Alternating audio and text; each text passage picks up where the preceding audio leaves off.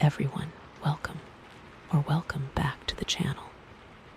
So excited you're here today. We're doing a pick a pile, reading all about messages from their soul. This is, such a cool topic, and I'm really pumped to share what came through. Okay, so for this reading, we're diving deep. We're going to uncover those subtle whispers and nudges your soul is sending your way. It's all about getting clear on what your inner self is trying to communicate. You know, those things that sometimes get lost in the noise of everyday life. This reading is timeless, so it's good whenever you're watching it. The messages are for right now. We'll explore what your soul wants you to acknowledge, embrace, or maybe even release. It's a journey of self-discovery, so get ready to tune in. We have 4 beautiful crystal markers to help you choose.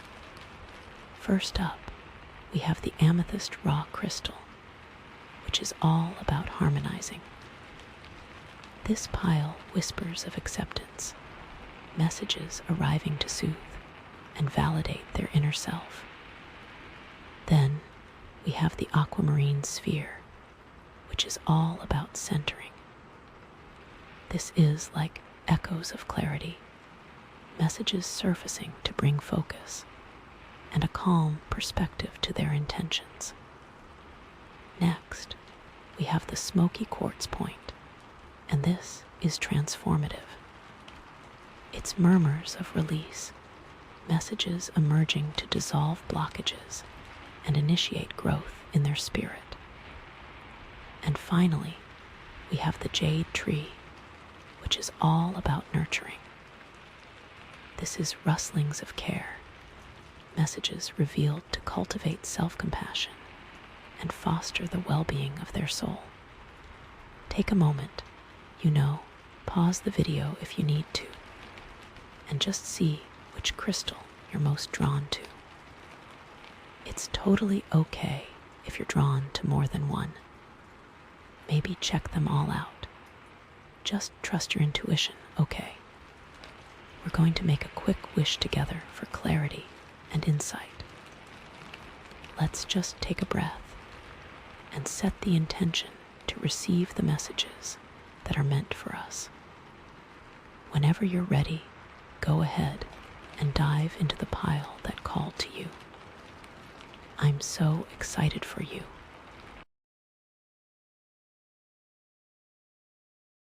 Okay, so first off, with the Amethyst raw crystal, and its meaning being harmonizing, and our theme today being whispers of acceptance. It's all about, those little nudges from your soul, right? Those feelings that tell you you're on the right path, that you're worthy, and that you're exactly where you need to be. It's about receiving messages that soothe and validate your inner self, helping you find that inner peace and harmony, All right, let's dive in. Ooh, okay. So the first card we have is the Fool. And what a way to start, right? This is all about new beginnings, fresh starts, and taking a leap of faith. It's that energy of just throwing caution to the wind and saying, you know what, I'm going for it. Even if you don't have all the answers, even if you're not entirely sure where you're going, there's this irresistible pull to just jump in head first and trust that everything will work out. It's so exciting. So, with the Fool, I'm immediately getting this sense of a clean slate. You're shedding old stories, old beliefs, things that have been holding you back for forever. It's like you're finally realizing that you don't have to carry all that baggage anymore. You're free to create your own path, to write your own rules, and to define your own version of success. And honestly, that's incredibly empowering, isn't it? But okay, let's be real for a second. The Fool energy can also be a little naive, right? There's a tendency to be overly optimistic, to ignore potential risks, or to just not fully think things through. It's like you're so caught up in the excitement of the new adventure that you forget to pack a map, or snacks, or, maybe even shoes. So, it's important to temper that enthusiasm with a little bit of practicality. Not to squash the spirit of the Fool, but just to make sure you're not, walking off a cliff, And sometimes that leap of faith can feel really scary. Like, what if you fail? What if you make the wrong decision? What if people judge you? These are all valid fears, totally understandable. But the Fool is also about trusting yourself, trusting the universe, and knowing that even if things don't go exactly as planned, you'll still learn something valuable along the way. Every experience, every stumble, every perceived failure is just an opportunity for growth and self-discovery. And honestly, that's kind of the whole point of life, isn't it? I'm also getting this sense of releasing control. The Fool isn't clinging to a rigid plan or trying to force things to happen. It's about surrendering to the flow of life, trusting that everything is unfolding exactly as it should, even if you can't see the bigger picture yet. It's about being open to unexpected detours, surprise opportunities, and the magic that happens when you let go of expectations. And okay, letting go of control can be really hard, especially if you're used to being in charge. But the Fool is teaching you that sometimes the best thing you can do is just trust and see where the journey takes you. Think of it like this. You're standing at the edge of a forest, and you can see a faint path leading into the trees. You don't know where it goes, what challenges you'll face along the way, or what treasures you'll find. But there's this undeniable pull to step onto that path and see what awaits you. That's the Fool energy. It's that willingness to embrace the unknown, to trust your intuition, and to believe in the magic of possibility. And honestly, that's such a beautiful and powerful place to be. And okay, back to the whole judgment thing for a second, because I feel like that's really important here. A lot of times, we hold ourselves back from taking these leaps of faith because we're worried about what other people will think. We're afraid of being seen as foolish, irresponsible, or just plain crazy. We worry that people will laugh at us, criticize us, or try to talk us out of our dreams. But the Fool is reminding you that their opinions don't matter. This is your journey, your life, and your path to walk. You're the only one who gets to decide what's right for you. So, tune out the noise, trust your own inner guidance, and go for it, regardless of what anyone else thinks. It's like, imagine you're wearing this incredible outfit that makes you feel amazing, confident, and totally yourself.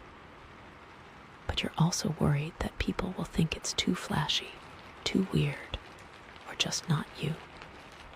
The Fool is saying, wear the outfit, rock it, own it. Because the only opinion that matters is your own. When you feel good in your own skin, when you're being true to yourself, that's when you truly shine. And honestly, that's way more important than fitting in or trying to please everyone else. So the Fool is really about embracing your authentic self, even if it's a little unconventional, a little quirky, or a little bit out there. It's about celebrating your unique gifts, talents, and perspectives, and not being afraid to share them with the world. It's about knowing that you're worthy of love, acceptance, and success, just as you are right now, in this moment. And honestly, that's such a powerful message, especially in a world that often tries to tell us we're not good enough. I'm also getting this sense of, beginner's luck with the Fool. You know, that feeling that things are just falling into place, that you're being guided and supported by something bigger than yourself. It's like the universe is conspiring to help you succeed, even when you don't know exactly what you're doing. So, trust that feeling. Embrace the synchronicities, the coincidences, and the little signs that you're on the right path. They're all there to encourage you and to let you know that you're not alone. And okay, one more thing about the Fool and judgment. I feel like this is really important. Sometimes, the people who judge us the most are actually projecting their own fears and insecurities onto us. They see us taking risks, pursuing our dreams, and living authentically, and it triggers something in them. They wish they could do the same, but they're too afraid. So, instead of celebrating our courage, they try to tear us down. But that's their stuff, not ours. We can't let their negativity stop us from living our best lives. We have to rise above it, send them love, and keep moving forward. It's like, imagine you're climbing a mountain and you're getting close to the summit. You're feeling tired, but you're also incredibly excited. Then someone yells down from below, "You'll never make it. It's too hard. You're going to fall." Do you listen to them? Or do you keep climbing, knowing that you're capable of reaching the top? The Fool is telling you to keep climbing. Ignore the negativity, trust your strength, and believe in your ability to succeed. So, the Fool is really a card of hope, optimism, and endless possibilities. It's about taking that leap of faith, embracing the unknown, and trusting that everything will work out for the best. It's about releasing old stories, embracing your authentic self, and living life on your own terms. And honestly, that's such a powerful and liberating message. So go out there, embrace your inner Fool, and see what amazing adventures await you. Okay, wow. That was a lot about the Fool, right? But I feel like it's such an important foundation for the rest of the reading. Because now we move into the Knight of Cups. And this is where things start to get really interesting and a little bit more emotional. The Knight of Cups, oh my gosh, this is like romance, idealism, and following your heart. It's that feeling of being swept away by passion, of being completely head over heels in love, not just with another person, but with life itself. It's about pursuing your dreams with unwavering enthusiasm and believing that anything is possible. It's so dreamy.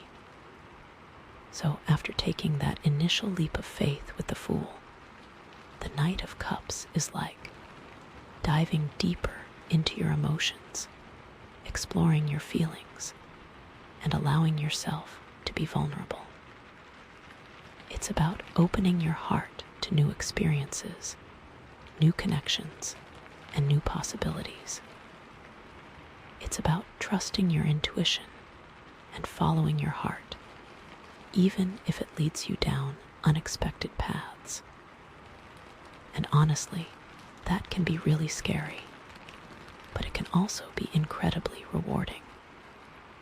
With the Knight of Cups, I'm getting this sense of artistic expression. You're feeling inspired, creative, and drawn to beauty in all its forms. You might be feeling the urge to write, paint, sing, dance, or express yourself in some other way. And honestly, this is a really powerful time to tap into your creative gifts. Because when you allow yourself to express your emotions and your passions, you're not only healing yourself, but you're also inspiring others. It's like, imagine you're a musician and you've been holding back from sharing your music with the world.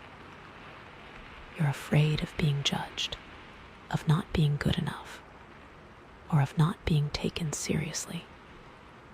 But the Knight of Cups is urging you to let go of those fears and to share your gift with the world.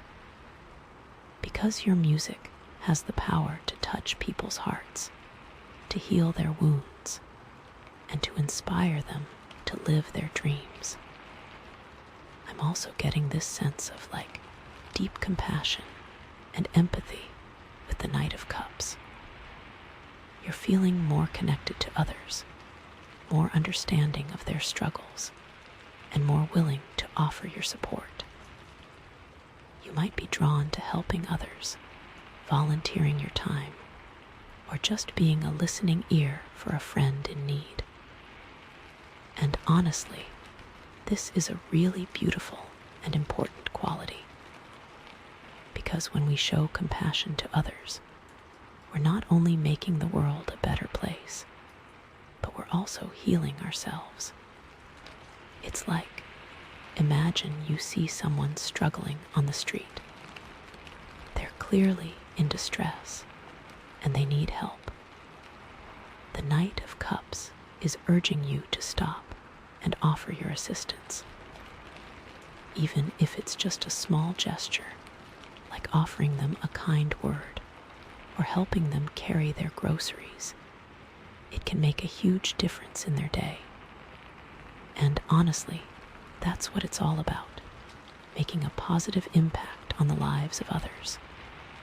But okay, let's be real again for a second. The Knight of Cups can also be a little bit unrealistic, right?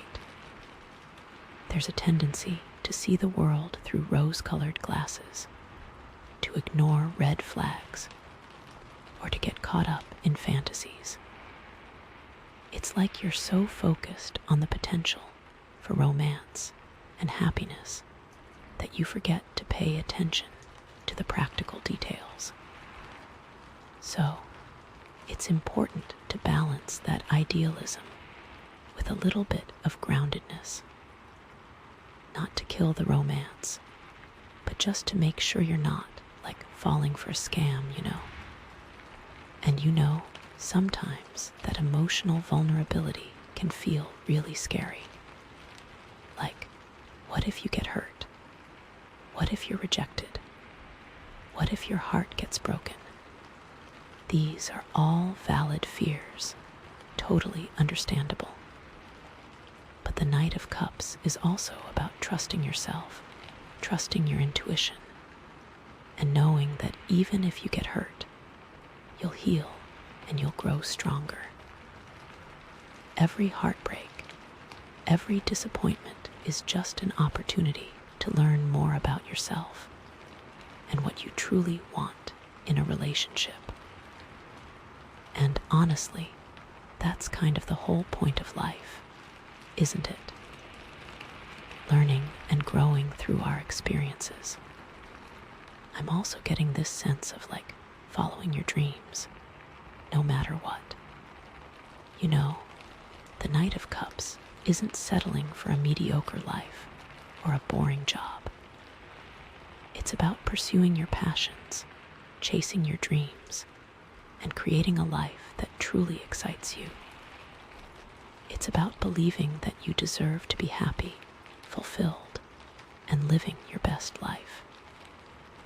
And honestly, that's such a powerful message, especially in a world that often tries to tell us to lower our expectations.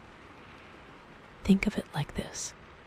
You have a dream of opening your own bakery.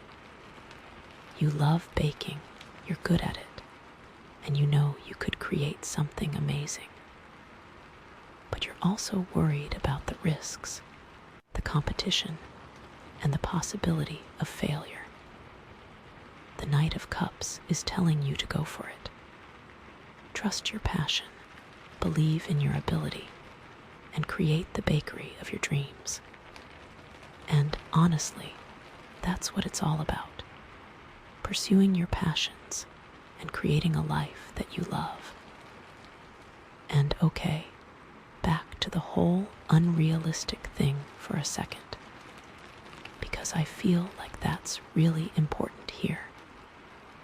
A lot of times, we get so caught up in the romance of the Knight of Cups that we ignore red flags or warning signs in our relationships. We idealize our partners, we overlook their flaws, and we convince ourselves that everything will be okay, even when it's clearly not. But the Knight of Cups is also about being honest with ourselves and with our partners. It's about setting healthy boundaries, communicating our needs, and walking away from relationships that are not serving us. It's like, imagine you're in a relationship with someone who is constantly putting you down, criticizing you, or making you feel bad about yourself. The Knight of Cups is urging you to recognize that this is not a healthy relationship and to have the courage to walk away. You deserve to be with someone who loves you, supports you, and makes you feel good about yourself.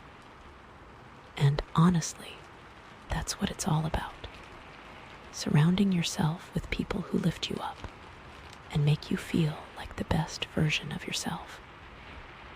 So, the Knight of Cups is really about embracing your emotions, following your heart, and pursuing your dreams with passion and enthusiasm. It's about being open to love in all its forms, expressing your creativity, and showing compassion to others. But it's also about being realistic, setting healthy boundaries, and walking away from relationships that are not serving you. And honestly, that's a really important balance to strike. I'm also getting this sense of, like, synchronicities and divine timing with the Knight of Cups. You know, things are happening at exactly the right time, in exactly the right way, to help you move forward on your path. You're meeting the right people, receiving the right opportunities, and experiencing the right challenges to help you grow and evolve. So, trust the timing of your life and know that everything is unfolding exactly as it should. It's like, imagine you've been looking for a new job for months and you're starting to feel discouraged. Then, out of the blue, you receive a call from a company that you've always dreamed of working for. They offer you a position that's perfect for your skills and experience, and you're thrilled. The Knight of Cups is telling you that this is not just a coincidence. It's a sign that you're on the right path and that the universe is supporting you. Okay, so that's the Knight of Cups. Feeling all the feels now, right?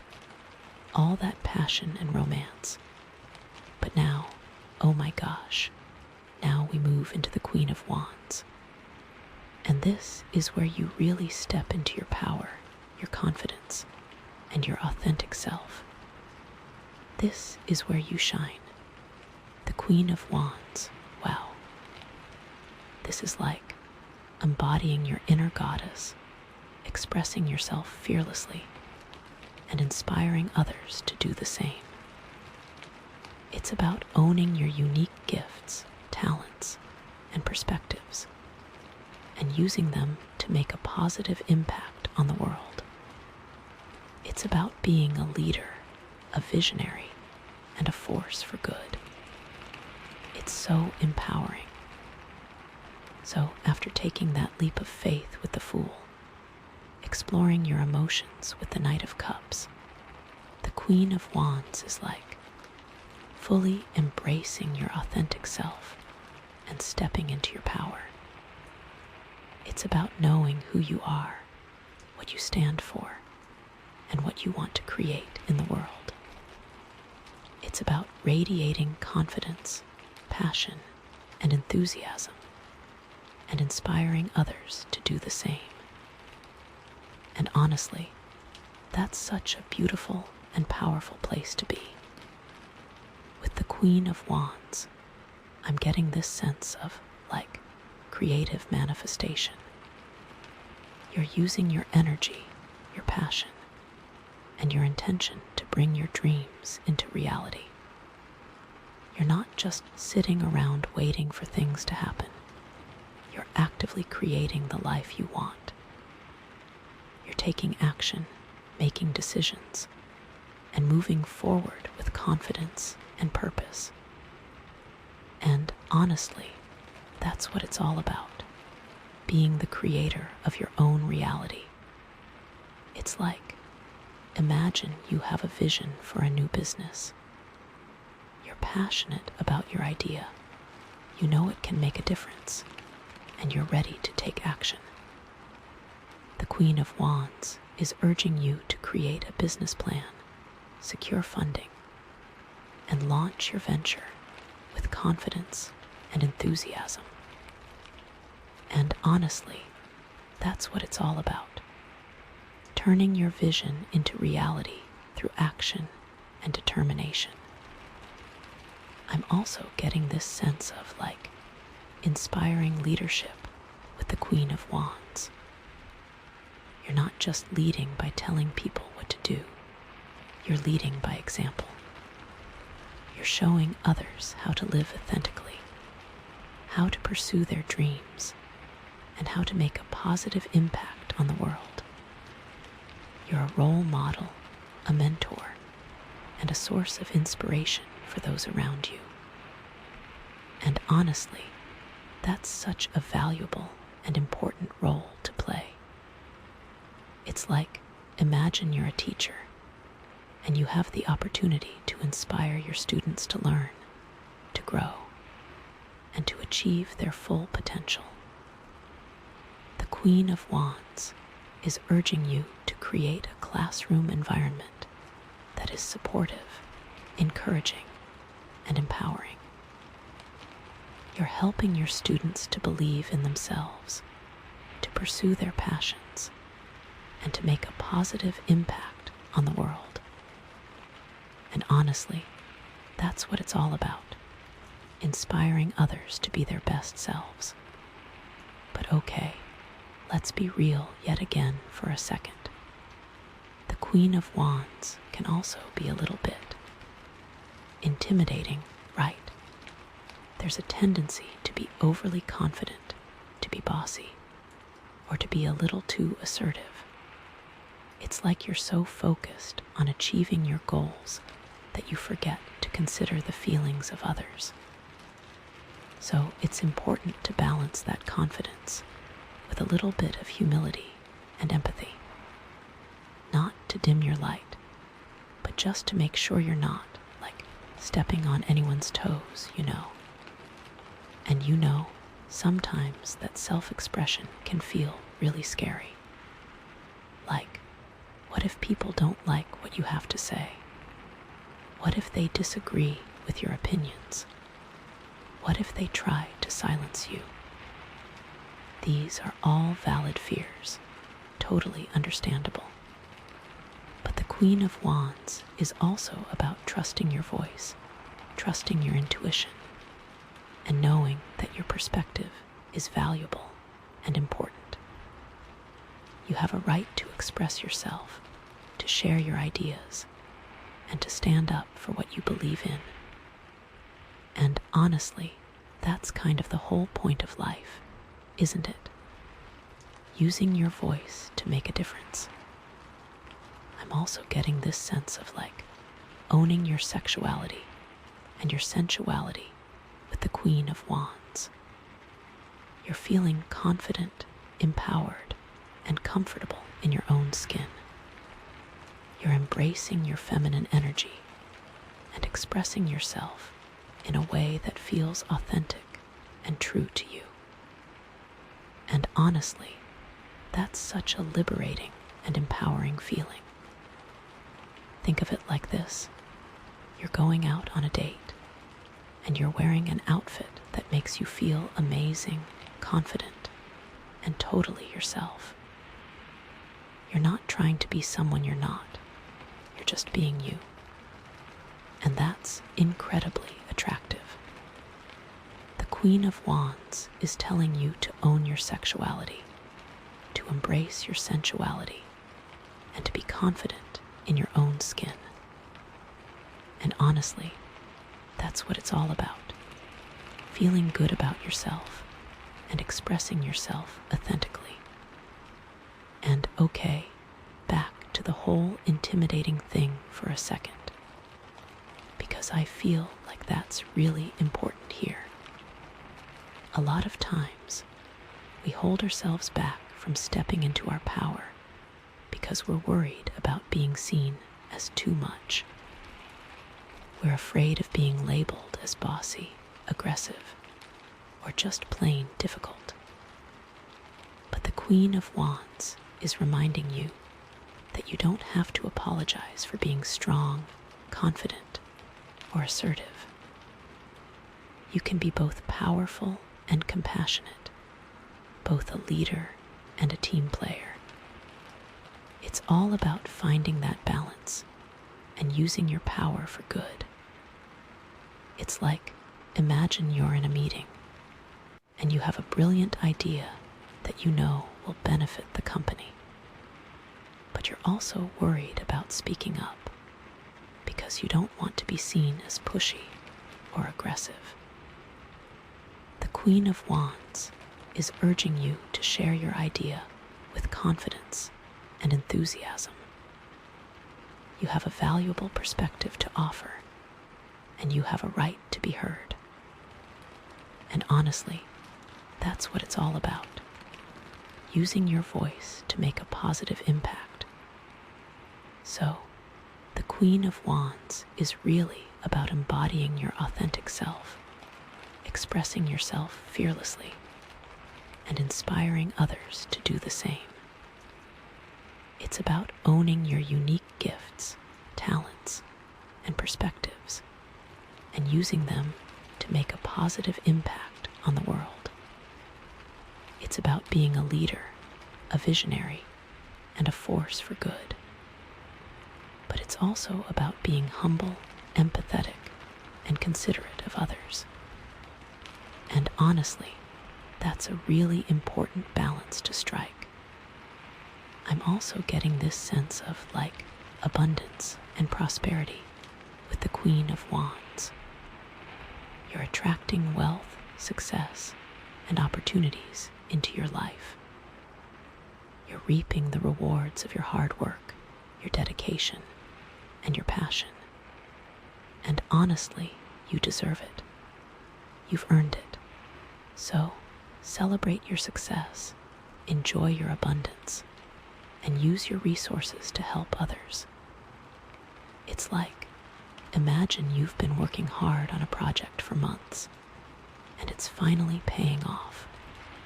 You're receiving recognition, accolades, and financial rewards. The Queen of Wands is telling you to celebrate your success and to use your abundance to help others. You can donate to a charity, invest in a cause you believe in, or simply treat yourself and your loved ones to something special. And honestly, that's what it's all about. Using your success to make a positive impact on the world. Okay, wow, what an amazing journey. From the leap of faith with the Fool to the emotional exploration with the Knight of Cups to the empowered self-expression with the Queen of Wands. It's all about embracing your authentic self, following your heart, and creating a life that you love.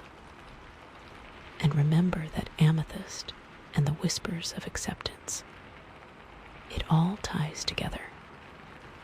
This journey, this whole reading, it's about finding that harmony within yourself, about accepting all parts of yourself, the good, the bad, and the quirky. It's about listening to those whispers of your soul that tell you you're worthy, you're capable, and you're exactly where you need to be. So, what's coming up next? Well, let's just say that we're going to be diving even deeper into your subconscious and uncovering some hidden truths. Get ready for some serious self-reflection and some potentially life-changing insights. I'm so excited to see what the cards reveal. Okay, wow, where do we go from there, right? I mean, the Queen of Wands is such a powerful place to be. But like I said, we're going to be diving even deeper into your subconscious and uncovering some hidden truths. Get ready for some serious self-reflection and some potentially life-changing insights. I'm so excited to see what the cards reveal. Okay, here we go. Ooh. Okay, so we have the moon. And oh my gosh, this is like diving into the deep end, right? This is about your intuition, your fears, your subconscious, all that hidden stuff that's bubbling beneath the surface. It's about illusion and deception, but also about trusting your gut and finding your way through the darkness. Like, this isn't always an easy card, but it's a really important one. So after feeling all that confidence and power with the Queen of Wands, the moon is like asking you to look at what's underneath all that. What are the fears, the doubts, the insecurities that you might be trying to hide, even from yourself? It's about acknowledging those shadow aspects and bringing them into the light so you can heal and grow. It's heavy, but like so necessary, you know. With the moon, I'm immediately getting this sense of like, things aren't always what they seem, you know. There might be hidden agendas, unspoken truths, or just a general sense of confusion.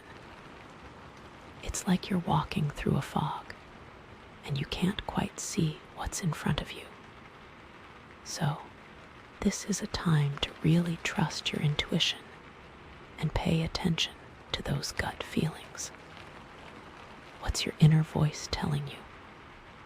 What are the subtle clues that you're picking up on? Because those are going to be your guides through this murky territory. It's like, imagine you're in a situation at work, right? And everything seems fine on the surface. Your boss is smiling. Your colleagues are being friendly. but you have this nagging feeling that something's not right. Maybe there's a project that's doomed to fail, or a colleague who's trying to undermine you, or a secret about to come out. The moon is telling you to trust that feeling, to dig deeper, and to find out what's really going on. I'm also getting this sense of suppressed emotions coming to the surface. Things that you've been pushing down, ignoring, or trying to avoid are now demanding to be acknowledged. This could be anything from old traumas to unresolved grief to just general anxiety about the future. It's like your subconscious is saying, "Hey, I'm not going to let you ignore this anymore. It's time to deal with it." And honestly, that can be really uncomfortable, right? Like, who wants to revisit painful memories or confront their deepest fears? But the moon is reminding you that you can't truly heal until you acknowledge and process those emotions. And sometimes that means seeking out help from a therapist, a counselor, or a trusted friend. It's okay to ask for support. It's a sign of strength, not weakness.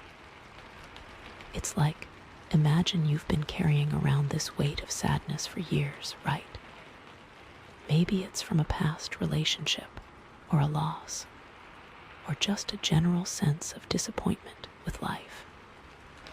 And you've been trying to ignore it, to push it down, to pretend that it's not there.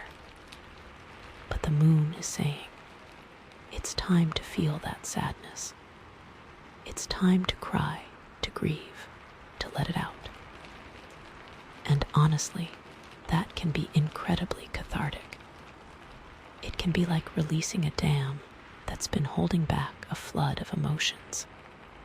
And once you've released those emotions, you'll feel lighter, freer, and more able to move forward. But okay, let's be real for a second. The moon can also be a little bit confusing, right? There's a tendency to get lost in your own thoughts, to overanalyze things, or to let your imagination run wild. It's like you're creating stories in your head that aren't necessarily based in reality. So, it's important to ground yourself and to stay connected to the present moment. What are the facts? What can you see, hear, and touch? Don't let your fears or your anxieties create illusions that aren't there. It's like, imagine you're worried about your relationship, right?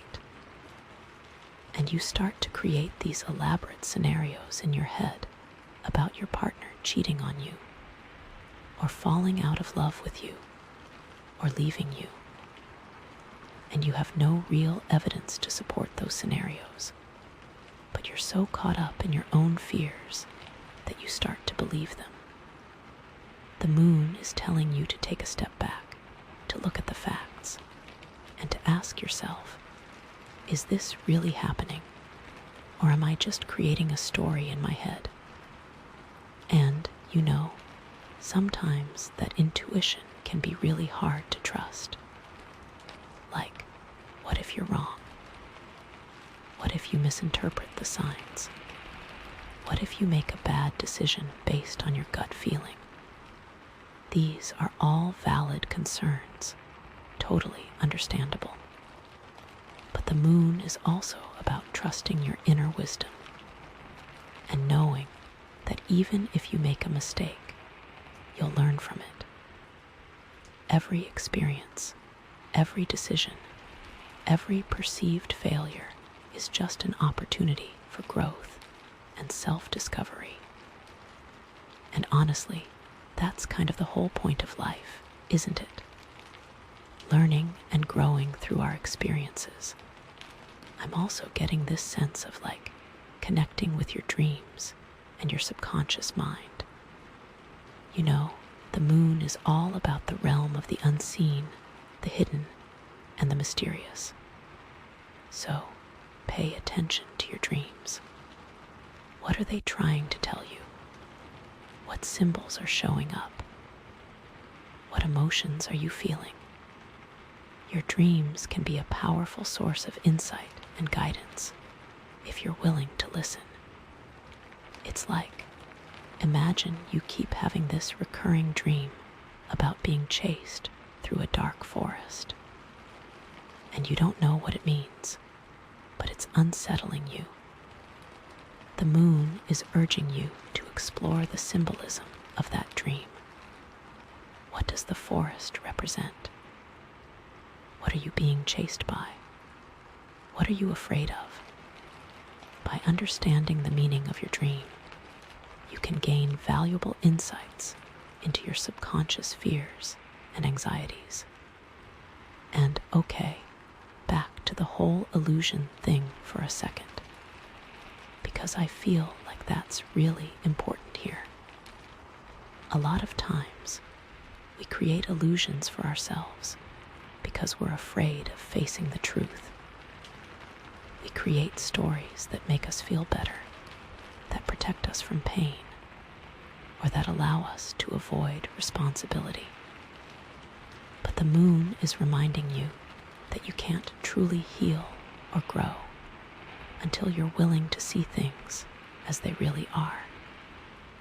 It's like, imagine you're in a toxic relationship, right? And you know it's not good for you, but you keep making excuses for your partner's behavior. You tell yourself that they're just stressed, or that they'll change, or that you can fix them. But the moon is urging you to see the truth. This relationship is hurting you, and you deserve better. And until you're willing to acknowledge that, you'll be stuck in a cycle of pain and disappointment. So the moon is really about facing your fears, trusting your intuition, and seeing through the illusions that you've created for yourself.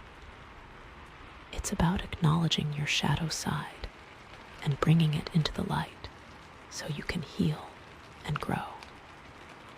It's not always an easy process, but it's a necessary one. And honestly, it can be incredibly liberating. I'm also getting this sense of the cyclical nature of life with the moon. You know, the moon goes through phases, from new moon to full moon and back again. And just like the moon, we all go through cycles of highs and lows, of joy and sorrow, of growth and stagnation. And the moon is reminding you that it's okay to not always be on top.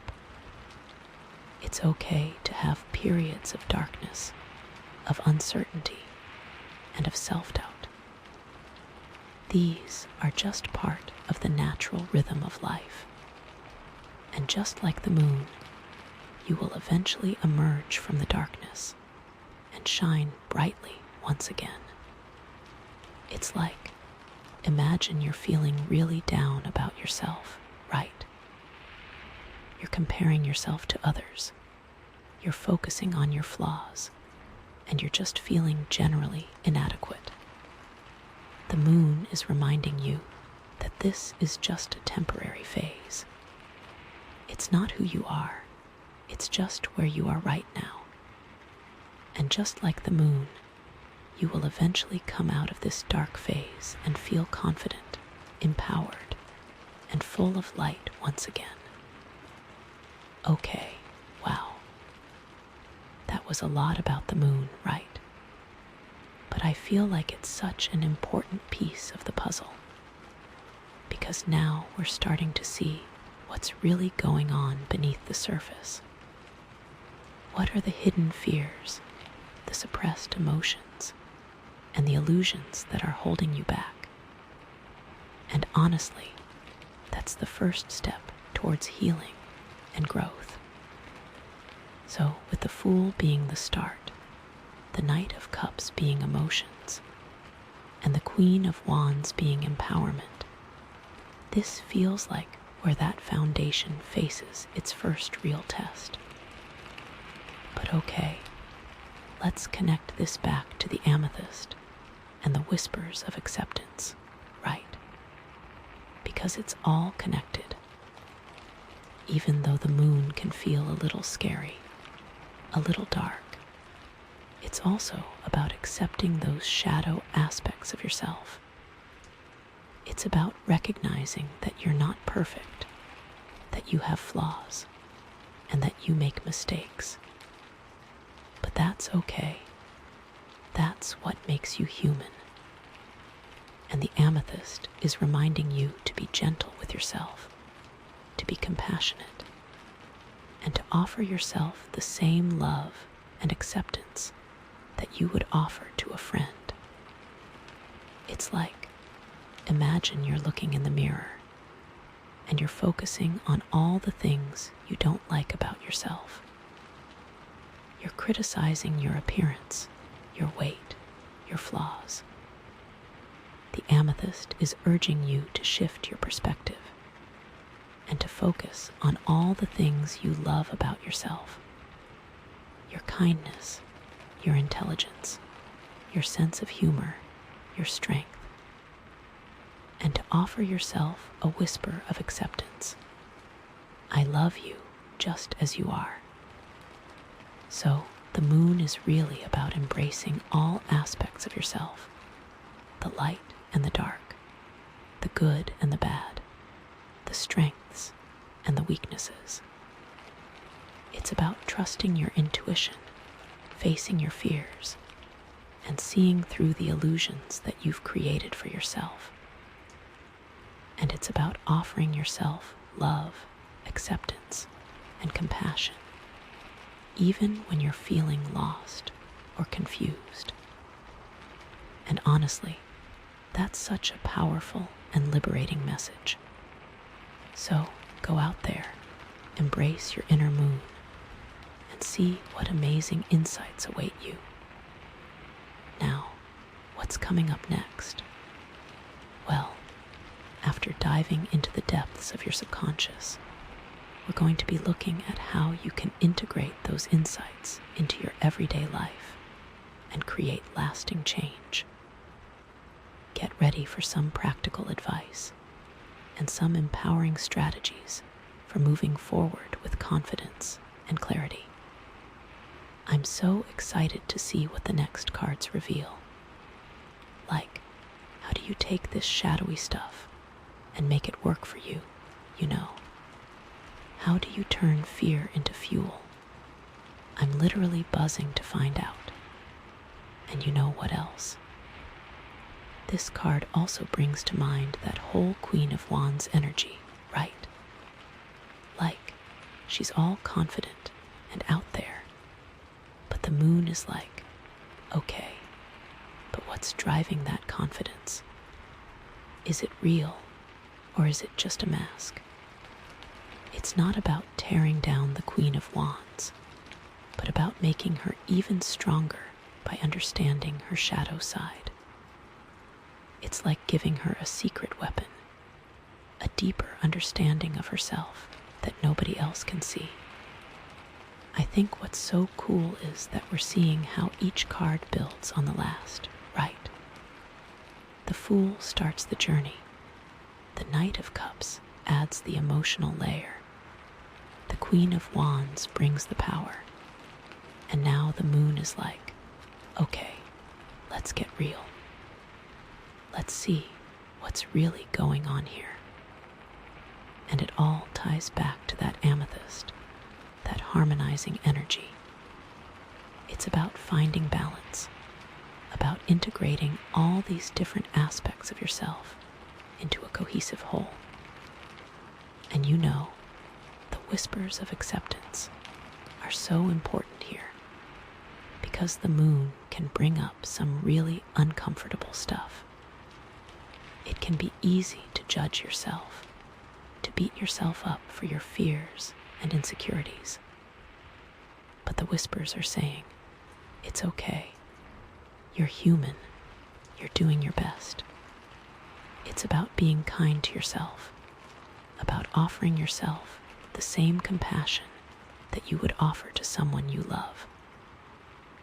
This card also makes me think about that whole idea of beginner's luck with the Fool, right?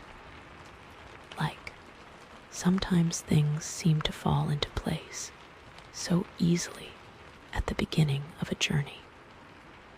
But the moon is reminding you that there will also be challenges. There will be times when things feel dark and uncertain. And that's okay. That's part of the process. It's about learning to navigate those challenges, to trust your intuition, and to keep moving forward even when you can't see the path ahead. It's like the Fool is skipping along this sunny path, and then suddenly, bam, you're in a spooky forest. But the moon is saying, you got this. You have the tools to find your way out. And, it's almost like the Knight of Cups too, like all that emotion. The moon is asking, are you really feeling these things, or are you just caught up in a fantasy? It's not about invalidating your emotions, but about being honest with yourself about what's really going on. Are you truly in love, or are you just projecting your own desires onto someone else? Are you truly happy, or are you just trying to avoid feeling the pain of your past? And going back to that Queen of Wands power, it's like, is that power coming from a place of authenticity, or is it just a defense mechanism? Are you using your confidence to inspire others, or are you using it to intimidate them? The moon is asking you to examine your motives and to make sure that you're using your power for good. This card is also about trusting your instincts, even when they don't make sense. Like, sometimes you just have a feeling about something and you can't explain it. The moon is saying, don't ignore that feeling. It's your intuition trying to guide you. It's like you're walking down a street and you suddenly feel this urge to turn around and go the other way. You don't know why, but you just feel like you need to. The moon is telling you to trust that feeling and to follow your intuition, even if it doesn't make sense in the moment. It's also about letting go of control, right? Like, the Fool is all about taking that leap of faith, but the moon is reminding you that you can't control everything. Sometimes you just have to surrender to the unknown and trust that everything will work out for the best. It's like you're trying to plan every detail of your life, but the moon is saying, let go. Allow for spontaneity. Embrace the unexpected. And going back to the idea of judgment, the moon can also represent the judgments that we place on ourselves. We often judge ourselves more harshly than we judge others. We focus on our flaws, we criticize our mistakes, and we tell ourselves that we're not good enough. The moon is reminding you to be kinder to yourself, to offer yourself compassion, and to remember that you're doing the best you can. It's like you're looking in the mirror and you're just picking yourself apart. The moon is saying, stop. Look at all the amazing things about you. Celebrate your strengths. Embrace your imperfections. The moon can also be a card of creativity and inspiration. It's a time to tap into your imagination, to explore your artistic talents, and to express yourself in new and innovative ways. It's like you're feeling this urge to create something, but you don't know what it is yet.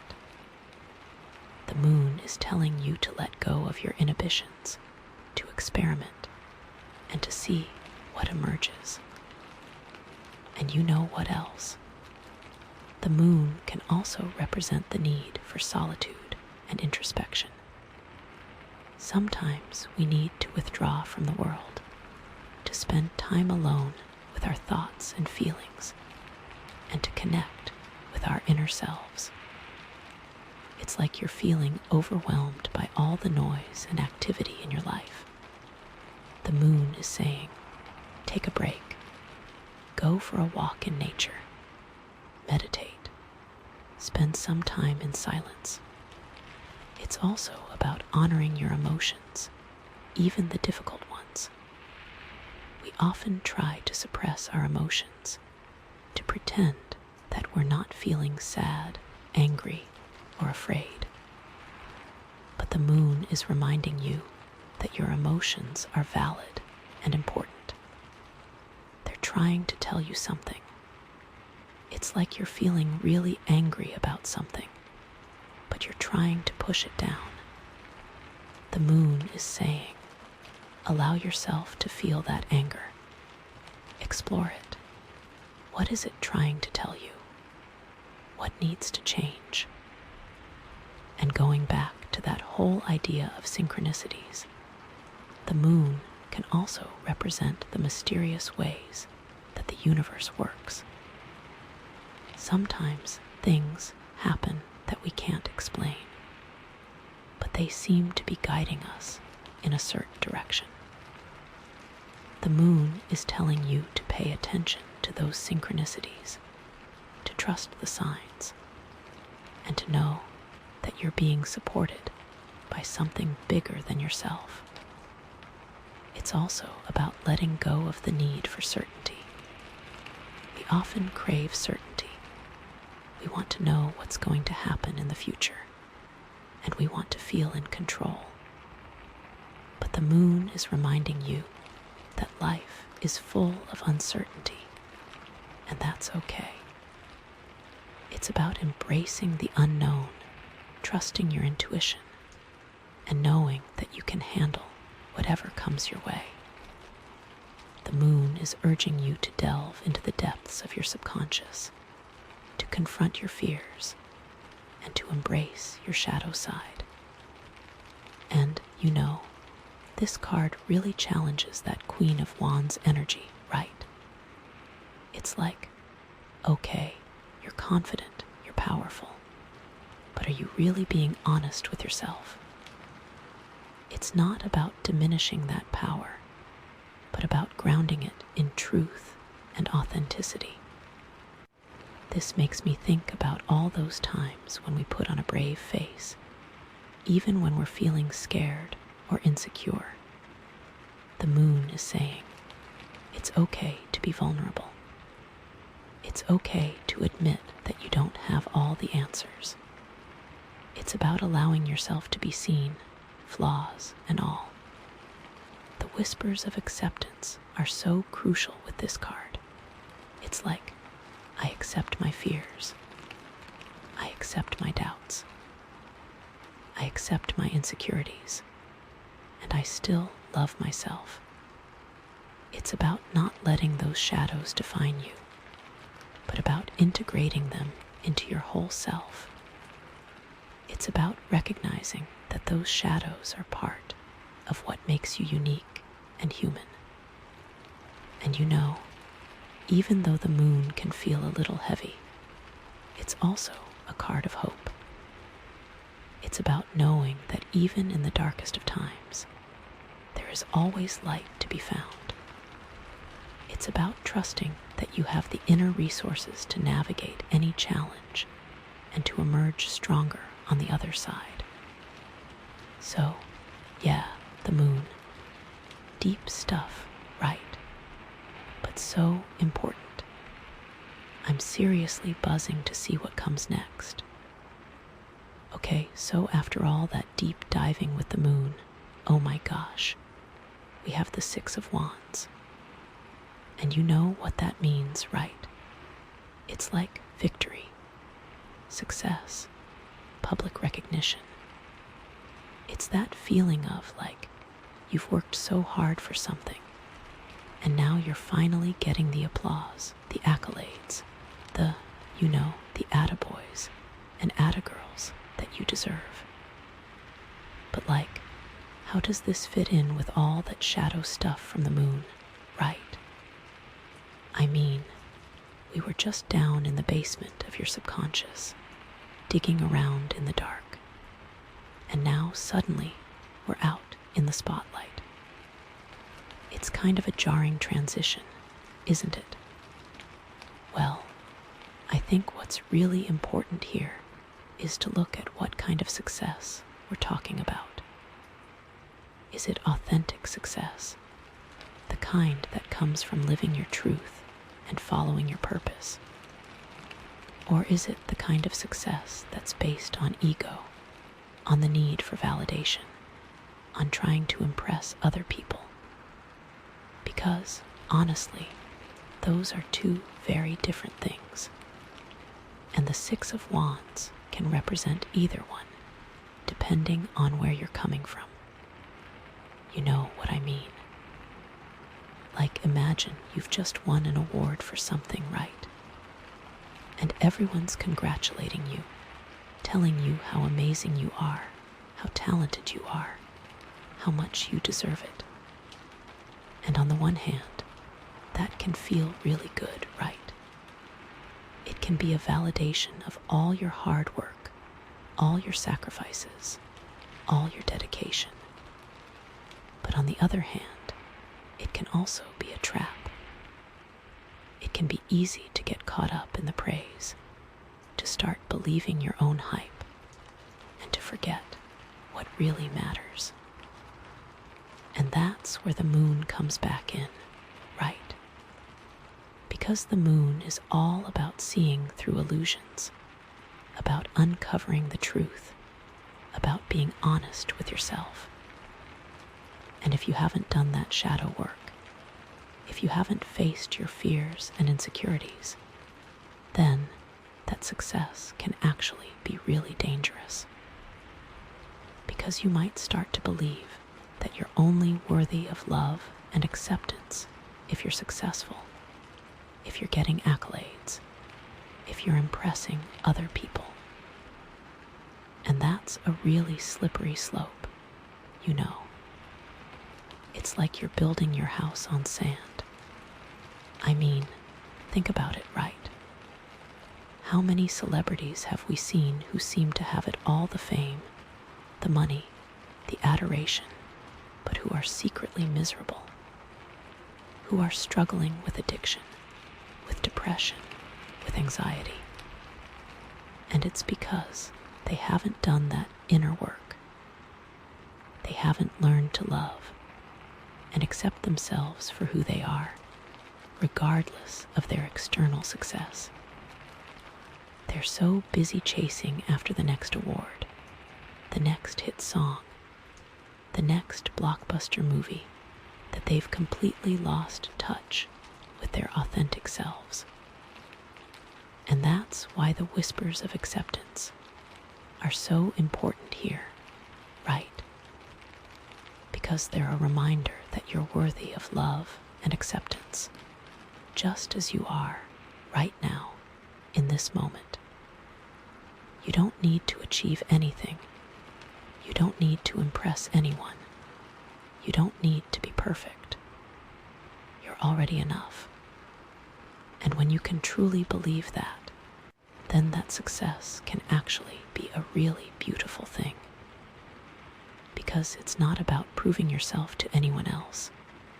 It's about sharing your gifts with the world and making a positive impact.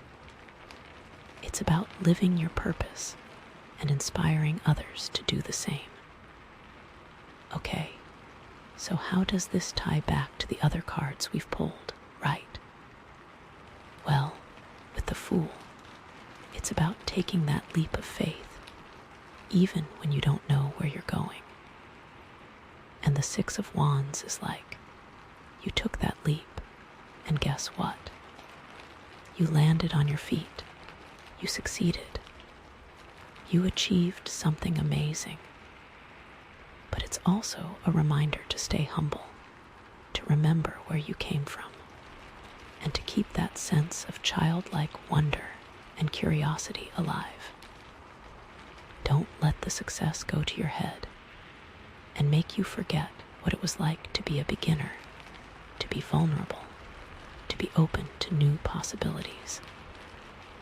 And then, with the Knight of Cups, it's about following your heart, pursuing your passions, and expressing your creativity.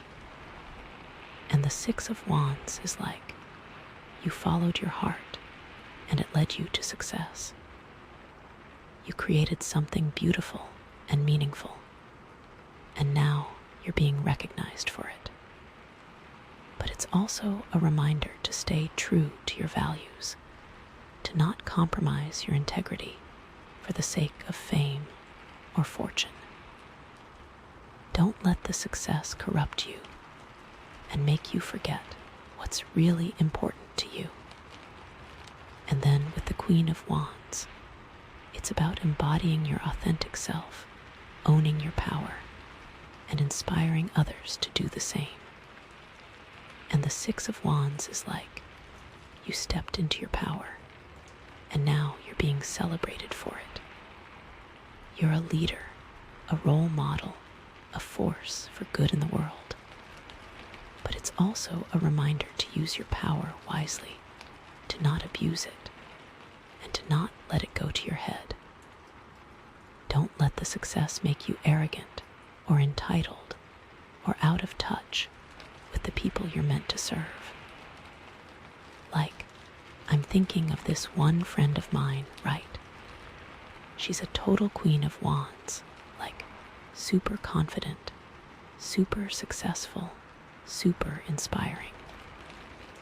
She started her own business a few years ago, and it just exploded. She's been featured in magazines. She's spoken at conferences. She's got thousands of followers on social media. And like, on the surface, it all looks amazing, right? But I know that she's also struggling with a lot of inner demons.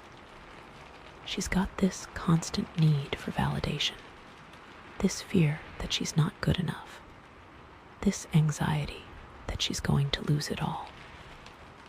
And it's because she hasn't really dealt with her shadow side. She's so busy projecting this image of success that she hasn't taken the time to heal her wounds and to connect with her authentic self. And honestly, it's kind of heartbreaking to watch, you know, because she's got so much to offer the world, but she's letting her ego get in the way. She's so focused on the external validation that she's missing out on the internal fulfillment. And I just want to shake her and say, girl, you're already amazing. You don't need to prove anything to anyone. Just be yourself, and the rest will follow. But you know, it's hard to hear that when you're so caught up in the game. So, okay, let's talk about some practical scenarios, right? Like, how can you actually apply this to your everyday life? Well, let's say you're up for a promotion at work, right? And you're really excited about it because it would be a big step up for you, both financially and professionally. And you've been working really hard, putting in extra hours, going above and beyond, and you feel like you deserve it. But you're also kind of nervous because there's another candidate who's also really qualified, and you know it's going to be a tough competition. So, how do you approach this situation with the Six of Wands in mind, right? Well, first of all, you need to be confident in your abilities. You need to know that you're qualified for the job, that you've earned it and that you have something valuable to offer the company. But you also need to be humble, to recognize that there are other talented people out there and that you're not entitled to anything. And you need to be prepared to accept the outcome, whatever it may be, with grace and dignity. If you get the promotion, then great. Celebrate your success, thank the people who supported you, and use your new position to make a positive impact. But don't let it go to your head. Don't start thinking that you're better than everyone else, or that you can do whatever you want. Stay grounded, stay humble, and keep learning and growing. And if you don't get the promotion, then that's okay too. Don't beat yourself up about it. Don't start doubting your abilities or questioning your worth. Just recognize that it wasn't the right opportunity for you at this time, and that something even better is waiting for you down the road. Learn from the experience, identify areas where you can improve, and keep moving forward with confidence and determination. Or let's say you're an artist, right? And you've just had your first art show, and it was a huge success. People loved your work. You sold a lot of pieces, and you got some really positive reviews. And that's amazing, right? It's a dream come true. But it's also a really vulnerable position to be in, because now you're putting your work out there for the world to see, and you're opening yourself up to criticism and rejection. So how do you handle that with the Six of Wands in mind, right? Well, first of all, you need to celebrate your success. You need to acknowledge your talent, your hard work, and your dedication. You need to allow yourself to feel proud of what you've accomplished. But you also need to be prepared for the inevitable criticism. Not everyone is going to love your work, and that's okay. It's impossible to please everyone, and you need to be able to separate constructive criticism from personal attacks. Use the constructive criticism to improve your craft, to learn and grow as an artist. But don't let the personal attacks get to you. Don't let them shake your confidence or make you doubt your abilities. Just remember why you started creating art in the first place, and stay true to your vision. And most importantly, don't let the success change you. Don't let it make you arrogant or entitled or out of touch with your fans. Stay humble, stay grateful, and keep creating art that comes from the heart. And I think that's really the key here, right? Authenticity. The Six of Wands is only truly positive if it's aligned with your authentic self, if it's a reflection of your true values, and if it's used to make a positive impact on the world. If it's based on ego, on the need for validation, or on trying to impress other people, then it's just a fleeting illusion, and it will eventually crumble. Think about all those people who chase after fame and fortune, but who are never truly happy. They're always looking for the next big thing, the next hit song, the next award. And they're never satisfied because they're not connected to their authentic selves. They're not living their purpose. They're just chasing after empty symbols of success. And that's why the moon is so important, right? Because it's a reminder to look beneath the surface, to see through the illusions, and to connect with your true self. It's a reminder to face your fears, to heal your wounds, and to embrace your shadow side. And when you can do that, then the Six of Wands can actually be a really beautiful thing. Because it's not about proving yourself to anyone else. It's about sharing your gifts with the world and making a positive impact. It's about living your purpose and inspiring others to do the same. But okay, let's talk about the dark side of recognition for a second, right? Because there is a dark side. It's not all sunshine and rainbows. Sometimes the recognition can actually be a burden. It can put a lot of pressure on you to live up to other people's expectations, to maintain a certain image, to always be perfect. And that can be really exhausting, right? It can feel like you're constantly performing, like you're never allowed to be yourself. And it can lead to a lot of anxiety, a lot of stress, and a lot of self-doubt. It's like you're walking on a tightrope, and you're afraid of falling. Like, I'm thinking of this one actress, right? She's super famous, super talented, super beautiful, and everyone loves her. But I read this interview with her where she was talking about how much pressure she feels to always look perfect, to always say the right thing, to always be a role model. And it's like, that's a lot to carry, you know. It's like she's not allowed to be human. She's not allowed to make mistakes. She's not allowed to just be herself. And that's why it's so important to have a strong sense of self, to know who you are, what you stand for, and what your values are.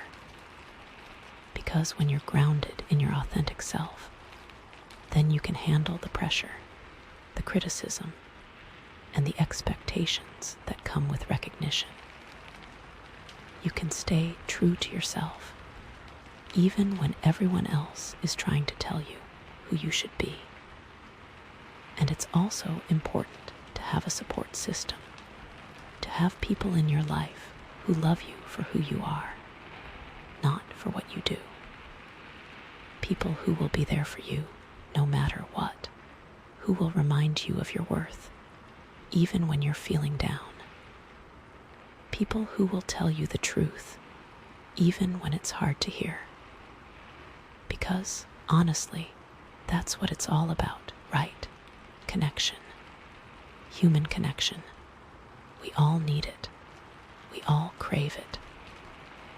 And it's especially important when you're in the public eye, when you're getting a lot of recognition, because it can be really isolating. It can feel like you're all alone, even when you're surrounded by people. So make sure you nurture your relationships. Make sure you stay connected to your friends and family. And make sure you surround yourself with people who lift you up, who support you, and who love you for who you are. And don't be afraid to ask for help when you need it. It's a sign of strength, not weakness. And you know, going back to the moon for a second, it's also important to be aware of the potential for envy and jealousy. Because when you're successful, when you're getting a lot of recognition, there will always be people who are jealous of you. People who will try to tear you down, who will spread rumors about you, who will try to sabotage your success. And that can be really painful, right? It can feel like a betrayal. It can make you question your worth. It can make you want to hide away and never show your face again. But it's important to remember that their jealousy is not about you. It's about them. It's about their own insecurities, their own fears, their own lack of fulfillment. And you can't control their feelings. You can't change their behavior. All you can do is focus on your own path. Stay true to your values and keep moving forward with confidence and grace. And send them love, send them compassion, and hope that they will eventually find their own happiness and fulfillment. And, I think it's also important to be aware of the potential for burnout, right? Because when you're successful, when you're getting a lot of recognition, it can be really tempting to overwork yourself, to push yourself too hard, to never take a break. And that can lead to burnout, which is a state of emotional, physical, and mental exhaustion. And burnout is no fun, let me tell you. It can lead to a lot of health problems, a lot of relationship problems, and a lot of career problems. It can make you feel cynical, hopeless, and completely disconnected from your passion. So, it's important to take care of yourself, to set healthy boundaries, and to make time for rest and relaxation. Make sure you're getting enough sleep. Make sure you're eating healthy food. Make sure you're exercising regularly. And make sure you're doing things that bring you joy. And don't be afraid to say no to opportunities, to delegate tasks, or to take a vacation. Your health and well-being are more important than any amount of success or recognition. So, okay, how does all of this connect back to the whispers of acceptance and the amethyst, right? Well, I think the key here is self-compassion. When you're struggling with the pressure, the criticism, the expectations, the envy, the jealousy, or the burnout that can come with recognition, it's so important to be kind to yourself, to offer yourself the same love, compassion, and understanding that you would offer to a friend. To remind yourself that you're human, that you're not perfect, that you're allowed to make mistakes, and that you're still worthy of love and acceptance, no matter what. To listen to those whispers of your soul that are telling you that you're enough, that you're doing your best, and that everything is going to be okay. And to use the amethyst to help you find that inner peace, that inner harmony, that inner balance. To help you release the stress, the anxiety, and the negativity that can come with recognition.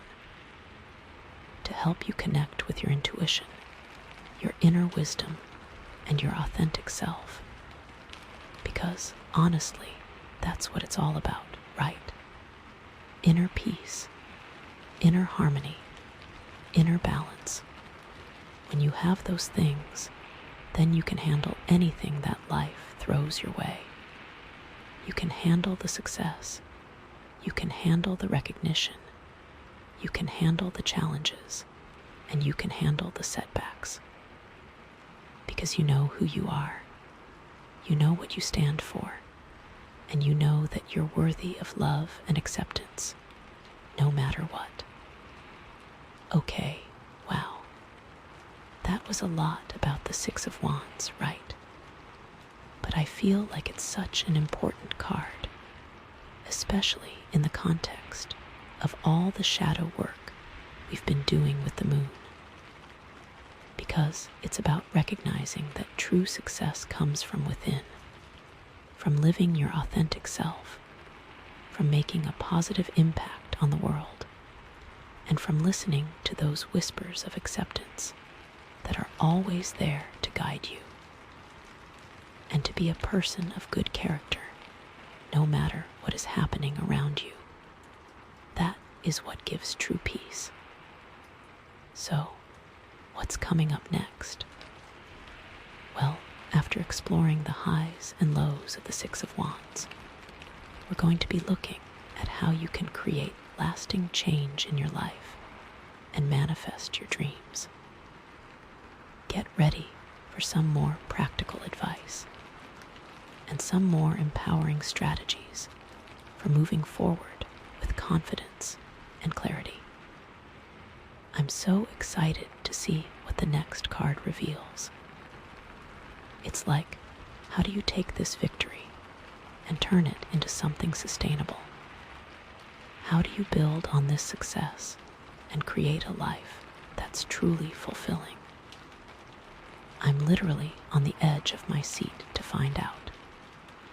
I think what is really emerging here is a potential turning point, you know.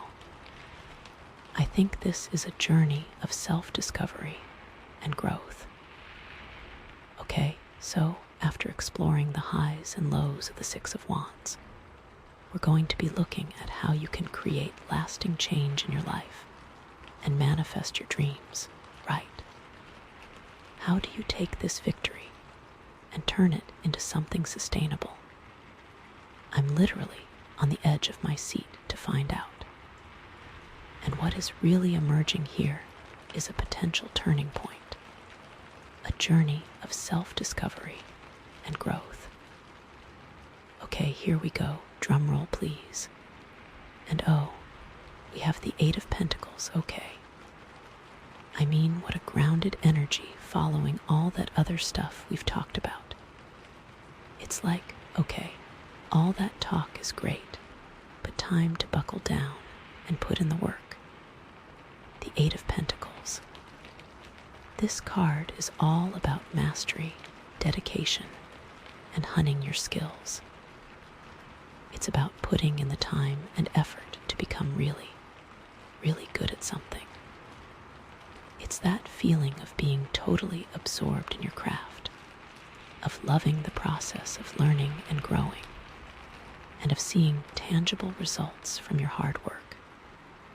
But how does this card fit into the whole narrative that we've been building so far, right?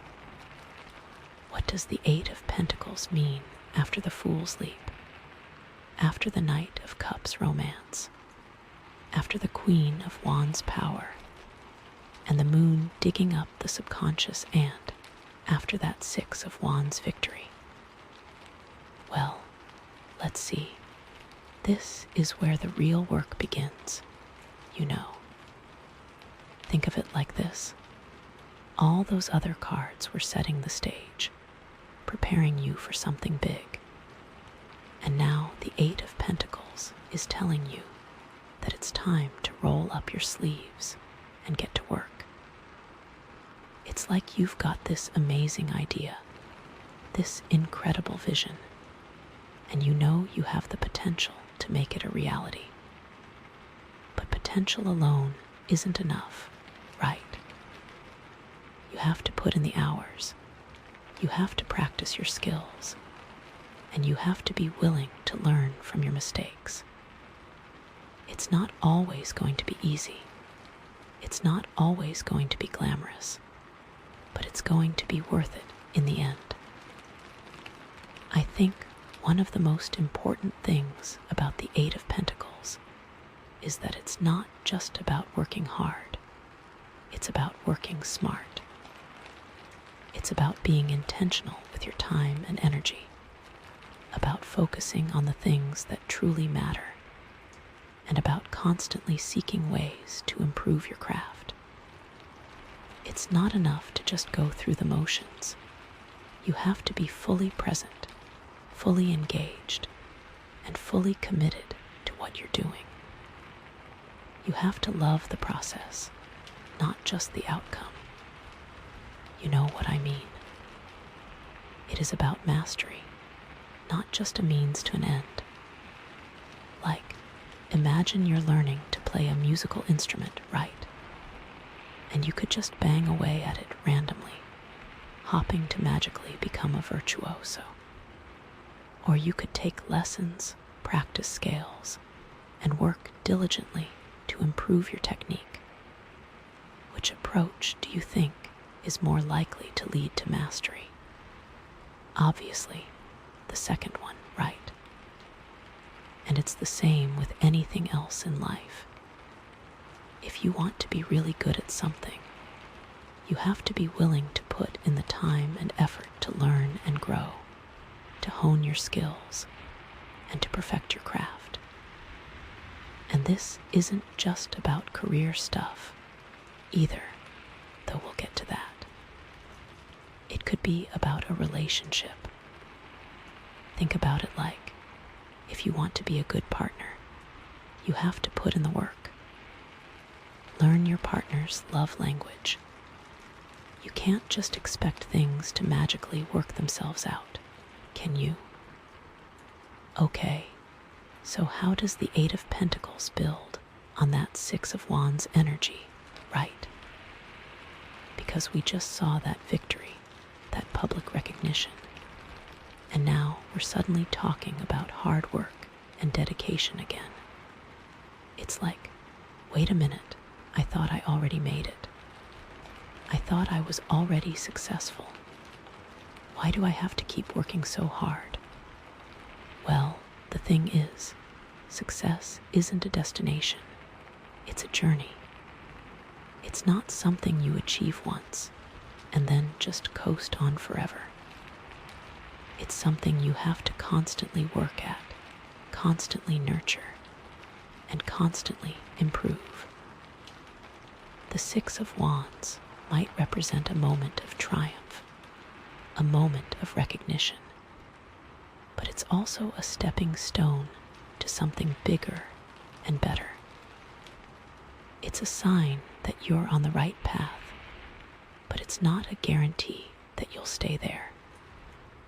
You have to keep putting in the effort. You have to keep honing your skills, and you have to keep pushing yourself to grow and evolve. It's like, imagine you're a professional athlete, right? And you just won a championship. And that's amazing. It's the culmination of years of hard work and dedication.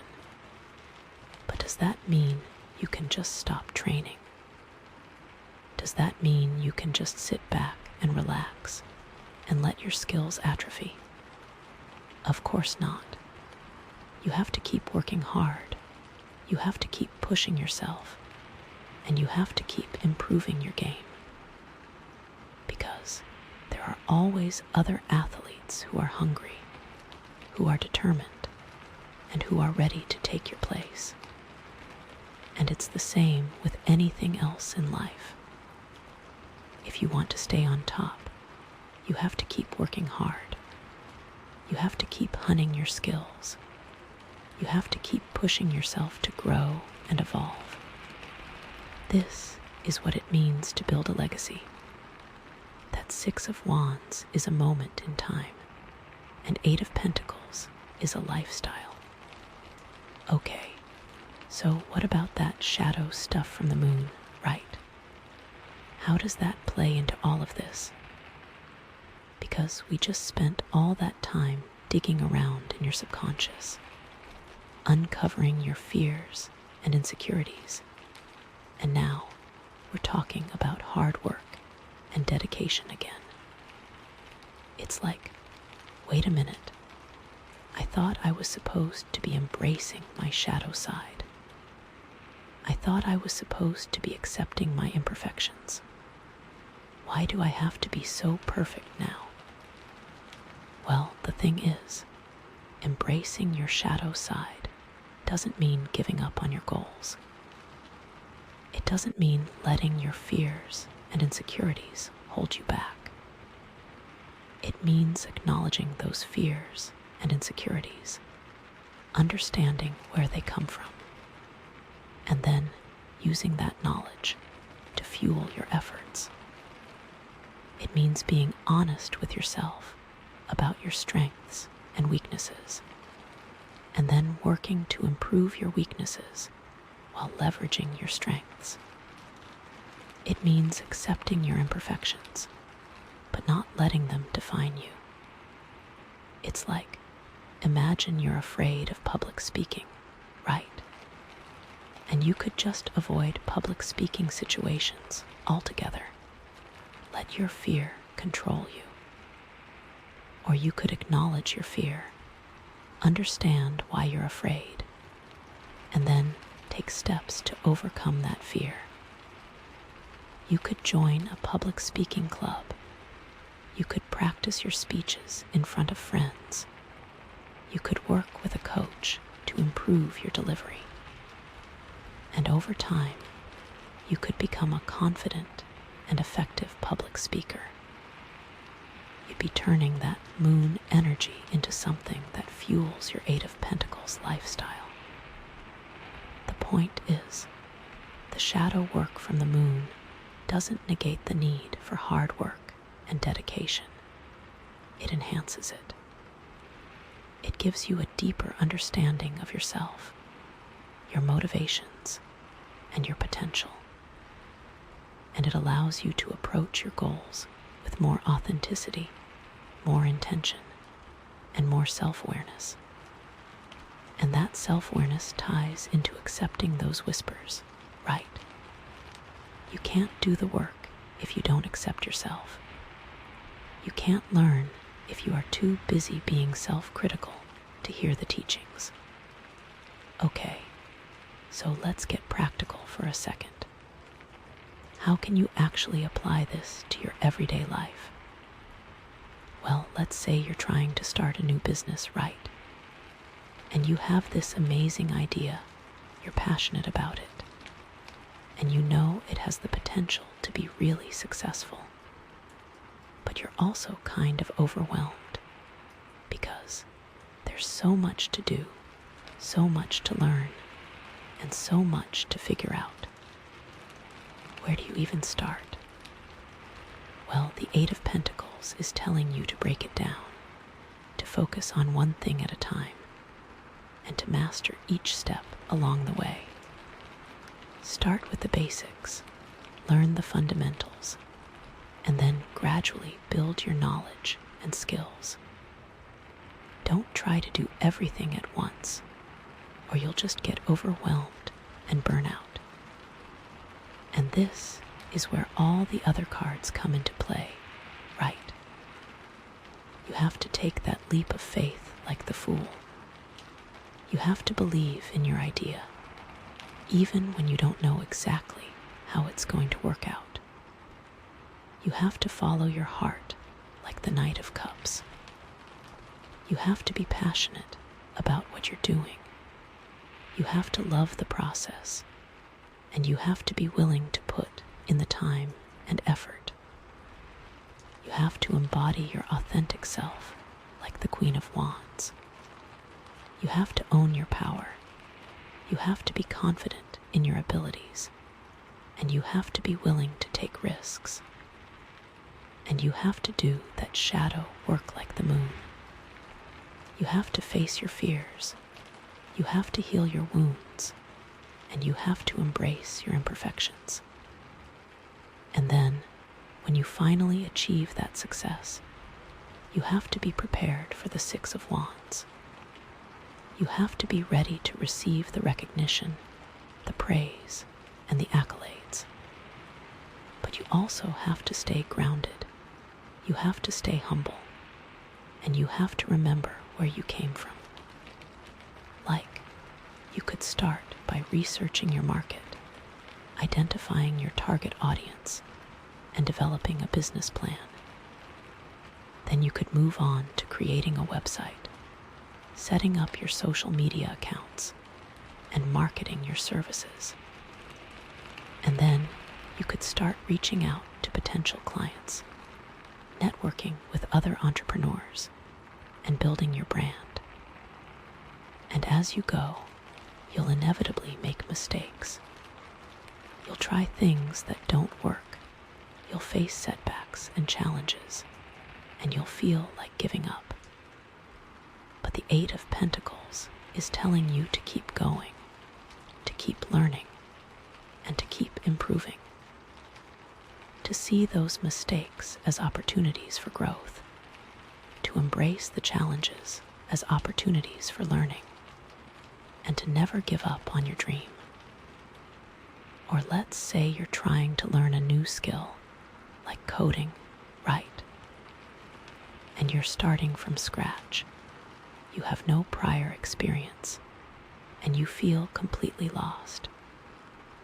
And it's like there's so much to learn, so many different languages, so many different frameworks. Where do you even begin? Well, the Eight of Pentacles is telling you to start with the fundamentals, to learn the basics, and to gradually build your knowledge and skills. Find a good online course, read some books, watch some tutorials, and start practicing. Don't try to learn everything at once, or you'll just get overwhelmed and confused. Focus on one language, one framework, one project at a time. And as you go, you'll inevitably get stuck. You'll encounter bugs in your code. You'll face challenges you don't know how to solve, and you'll feel like giving up. But the Eight of Pentacles is telling you to keep going, to keep learning, and to keep improving. To seek out help from other coders, to ask questions on forums, to debug your code, and to celebrate your successes. To see those challenges as opportunities for growth, to embrace the bugs as opportunities for learning, and to never give up on your dream of becoming a coder. Think about the Queen of Wands when things get frustrating. Use that energy, that don't quit attitude to get it done. This card also brings to mind the idea of apprenticeships, right? The traditional way of learning a trade or a craft. It's about working closely with a master, learning from their experience, and gradually developing your own skills. And even though apprenticeships aren't as common as they used to be, the concept is still relevant today. You can find mentors in your field. You can shadow experienced professionals, and you can learn from their successes and their failures. The whispers of acceptance also play a big role here, right? You have to accept that you're not going to be perfect overnight. You have to accept that you're going to make mistakes, that you're going to face challenges, and that you're going to feel frustrated at times. But you also have to believe in yourself. You have to believe in your ability to learn and grow. And you have to never give up on your dream. The whispers are saying, you got this. You can do it. Just keep putting in the work, and you'll eventually get there. Like I said, all the things that we talked about are coming up at once now, and it can feel like a lot, you know. Okay, so let's dive a little deeper into this idea of dedication, right? Because the Eight of Pentacles is all about dedication. But what does that really mean? What does it mean to be truly dedicated to something? Well, I think it means being willing to put in the time and effort, even when it's hard. It means being willing to sacrifice other things, to prioritize your goals, and to stay focused on what matters most. It means being willing to persevere through the challenges, to overcome the obstacles, and to never give up on your dream. But it also means being passionate about what you're doing. It means loving the process, not just the outcome. It means finding joy in the work itself, in the learning, in the growing, and in the creating. Because if you're not passionate about what you're doing, then it's going to be really hard to stay dedicated. It's going to feel like a chore, like a burden, and you'll eventually burn out. Think about that Knight of Cups when things get tough, and reconnect with that passion that is calling you. It's like, imagine you're a writer, right? And you're trying to write a novel, and it's hard. It takes a lot of time, a lot of effort, and a lot of discipline. You have to sit down and write every day, even when you don't feel like it, even when you're not inspired, and even when you'd rather be doing something else. But if you're truly dedicated to writing, if you truly love the process, then you'll find a way to make it happen. You'll carve out the time, you'll prioritize your writing, and you'll stay focused on your goal. And even when you're facing writer's block, even when you're struggling to find the right words, you'll keep going. You'll keep writing, you'll keep experimenting, and you'll eventually find your way. And that's what dedication is all about. It's about being willing to put in the work, to make the sacrifices, and to stay focused on your goal, even when it's hard. It's about being passionate about what you're doing, about loving the process, and about finding joy in the journey. And it's about never giving up on your dream. That fool is still strong somewhere, even after all this hard work. Now, this is not about working yourself until burnout, right? It is about being dedicated, but not possessed. The whispers of acceptance are very, very important. It is about working hard, but making sure you are honoring yourself and your mental health and things like that as well. Sometimes dedication can become obsession, and it's about honoring the line between the two. And what does it really mean to listen to those whispers of acceptance, right? Because we've been talking about that throughout this whole reading, and it's such a key theme. Well, I think it means being kind to yourself, being compassionate, and being understanding. It means recognizing that you're not perfect, that you're going to make mistakes, and that you're going to face challenges. But it also means believing in yourself, believing in your abilities, and believing in your potential. It means knowing that you're worthy of love, of happiness, and of success, just as you are. And it means trusting your intuition, trusting your inner guidance, and trusting that you're on the right path. It means, ultimately, self-trust and compassion.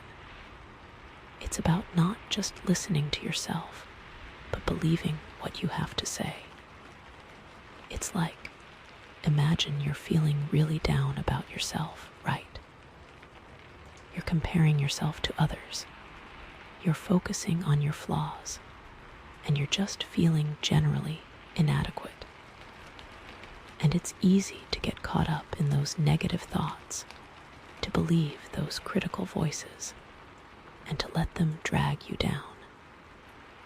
But the whispers of acceptance are telling you to stop, to take a step back, and to offer yourself some compassion, to remind yourself that you're human, that you're not perfect, and that everyone makes mistakes, to focus on your strengths, to celebrate your accomplishments, and to remember all the things you're grateful for, and to tell yourself that you're worthy of love, of happiness, and of success, just as you are. Or imagine you're facing a really difficult challenge, right? You're feeling overwhelmed, you're feeling scared, and you're not sure if you can handle it. And it's easy to get caught up in those feelings of fear and doubt, to question your abilities, and to feel like giving up. But the whispers of acceptance are telling you to stop, to take a deep breath, and to trust yourself, to remind yourself that you've overcome challenges in the past, that you're stronger than you think, and that you have the inner resources to handle whatever comes your way, to trust your intuition, to listen to your inner guidance, and to know that you're on the right path. So, yeah, the Eight of Pentacles. It's about hard work, dedication, and honing your skills. But it's also about authenticity, self-awareness, and listening to those whispers of acceptance. It's about using your gifts to make a positive impact on the world, and about finding joy in the process. And all of this can make that Six of Wands victory so much sweeter. So, where does this leave you, right? Well, you've taken that leap of faith, explored your emotions, embodied your power, faced your fears, achieved some success, and now you're ready to buckle down and get to work. But what exactly are you working towards? What is your ultimate goal? What is your purpose in life? And how can you use all of these lessons to create a life that's truly fulfilling?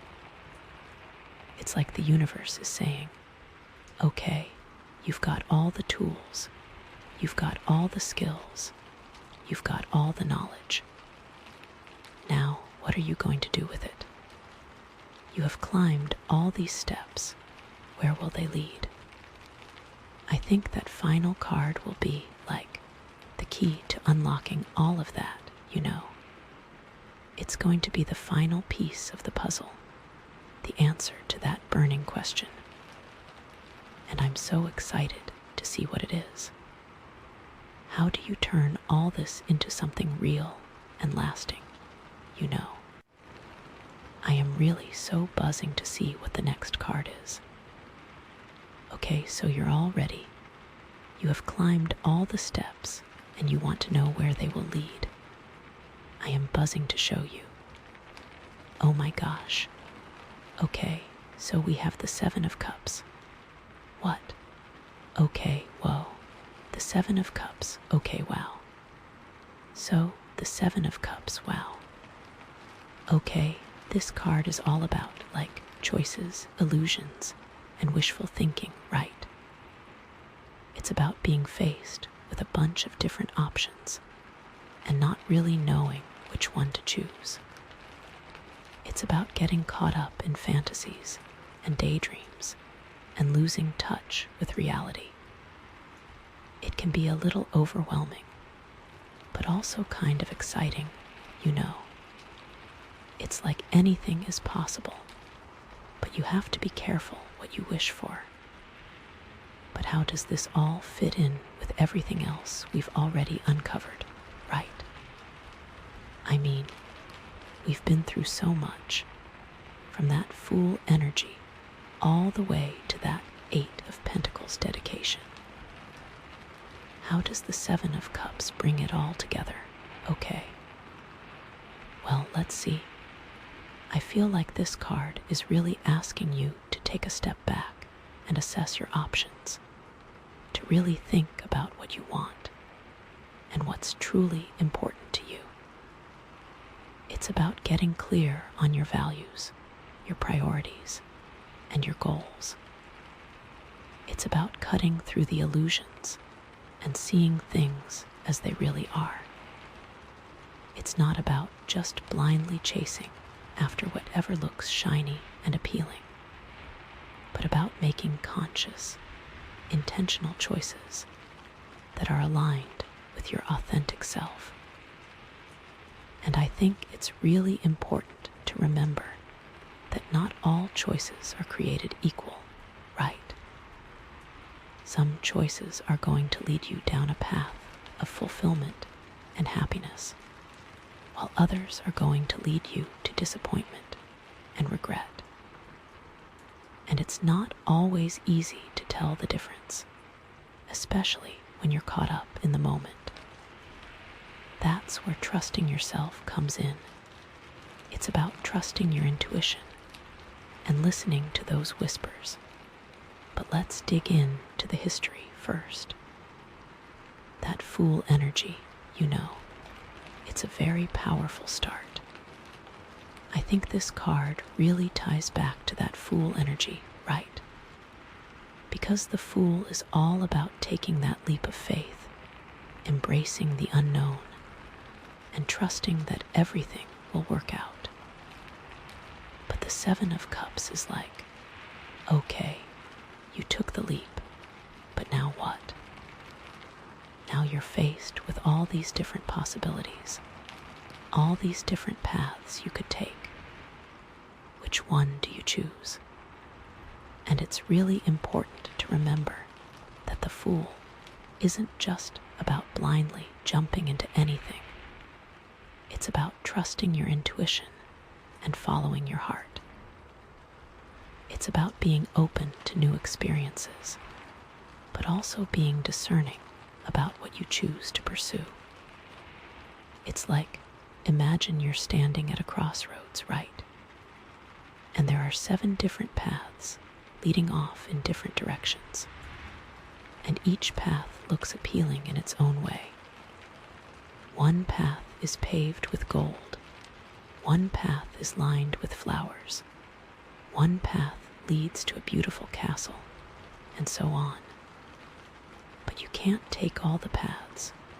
You have to choose one.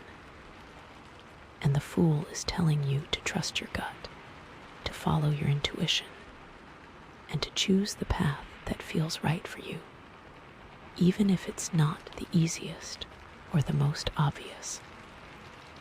And what about that Knight of Cups energy, right? All that emotion, all that romance, all that idealism. How does that fit in with the Seven of Cups? Well, I think this card is really asking you to be realistic about your relationships, to not get carried away by fantasies and daydreams, and to see people as they really are, not as you want them to be. It's about setting healthy boundaries, communicating your needs, and walking away from relationships that are not serving you. Because it can be really easy to get caught up in the idea of love, to idealize your partner, and to ignore red flags. It's like, imagine you're in love with someone, right? And they're charming, they're romantic, and they make you feel amazing. But they also have some serious flaws. They're unreliable, they're dishonest, and they're not really committed to the relationship.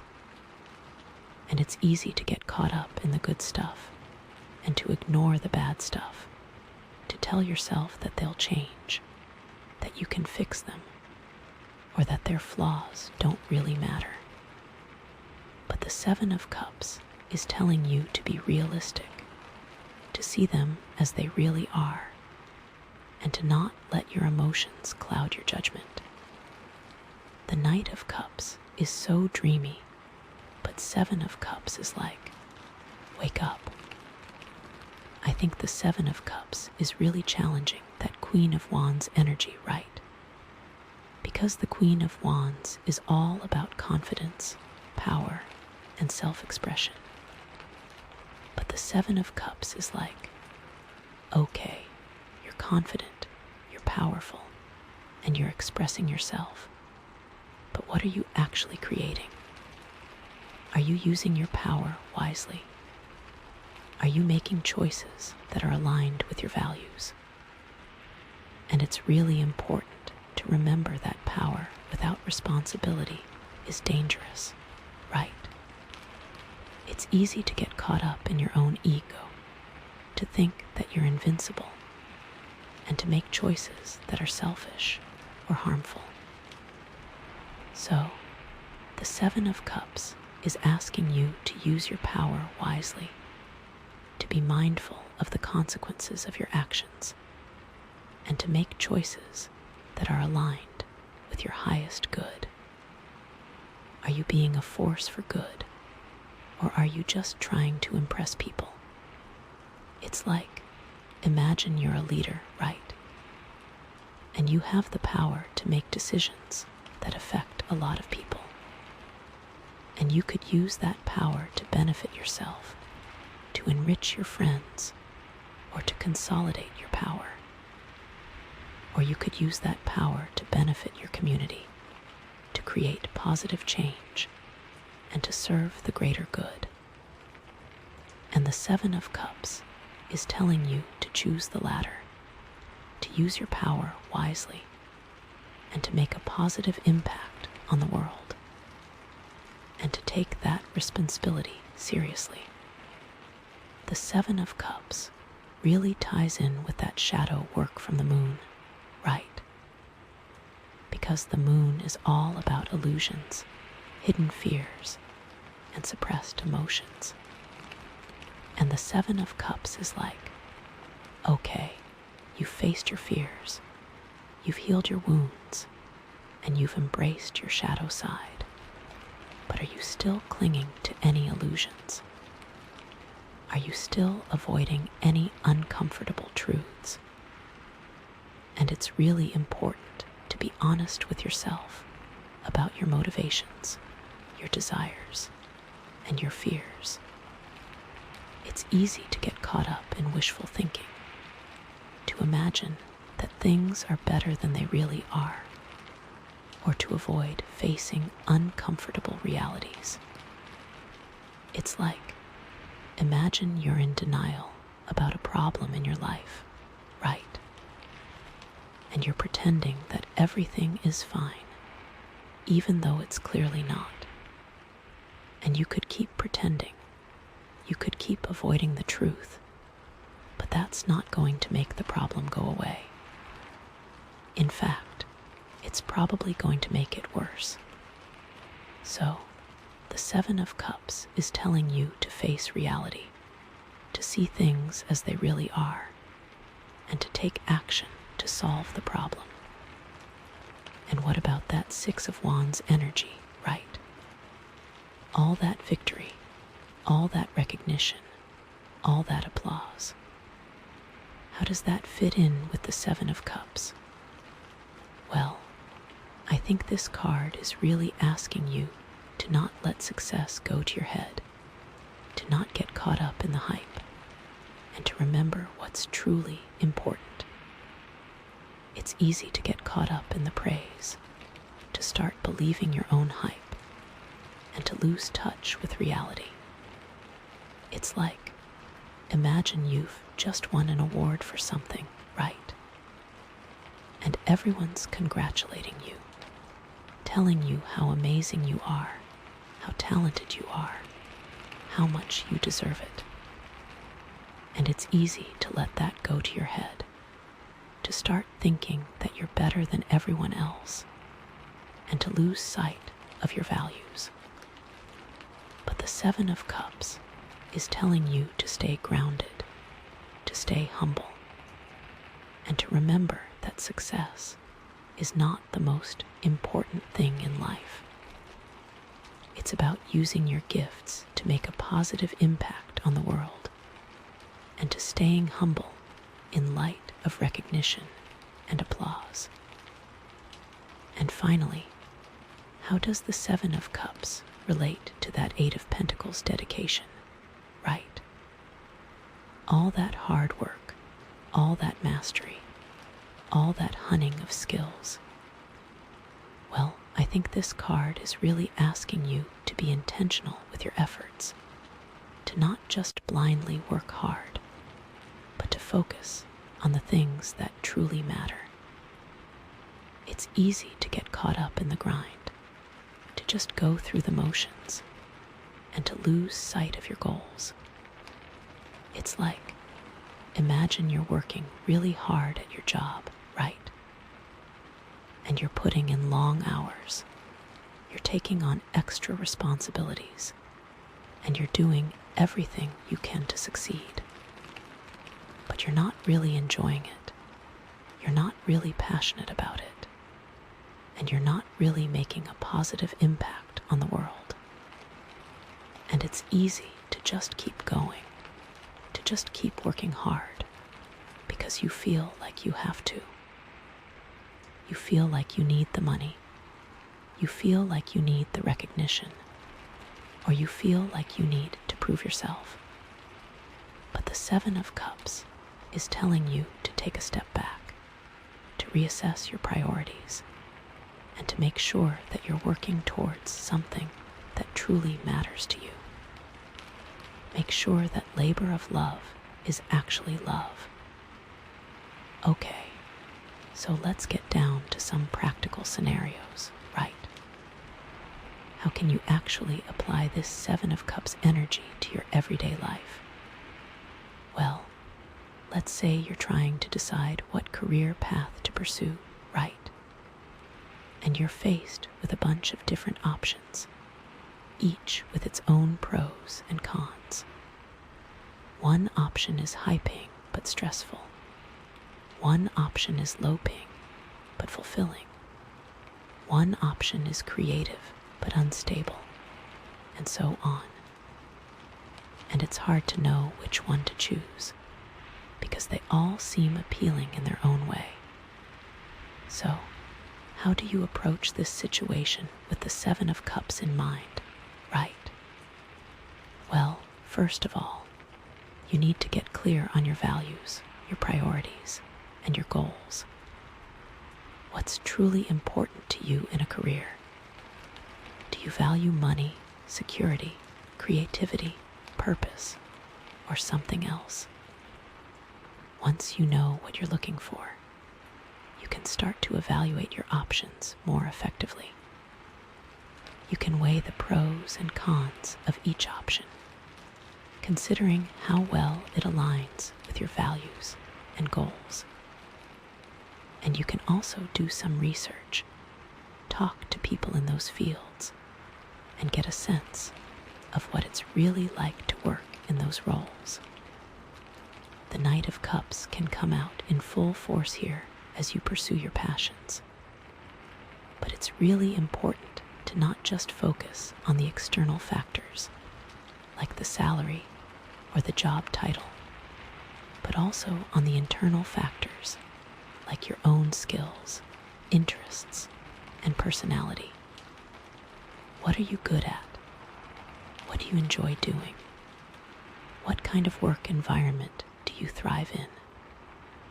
Because you're more likely to be successful and fulfilled in a career that aligns with your natural talents and interests. And also, it's important to not be afraid to experiment. You don't have to choose just one path and stick with it forever.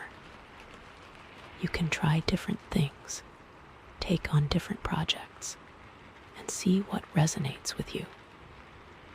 You can volunteer, intern, or take on freelance work to get a taste of different fields. And if you find that you don't like something, you can always change course. It's okay to not have all the answers right away. It's okay to explore different possibilities. It's all about trusting your intuition and following your heart. The Fool can help you leap in faith in a new direction, whatever that may be. Or let's say you're trying to decide whether or not to stay in a relationship, right? And you're feeling conflicted because there are good things about the relationship, but also bad things. You love your partner, but you're not sure if you're truly compatible. You have a lot of history together, but you're not sure if you have a future together.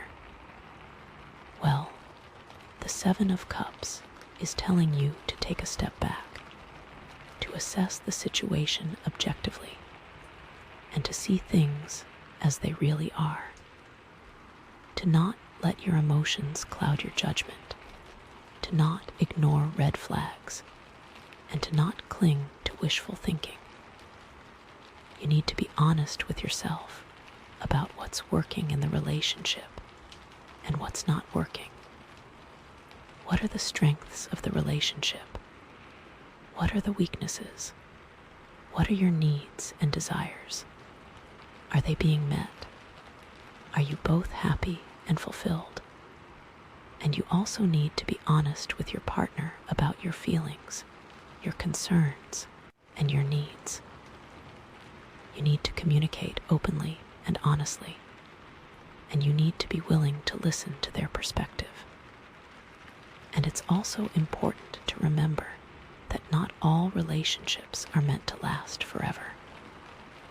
Sometimes, the best thing you can do is to let go, to move on, and to create space for something better to come into your life. It's okay to end a relationship, even if it's painful.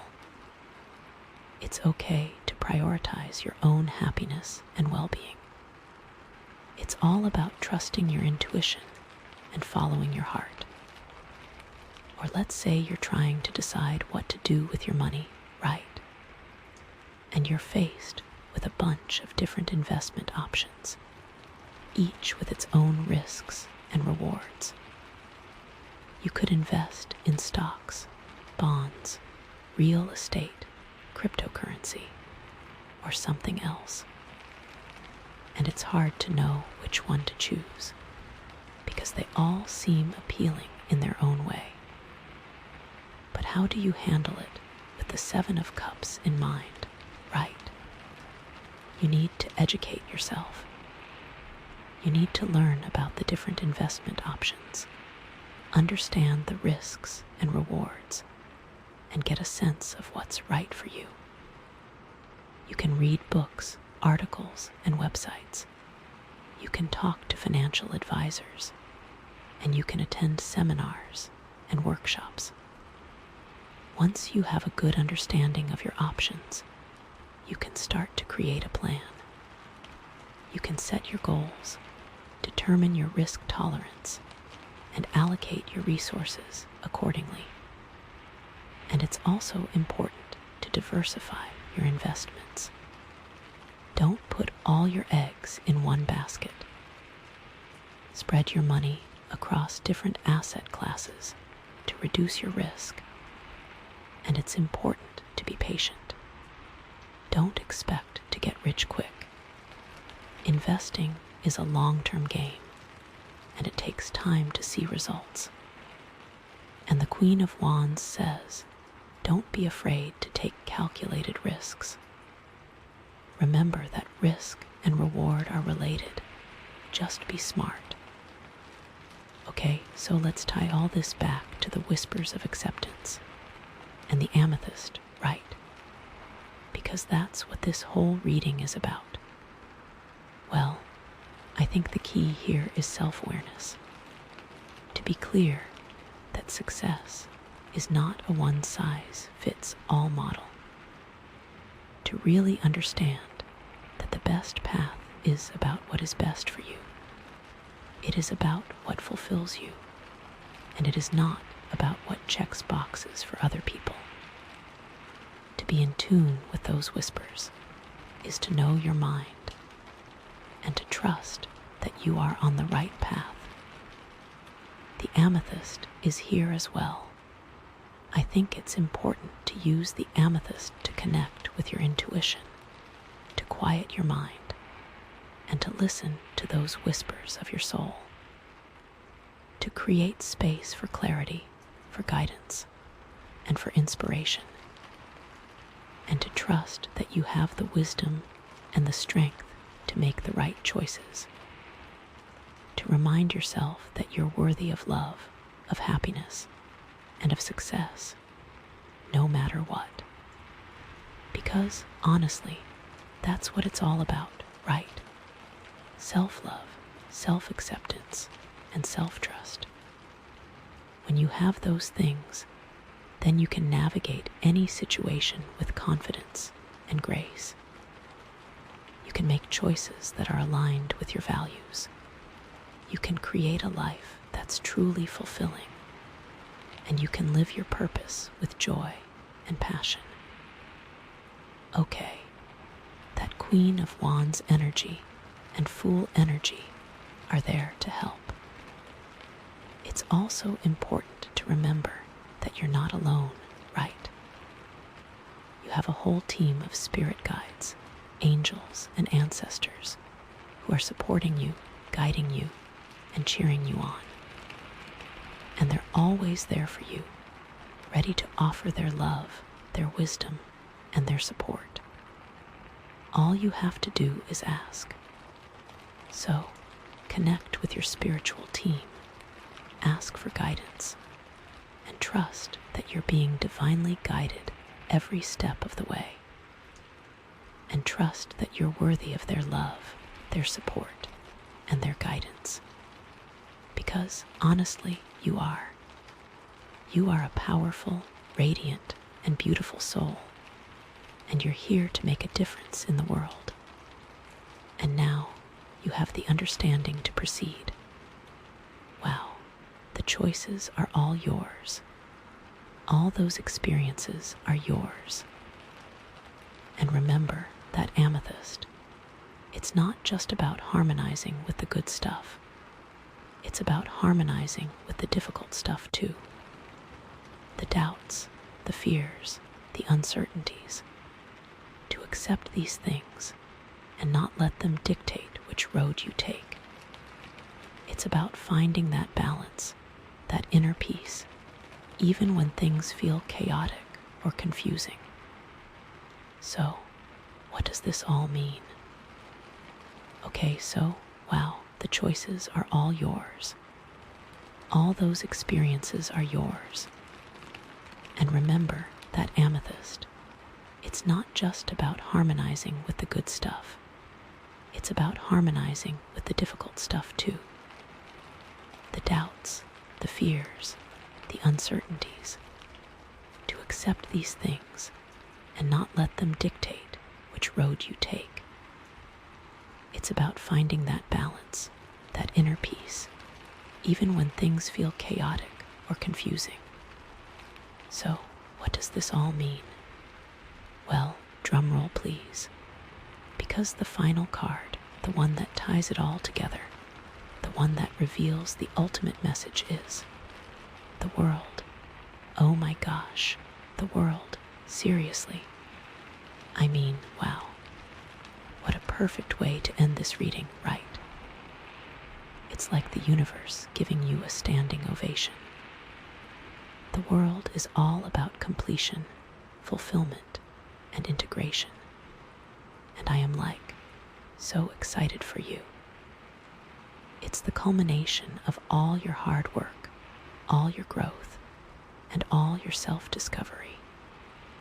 It's that feeling of finally arriving at your destination, of achieving your goals, and of realizing your full potential. It's like you've climbed the mountain, you've conquered the challenges, and now you're standing on top of the world, taking in the breathtaking view. The world is all about wholeness, harmony, and interconnectedness. And it's like you are finally seeing how everything fits together, how all the pieces of your life are connected, and how you are a part of something bigger than yourself. You are realizing that you are not just an individual, but a part of the universe, and that you have a unique and important role to play in the grand scheme of things. But how does this all connect to the other cards we've pulled, right?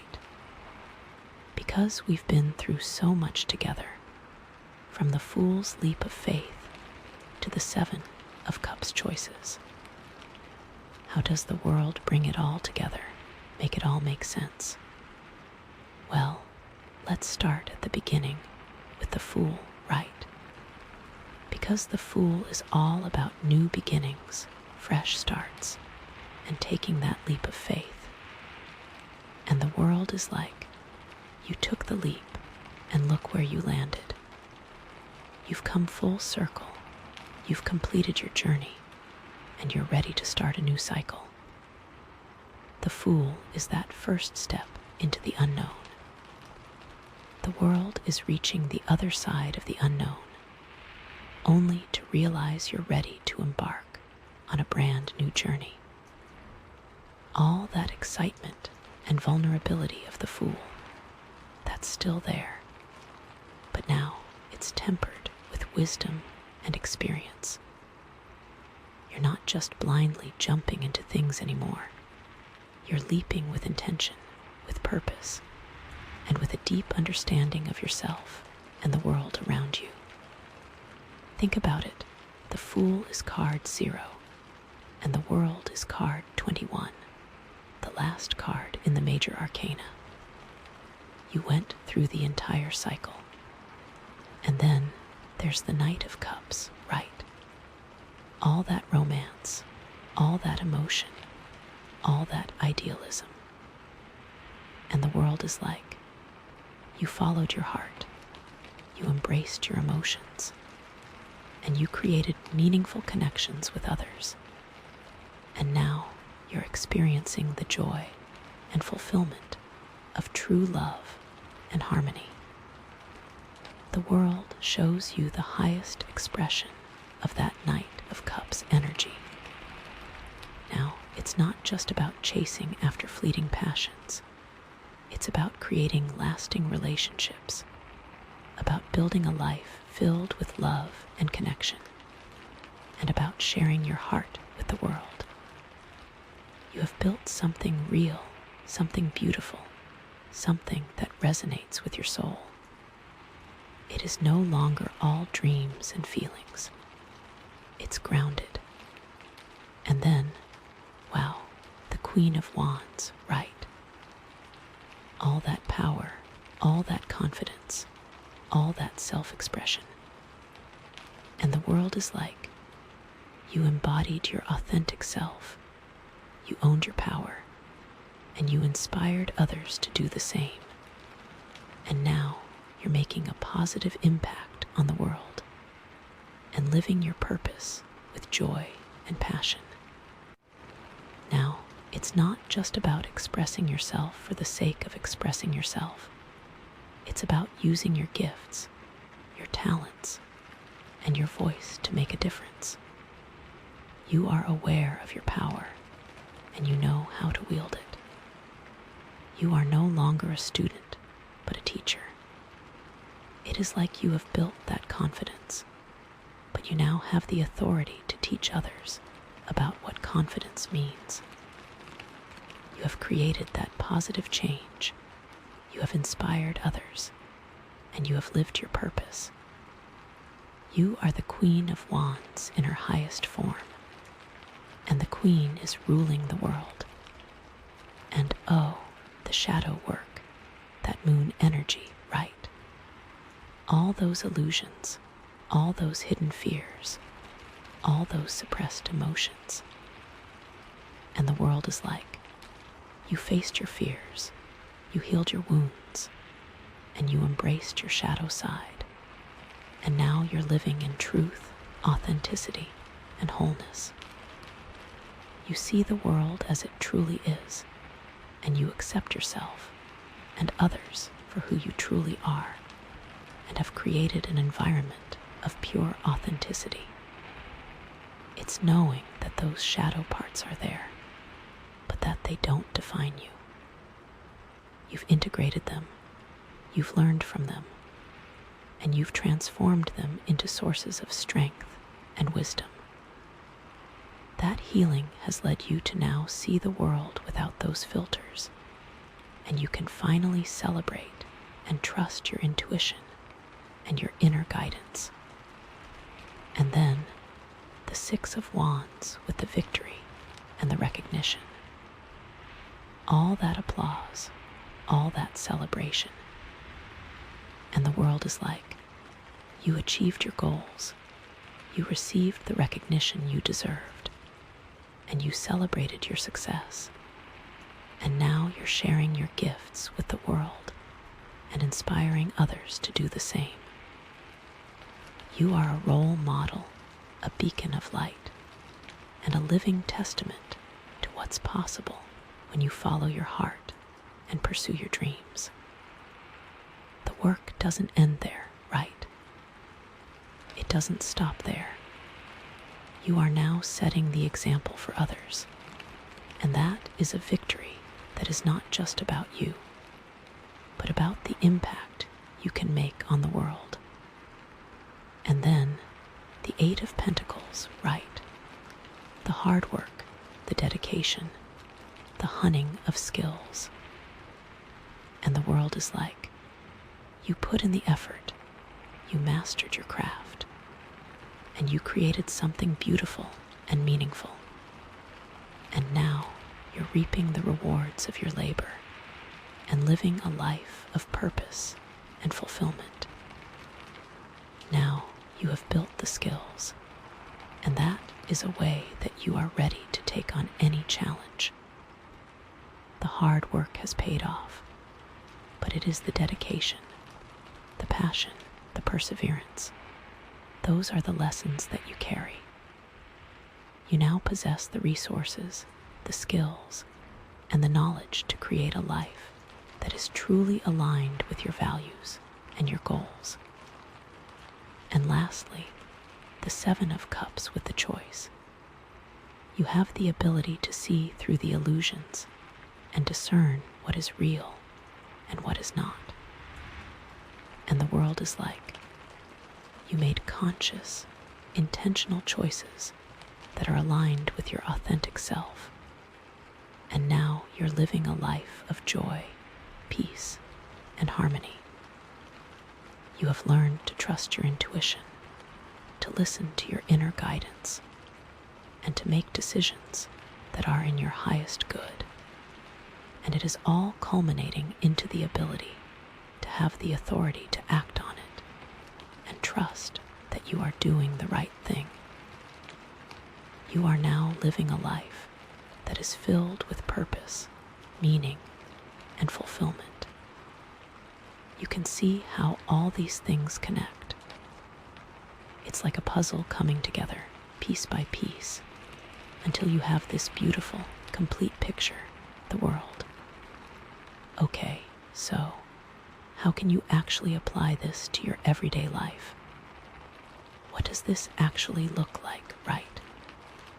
I mean, the world is kind of a big, abstract concept.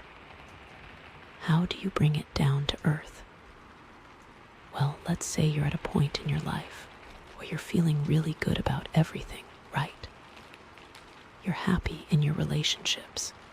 You're successful in your career. You're healthy and energized. And you're making a positive impact on the world. And it's like, wow, I finally made it. I'm living the world. And you're tempted to just sit back and relax and enjoy the ride. But the world is not just about arriving at your destination. It's about continuing the journey. It's about using your success, your happiness, and your energy to create even more positive change in the world. It's about inspiring others to live their best lives and to reach their full potential. It's about continuing to learn, to grow, and to evolve as a person. I mean, it's about taking that wisdom and that energy and sharing it with others, right? It's about mentoring someone or volunteering for a cause you believe in, or using your platform to speak out on issues you care about. Or let's say you're at a point in your life where you're feeling lost, confused, or stuck, right? And you're not really sure what you want, what you're good at, or where you're going. And it's like, I'm so far away from living the world. And you're tempted to just give up, to settle for mediocrity, or to let your fears and insecurities hold you back. But the world is telling you to not give up, to remember that you have the power to create your own reality, to change your life and to reach your full potential. It's about taking that first step, that fool step, and trusting that you can reach your destination. It's about reconnecting with your values, your passions, and your purpose, and then taking action to align your life with those things. It's about finding joy in the journey, not just in the destination. It's about taking care of yourself, mind, body, and spirit, and surrounding yourself with people who love, support, and inspire you. This card is very related to the Amethyst and the idea of whispers of acceptance, right? It's really about accepting yourself, and also it means accepting where you are in life and that you are doing the best that you can, and knowing that you are exactly where you are supposed to be. And it is a reminder that even though the path ahead may seem daunting or uncertain, you're not alone. You have the support of the universe, your spirit guides, your angels, your loved ones, and your own inner wisdom to guide you. You are worthy of love, success, and happiness, and that you are capable of creating a life that is truly aligned with your soul's purpose.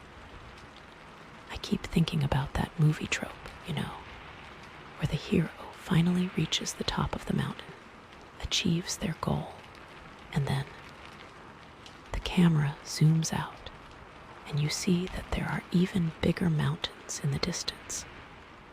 The world isn't about the end. It's about a new beginning. It's about seeing the vastness of what's possible, about knowing that your potential is limitless. It's a new beginning, and seeing the endless possibilities that will continue to open for you.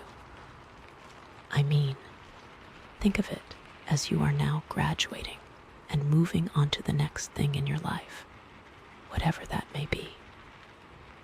Okay, so let's talk about some practical exercises, things you can do to really embody the world, right? I love the idea of creating a vision board. It's such a powerful way to clarify your goals, your dreams, and your intentions, and a physical representation to look at and connect with, and to remind yourself of what you are working toward. You can gather images, words, and symbols that represent what you want to create in your life, in all areas like relationships, career, health, and finances. And then you can arrange them on a board, a poster, or a digital collage, and display it in a place where you'll see it every day. Make it your own. Make it an art piece, and make it you. Let it be something that reflects you and everything about what you are trying to achieve. And then there is practicing gratitude, right? Taking time each day to appreciate all the good things in your life, no matter how small, and can be really easy to focus on what's missing, what's not working, or what you don't have. Gratitude is the key. It's as simple as writing in a gratitude journal, meditating on the things you're grateful for, or simply telling someone you appreciate them. You'll start to notice more and more things to be grateful for, and you'll start to feel happier, more content, and more fulfilled.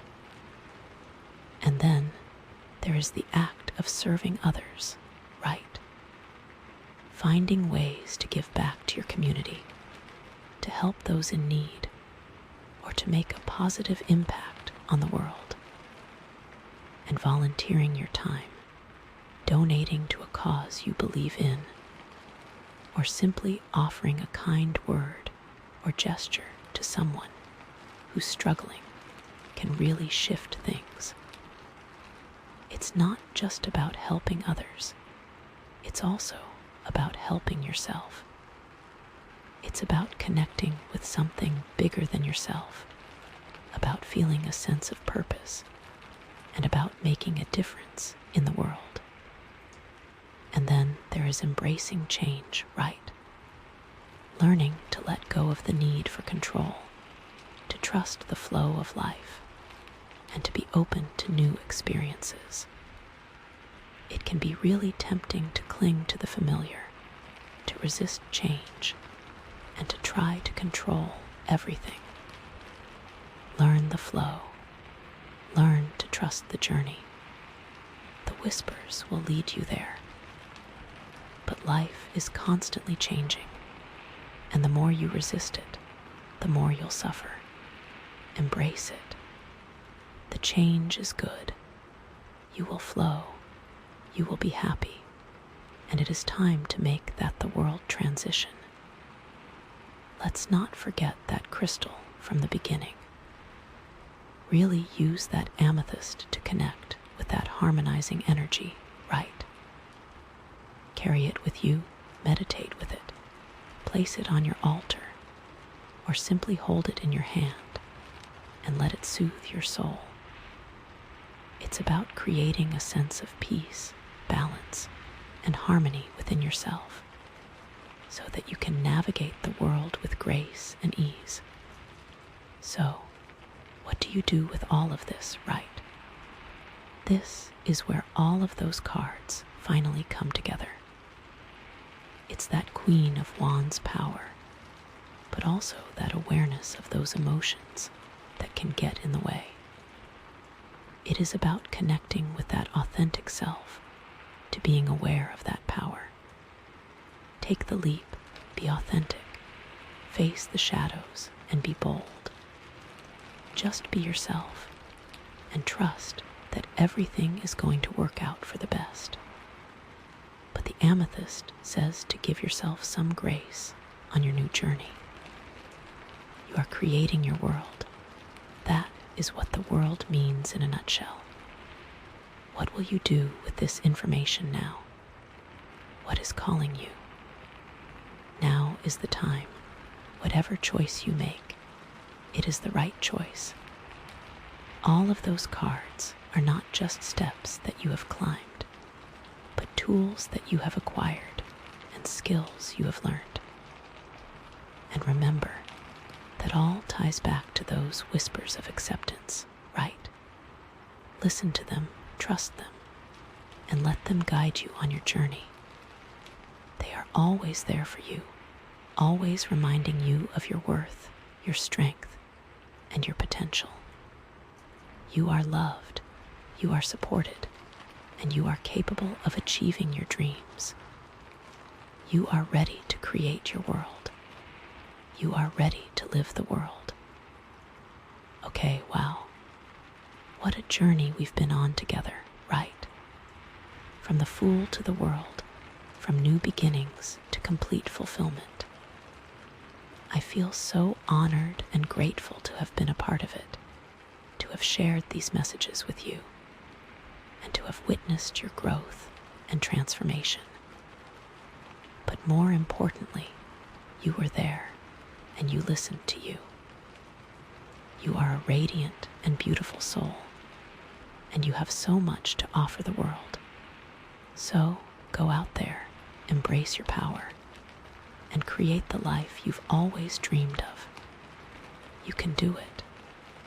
And okay, now I'm literally buzzing with excitement, and I can't wait to see what amazing things you create. Seriously, you've got this.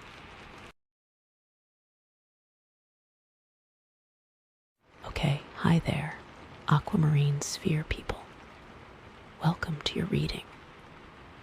Thank you so much for choosing this pile. I'm really excited to see what messages are coming through for you. This beautiful aquamarine sphere is all about centering, bringing a sense of calm and peace.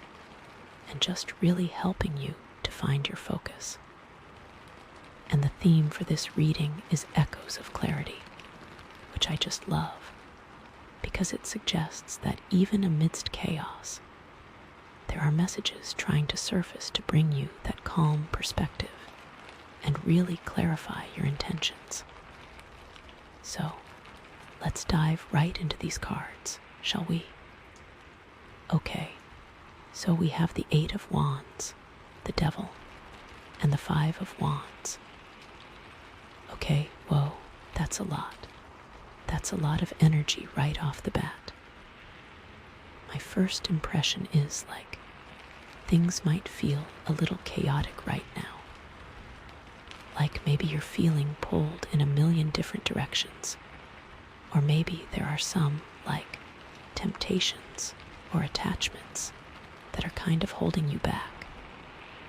And then, to top it all off, it looks like there might be some conflict, either internal or external. But wait, hold on a second. Remember our theme, Echoes of Clarity. So, what if these cards aren't just showing you the chaos, but they're actually messages about the chaos? What if they're echoes trying to guide you towards a clearer understanding of what's going on in your life right now? That feels much more aligned with the Aquamarine, right? It's not just about the storm, but about finding the eye of the storm within yourself. Okay, so let's break this down a little bit more. Let's start with the Eight of Wands. This card is all about rapid movement, speed, things happening quickly, like almost instantaneously.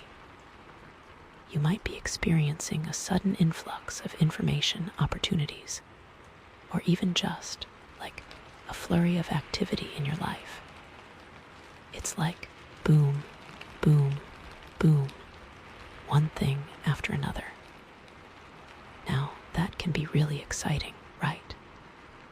It can feel like things are finally moving forward, like you're getting a lot done, like you're making progress. But it can also be really overwhelming if you're not careful. Like, it can feel like you're being pulled in too many directions at once, and you're not really able to focus on any one thing. You know that feeling when you have like 15 tabs open on your computer, and you're trying to juggle everything at once, and your brain just feels fried? Yeah, that's the Eight of Wands energy right there.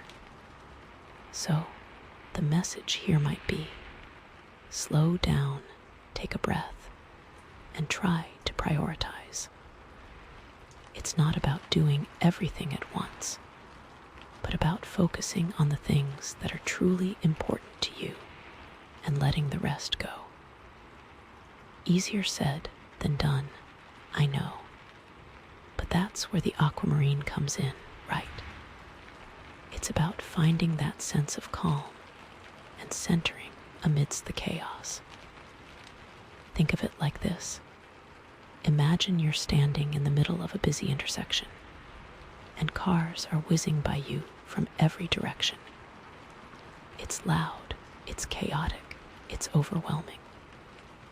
But if you can just take a step back, close your eyes for a moment, and focus on your breath, you can find that sense of calm within yourself. And then, from that place of calm, you can start to see things more clearly. You can see which direction you need to go, which cars to avoid, and how to navigate the intersections safely. The Eight of Wands can also represent communication, and not just the speed of communication, but the volume of communication. You might be receiving a lot of emails, texts, phone calls, messages, and it can feel like you're drowning in information. So again, The key is to filter out the noise and focus on the messages that are truly important. Maybe there's a specific piece of information that you've been waiting for, and it's finally arriving. Or maybe there's a conversation that you need to have with someone, and the time is finally right. The Eight of Wands suggests that things are moving quickly, so you need to be ready to act when the opportunity arises. But don't just jump into anything blindly. Take a moment to assess the situation. Listen to your intuition and make sure you're making the right decision for yourself. Also, I'm getting a sense that this could relate to travel for some of you, like maybe you're planning a trip or you're about to embark on a journey, either literally or figuratively. If it's a literal trip, the Eight of Wands suggests that things will move quickly and smoothly, but you still need to be prepared and organized. Make sure you have all your ducks in a row before you leave, and be prepared for unexpected delays or changes in plans. If it's a figurative journey, like maybe you're starting a new job, a new relationship, or a new project, the Eight of Wands suggests that things will move quickly, and you'll make a lot of progress in a short amount of time.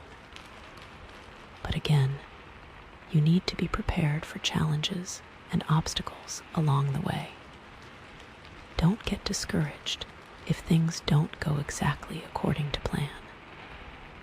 Just stay focused on your goals, keep moving forward, and trust that you'll eventually reach your destination. Okay, so that's the Eight of Wands.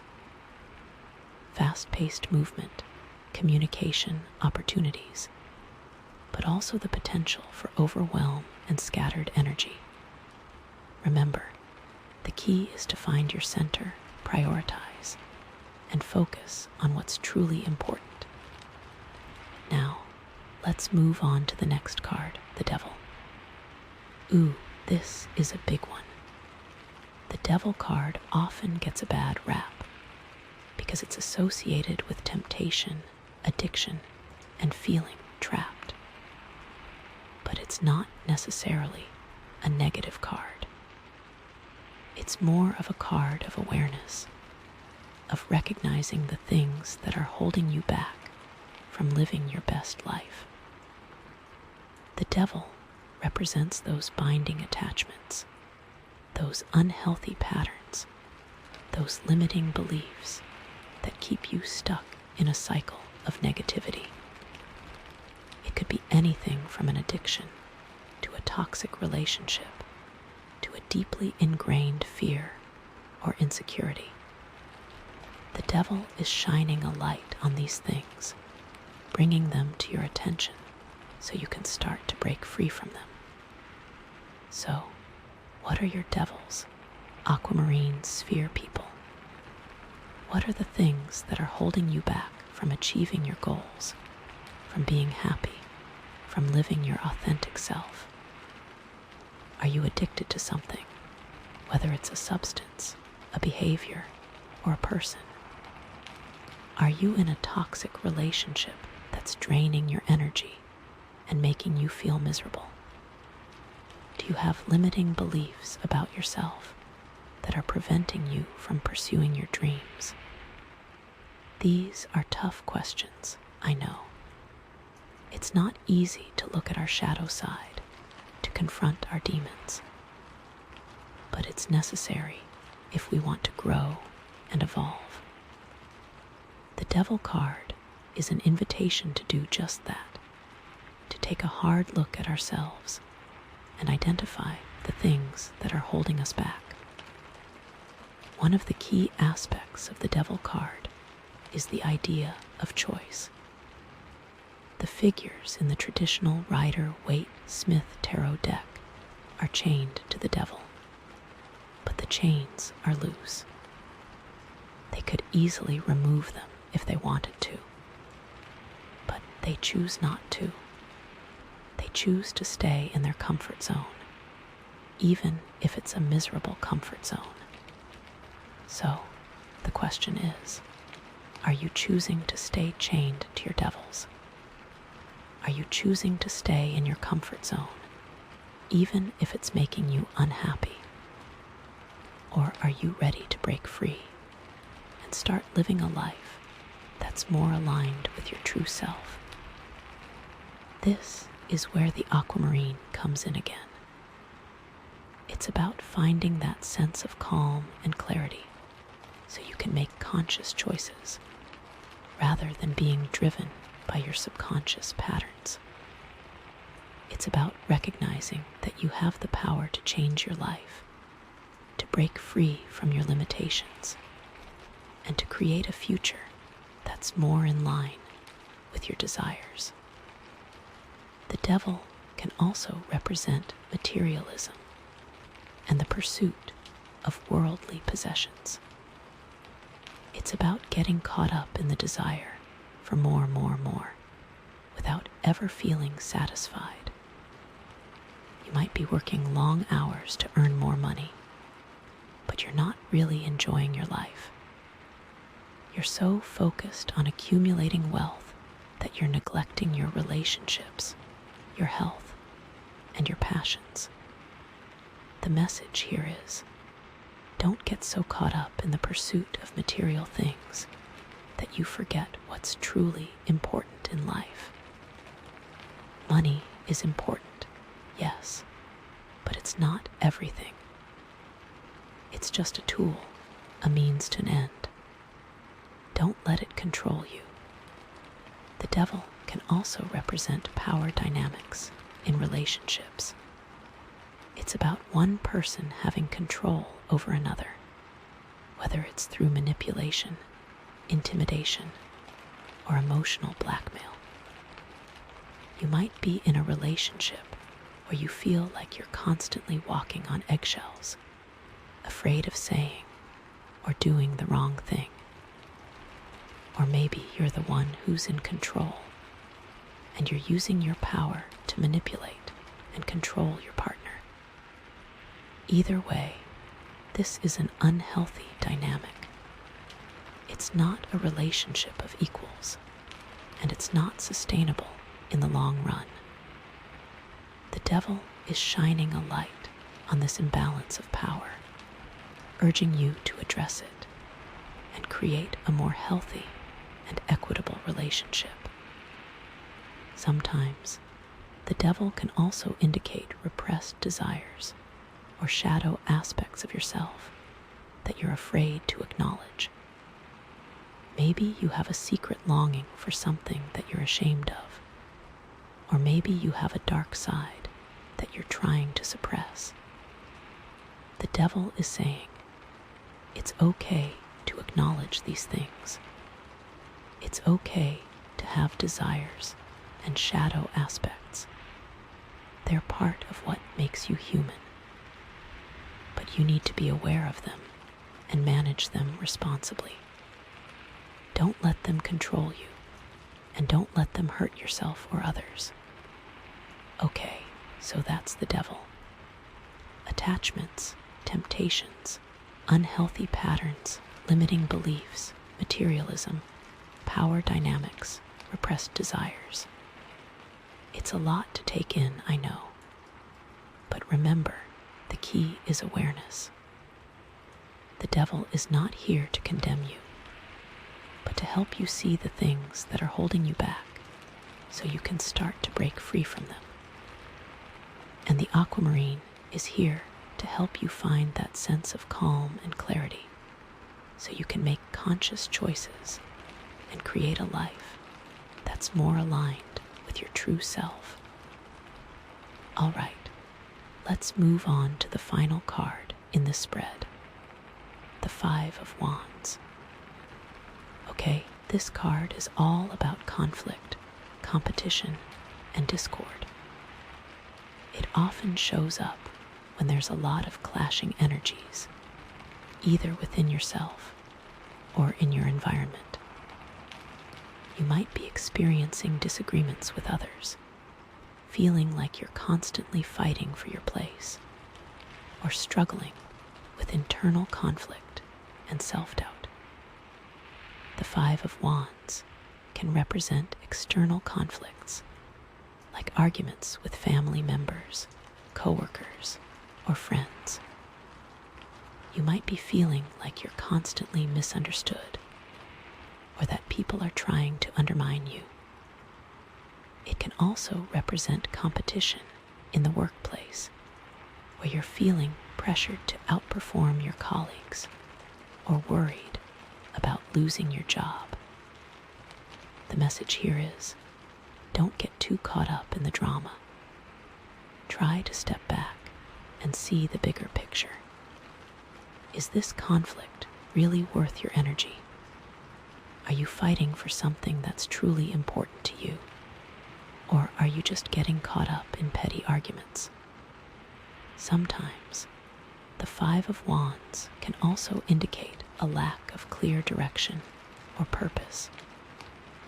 You might be feeling lost and confused, unsure of what you want or where you're going. This can lead to internal conflict, as different parts of yourself are pulling you in different directions. You might be struggling with conflicting desires, values, or beliefs. The Aquamarine is really key here. It's about finding that sense of inner peace and clarity so you can align your thoughts, feelings, and actions. It's about identifying your core values and making decisions that are in line with them. Don't let external pressures or expectations sway you from your path. Trust your intuition and follow your heart. Another possible interpretation of the Five of Wands is that it represents a learning opportunity. The conflicts and challenges you're facing can actually help you grow and evolve. They can force you to confront your weaknesses, develop new skills, and learn how to navigate difficult situations. Think of it like a sparring match in martial arts. You're not actually trying to hurt your opponent, but you're using the opportunity to practice your techniques, improve your reflexes, and learn how to defend yourself. The conflicts in your life can be like that, opportunities to strengthen your resilience and develop your character. The Five of Wands can also indicate a need for teamwork and collaboration. You might be trying to do everything yourself, but you're realizing that you need help from others. It's okay to ask for assistance, to delegate tasks, and to work together towards a common goal. Remember, you don't have to do everything alone. There are people who are willing to support you and help you succeed. Reach out to them, build relationships, and create a strong network of allies. Sometimes, the Five of Wands can also represent a clash of egos. You might be dealing with people who are arrogant, stubborn, or unwilling to compromise. It can be frustrating to work with these types of people, but it's important to stay calm and professional. Don't let their egos get to you. Focus on your goals, communicate clearly, and try to find common ground. Also, I'm getting a sense, too, that this isn't always a negative thing. Sometimes the Five of Wands is about healthy competition and pushing each other to do better. Like, sometimes a little bit of friction can be a good thing, you know. It can challenge us to step up our game and to strive for excellence. But it's important to make sure that the competition is healthy and that it's not turning into something toxic or destructive. So, with the Aquamarine, it's about maintaining perspective and ensuring that the competition remains constructive and doesn't devolve into unnecessary conflict. It's about recognizing when to push and when to pull back, when to compete and when to collaborate. Okay, so that's the Five of Wands. Conflict, competition, discord, internal strife, lack of direction, learning opportunities, teamwork, clash of egos. It can be a challenging card, but it also offers the potential for growth and development. Remember, the key is to stay calm, focus on your goals, and work together with others. Wow, okay, so that's a lot to unpack, right? We've got the Eight of Wands with its fast-paced energy, the Devil with its shadowy attachments, and the Five of Wands with its conflicting forces. It might feel like you're being bombarded from all sides, like you're caught in a whirlwind of chaos and confusion. But remember our theme, echoes of clarity. These cards aren't just showing you the chaos, they're actually messages about the chaos. They're echoes trying to guide you towards a clearer understanding of what's going on in your life right now. And that beautiful aquamarine sphere is right there with you, helping you to find your center, to stay calm, and to see things with a fresh perspective. Think of it like this.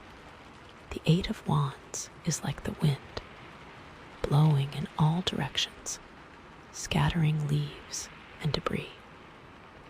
The Devil is like the roots of a tree, anchoring you to the earth, but also potentially trapping you in unhealthy patterns.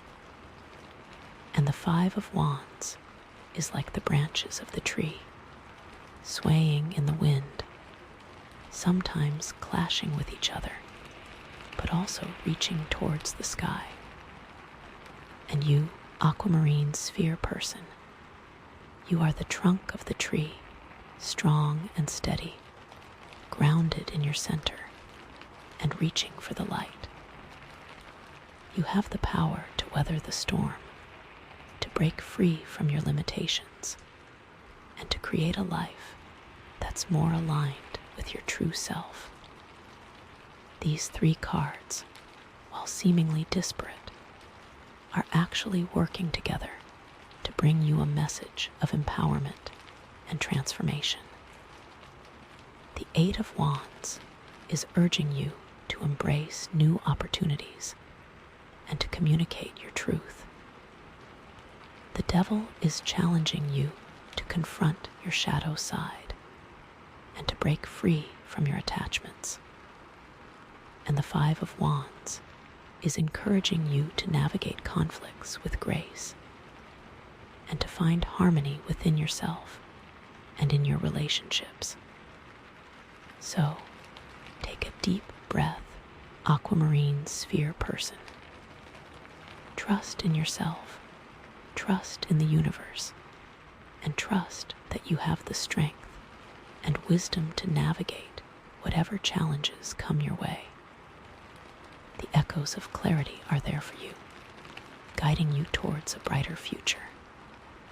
Okay, so now that we've got the foundation laid, let's dig in deeper, because I feel like there's even more to uncover here.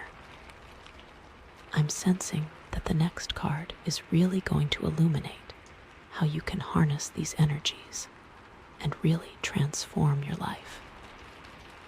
Okay, wow, okay, here we go. So, the next card we have is the Three of Swords.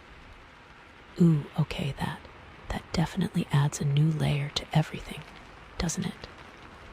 So, the Three of Swords, for those of you who aren't super familiar with it, usually represents heartbreak, sorrow, pain. difficult truths, things like that. It's like not the happiest card in the deck, I'm not gonna lie. But it's also not necessarily like a completely negative card. It's more about facing some hard truths and dealing with some emotional pain. So with the Three of Swords coming up after the Eight of Wands, the Devil, and the Five of Wands, it feels like, okay, maybe some of that fast-paced energy, some of those unhealthy attachments, some of those conflicts, maybe they've led to some heartbreak or some painful realizations. Or maybe you're in the midst of, experiencing a separation, or you're dealing with some really difficult emotions that are coming up to the surface now. It's like all of that stuff we talked about earlier, it's kind of culminating in this moment of, emotional reckoning. It's like you can't ignore it anymore. You have to face the music, so to speak. But again, remember our theme, echoes of clarity. And that beautiful aquamarine sphere, right? So this isn't just about, wallowing in sorrow or feeling sorry for yourself. It's about using this experience, using this pain as a catalyst for growth and transformation. It's about finding the clarity, even amidst the heartbreak, and using that clarity to move forward in a more authentic and empowered way. It's like, okay, this hurts. This really, really hurts. But what can I learn from this? How can I grow from this? How can I become a stronger, more resilient person because of this? The Three of Swords can often indicate a painful truth that you've been avoiding or denying. Maybe there's something that you know deep down inside, but you haven't wanted to admit it to yourself. Or maybe someone has been keeping something from you, and now the truth is finally coming out. And the truth can be painful, right? It can be really, really hard to hear. But it's also necessary for healing and growth. You can't move forward until you've acknowledged the truth, no matter how painful it may be. It's like ripping off a Band-Aid. It hurts like crazy for a second, but then you can start to heal. So, the question is, Aquamarine Sphere people, what painful truths are you being asked to face right now? What are you avoiding or denying? What do you need to acknowledge in order to move forward? And remember, it's okay to feel sad. It's okay to grieve. It's okay to be angry. These are all normal and natural emotions. Don't try to suppress them or push them away. Just allow yourself to feel them fully. And then, when you're ready, start to look for the lessons and the opportunities for growth. The Aquamarine is there to help you stay centered and calm amidst the storm of emotions. It's there to help you find the clarity you need to navigate this difficult time. Okay, so let's dig a little deeper and see how the Three of Swords interacts with those other cards. Okay, let's start with the Eight of Wands. So we had all that fast-paced energy, all those opportunities coming at you at once, all that communication, maybe even travel, right? And now we have the Three of Swords. So, what does that mean? Well, maybe it means that the fast pace of things led to a painful realization. Maybe you were moving so quickly you weren't paying attention to the red flags, or you weren't listening to your intuition, and now you're paying the price. Or maybe all that communication brought some hurtful news. Maybe you received a text or an email or a phone call that just broke your heart. Or maybe, for some of you, that travel that we talked about, maybe it led to a painful separation from someone you love. Maybe you had to move away for work or school, and it's causing you a lot of heartache. It could also be that the Eight of Wands represents a lot of different options or choices, and the Three of Swords is the pain of having to choose, because every choice means letting go of something else, right? Like, maybe you have two different job offers, and one is more lucrative, but the other is more fulfilling, and it's breaking your heart to have to turn one down. Or maybe you're dating two different people, and you have to choose between them, and you know that no matter what you choose, someone's going to get hurt. This can feel like a sword through the heart kind of decision, because you are weighing the different paths forward. The Eight of Wands can sometimes be about saying things without thinking, right? Sending off that email in anger, or blurting something out in the heat of the moment. The Three of Swords here could be that those words have now caused pain, that you said something you regret, or someone said something to you that really stung. It's like the speed of communication backfired, and now you're dealing with the fallout. So the lesson here might be to slow down, think before you speak, and make sure that you're communicating with kindness and compassion, even when you're feeling frustrated or angry. Remember, words have power, and they can either heal or hurt. Or, you know what else it could be? Maybe all that fast-paced energy of the Eight of Wands was actually a way of avoiding dealing with some deeper emotional issues, right? Maybe you were keeping yourself busy so you wouldn't have to think about something that was bothering you. And now the Three of Swords is saying, okay, enough is enough. You can't run away from this anymore. You have to face it head on.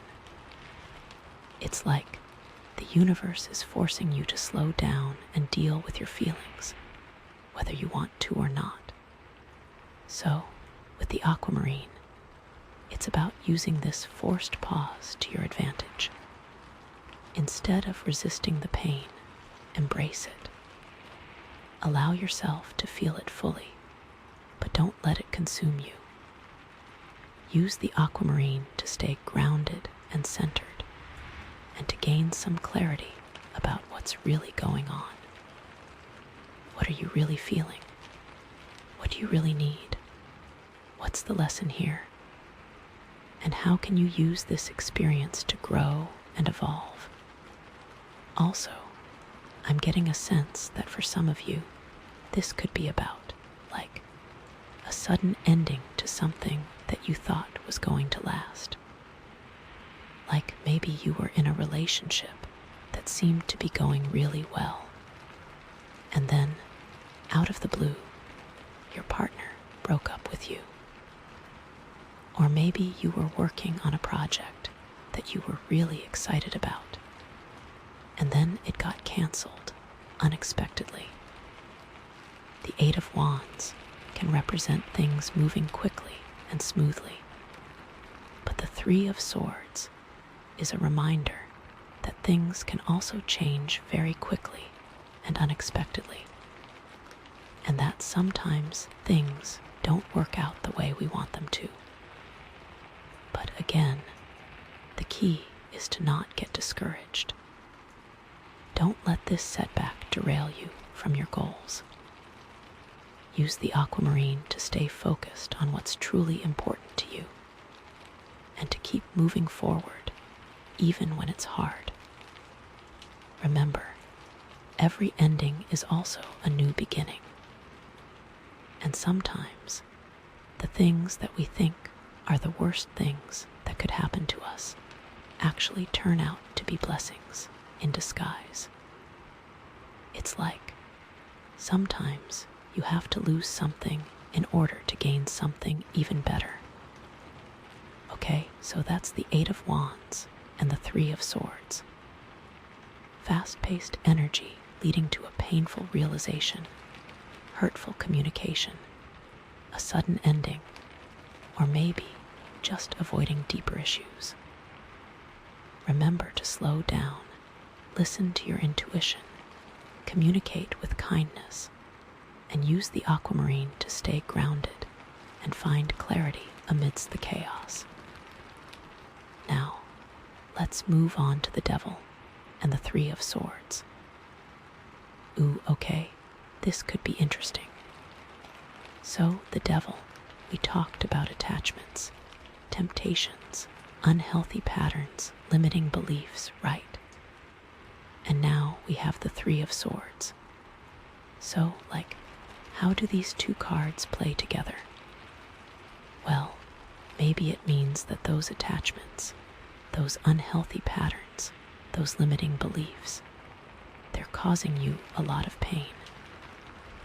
Maybe you're realizing that you're in a toxic relationship that's draining your energy and making you feel miserable.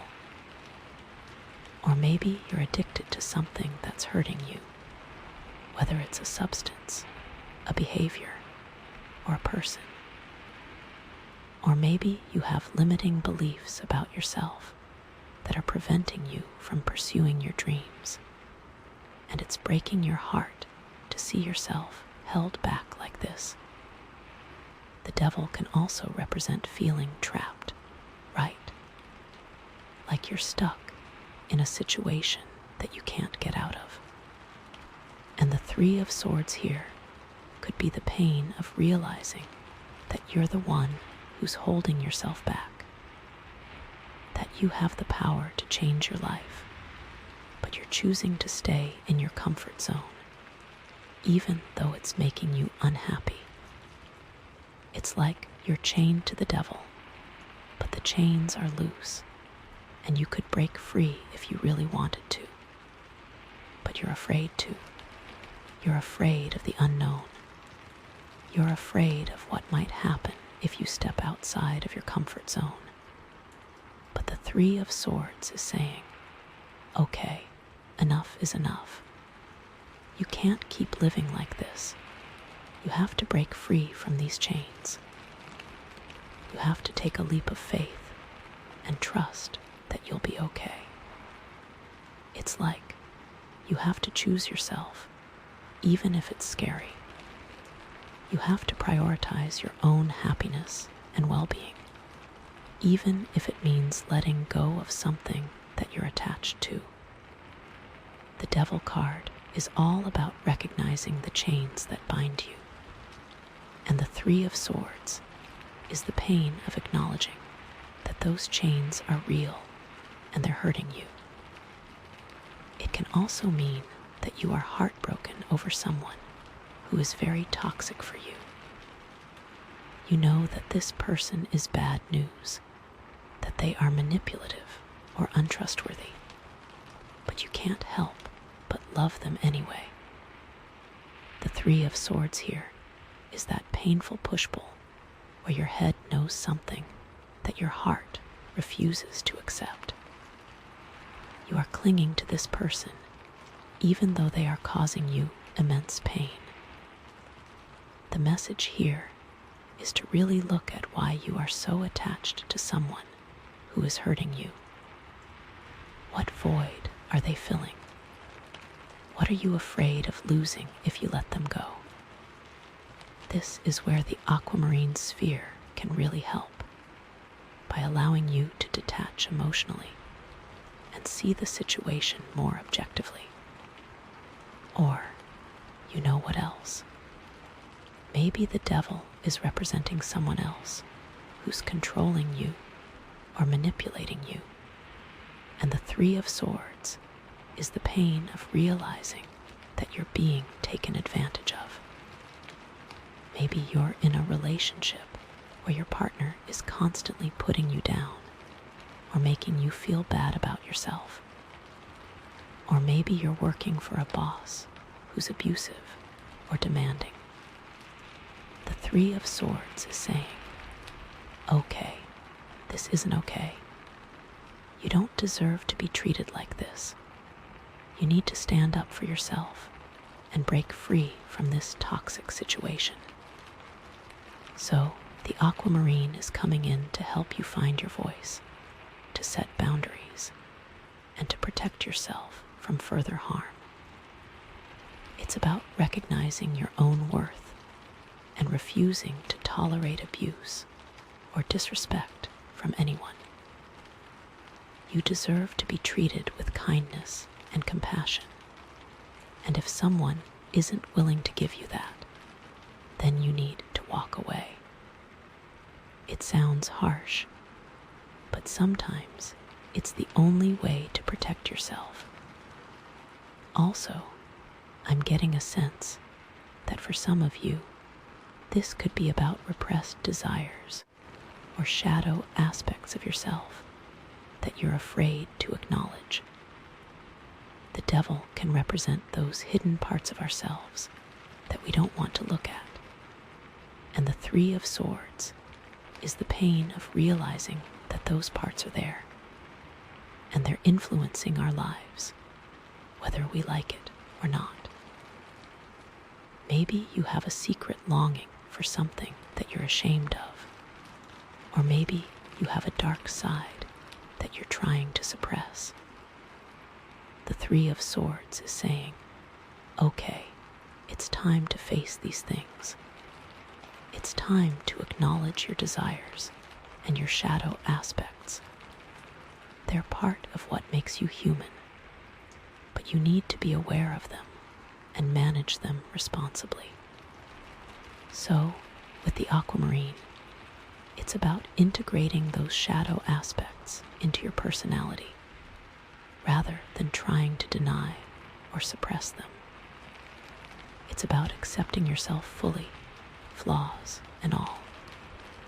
It's about recognizing that everyone has a dark side, and it's not something to be ashamed of. It's just part of being human. But you need to be aware of your dark side and make sure that it's not controlling you. You need to be in charge of your own actions and decisions, rather than being driven by your subconscious desires or fears. Okay, so that's the devil and the Three of Swords. Attachments, unhealthy patterns, limiting beliefs, feeling trapped, being controlled or manipulated, repressed desires, all leading to pain and heartbreak. Remember to break free from those chains. Prioritize your own well-being, stand up for yourself, and integrate your shadow aspects. And use that aquamarine sphere to stay grounded, find your voice, and set boundaries. All right, let's move on to the final combination, the Five of Wands and the Three of Swords. This is about conflict and competition, right? Mixed with heartbreak. Oh boy. Okay, so with the Five of Wands representing conflict, competition, and discord, and the Three of Swords representing heartbreak and sorrow, this combination can indicate that the conflicts you're experiencing are causing you a lot of emotional pain. Maybe you're in a constant state of argument with someone you care about, and it's wearing you down. Or maybe you're feeling like you're constantly fighting for your place in the world, and it's exhausting and disheartening. Or maybe you're struggling with internal conflict and self-doubt, and it's making you feel really sad and hopeless.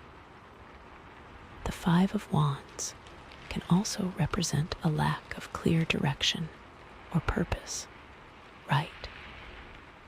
And the Three of Swords here could be the pain of feeling lost and confused, unsure of what you want or where you're going. Maybe you're feeling like you're just drifting through life without any real sense of purpose, and it's making you feel really empty and unfulfilled. Or maybe you have conflicting desires and values, and you're struggling to reconcile them, and it's causing you a lot of internal turmoil. The Three of Swords is that piercing pain of realizing that something is deeply wrong, but you don't know how to fix it. The lesson here is to use the Aquamarine to find that inner peace and clarity so you can align your thoughts, feelings, and actions.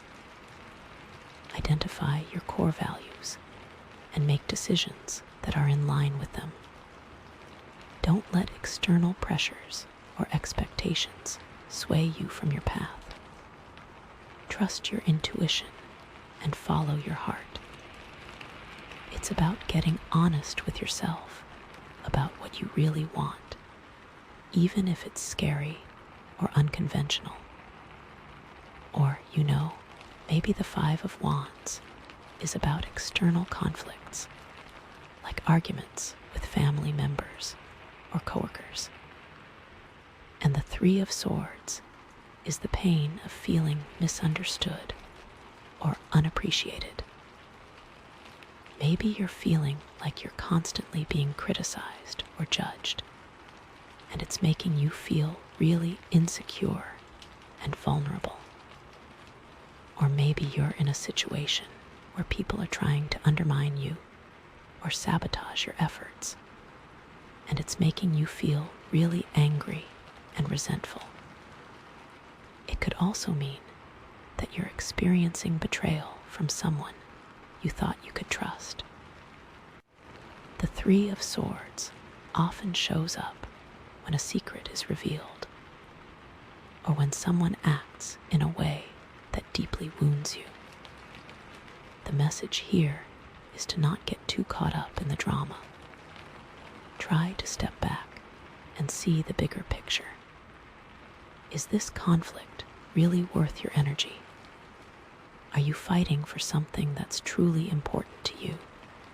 Or are you just getting caught up in petty arguments? Sometimes it's better to just walk away from a conflict than to keep fighting and hurting yourself and others. It's about choosing your battles wisely. And the Aquamarine can help you stay calm and centered in the face of conflict, so you can make rational decisions and avoid saying or doing things that you'll regret later. Also, I'm getting a sense that for some of you, this could be about a clash of egos. The Five of Wands can represent people who are arrogant, stubborn, or unwilling to compromise. And the Three of Swords is the pain of trying to deal with these types of people. Maybe you're working with someone who's constantly trying to one-up you, or who's always right, and it's making you feel really frustrated and resentful. Or maybe you're in a relationship with someone who's constantly trying to control you, or who's never willing to listen to your point of view, and it's making you feel really trapped and suffocated. The Three of Swords here is saying, okay, you can't change other people. You can only change yourself. It's about setting boundaries with these difficult people and refusing to let them control you or manipulate you. It's about focusing on your own goals and priorities and not getting distracted by their egos. It's about recognizing that their behavior is a reflection of their own insecurities and limitations and not taking it personally. And the Aquamarine can help you stay detached and objective in these situations so you can avoid getting drawn into their drama. So, the Five of Wands and Three of Swords is about conflict causing emotional pain, feeling lost and confused, being misunderstood or betrayed, and dealing with difficult people. Remember to find inner peace and clarity. Choose your battles wisely, set boundaries, and don't take things personally. And use the Aquamarine to stay calm, centered, and grounded in the face of conflict. Okay, wow. So, bringing it all together, right? We've got the Eight of Wands, the Devil, the Five of Wands, and now the Three of Swords. It feels like you're going through a really intense period of emotional upheaval right now. Like, there's a lot of fast-paced energy, a lot of potential for unhealthy attachments, a lot of conflict, and a lot of pain. It's like everything is coming at you at once, and it's hard to know what to do or where to turn. But remember, Aquamarine Sphere person, you chose this pile for a reason. And the theme of this reading is echoes of clarity. So, even amidst all this chaos and pain, there are messages trying to surface, trying to guide you towards a clearer understanding of what's going on in your life. And that beautiful Aquamarine Sphere is there to help you find your center, to stay calm, and to see things with a fresh perspective. It's about finding the silver lining in the dark cloud, the lesson in the pain, the opportunity for growth in the midst of the chaos. This Three of Swords isn't the end of the story, okay? It's just a chapter. And it's a chapter that's designed to help you evolve and become a stronger, more resilient person. It's about facing your fears, confronting your demons, and breaking free from whatever's holding you back. It's about choosing yourself, prioritizing your own well-being, and creating a life that's more aligned with your true self. You can get through this. You have the strength, you have the wisdom, and you have the support of the universe. And you know, I'm really feeling like the next card is going to show us what steps you can take to start healing from this heartbreak and to move forward in a more positive direction. I'm sensing that there's a light at the end of the tunnel, and that you're about to enter a new phase of your life, a phase that's filled with more joy, more love, and more fulfillment. So let's pull that next card and see what the universe has in store for you. Okay, wow, the Chariot, all right. Okay, so after that Three of Swords, that feels like a completely different energy, doesn't it? Like, we're going from heartbreak and sorrow to, willpower and determination. That's a huge shift. The Chariot is all about taking control, overcoming obstacles, and moving forward with confidence. It's like, after feeling knocked down by the Three of Swords, you're now finding the strength to get back up and fight for what you want. I love that. It's not just about winning, but about the drive to win, to get to the other side, no matter what. It's like okay, I've been through some tough times, but I'm not going to let that stop me. I'm going to take charge of my life and create the future that I want. You got this. So, the Chariot, in general, is a card of victory and success. But it's not just about, magically achieving your goals, right? It's about putting in the hard work, the discipline, and the focus that's needed to make things happen. It's about harnessing your willpower and directing your energy towards a specific goal. Think of it like a chariot race, You have to be in complete control of your chariot, your horses, and your direction in order to win. You have to be strategic, determined, and relentless. And you can't let anything throw you off course. The chariot often shows up when you're facing a major challenge or obstacle in your life. It's a sign that you have the strength and the ability to overcome this challenge. But you need to be willing to put in the effort. It's not going to be easy, but it's going to be worth it. And with the Aquamarine sphere's energy of centering, it feels like you have the inner resources to really harness that chariot energy. So, right off the bat, this card feels so empowering after the last one, It's like a reminder that even after heartbreak, even after all the chaos, you still have the power to steer your own life. The question now is how do you use that power? How do you take control and move forward in a way that's aligned with your true self? Okay, so let's dig a little deeper and see how the chariot interacts with those other cards.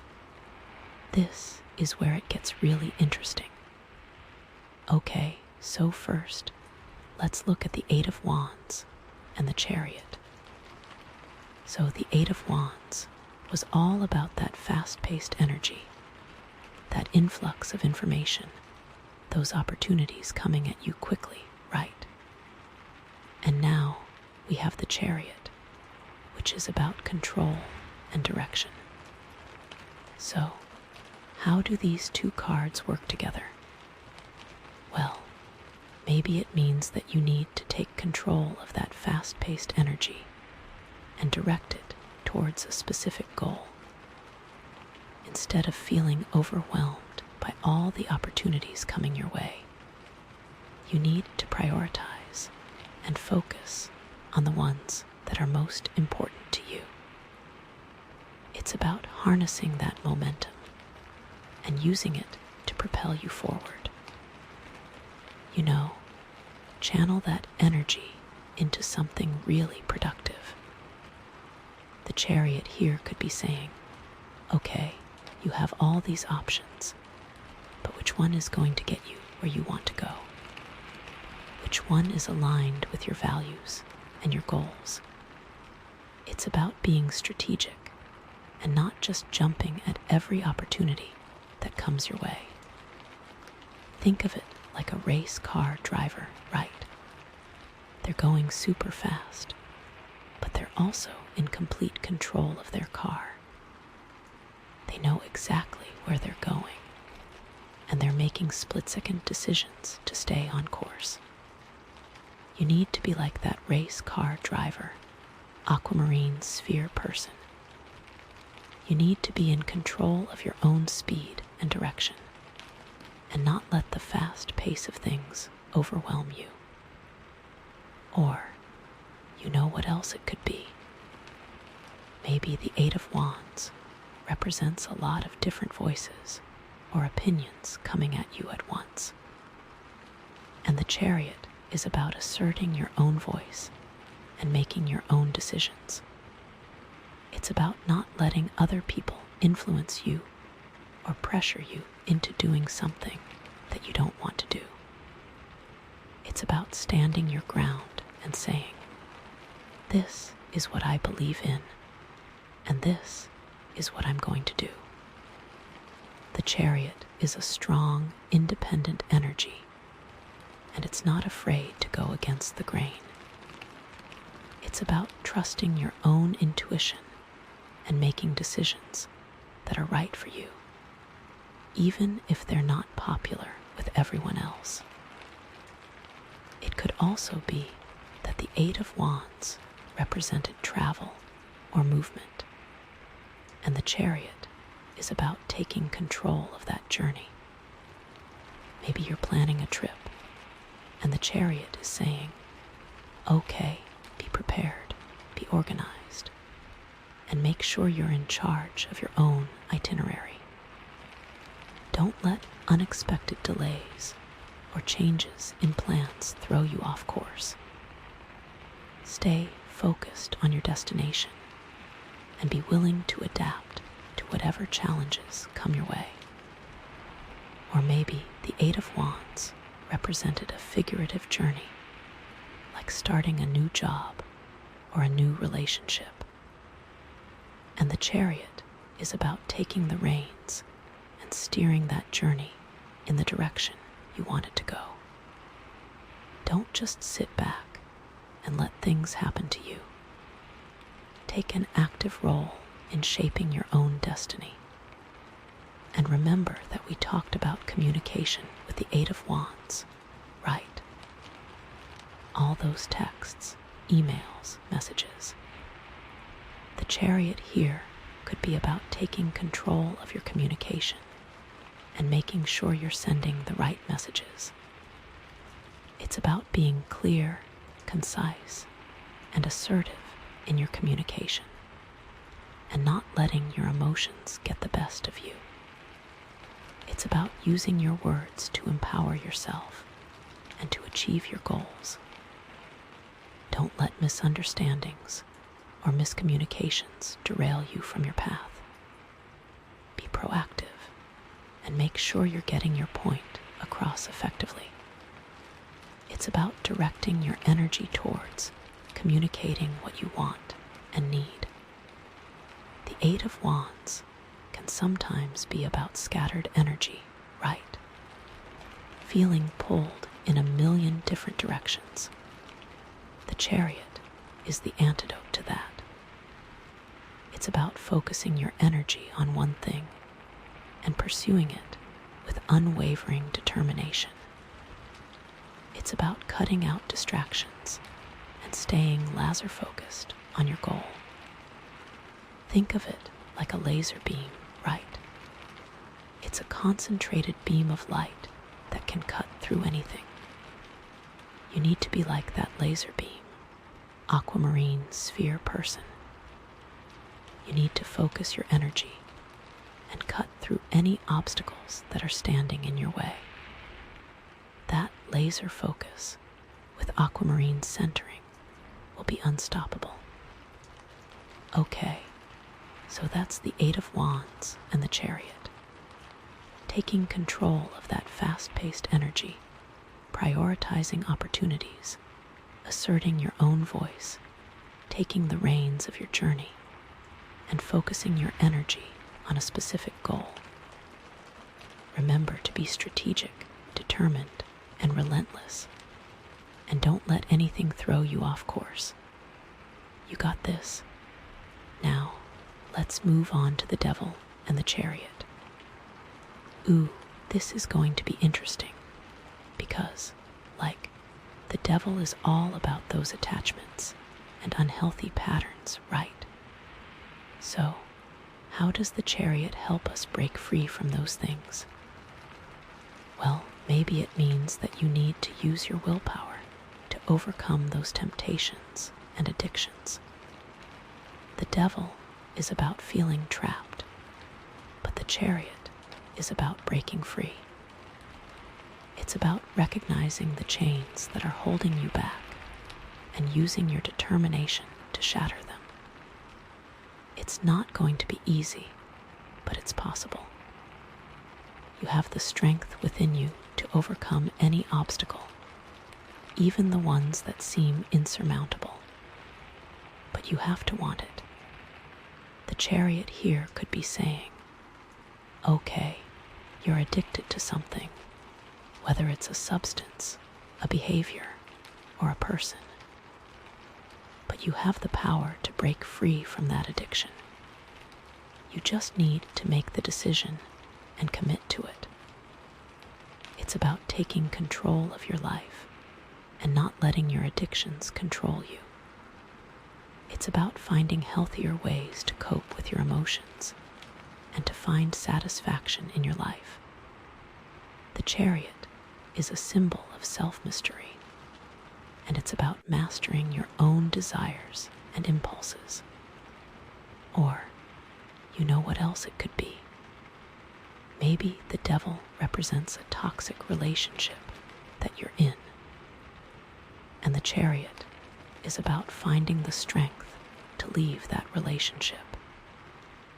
It's about recognizing that you deserve better and that you don't have to stay in a situation that's making you unhappy.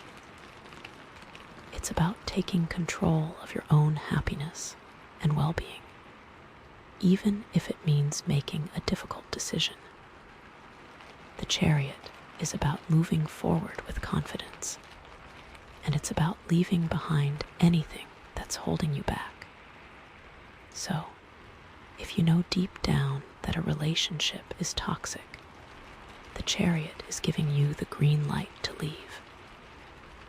Don't look back. It could also be that the Devil represents limiting beliefs that you have about yourself, and the Chariot is about challenging those beliefs and proving them wrong. It's about recognizing that you're capable of more than you think you are, and that you can achieve anything you set your mind to. The Chariot is about self-belief, and it's about having the courage to pursue your dreams, even when other people tell you that you can't. It's about taking control of your own narrative and writing your own story. And we talked about materialism with the Devil, right? That desire for more.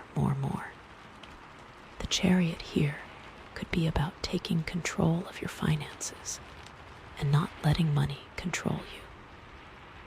It's about being responsible with your spending and saving, and not getting caught up in the pursuit of material possessions. It's about recognizing that true happiness comes from within, not from external things. The Chariot is about self-sufficiency, and it's about being able to provide for yourself and your loved ones without being dependent on anyone else. It's about mastering your own resources, you know. The Devil can also represent power dynamics in relationships, right? One person having control over another. The Chariot is about reclaiming your power and asserting your independence. It's about setting boundaries and refusing to let anyone control you or manipulate you. It's about standing up for yourself and demanding to be treated with respect. The Chariot is about self-respect, and it's about recognizing your own worth and refusing to tolerate abuse or disrespect from anyone. You're in the driver's seat of your own life. Also, we talked about those repressed desires and shadow aspects of yourself with the Devil, right? The Chariot here could be about taking control of those desires and channeling them in a healthy and productive way. It's about not being afraid of your dark side, but also not letting it control you. It's about integrating your shadow aspects into your personality and using them to fuel your growth and evolution. The Chariot is about self-awareness, and it's about understanding your own motivations and impulses. It's about being honest with yourself about who you are and what you want, and not being afraid to embrace your full potential. So the Chariot is urging you to take control, to break free from whatever's holding you back, and to move forward with confidence and determination. It's not going to be easy, but you have the strength within you to overcome any obstacle. And with the Aquamarine, it's about centering yourself and finding the inner strength to do that. You can do this. Okay, so that's the Devil and the Chariot. Breaking free from attachments, overcoming temptations, challenging limiting beliefs, taking control of your finances, reclaiming your power, and channeling your desires in a healthy way. Remember to be strong, independent, and self-respecting, and don't let anyone control you or manipulate you. You are in charge of your own destiny. All right, let's move on to the Five of Wands and the Chariot. This is about conflict and competition, right? So, how does the Chariot help us navigate those challenges? Well, maybe it means that you need to take control of the conflicts you're experiencing and find a way to resolve them. The Five of Wands is about clashing energies, but the Chariot is about bringing those energies into harmony. It's about finding a common ground and working together towards a shared goal. It's not about winning at all costs, but about finding a solution that benefits everyone involved. Think of it like a negotiation, right? You have to be willing to compromise and to see things from the other person's perspective in order to reach an agreement. The Chariot here could be saying, okay, you're in a conflict with someone, whether it's a family member, a coworker, or a friend. But you have the power to resolve that conflict. You just need to be willing to communicate openly and honestly, and to find a solution that works for both of you. It's about taking the high road and not letting your emotions get the best of you. It's about being assertive but also respectful, and about finding a way to bridge the gap between your differences. Or, you know what else it could be? Maybe the Five of Wands represents competition in the workplace, and the Chariot is about taking control of that competition and using it to your advantage. It's about being ambitious and driven, but also ethical and fair. It's not about sabotaging your rivals, but about outperforming them through hard work and dedication. The Chariot is about achieving success through your own efforts, and it's about being proud of your accomplishments. Be the best you can be, and let that be enough. It could also be that the Five of Wands represents internal conflict and self-doubt, and the Chariot is about overcoming those doubts and finding your inner strength. It's about believing in yourself and your abilities, even when you're feeling insecure.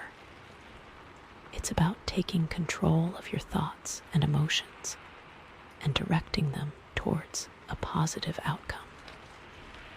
The Chariot is about self-confidence, and it's about knowing that you have what it takes to achieve your goals. It's about being your own best cheerleader. And we talked about a lack of clear direction with the Five of Wands, right?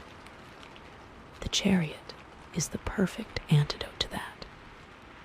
It's about finding your purpose and setting a clear course for your life. It's about knowing what you want and going after it, unwavering determination. The Chariot is about having a vision, and it's about taking the necessary steps to make that vision a reality. Don't let yourself drift aimlessly through life. Take control and steer yourself in the direction you want to go.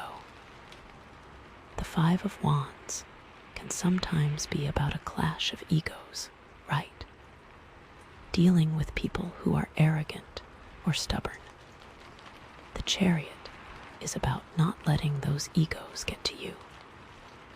It's about staying calm and professional and focusing on your own goals.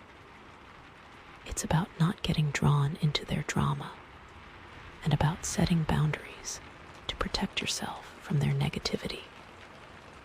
The Chariot is about maintaining your composure, and it's about not letting other people's behavior affect your own state of mind. Stay centered, stay focused, and don't let anyone derail you from your path. So the Chariot is about taking control of conflicts, navigating competition, overcoming self-doubt, finding your purpose, and dealing with difficult people. Remember to communicate openly, be ethical and fair, believe in yourself, and stay calm and professional. You are the master of your own destiny. Okay, so that's the Five of Wands and the Chariot. Resolving conflicts, navigating competition, overcoming self-doubt, finding your purpose, and dealing with difficult people. Remember to be communicative, ethical, self-confident, and composed. All right, let's move on to the Three of Swords and the Chariot. Oh wow, here we go. This is about heartbreak, sorrow, and pain, right? Mixed with willpower and determination. So, how does the Chariot help us heal from that heartbreak and move forward? This is the big one, right? Well, maybe it means that you need to use your willpower to overcome the pain of heartbreak. The Three of Swords is about feeling wounded, but the Chariot is about healing those wounds and moving forward with strength and resilience. It's about recognizing that you're not defined by your past and that you have the power to create a better future for yourself. It's not about forgetting the pain, but about learning from it and using it to fuel your growth and evolution. The Chariot here could be saying, okay, you've been hurt, you've been betrayed, you've been heartbroken, but you're not going to let that stop you from living your life. You're going to pick yourself up, dust yourself off, and keep moving forward. It's about taking control of your emotions and not letting them consume you. It's about finding healthy ways to cope with your pain, whether it's through therapy, exercise, or spending time with loved ones. It's about recognizing that you're not alone and that there are people who care about you and want to support you. Or, you know what else it could be? Maybe the Three of Swords represents a painful truth that you've been avoiding. And the Chariot is about facing that truth head-on and dealing with it. It's about not running away from your problems, but about confronting them with courage and honesty. It's about taking responsibility for your own actions and making amends for any mistakes you've made. The Chariot is about integrity, and it's about living your life in accordance with your values. Be honest with yourself, and others will follow. It could also be that the Three of Swords represents a loss or a separation, and the Chariot is about finding the strength to move on after that loss. It's about accepting that things have changed and that you can't go back to the way things were. It's about creating a new life for yourself, one that's filled with joy, love, and fulfillment. The Chariot is about new beginnings, and it's about having the faith that things will get better. It might hurt now, but things do get better. The Three of Swords can also be about feeling like you're not good enough, right? Like you're unworthy of love or happiness. The Chariot is about challenging those feelings and proving them wrong. It's about recognizing your own worth and believing that you deserve to be happy. It's about taking control of your self-esteem and building a strong sense of self-worth. The Chariot is about self-love, and it's about treating yourself with kindness, compassion, and respect. You are worthy of love, you are good enough, and you do deserve to be happy. Don't let anyone tell you otherwise. The Chariot is the image of two opposing forces brought together in harmony to pull a single vehicle. What heartbreak has revealed to you is that the two sides of your nature have been in conflict and have been preventing you from succeeding in your goals. The Chariot is not just about willpower. It's about directing your will with wisdom and skill. The Three of Swords has given you the wisdom. Now, you must learn the skill of directing it. This card is telling you that you are now ready to face the world with all of your heart. But it is up to you to use that heart to steer your life towards success. So, the Chariot is about taking control of your healing process, facing painful truths, moving on after loss, and building self-esteem. Remember to be strong, resilient, honest, and loving towards yourself. You are capable of anything you set your mind to. Okay, so that's the Three of Swords and the Chariot. Healing from heartbreak, facing painful truths, moving on after loss, and building self-esteem. Remember to be strong, resilient, honest, and loving. And use that Aquamarine to help you find the center in the storm of emotions. Wow, okay. So, to bring it all together, Aquamarine Sphere person, you've got the Chariot, urging you to take control of your life after a period of, intense chaos and heartbreak. It's about harnessing your willpower, breaking free from what's holding you back, navigating conflicts, and ultimately healing from your pain. This is such a powerful message of empowerment and resilience.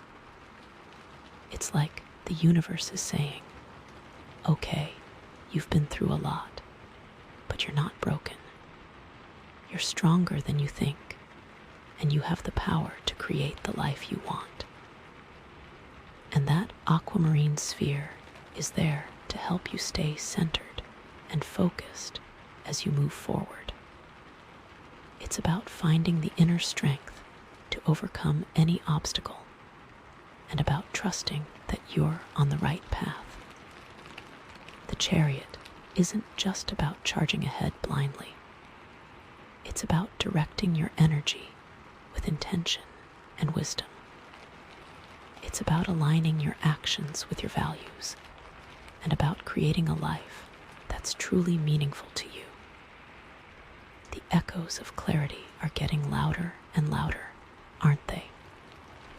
But I'm also feeling like there's still a piece of the puzzle missing.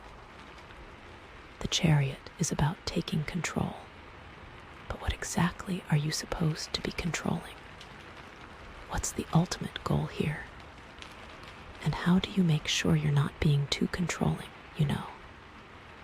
The Chariot can have a shadow side too, like being too aggressive or single-minded. So, how do you channel that Chariot energy in a healthy and productive way? I think the next card is really going to shed some light on that. I'm sensing that it's going to give us some guidance on how to integrate all these energies and how to use this newfound willpower to create lasting change in your life. I'm so excited to see what it is. Let's pull that final card, shall we? Okay, I'm so excited. What's this last card going to be? Okay, here we go. Drum roll, please. The Hermit, all right. Ooh, okay, so that's interesting, right? Because we've got the Chariot, which is all about action and moving forward. And now we've got the Hermit, which is all about introspection and going inward. So it's how do you reconcile those two energies? It feels like the universe is saying, okay, you're ready to take control of your life. But before you charge ahead, you need to take some time to reflect and to really understand what you're doing and why. It's about finding that balance between action and contemplation, between pushing forward and looking inward. It's okay, Chariot, you want to go. But Hermit says, where are we going? What's the goal? And why? The Hermit, in general, is a card of solitude, introspection, and spiritual guidance. It often shows up when you need to take a step back from the world and spend some time alone, reflecting on your life, your values, and your purpose. It's about going on an inner journey to find answers and guidance within yourself. The Hermit is all about self-discovery and about connecting with your inner wisdom. It's about turning inward to find the answers you seek, rather than looking for them outside of yourself. The traditional image of the Hermit is this, solitary figure, standing on a mountaintop, holding a lantern. And that lantern is a symbol of illumination, of bringing light to the darkness. It's about shining a light on your own inner landscape and exploring the hidden depths of your soul. The Hermit isn't necessarily about being lonely or isolated. It's more about choosing to spend time alone in order to connect with yourself on a deeper level.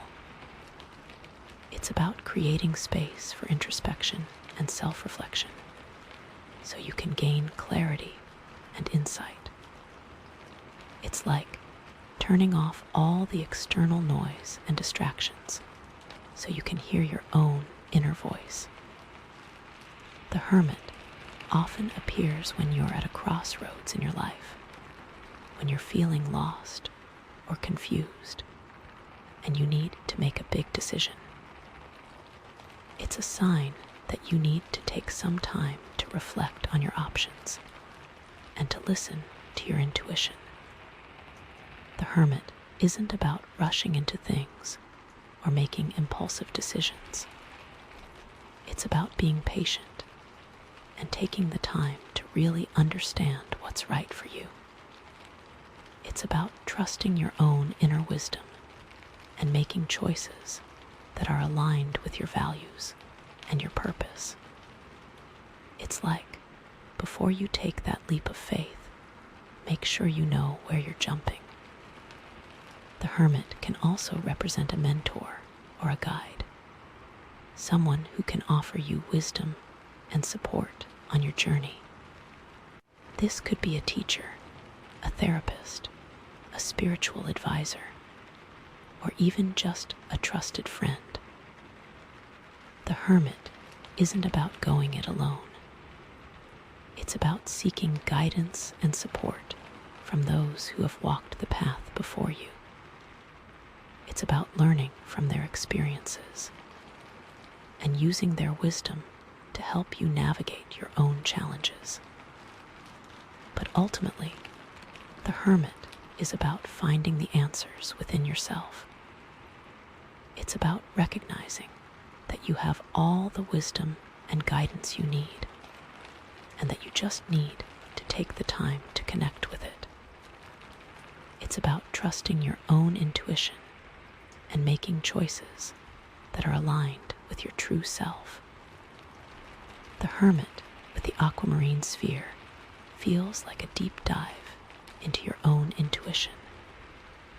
It's about really listening to what your inner voice is telling you. That Aquamarine helps you to calm the storm of emotions, to quiet the mind, and to hear the whispers of your soul. It's about trusting that you have the answers within you, and that you just need to take the time to connect with them. Okay, so now, let's see how the Hermit interacts with those other cards. This is where it gets really juicy. Let's start with the Eight of Wands and the Hermit. So the Eight of Wands, we said, was all about that fast-paced energy, that influx of information, those opportunities coming at you quickly. And now we have the Hermit, which is all about slowing down and going inward. So, how do you reconcile those two energies? Well, maybe it means that you need to take some time to reflect on all that fast-paced energy and all those opportunities. Instead of just jumping at everything that comes your way, you need to be discerning and to choose the opportunities that are truly aligned with your values and your purpose. It's about quality over quantity. The Hermit here could be saying, okay, you have all these options, but which ones are really worth your time and energy? Which ones are going to lead you down the path that you want to be on? It's about being selective and not just letting yourself get pulled in a million different directions. It's like, before you say yes to anything, ask yourself, is this really something I want to do? Is this really aligned with my goals and my values? The Eight of Wands can be about communication too, right? So much information coming in. So the Hermit here might be telling you to take a break from all the noise and the distractions, and to just tune into your own inner voice. It's about turning off the TV, putting down your phone, and spending some time alone with your thoughts. It's about creating space for silence and stillness in your life, so you can hear what your intuition is trying to tell you. The Hermit with the Eight of Wands feels like a need to unplug from the constant connectivity. It's about setting boundaries with technology and with other people so you can protect your energy and your focus. It's like creating a sanctuary for yourself where you can recharge your batteries and connect with your inner self. And remember, the Eight of Wands can sometimes represent travel, right? So, the Hermit here could be about taking a spiritual retreat, or going on a pilgrimage, or just spending some time in nature, away from the hustle and bustle of everyday life. It's about seeking out experiences that will nourish your soul and connect you with something larger than yourself. It's like escaping the ordinary and immersing yourself in the extraordinary. Or, you know what else it could be? Maybe all that fast-paced energy of the Eight of Wands was actually a way of avoiding dealing with some deeper emotional issues, just like we were saying earlier. And the Hermit is saying, okay, it's time to stop running and to finally face those issues head on. It's about going into the darkness and exploring the hidden parts of yourself, the parts that you've been trying to avoid. It's not going to be easy, but it's necessary for your growth and healing. The Hermit here is like, okay, you can't keep distracting yourself with all this activity. You need to slow down and really look at what's going on inside of you. It's about being honest with yourself and not being afraid to confront your own shadow side. So, the Hermit is saying, it's time to go within, to reflect, and to find the answers you seek in the quiet stillness of your own soul, and really analyze all of that rapid energy. Okay, so that's the Eight of Wands and the Hermit. Slowing down, being discerning, tuning into your inner voice, taking a spiritual retreat, and facing your deeper emotional issues. Remember to create space for silence and stillness in your life, and to be honest with yourself about what's really going on inside of you. Now, let's move on to the Devil and the Hermit. Ooh, okay, this is going to be powerful because, the Devil is all about those attachments and unhealthy patterns, right? So, how does the Hermit help us break free from those things? Well, maybe it means that you need to take some time to reflect on your attachments and to understand why you're holding on to them. The Devil is about feeling trapped, but the Hermit is about finding the freedom to let go. It's about recognizing that you don't need those attachments to be happy or fulfilled, and that you can actually be happier and more fulfilled without them. The Hermit here could be saying, okay, you're addicted to something, whether it's a substance, a behavior, or a person. But why? What is that addiction giving you? What void is it filling? It's about understanding the root cause of your addiction so you can address it in a healthy way. It's like shining a light on your shadow side and exploring the darkness that's driving your addictive behavior. And that aquamarine sphere is helping to illuminate those dark corners. It's about being honest with yourself about your weaknesses and your vulnerabilities, and about not being afraid to ask for help. Or, you know what else it could be? Maybe the Devil represents a toxic relationship that you're in, and the Hermit is about taking the time to reflect on that relationship and to understand why you're staying in it. What are you getting out of it? What are you afraid of losing if you leave? It's about recognizing that you deserve better and that you don't have to stay in a situation that's making you unhappy. The Hermit is about self-love and self-respect, and it's about recognizing your own worth and refusing to settle for less than you deserve.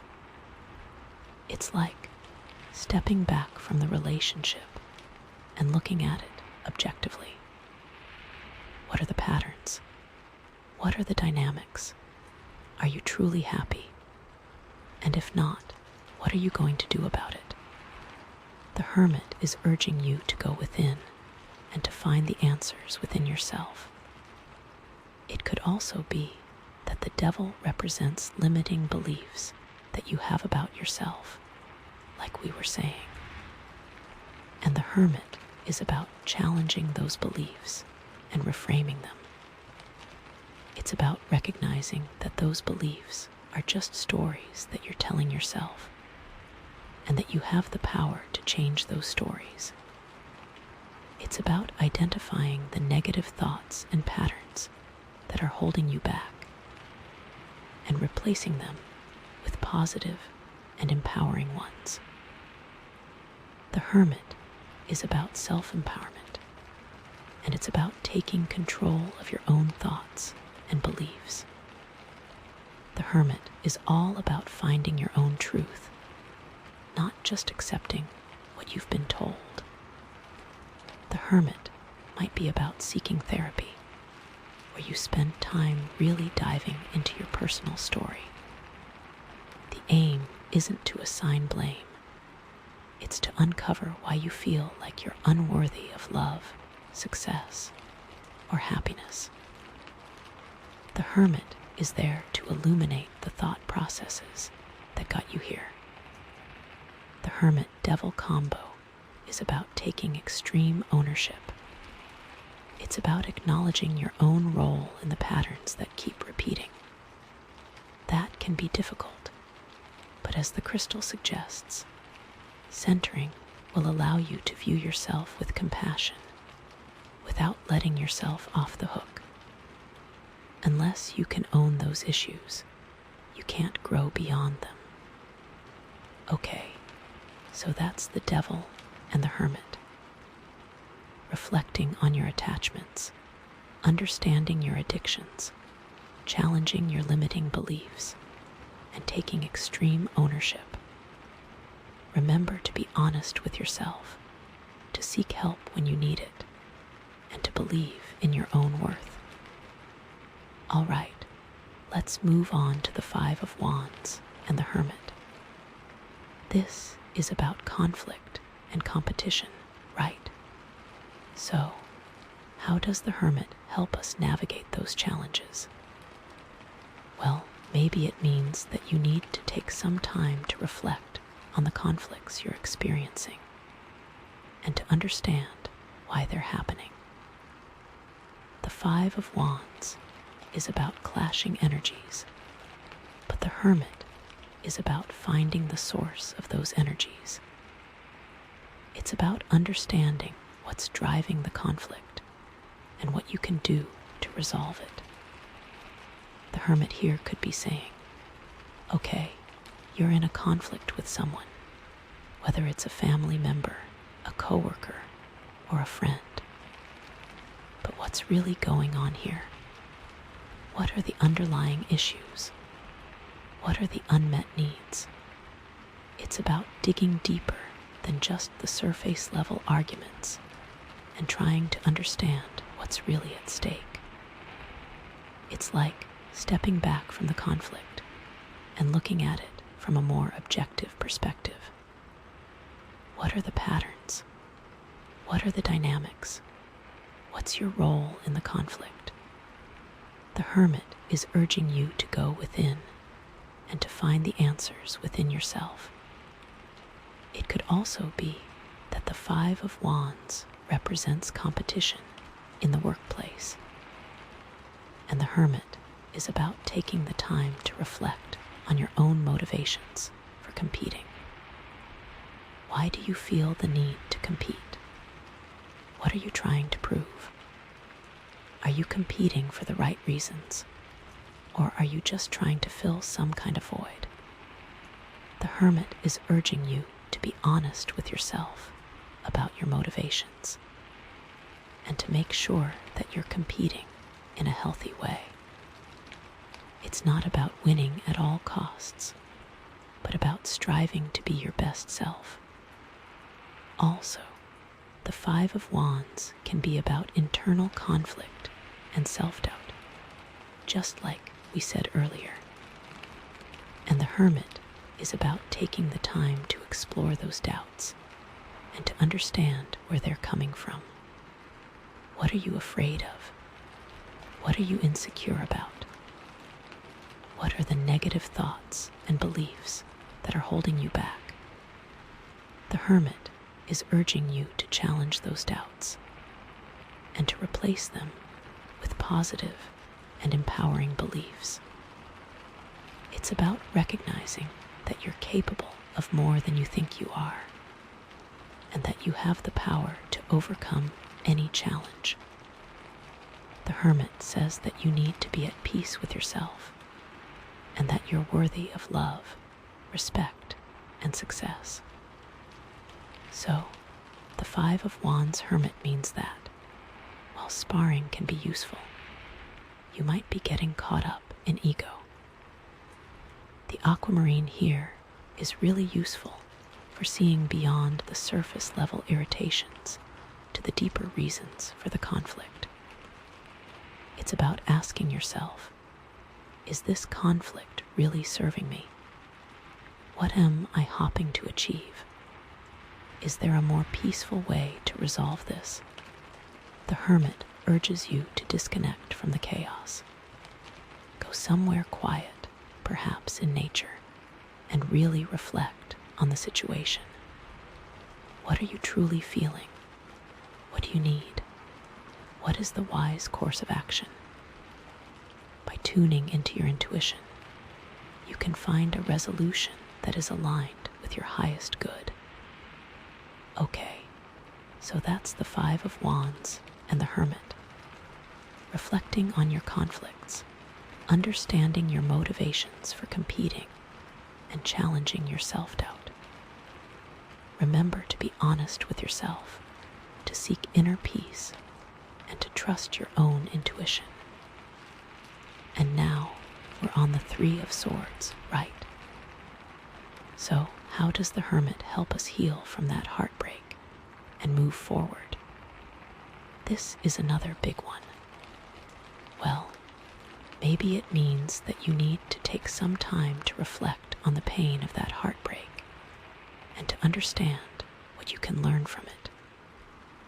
The Three of Swords is about feeling wounded, but the Hermit is about finding the wisdom in those wounds. It's about recognizing that pain is a part of life and that it can actually make you stronger and more resilient. The Hermit here could be saying, okay, you've been hurt, you've been betrayed, you've been heartbroken. But what did you learn from that experience? What did it teach you about yourself? What did it teach you about relationships? It's about taking the time to process your emotions and to understand why things happened the way they did. It's like going into the darkness and exploring the depths of your pain. What are you really feeling? What do you need to heal? What can you do to prevent this from happening again in the future? The Hermit is urging you to be compassionate with yourself and to allow yourself to grieve. It's okay to feel sad. It's okay to feel angry. It's okay to feel lost. Just don't let those feelings consume you. Use them as fuel for your own growth and transformation. The Hermit with the Three of Swords is like, okay, it's time to go on a soul-searching mission. It's time to ask yourself the tough questions. What role did I play in this heartbreak? What were the red flags that I ignored?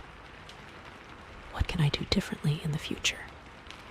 And then, it's about forgiving yourself and moving on. It's about letting go of the past and creating a new future for yourself. One that's filled with more love, more joy, and more fulfillment. And the Hermit with the Three of Swords is like, okay, you need to spend some time alone, processing your emotions and connecting with your inner self. It's time to turn off the outside world and tune into your own inner voice. What is your intuition telling you? What do you need to do to heal? It's about creating space for yourself to grieve, to reflect, and to grow. It's about recognizing that you are strong, you are resilient, and you are capable of healing. It's about trusting that you will get through this and that you will come out stronger and wiser on the other side. The Hermit is also about examining the narratives that you tell yourself about love and relationships. The Three of Swords is an indication that your beliefs may be causing you pain. Do you believe that you're not worthy of love? Do you believe that all relationships end in heartbreak? Do you believe that you're destined to be alone? The Hermit is urging you to challenge those beliefs and to replace them with more positive and empowering ones. You are worthy of love. Relationships can be fulfilling, and you are capable of finding happiness. It's all about shifting your perspective and changing your mindset. The pain from the Three of Swords is there, but the Hermit offers a way out: self-compassion and self-knowledge. Okay, so that's the Three of Swords and the Hermit. Reflecting on your heartbreak, understanding your pain, challenging your limiting beliefs about relationships, and practicing self-compassion. Remember to be kind to yourself, to allow yourself to grieve, and to trust in your own ability to heal. The Chariot, finally, and the Hermit. These seem like such opposite energies, right? Like, the Chariot is all about action and moving forward, while the Hermit is all about introspection and slowing down. But actually, they complement each other really well. The Chariot is about taking control of your life and achieving your goals, but the Hermit is about making sure that those goals are aligned with your values and your purpose. It's about taking the time to reflect on what you really want in life and to make sure that you're not just chasing after something that society tells you that you should want. The Hermit here could be saying, okay, you're ready to take charge of your life and start moving forward. But where are you going? What are you trying to achieve? And why is it important to you? It's about setting clear intentions and making sure that your actions are aligned with your values. It's like, before you start driving, make sure you know where you're going and why you're going there. The Hermit is urging you to take some time to reflect on your goals and to make sure that they're truly your own and not just something that you've been told to want. It's so easy to get caught up in the rat race and to start chasing after things that don't really matter.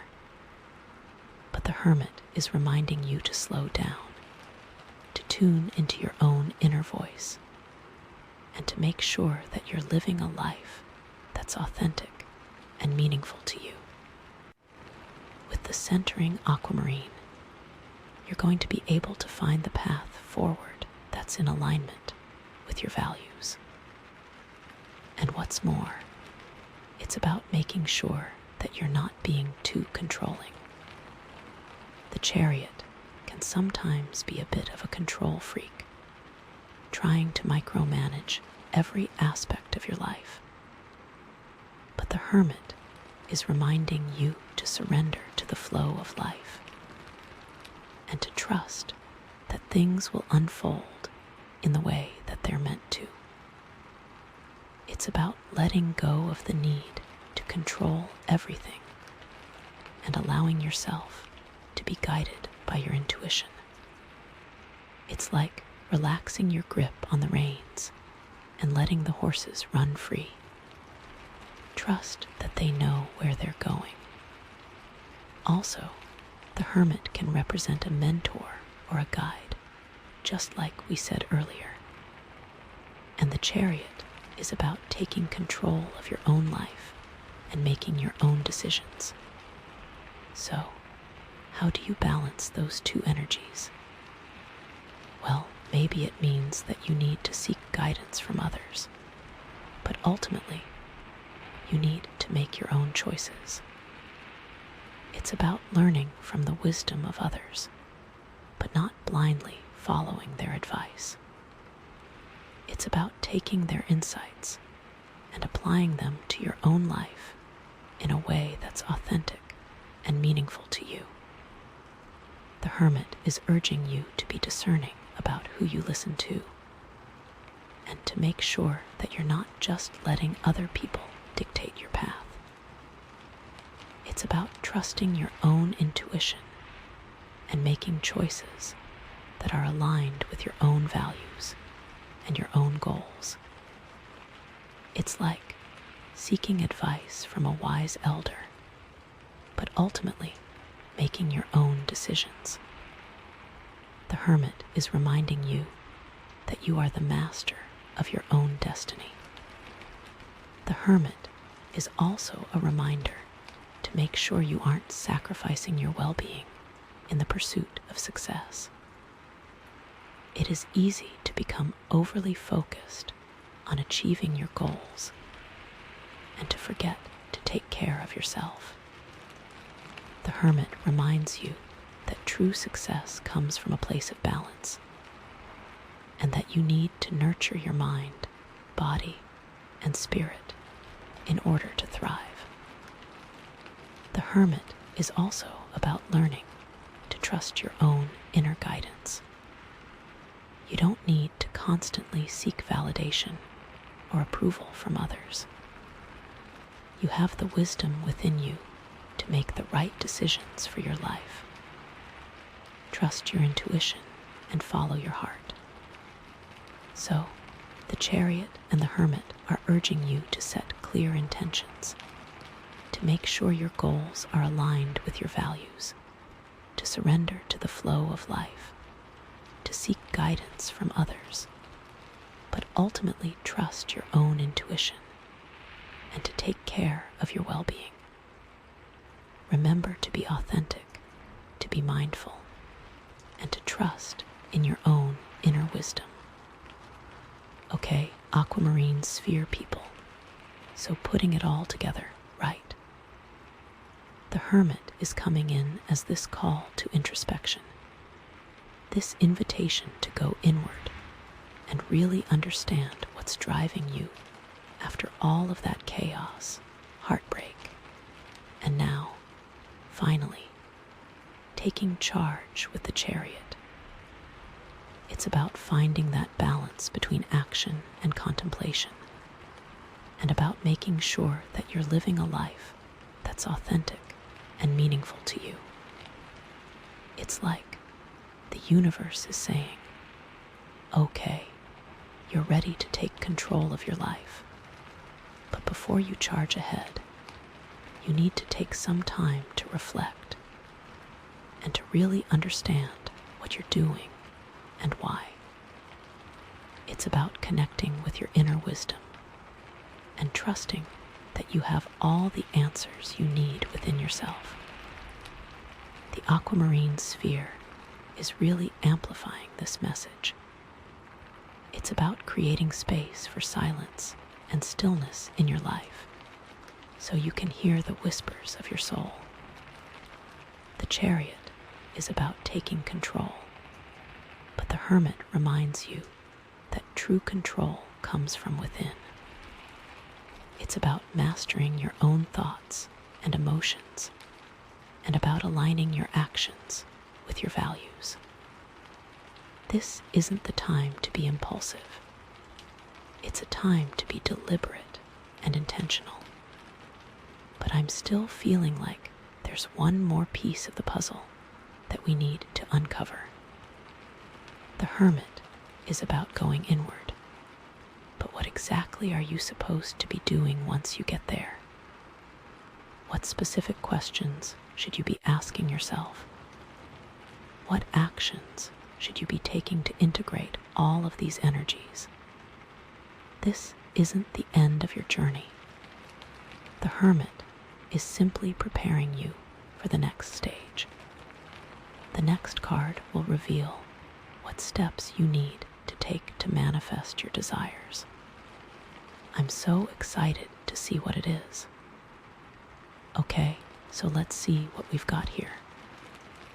After all of this fast-paced movement and information overload with the Eight of Wands, after struggling with those attachments with the Devil, after navigating conflict with the Five of Wands, experiencing that heartbreak with the Three of Swords, taking control with the Chariot, and going inward to really try to integrate these energies with the Hermit. What is this final message? What is the overarching theme?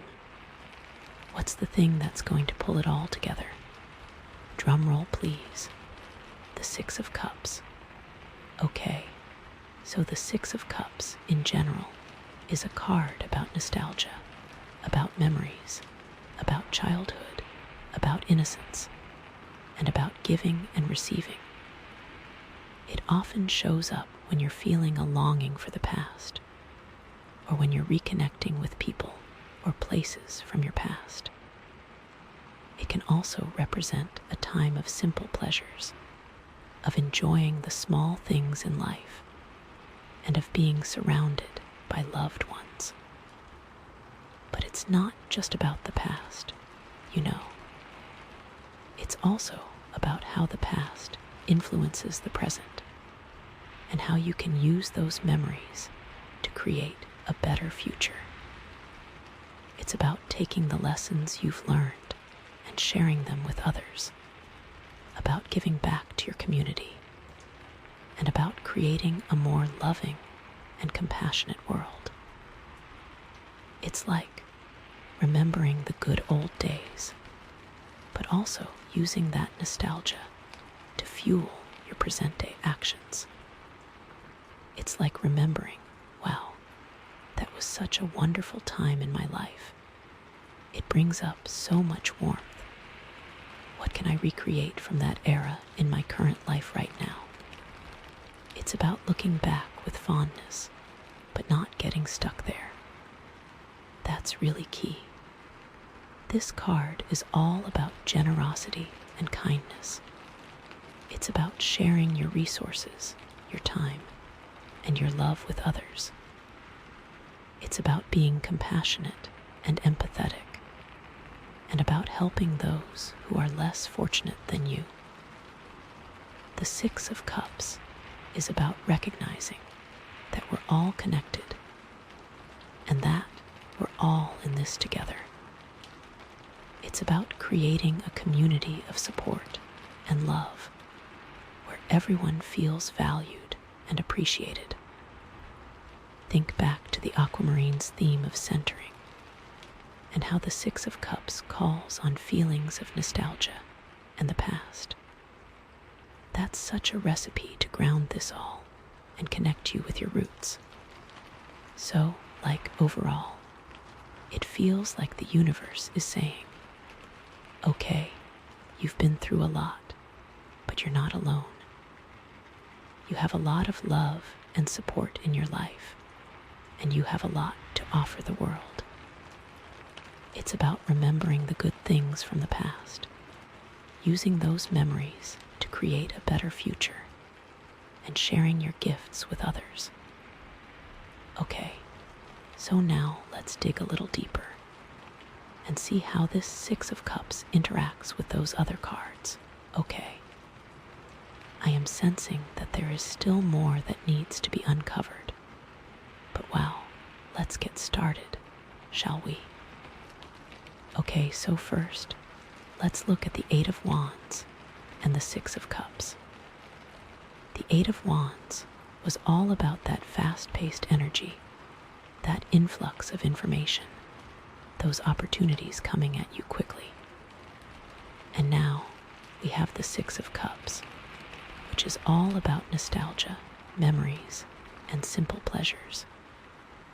So, how do these two cards work together? Well, maybe it means that you need to take a break from all that fast-paced energy and to reconnect with your past. It's about remembering the good old days and appreciating the simple things in life. It's about spending time with loved ones and enjoying the present moment. It's like taking a step back from the chaos and to find some peace and tranquility. It's like slowing down and smelling the roses right. It's so important to appreciate what we already have and to not always be chasing after the next big thing. The Six of Cups here could be saying, okay, you've been so busy lately, running around and trying to keep up with everything.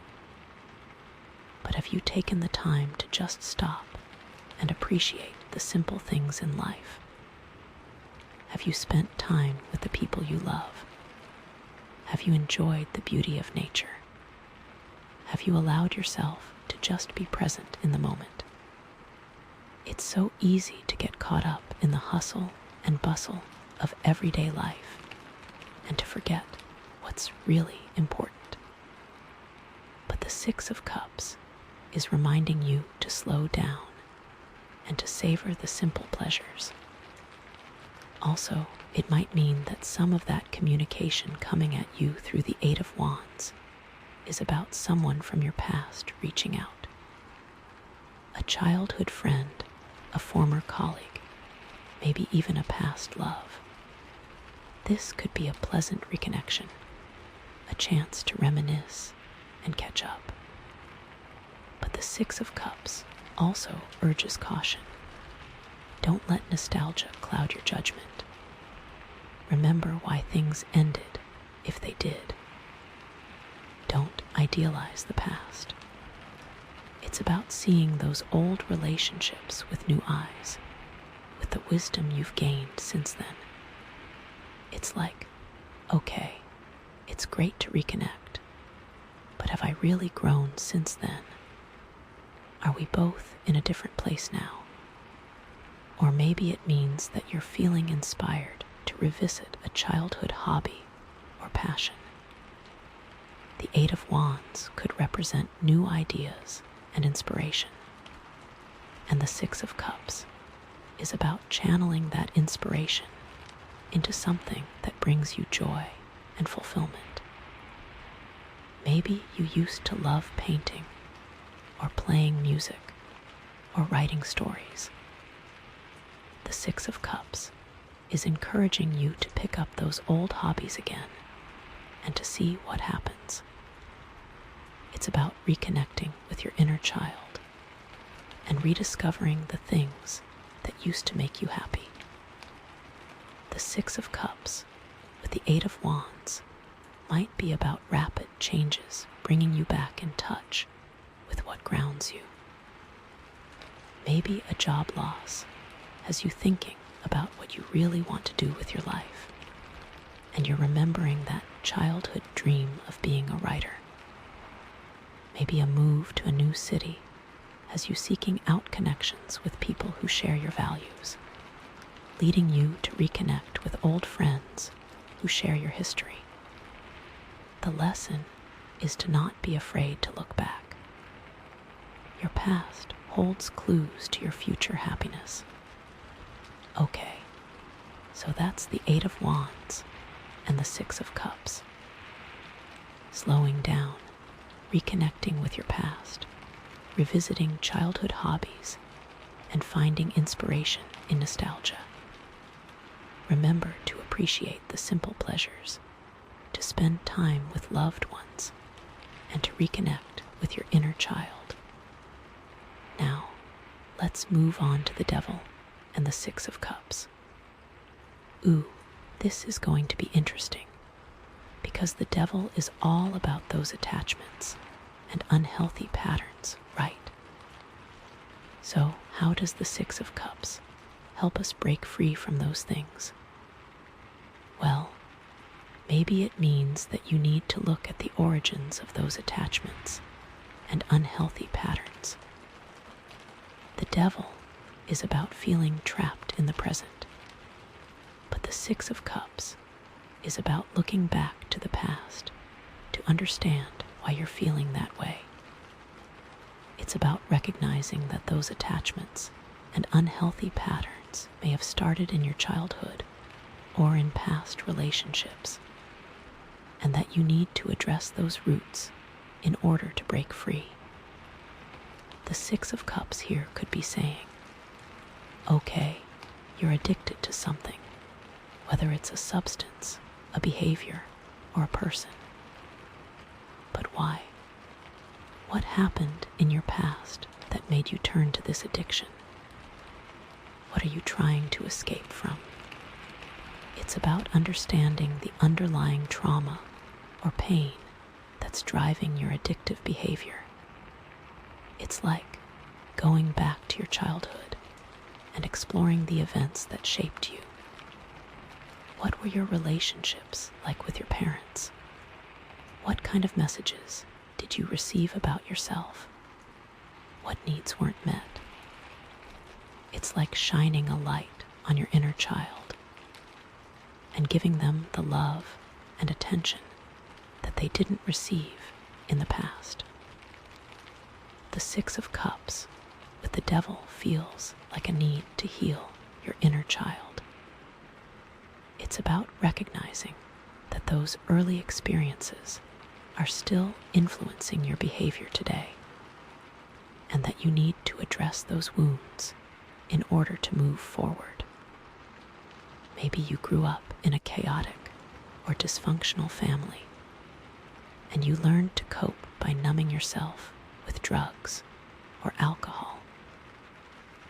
Or maybe you were bullied or abused as a child, and you developed a fear of intimacy that's preventing you from forming healthy relationships. Whatever the case may be, it's important to recognize that those past experiences are still impacting your present life, and that you need to heal those wounds in order to break free from the Devil's chains. The Devil and Six of Cups might also mean you're idealizing a past relationship, comparing it to your present one, and finding it lacking.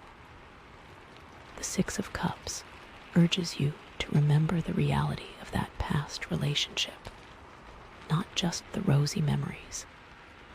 What were the challenges? What were the red flags? Why did it end? It's about seeing the past with clear eyes, so you can appreciate the present for what it is. This could also point to a pattern of repeating unhealthy relationships from your past.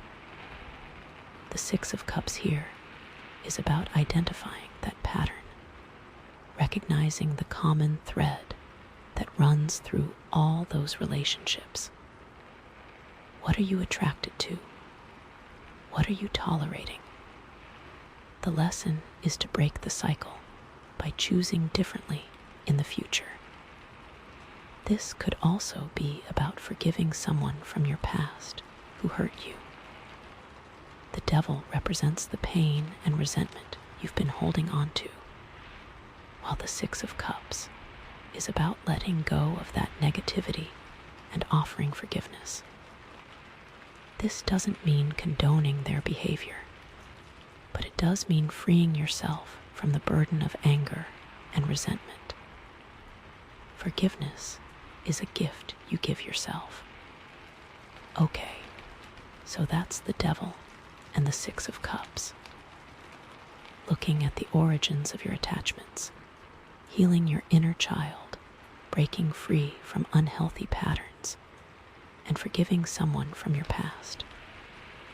Remember to be honest with yourself, to seek therapy if needed, and to give yourself the love and compassion that you deserve. All right, let's move on to the Five of Wands and the Six of Cups. This is about conflict and competition, right? So, how does the Six of Cups help us navigate those challenges? The Six of Cups can be an invitation to bring childlike playfulness to a competitive situation. Instead of seeing others as threats, try viewing them as collaborators, as partners in a game. This can diffuse tension and create a more positive atmosphere. Think about what you can learn from those you see as competitors. What skills do they possess? What strategies do they use? The Six of Cups here is about being open to learning from others, even those you see as rivals. It's about recognizing that everyone has something to offer. It's about being willing to share your own knowledge and skills with others, creating a collaborative environment where everyone can thrive. The Six of Cups might also suggest that you're being triggered by something that reminds you of childhood conflicts. The Five of Wands represents current disagreements, but the Six of Cups is pointing to the origin of those conflicts. Maybe you're arguing with a sibling over something trivial, but it's really about unresolved issues from your childhood. The lesson is to recognize the trigger and address the underlying issue, rather than getting caught up in the present-day drama. This could also mean that you're being too competitive, that you're taking things too seriously. The Six of Cups is reminding you to lighten up, to have fun, to not be so focused on winning. It's about remembering the joy of play, the pleasure of simply participating. The Five of Wands can also represent internal conflict, self-doubt, just like we said earlier. And the Six of Cups is about nurturing your inner child, about reminding yourself that you're worthy of love and happiness. It's about silencing that inner critic and embracing your own unique gifts and talents. The Six of Cups here could be saying, okay, you're feeling insecure about something, but remember all the things you've accomplished in the past. Remember all the people who love and support you. You have so much to offer the world. Don't let your self-doubt hold you back. It's about being kind to yourself, about celebrating your successes, and about not being afraid to make mistakes. The Five of Wands and Six of Cups is all about self-compassion, about recognizing that you're human, that you're not perfect, and that it's okay to make mistakes. What the conflict and competition has revealed is a need to be gentle with yourself. So the Five of Wands and Six of Cups is about bringing playfulness to competition, learning from others, addressing childhood triggers, lightening up, and nurturing your inner child. Remember to be open, collaborative, and self-compassionate. Now we're on to that Three of Swords, Six of Cups combo wow. How does the Six of Cups heal that heartbreak? Well, maybe it means that you need to reconnect with the people who love and support you. The Three of Swords is about feeling alone and isolated, but the Six of Cups is about remembering that you're not alone, that you have a network of friends and family who care about you. It's about reaching out to those people and allowing them to comfort you and support you. It's like surrounding yourself with love and positivity. It's so easy to withdraw into yourself when you're feeling heartbroken. But the Six of Cups is reminding you to resist that urge and to connect with others. Allow yourself to be vulnerable. Allow yourself to be comforted. And allow yourself to receive love. Also, the Six of Cups reminds us that you need to be kind to yourself and nurture yourself. This is a time for self-care, for doing things that bring you joy and relaxation. Take a long bath, read a good book, listen to your favorite music, spend time in nature, or do whatever else makes you feel good. The Three of Swords is about feeling depleted and exhausted, but the Six of Cups is about replenishing your energy and restoring your soul. What used to bring you comfort when you were younger? Maybe it was a certain blanket, a certain food, a certain song. Revisit those things now. They can provide solace during this difficult time. The Six of Cups here could be saying, okay, you're feeling heartbroken, but remember all the good things in your life. Remember all the people who love and care about you. You have so much to be grateful for. Focus on the positive and allow yourself to heal. Also, the Six of Cups might mean that you need to forgive yourself for your role in the heartbreak. The Three of Swords is about feeling like you've been hurt, but it's also important to recognize that you may have contributed to the situation in some way. Maybe you made mistakes. Maybe you said things you regret. Or maybe you didn't communicate your needs effectively. Whatever the case may be, it's important to forgive yourself and to learn from your mistakes. The Six of Cups here is about self-compassion, about recognizing that you're human, that you're not perfect, and that it's okay to make mistakes. It's like treating yourself with the same kindness and understanding that you would offer to a friend. It doesn't mean excusing your behavior, but it does mean letting go of the self-blame and self-criticism. This is about releasing the past and creating a more loving and accepting relationship with yourself. This could also mean that you need to reconnect with your own inner child. The Three of Swords can bring up feelings of vulnerability and insecurity, and the Six of Cups is about nurturing that inner child and reminding yourself that you're worthy of love and happiness. Maybe you need to do something that brings you joy and playfulness, like drawing, painting, or playing with toys. Or maybe you need to spend some time alone, reflecting on your past and offering yourself the love and acceptance that you didn't receive as a child. The Hermit asked that you bring compassion to the devil in the details. The Six of Cups is putting this plan into action.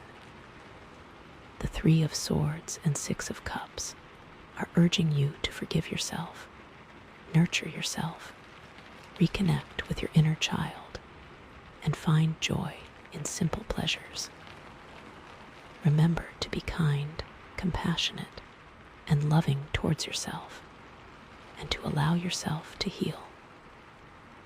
Now onto the Chariot and Six of Cups, all about taking control, but bringing that childlike energy to it.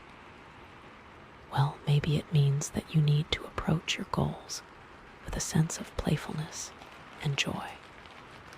The Chariot can be very serious and driven, but the Six of Cups is reminding you to have fun and to not take yourself too seriously. It's about remembering the joy of the journey, not just the destination. It's like infusing your work with a sense of creativity and playfulness. It's so easy to get caught up in the grind and to forget why you started doing something in the first place. But the Six of Cups is reminding you to reconnect with your passions and to find joy in the process. Think back to when you first started pursuing your goals. What excited you? What made you feel alive? How can you bring that same energy back into your work today? Also, the Six of Cups is reminding you to be generous with your time, your resources, and your knowledge. The Chariot is about achieving success, but the Six of Cups is about sharing that success with others. It's about giving back to your community and helping those who are less fortunate than you. It's about using your power and influence to make the world a better place. It's not enough to just achieve your own goals. You also need to use your success to lift others up. The Six of Cups here could be saying, okay, you're ready to take control of your life and start achieving your goals. But don't forget to have fun along the way. Don't forget to be generous with your time and resources. And don't forget to use your power and influence to make the world a better place. This might also mean that you need to reconnect with your past in some way. The Chariot is about moving forward, but the Six of Cups is reminding you to not forget where you came from. It's about honoring your roots and remembering the people who helped you get to where you are today. Maybe you need to reach out to a mentor or a former teacher and thank them for their guidance. Or maybe you need to visit your childhood home and reconnect with your family. Whatever it is, it's important to remember your past and to honor the people who shaped you. It's about carrying those memories with you as you move forward in your life. The Chariot, driven with skill, now takes a turn down memory lane with the Six of Cups at the wheel. The Chariot's direction now has greater understanding of its origins and can now better navigate a path of love and success, while the Aquamarine soothes and centers the whole process. Remember, your journey is a tapestry woven from your past, present, and future. All right, so that's the Chariot and Six of Cups, urging you to approach your goals with joy, to be generous with your resources, to reconnect with your past, and to honor your roots. Remember to be playful, to be kind, and to be grateful for all that you have. And finally, the Hermit and the Six of Cups, what to keep in mind and what from the past to bring along. Perhaps it is about connecting with the wisdom of your ancestors. The Hermit is about seeking knowledge and guidance, and the Six of Cups is about honoring the past. It's about recognizing that you're not alone, that you're part of a long line of people who have come before you, and that you can learn from their experiences. It's about connecting with your family history and understanding the values and beliefs that have been passed down through the generations. What strengths do you inherit?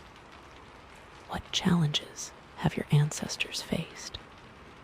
How can you use their wisdom to guide your own life? The Six of Cups is also about remembering the people who have supported you on your journey. The Hermit is about seeking solitude, but it's also important to remember that you're not alone. You have a network of friends, family, and mentors who care about you and who have helped you get to where you are today. It's about expressing gratitude to those people and letting them know how much they mean to you. Who are the people who have been there for you?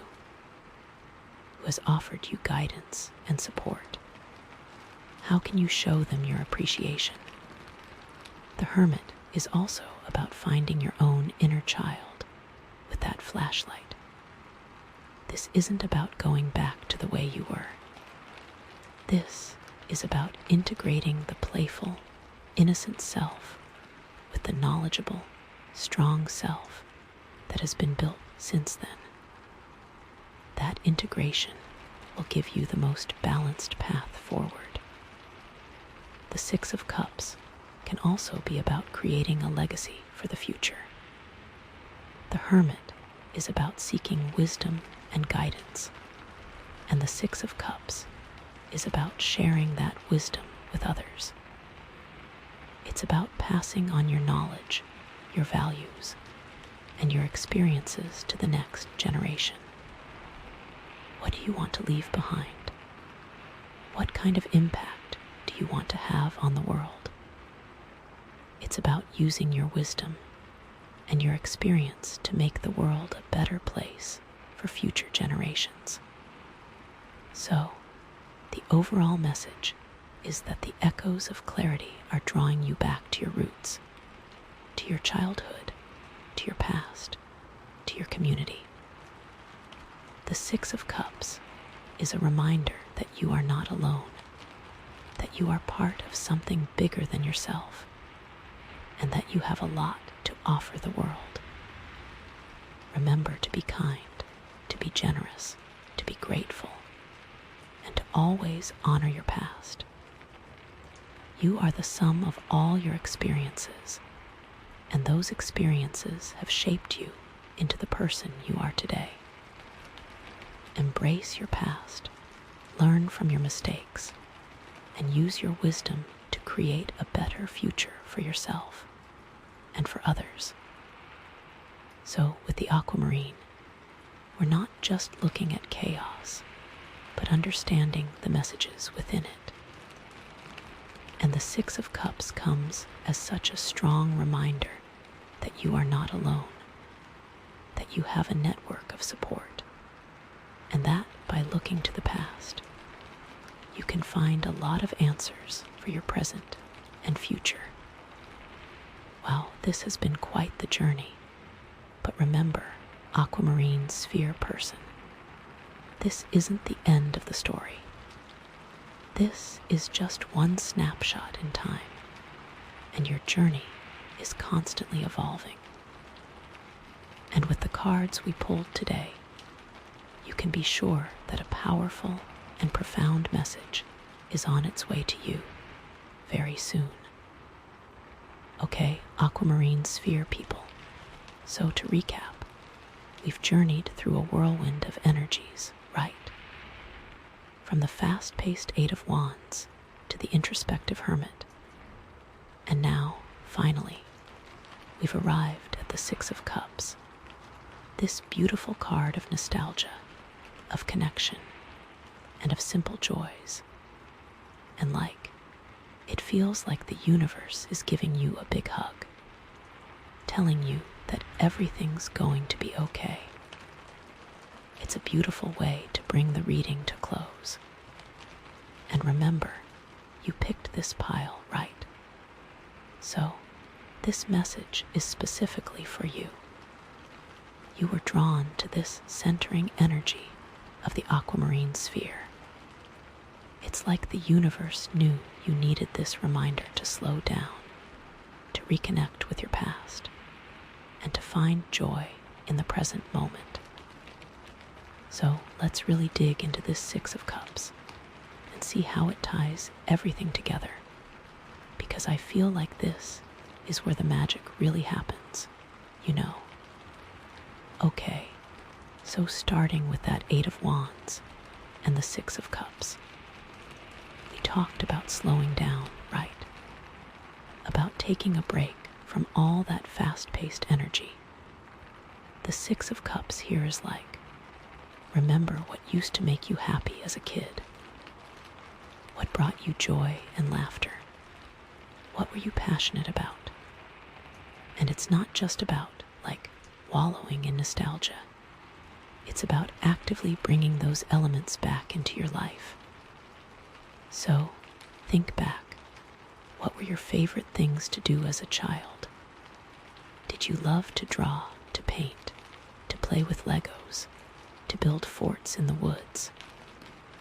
Whatever it was, find a way to incorporate that into your life now. It doesn't have to be exactly the same, but the feeling is what you're after. Maybe you can take an art class, or join a Lego club, or spend more time in nature. The key is to reconnect with that sense of playfulness and joy that you had as a child. And also, we talked about communication with the Eight of Wands, right? All those texts, emails, messages. The Six of Cups here could be about reaching out to old friends or family members, people who you haven't talked to in a while. It's about reconnecting with your roots and strengthening those bonds of love and support. Maybe you can plan a reunion or just pick up the phone and call someone you care about. It's about remembering that you're not alone, that you have a network of people who love and support you, and that you can always turn to them for comfort and guidance. Or, you know what else it could be? Maybe all that fast-paced energy of the Eight of Wands was actually a way of avoiding dealing with some deeper emotional issues, just like we were saying earlier. And now, the Six of Cups is saying, okay, it's time to be gentle with yourself. It's about recognizing that you've been through a lot and that you deserve to be kind and compassionate with yourself. It's about giving yourself permission to slow down, to rest, and to recharge your batteries. It's like wrapping yourself in a warm blanket and sipping a cup of hot cocoa. It's about nurturing your inner child and giving yourself the love and attention that you need. So, the lesson here is to find that balance between action and rest, between pushing forward and taking care of yourself. It's about recognizing that you can't pour from an empty cup, and that you need to prioritize your own well-being in order to be effective in the world. With the Aquamarine sphere's energy, it's about finding that sense of calm and centering so you can connect with your own inner wisdom and make choices that are aligned with your values and your purpose. Now, let's move on to the Devil and the Six of Cups. Ooh, okay, this is where it gets really interesting, because the Devil is all about those attachments and unhealthy patterns, right? And now we have the Six of Cups, which is all about innocence and giving and receiving. So, how do these two cards play together? Well, maybe it means that you need to examine the origins of those attachments and unhealthy patterns in your childhood. The Six of Cups here is like, what were your early experiences with love and relationships like? Did you feel safe and secure? Did you feel loved and accepted? Or did you experience trauma or neglect? It's about recognizing that those early experiences have shaped your beliefs about yourself and about the world, and that they may be contributing to your current challenges. Maybe you grew up in a home where love was conditional, where you had to earn your parents' approval in order to feel worthy. Or maybe you experienced abuse or neglect that left you feeling insecure and unworthy of love. Whatever the case may be, it's important to recognize that those past experiences are still impacting your present life, and that you need to heal those wounds in order to break free from the devil's chains. It's about identifying the negative messages that you received as a child and replacing them with positive and empowering ones. It's like telling yourself, I am worthy of love.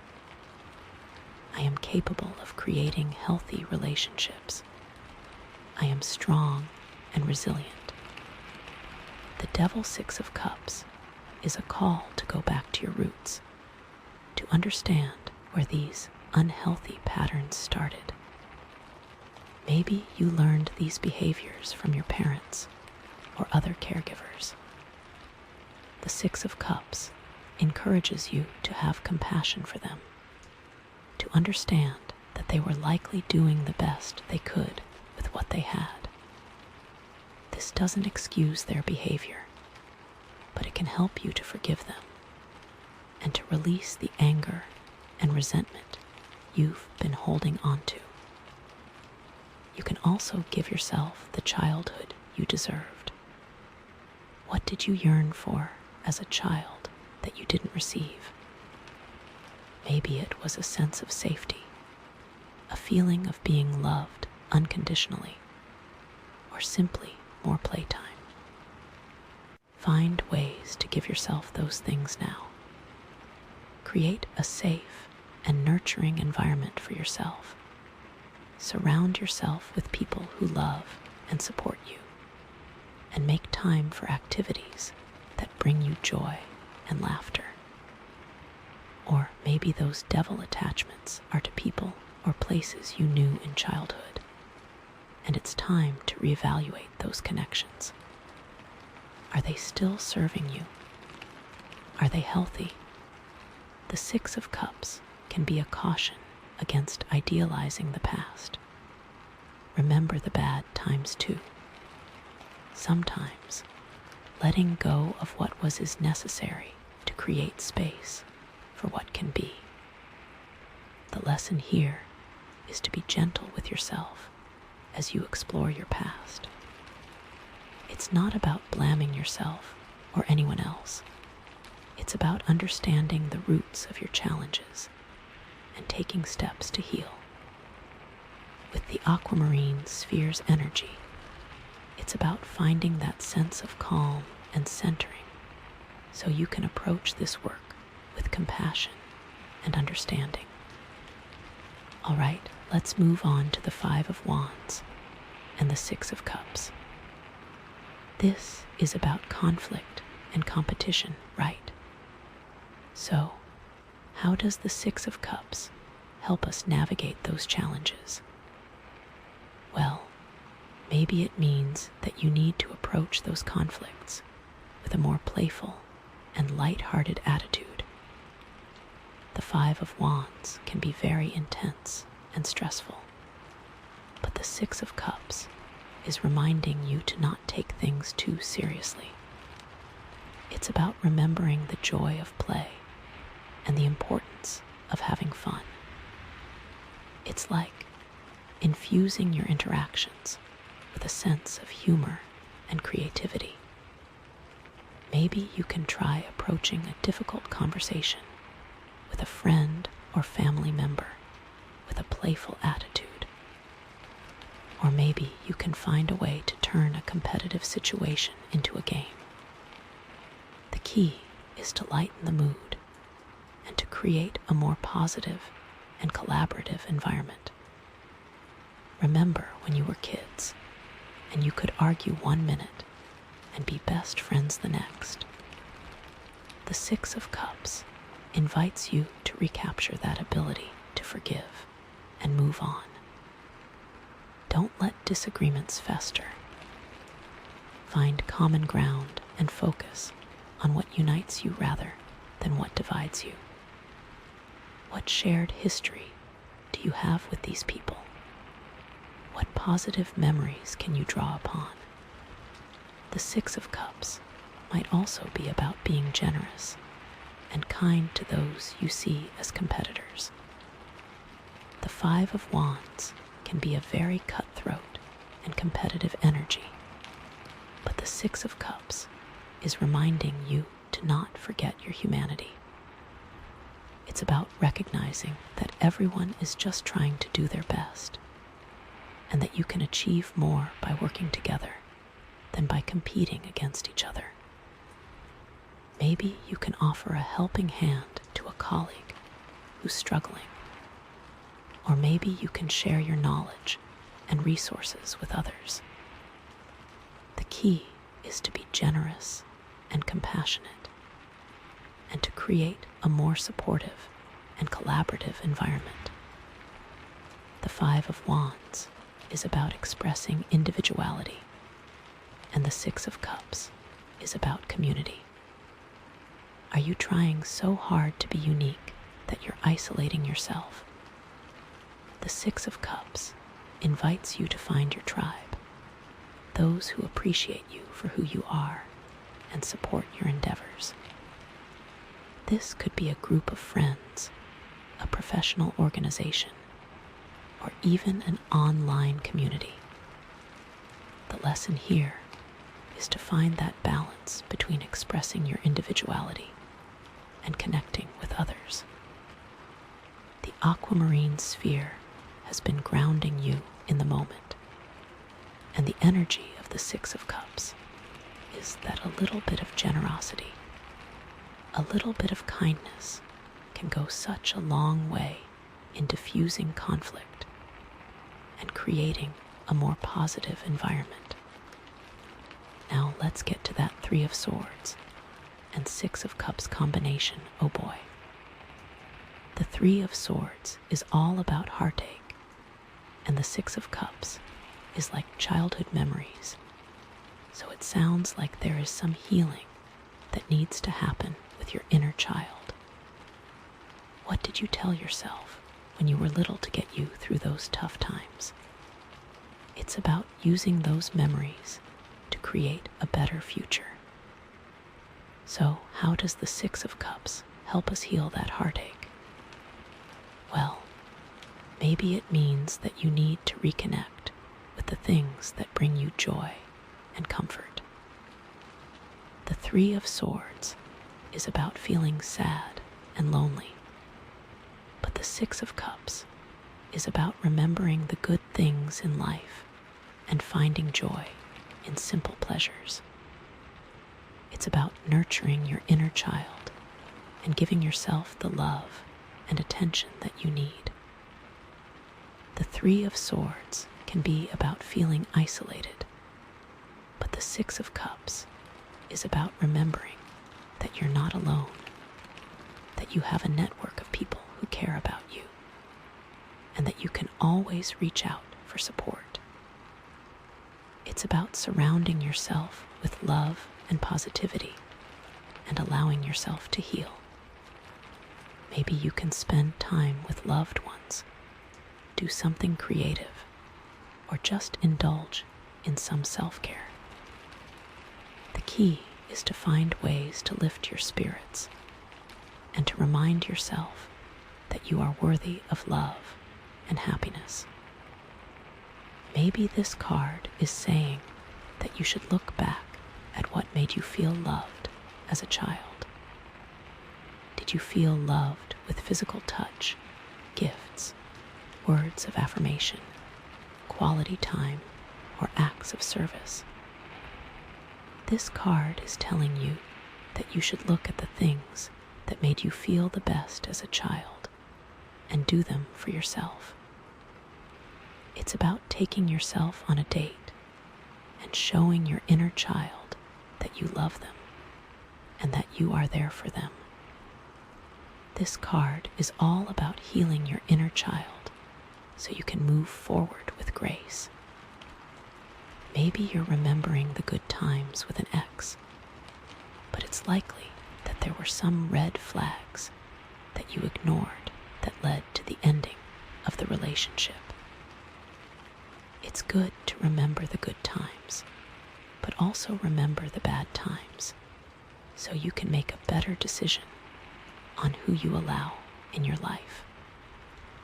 Take time to reflect on the good and the bad so you can make the best decision moving forward. Maybe this is a sign that you need to forgive a childhood friend that has hurt you. Don't continue to carry that resentment with you. Allow it to pass so you can move forward. You are going to want to forgive them, but you need to create boundaries so that you don't get hurt again. The Three of Swords, Six of Cups, urges you to bring simple joys back into your life. It's about being kind to yourself, about celebrating your successes, and about not being afraid to make mistakes. With that grounding aquamarine energy, it's easier now to have some self-compassion and to remind yourself you're worthy of love. All right, let's get to the Chariot and Six of Cups. How will taking charge, which requires willpower, be softened by going back to a childlike state and simple joys? This card is telling you that you are ready to take charge of your life, but with the understanding that you can't do it alone. It's a great thing to be independent, but it's also okay to ask for help. This card is telling you that you should work on building your community and surrounding yourself with people that support you. This card is telling you to show gratitude to the people who have helped you on your journey. It's important to remember those that have helped you get to where you are. You may want to thank those people or even do something kind for them. Remember the people that were there for you when you had nothing. Show those people love and appreciation. It's not all about what you have accomplished, but about the people that have helped you accomplish it. Have fun on your journey and do what makes you happy. Be grateful for your accomplishments and the people that have helped you get there. This card may also be telling you to reconnect with a mentor. The best way to get to where you are trying to go is to learn from those who are already there. Go back to those people, seek guidance, and let them pour into you. They want to see you succeed and will love to help you. The Chariot and the Six of Cups is really asking you to balance both sides of yourself by not forgetting your inner child as you continue to want to grow and nurture your independence. Now, onto that final combination of the Hermit and the Six of Cups. Okay. So the message is to be thankful for what has helped you on your journey during your hermit phase. While you're taking time to reflect and be alone, don't forget to reflect on what has brought you joy in your life and the people that have helped you on your journey. This card is telling you to think about the people that have poured into you and made you the person that you are today. You are also going to want to think about the things that you love and enjoy to continue doing them while you're taking time for yourself. As the Hermit is alone, it may be a reminder that even you are not alone. The card is also encouraging you to consider the type of legacy you want to leave behind.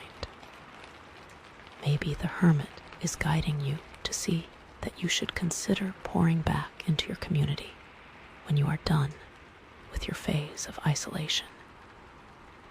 It may be a good thing to get involved and volunteer to help the kids in your community. It's important to pour back into the community because you never know whose life you may change. It's a reminder that you have the strength and wisdom to guide others. While you're taking time to yourself, this card is telling you to reflect on where you came from and how it has shaped you into who you are. You are going to want to be thankful for what your ancestors have instilled in you. It's a good thing to understand your family history and to be proud of it.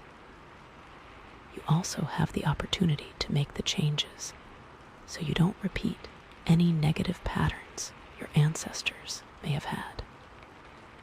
With the soothing Aquamarine and nostalgic Six of Cups, now's the time to center yourself in community to heal. Okay, wow, Aquamarine sphere people. So let's bring it all together, okay? I feel like this reading has been such a journey, right? We started with all this fast-paced energy and chaos. Then we had to confront some difficult truths about ourselves and our patterns. Then we had to take control of our lives and start moving forward. But now, finally, we're being called to slow down, to reconnect with our past, and to find joy in the present moment. And it all comes back to that centering energy of the Aquamarine sphere, right? It's about finding that sense of calm and peace within yourself, even amidst all the chaos and challenges. And now, the Six of Cups is there to remind you that calm and peace can be found in childhood memories, in childlike joy, and in giving back to the community that fostered who you are. So, what does all this mean for you moving forward? Well, I think it means that you're being called to create a life that's more balanced, more authentic, and more fulfilling. It's about finding that sweet spot between action and contemplation, between pushing forward and resting, between giving and receiving. It's about honoring your past, but also creating a better future. You're taking the lessons you've learned from life's challenges, the wisdom you've gathered through introspection, and channeling all of that into creating the joyful and generous experiences that will define your next steps. The message I'm getting is that you have the opportunity to break free from old patterns and create a new path for yourself. It won't always be easy, but you have the strength and the wisdom to overcome any obstacle. And remember, you're not alone. You have a network of people who love and support you, and you can always turn to them for guidance and comfort. It's about creating space for joy. Fill your surroundings with the energy and the colors that make you happy. So here are a few practical steps you can take to start integrating all of these energies, okay? First, I want you to spend some time reflecting on your childhood. What were your favorite memories? What did you love to do? What made you feel happy and safe? Write down your reflections in a journal and see if you can identify any themes or patterns. What did you like about those times? And how can you bring more of that into your life now? How does that influence what you want to achieve in the future? Second, I want you to reach out to someone from your past who you haven't talked to in a while. It could be a friend, a family member, or even a former colleague. Just reconnect and catch up. See what they're up to and share some memories. It's about strengthening those bonds of love and support and reminding yourself that you're not alone. Is there anyone who helped you along the way to where you are now? Have you thanked them? Third, I want you to do something that brings you joy and laughter. It could be anything, from watching a funny movie to playing with your pet to spending time in nature. Just allow yourself to relax and have fun. It's about nurturing your inner child and reminding yourself that you deserve to be happy. And finally, I want you to find a way to give back to your community. It could be volunteering your time, donating to a charity, or simply offering a helping hand to someone in need. It's about sharing your gifts and talents with the world and creating a more loving and compassionate society. Remember, Aquamarine sphere person, you are worthy of all good things. You are strong, you are resilient, and you are capable of creating a life that's filled with love, joy, and fulfillment. Trust in yourself, trust in the universe, and trust that you are always guided and protected. Keep that aquamarine sphere nearby, and know that your centering is always at hand to remind you of who you are and how much you have to offer this world.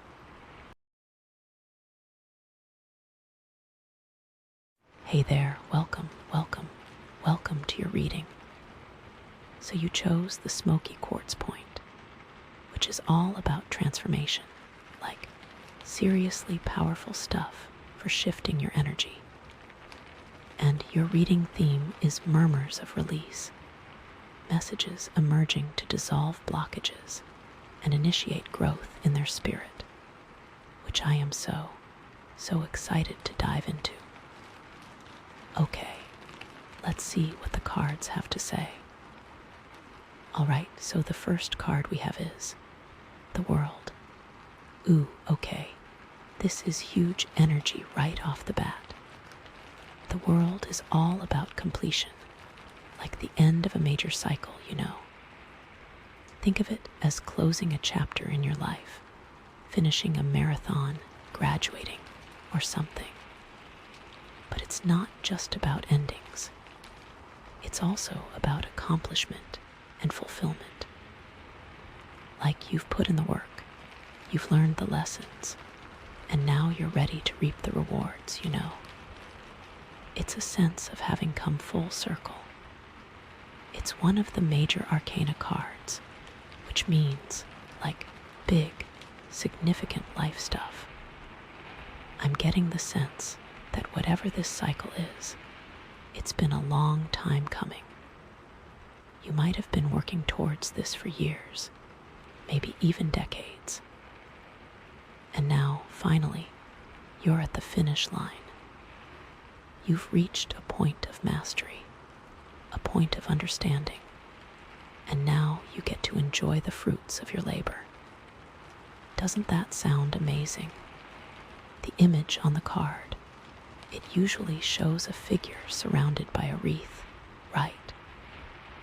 And that wreath represents completion, but also protection. It's like you're being held, you're being supported as you step into this new phase. You're not alone. The universe has your back. And the figure in the middle, she's often dancing, celebrating. It's like, yes, I did it. I made it. I'm getting this feeling of travel with this card too. Maybe literally, like you're about to take a big trip. Or maybe metaphorically, like you're embarking on a new journey, a new adventure, you know. It could be that you're moving to a new place, or maybe you're just expanding your horizons in some way. You're stepping into a bigger version of yourself. Okay, so think about your life right now. What areas are coming to close?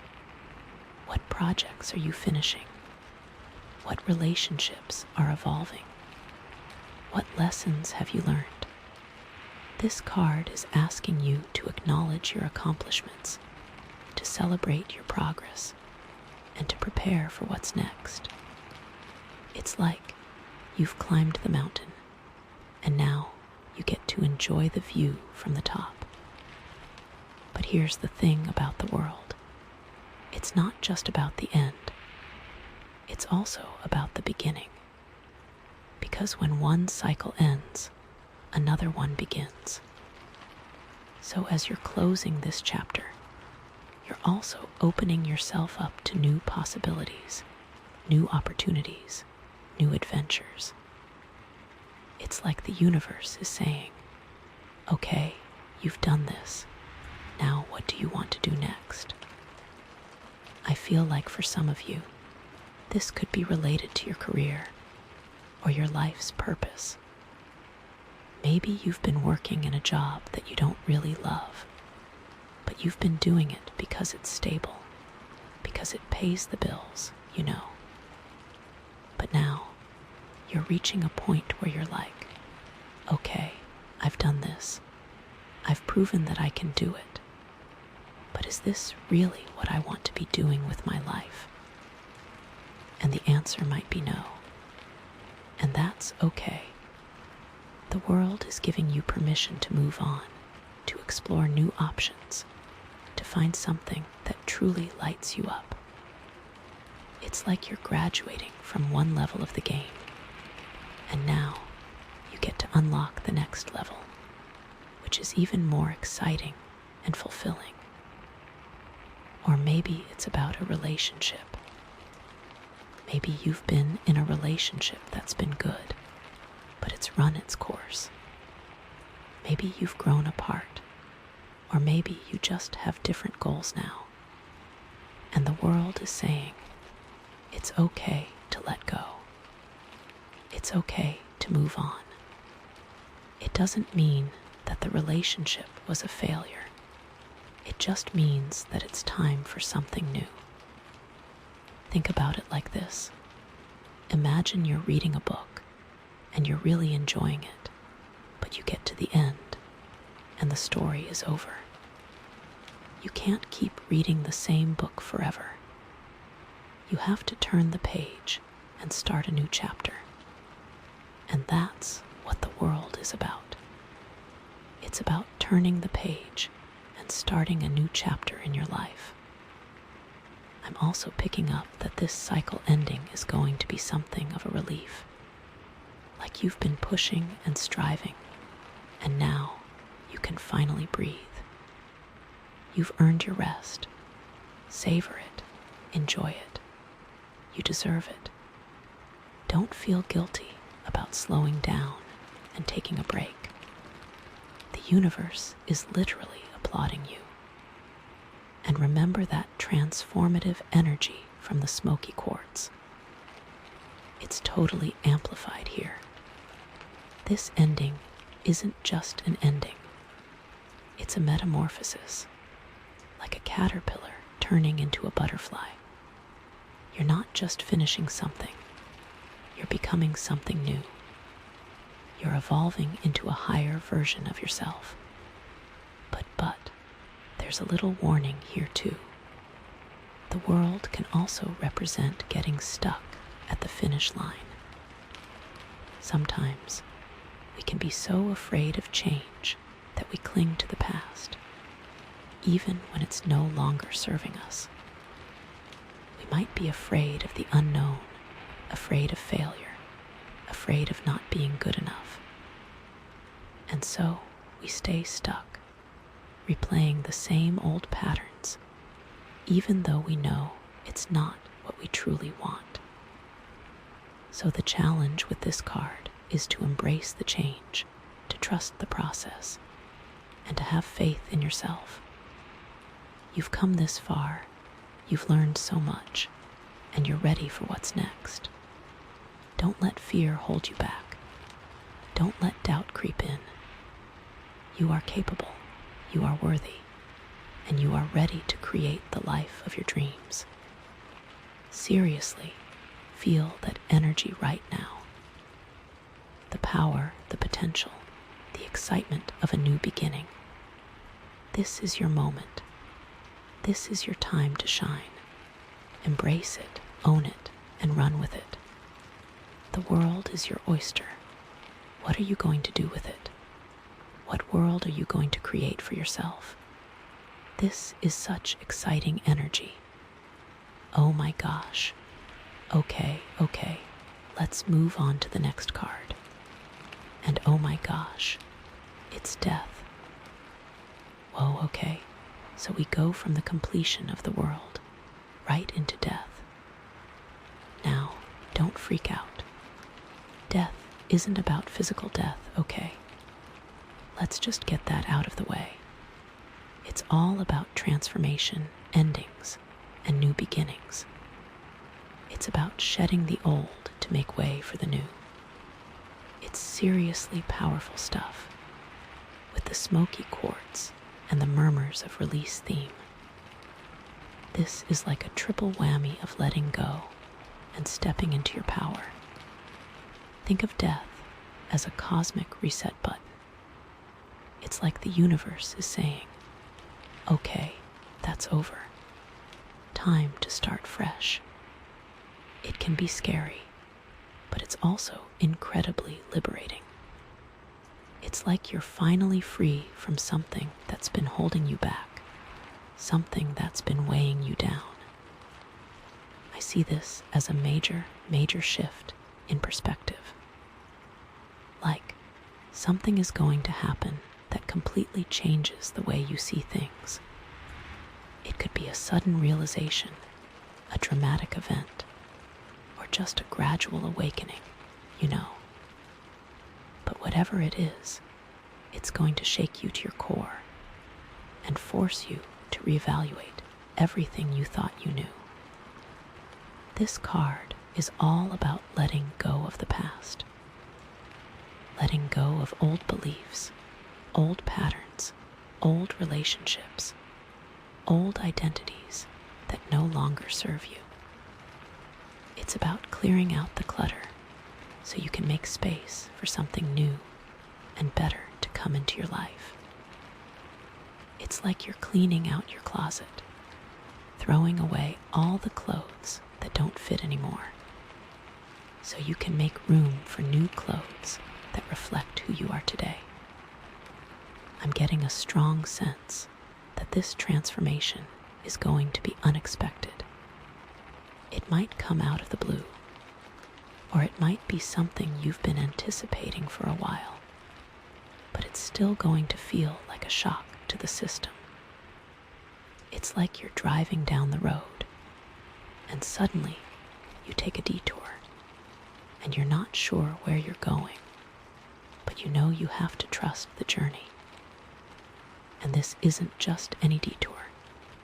This is a total rerouting of your GPS. This is a whole new destination. The image of death is often a skeleton riding a horse, right? And that can seem scary, but it's actually a symbol of power and inevitability. Death is coming for everyone, eventually. It's a natural part of life. And this card is reminding you that change is also a natural part of life. You can't avoid it. You can't resist it. So you might as well embrace it. But it's not just about accepting change. It's about actively choosing change. It's about consciously deciding to let go of what no longer serves you and step into a new version of yourself. It's about taking control of your own destiny. I'm also seeing this as a shedding of old skin, like a snake molting, you know. You're leaving behind the old, outdated version of yourself and emerging as something new, something stronger, something more authentic. It's like you're finally coming into your own. So, think about what you need to release in your life right now. What are you holding onto that's no longer serving you? What old beliefs are you clinging to that are holding you back? What relationships are draining your energy? This card is urging you to let go, to release, to surrender to the process of transformation. It can be painful, letting go of the familiar, letting go of the comfortable. But it's also necessary, because as long as you're holding onto the past, you can't fully embrace the future. You can't step into your true potential. You can't become the person you're meant to be. I feel like for some of you, this could be related to your career. Maybe you're in a job that's soul-crushing, but you're afraid to leave because you don't know what else you would do. Or maybe you're afraid of failing, afraid of not being good enough. But death is saying, it's time to let go. It's time to move on. It's time to find something that truly fulfills you. Or maybe it's about a relationship. Maybe you're in a relationship that's toxic or abusive or just not right for you. And you know you need to leave, but you're afraid of being alone, afraid of hurting the other person, afraid of the unknown. But death is saying, it's time to let go.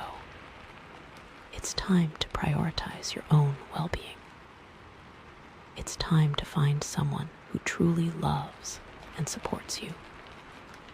I'm even getting a sense that there's a secret that needs to be revealed for this transformation to fully occur. It's like there's a hidden truth that's been buried, and it's time to bring it to the surface. This could be a secret you're keeping from others, or a secret you're keeping from yourself. But either way, it's time to face it. And remember that smoky quartz energy, that transformative power. It's working overtime here. It's helping you to release the old, to embrace the new, and to trust the process. It's giving you the strength and courage you need to face your fears and step into your power. Death isn't the end. It's a new beginning. It's an opportunity to reinvent yourself, to create the life you've always dreamed of, to become the person you're truly meant to be. Don't be afraid of the darkness. Embrace the change. Trust the journey. You are stronger than you think. You are more capable than you know. And you are ready for this transformation. Oh my gosh, this is so exciting. What is the final card going to be? Okay, deep breath. And we have the Lovers. Oh my gosh, this is amazing. So we have the World, Death, and the Lovers. This is like a holy trinity of transformation. Okay, the Lovers is all about choices, partnerships, and values, right?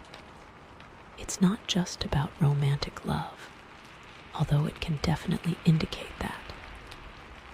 It's about alignment, harmony, and making decisions that are in accordance with your true self. It's about finding balance in your relationships, whether they're romantic, platonic, or even professional. It's about recognizing your values and making choices that honor those values. It's about standing in your truth. So after the completion of the world and the transformation of death, we have the Lovers, which suggests that you're going to be facing some important choices related to your relationships or your values. These choices are going to be crucial in shaping your future and helping you to align with your true purpose. I'm getting a strong sense that this is about finding your soulmate, whether that's a romantic partner, a best friend, or even a business partner. It's about finding someone who truly understands you, supports you, and challenges you to grow. It's finding someone who reflects your own values back to you. This could also be about choosing between two different paths, two different options, two different relationships. It's about weighing the pros and cons, listening to your intuition, and making a decision that feels right for you. It's about trusting your gut. I feel like this is a decision that you've been putting off for a while, but now you can't avoid it any longer. The universe is pushing you to make a choice, to commit to a path, to step into your power. It's time to stop wavering and make a decision. The image of the lovers often shows a couple standing beneath an angel, right? And that angel represents guidance, protection, and divine love. It's a reminder that you're not alone in this process, that you're being guided by a higher power, and that you're surrounded by love and support. But here's the thing about the lovers. It's not always easy. Sometimes the choices we have to make are difficult, painful, and require us to sacrifice something. We might have to choose between our head and our heart, between our desires and our responsibilities, between what's easy and what's right. I'm seeing that honesty is going to be a huge factor here. You need to be honest with yourself and with others about what you truly want and what you truly value. You can't make a decision based on what you think you should do or what others expect you to do. You have to make a decision that's authentic to you. This could also be about reconciling conflicting aspects of yourself. Maybe you have a side of you that's logical and practical, and another side of you that's creative and intuitive. And you're trying to find a way to integrate these two sides of yourself, to bring them into harmony. I feel like for some of you, this could be about choosing between two different careers. Maybe you have a job that pays well, but it's not fulfilling, and another job that's more aligned with your passions, but it doesn't pay as well. And you're trying to decide which one to choose. Or maybe it's about choosing between two different relationships. Maybe you're in a relationship that's comfortable and familiar, but it's not really exciting, and another relationship that's more passionate and adventurous, but it's also more unstable. And you're trying to decide which one to choose. And remember that Smoky Quartz energy, that transformative power, it's helping you to make these choices, to align with your values, and to step into your power. It's giving you the clarity and courage you need to make the right decisions for your life. The Lovers is a reminder that you have the power to create the life you want. You have the power to choose your relationships, your career, your path. You have the power to align with your true purpose and live a life that's authentic, fulfilling, and meaningful. Don't be afraid to make the tough choices. Trust your intuition. Follow your heart. You are worthy of love, happiness, and success. Oh my gosh, I'm so excited for you. So, let's weave it all together, okay? We have the world, death, and the lovers. This is about completing a major cycle in your life, going through a significant transformation, and then making important choices about your relationships or values. It's about letting go of the old, embracing the new, and stepping into your power. With the Smoky quartz amplifying the release and transformation, this is a potent combination for massive positive change. I am so excited to see what happens next. Okay, so the world, death, the lovers, and now the Ace of Wands. Oh my gosh, this is just getting better and better. So after all that completion, all that transformation, all those choices about love and values, bam, the universe is like, okay, here's a brand new spark. You know, it's like ready to ignite something amazing. The Ace of Wands, it's pure potential. It's the seed of an idea, the spark of inspiration, the beginning of a new adventure. Think of it as this raw, unbridled energy just bursting forth, ready to be shaped and molded into something incredible. It's so exciting, especially after the intensity of death and making those sometimes scary choices with the lovers. This is like the reward. It's like the universe saying, you did it. Now go create something amazing. And with that Smoky quartz point infusing everything with transformational energy. Oh, honey, this is going to be good. I feel like, because it's coming after the lovers, this new beginning is deeply connected to those choices you're making about your relationships and your values. It's like whatever you decided, whatever path you chose, it's now opening up this whole new realm of possibility. It's not just any new beginning. It's one that's aligned with your true self, with what truly makes your heart sing. You know, maybe you chose to leave a soul-sucking job, and now you're suddenly flooded with ideas for your own business. Or maybe you decided to finally prioritize your own needs in a relationship. And now you have the energy and inspiration to pursue a passion project you've been putting off for years.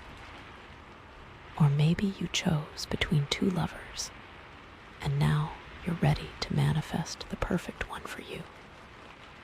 See how that works. The Ace of Wands is the manifestation of those decisions. This could be a new hobby, a new skill, a new relationship, a new career path. The possibilities are seriously endless. I'm getting this sense of creative energy, like you're about to birth something into the world. It could be a literal birth for some of you, but for most, it is a creative endeavor. This card is saying that you are ready to take on something new after learning the lessons from the World card. Death helped you release what was holding you back, and the lovers guided you to make a conscious decision to pursue what is truly in your best interest. Now, the Ace of Wands is presenting the opportunity to channel your energy towards something that inspires you. Think back to the reading theme, murmurs of release, messages emerging to dissolve blockages and initiate growth in their spirit. This Ace of Wands is that initiation. It's the universe whispering, go, create, explore. So, what is this new spark for you? What's igniting your soul right now? Let's dive a little deeper, okay? So the Ace of Wands, it's all about potential, right? But what kind of potential are we talking about here? What kind of fire is being lit? Well, for some of you, this could be a brand new career path. Maybe you've been feeling stuck in your current job for a while now, feeling like you're not really using your talents or your passions, you know. And after all that transformation from death and making those tough choices with the lovers, you might be feeling this urge to finally pursue something that truly excites you. Maybe you've always dreamed of being a writer, or an artist, or a musician, or a chef. Whatever it is, the Ace of Wands is saying that now is the time to go for it. It's like the universe is giving you a green light to finally chase your dreams. Don't be afraid to take a leap of faith and try something new. You might surprise yourself with what you're capable of. I am getting the feeling that this card is here because it wants you to know that you are ready and capable of taking on something new after a period of self-reflection and decision-making. For others, this Ace of Wands could be about a creative project. Maybe you have this idea for a book, or a painting, or a song, or a business. Something that you're really passionate about, but you've been putting it off because you didn't think you had the time, or the resources, or the talent, you know. But the Ace of Wands is saying that you do have what it takes. You have the spark, the inspiration, the drive to make it happen. Now is the time to start bringing that idea to life. Don't let fear or self-doubt hold you back. Just start creating and see where it takes you. Think of it as a seed that has been planted, and that, with the right care and attention, will grow into something amazing. It is like the universe is nudging you to show your creative side, not necessarily for money or success, but for your own joy and expression. And for some of you, this Ace of Wands could be about a spiritual awakening. Maybe you've been feeling disconnected from your spirituality lately, feeling like you're not really living in alignment with your soul, you know. And after all that release from death and making those choices with the lovers, you might be feeling this urge to reconnect with your higher self, to explore your spiritual path, to find a deeper sense of meaning and purpose in your life. This might come in the form of meditation, mindfulness, nature walks, or energy healings. Maybe you will meet someone who is a spiritual advisor or mentor who can help you feel more connected to yourself. The Ace of Wands is saying that now is the time to start exploring your spirituality, to start listening to your intuition, to start trusting your inner guidance. Don't be afraid to question your beliefs, to challenge your assumptions, to step outside of your comfort zone. You might discover a whole new world of spiritual possibilities. It's like your soul is yearning to express itself more fully, to connect with something larger than yourself. And it's important that you lean into this. It might not make sense logically, but your heart and soul will know it is right. For others, this could simply mean having the courage to live more authentically, aligning your actions with your values and speaking your truth. Or maybe, just maybe, this Ace of Wands represents a new relationship. Remember the lovers. This could be the spark that ignites a new connection with someone special. Maybe you'll meet someone who shares your passions, who understands you on a deep level, who inspires you to be your best self. This could be a romantic relationship, or it could be a close friendship, or even a business partnership. The key is that it's a connection that feels truly authentic, that feels like it's meant to be. Don't be afraid to put yourself out there, to be open to new connections, to let love into your life. And trust me, after the transformation of death, you're ready for a relationship that's aligned with your true self. You've cleared the decks and are finally ready to meet someone who is also doing the work to be a whole person, who can love you fully and unconditionally. But here's the thing, though. It could also be about igniting the spark within your current relationship.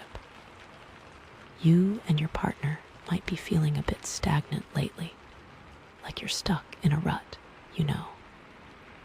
But the Ace of Wands is saying that there's still plenty of potential for growth and excitement.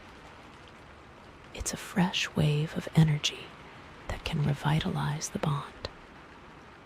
Try new things together, explore new hobbies, communicate more openly, and reignite the passion that brought you together in the first place. Sometimes all it takes is a little spark to set things ablaze again.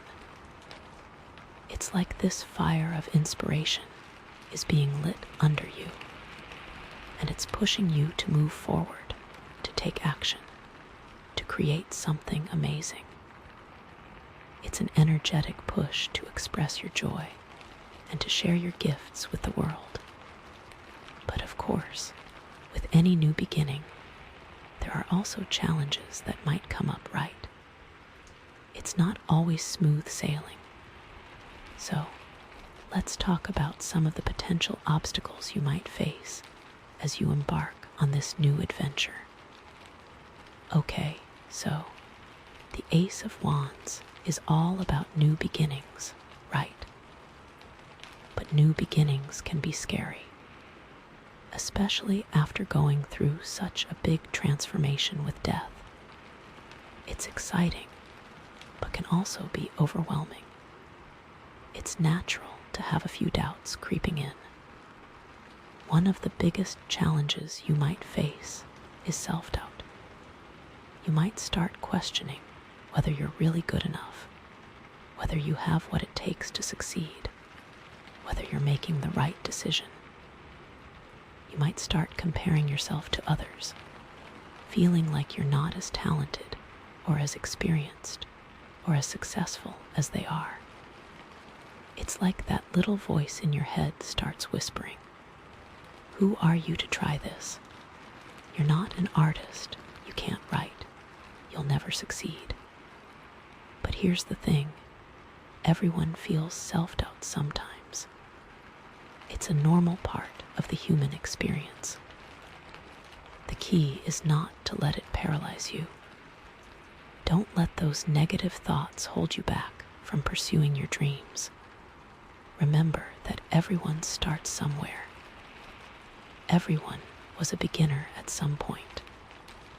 And the only way to get better is to keep practicing, to keep learning, to keep growing. Acknowledge the doubt, but don't let it take over. Remind yourself of your strengths, your accomplishments, and your potential. And remember that the universe is supporting you. You have that transformative energy from the Smoky quartz working in your favor. Another challenge you might face is fear of failure. You might be afraid of putting yourself out there, of taking risks, of making mistakes. You might be afraid of what other people will think of you, of being judged or criticized. It's like you're standing at the edge of a cliff, looking down at the unknown and thinking, what if I fall? What if I fail? What if I make a fool of myself? But here's the thing. Failure is not the opposite of success. It's a stepping stone to success. Every successful person has failed countless times along the way. The key is to learn from your mistakes, to pick yourself up, and to keep going. Don't let fear of failure hold you back from pursuing your passions. Embrace the challenges, see them as opportunities for growth, and trust that you'll come out stronger on the other side. It is also possible that with this card that you will face resistance from others around you. Maybe they don't believe in your vision, or maybe they are jealous of your potential, or maybe they are just afraid of change. They might try to discourage you, to criticize you, to make you feel like you're not good enough. It's important to remember that their opinions don't define you. You are the only one who gets to decide what you're capable of. You have the power to create your own reality, to manifest your dreams, to live a life that's authentic and fulfilling. Don't let anyone else's negativity bring you down. Surround yourself with supportive people who believe in you, who encourage you, who lift you up. And remember that the universe is on your side. You have the power to overcome any obstacle, to achieve any goal, to create the life you've always dreamed of. Procrastination could also be something that comes up here. This new beginning energy can feel overwhelming, especially when it comes after a period of self-reflection and sometimes difficult decision-making. It's easy to get caught up in the planning stages and spend way too much time researching, strategizing, and preparing instead of actually taking action. If you find yourself procrastinating, break down your goals into smaller, more manageable steps. Focus on one small task at a time and celebrate each accomplishment along the way. Don't get bogged down in the details. Just start moving forward, even if it's just a little bit each day. Remember that action creates momentum. The more you do, the easier it becomes. And before you know it, you'll be well on your way to achieving your goals. Patience is also something that might be required. This is a new beginning, and that means things might not happen overnight. It takes time to build something new, to develop a skill, to grow a relationship. Don't get discouraged if you don't see results immediately. Trust the process, be patient with yourself, and keep putting in the effort. Remember that every journey starts with a single step. And as long as you're moving forward, you're making progress. There is potential for burnout, too. You're so excited about this new project. You're putting all your energy into it. The Ace of Wands brings a surge of passion and excitement, but it's important to pace yourself. Avoid burnout by setting realistic goals, taking breaks when you need them, and prioritizing self-care. Make sure to get enough sleep, eat healthy, and exercise regularly. And don't forget to spend time with loved ones and do things that you enjoy. Remember that you can't pour from an empty cup. You need to take care of yourself first in order to be able to give your best to others and to your projects. Despite these potential challenges, the Ace of Wands is ultimately a very positive card. It's a sign that you're on the right track, that you're moving in the right direction, that you're creating a life that's aligned with your true purpose. So, embrace the challenges, learn from your mistakes, and never give up on your dreams. The universe is supporting you, and you have the power to create something truly amazing. So we've talked about the potential challenges, but let's focus on the positive, okay? Let's talk about how to nurture this new spark, how to make the most of this opportunity, how to really ignite your soul and create something amazing. First and foremost, it's important to set clear intentions. What do you want to create? What do you want to achieve? What kind of life do you want to live? Get really clear on your vision and write it down. The more specific you are, the better. That way, you can align your actions with your intentions and stay focused on your goals. It can be helpful to create a vision board. Gather images that represent your goals and inspire you. Look at it regularly to reinforce your intentions and stay motivated. Next, it's important to take action. Don't just sit around waiting for things to happen. Take the initiative and start moving forward. Even if it's just a small step each day, it will make a big difference over time. Remember, action creates momentum. Start with that one thing that you know will give you a little boost. Make a phone call, send an email, organize your workspace. Once you get started, you will have the momentum to keep going. It's also important to be open to new experiences. Step outside of your comfort zone, try new things, meet new people. You never know what opportunities might come your way. Be willing to say yes to things that scare you, because those are often the things that lead to the greatest growth and fulfillment. Take a class, join a club, attend a workshop, volunteer for a cause you care about. The possibilities are endless. Ask for help. Don't be afraid to ask for support from your friends, your family, your mentors, or even a therapist. It's okay to need help sometimes. Everyone does. The key is to reach out and ask for it when you need it. You might find someone who has the resources and skills to help you reach your goals. You never know. There could be a real mentor out there waiting to guide you. It's also important to celebrate your successes. Acknowledge your accomplishments, no matter how small they may seem.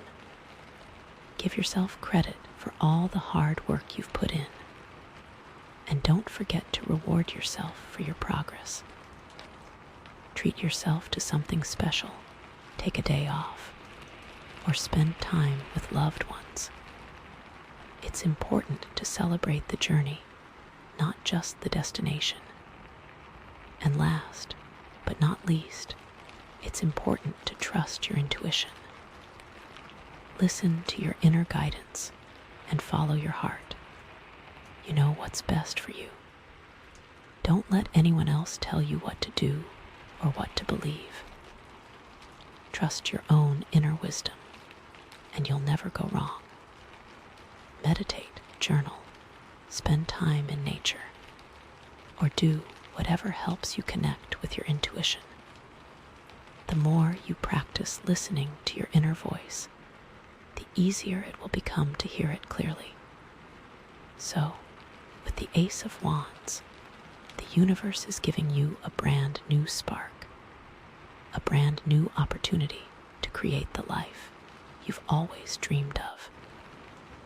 Embrace the challenges, nurture the spark, and trust the journey. You are capable of amazing things. Okay, so we have the World, Death, the Lovers, and the Ace of Wands. This is such an incredible journey of completion, transformation, choice, and new beginnings. I am so excited to see what the final cards reveal. What is the universe trying to tell you? What is the culmination of all of this energy? Oh my gosh, I can barely contain myself. It's like we're building to this crescendo, and I can't wait to see what it is. I feel like it's going to be something truly magical and transformative. Okay, deep breath. Let's pull the next card and see what happens next, okay? I am so excited. Okay, so we have the World, Death, the Lovers, the Ace of Wands, and now the Hermit. Ooh, this is interesting. So, after all that outward energy, all that action, all those choices, the universe is now like, okay, time to go within. You know, it's like time to retreat, reflect, and listen to your inner voice. The Hermit, it's all about introspection, solitude, and seeking wisdom from within.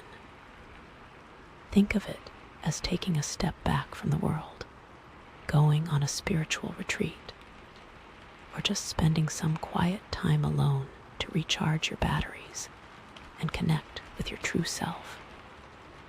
It's like the universe is saying, okay, you've been so busy doing.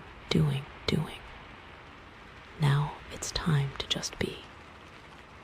And with that smoky quartz point, infusing everything with transformational energy. Oh, honey, this is going to be a deep dive into your soul.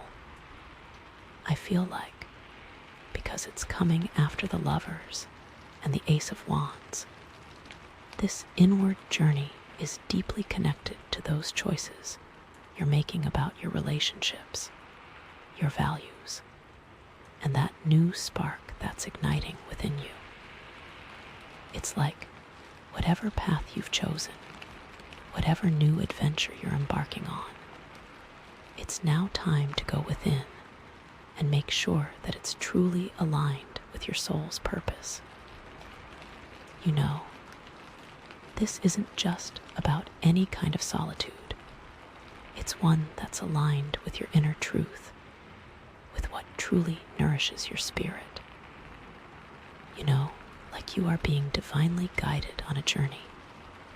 And this journey requires time away from the mundane world, so you can learn more about who you are and what you are meant to do with your life. You know, like this is a really beautiful moment in this entire process.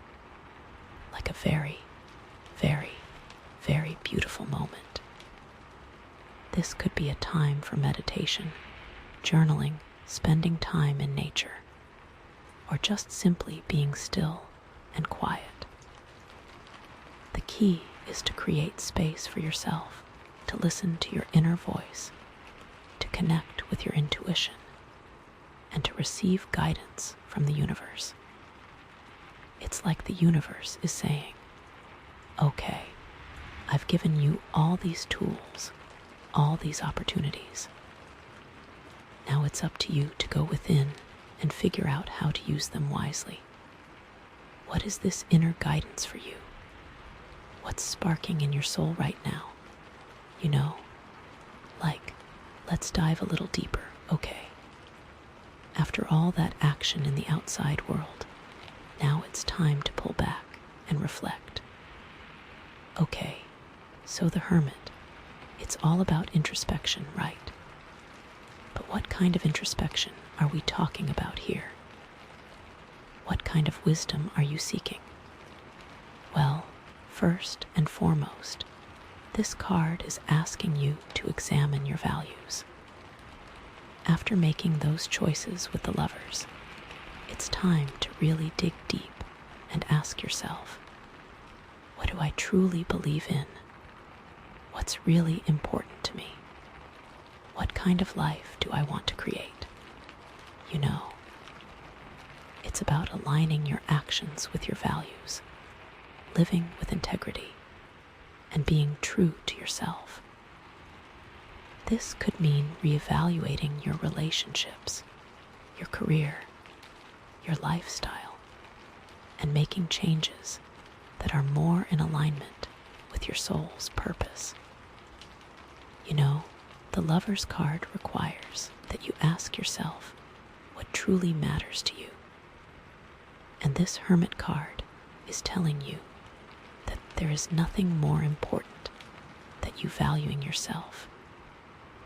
I feel like this card is here because it wants you to know that you're on the right track after reflecting on what you learned with the World card, releasing what you needed to let go of with the Death card, and making the conscious decision to do what is truly in your best interest with the Lover's card. With the Ace of Wands card presenting you with the opportunity to channel your energy towards something that inspires you. The Hermit card is here to ask you to now think about who you are as a person and whether this is truly reflective of how you are acting in the world, you know. Like, are you embodying the person who you want to be? For others, this Hermit card could be about seeking guidance from within. After embarking on that new adventure with the Ace of Wands, it's time to pause and ask yourself, am I on the right path? Am I making the right choices? Am I using my energy wisely? You know, it's about trusting your intuition, listening to your inner voice, and receiving guidance from the universe.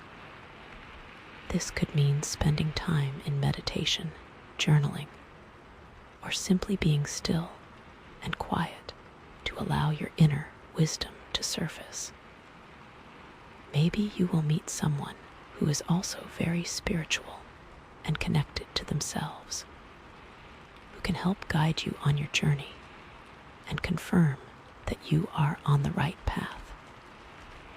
You know, the Ace of Wands is the universe nudging you to show your creative side. And this Hermit is now coming in to help you be more conscious of the purpose behind your creative energy. The Hermit card is saying that it's important that you listen to what your heart and intuition is saying. And for some of you, this Hermit card could be about healing old wounds. After going through that transformation with death, it's time to tend to your emotional and spiritual scars, to release any lingering pain or trauma, and to forgive yourself and others. This could mean seeking therapy, attending a support group, or simply spending time alone to process your emotions and heal your heart. It's important that you take care of yourself during this time and allow yourself to grieve whatever losses you've experienced. It is like your soul is yearning to express itself more fully and to connect with something larger than yourself. And the Hermit card is making sure that you take the time to do this by tapping into the more intuitive sides of yourself. You know, this card can also mean having the courage to live more authentically by aligning your actions with your values and speaking your truth. Also, maybe just maybe, this hermit represents a need to step away from a relationship. Maybe you are making the wrong choice in the Lover's card, and you are meant to choose to step away from a relationship. Or maybe you're feeling overwhelmed by the new spark ignited with the Ace of Wands. In either case, it's important to listen to your intuition and do what's best for you, even if it means spending some time alone to recharge and reconnect with yourself. Don't feel guilty about needing space or setting boundaries. It's essential for your well-being.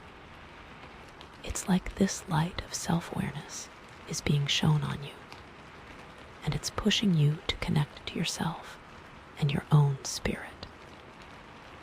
After working through those choices in the Lover's card, you need to nurture your spirit. But of course, with any period of introspection, there are also challenges that might come up, right?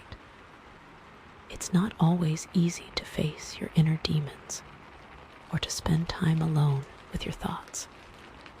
So, let's talk about some of the potential obstacles you might face as you embrace this hermit energy. You know, like what are some ways in which this card and this energy may challenge you? Okay, so the hermit is all about going within, right? But going within can be scary, especially after going through such a big transformation with death. It's exciting, but can also be lonely and isolating. It's natural to have a few fears creeping in. One of the biggest challenges you might face is loneliness.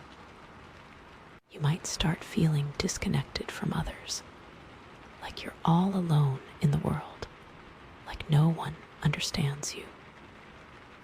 You might start missing the social interaction and the validation that you get from being around other people. I feel like loneliness can come up especially if you chose a certain relationship in the Lover's card.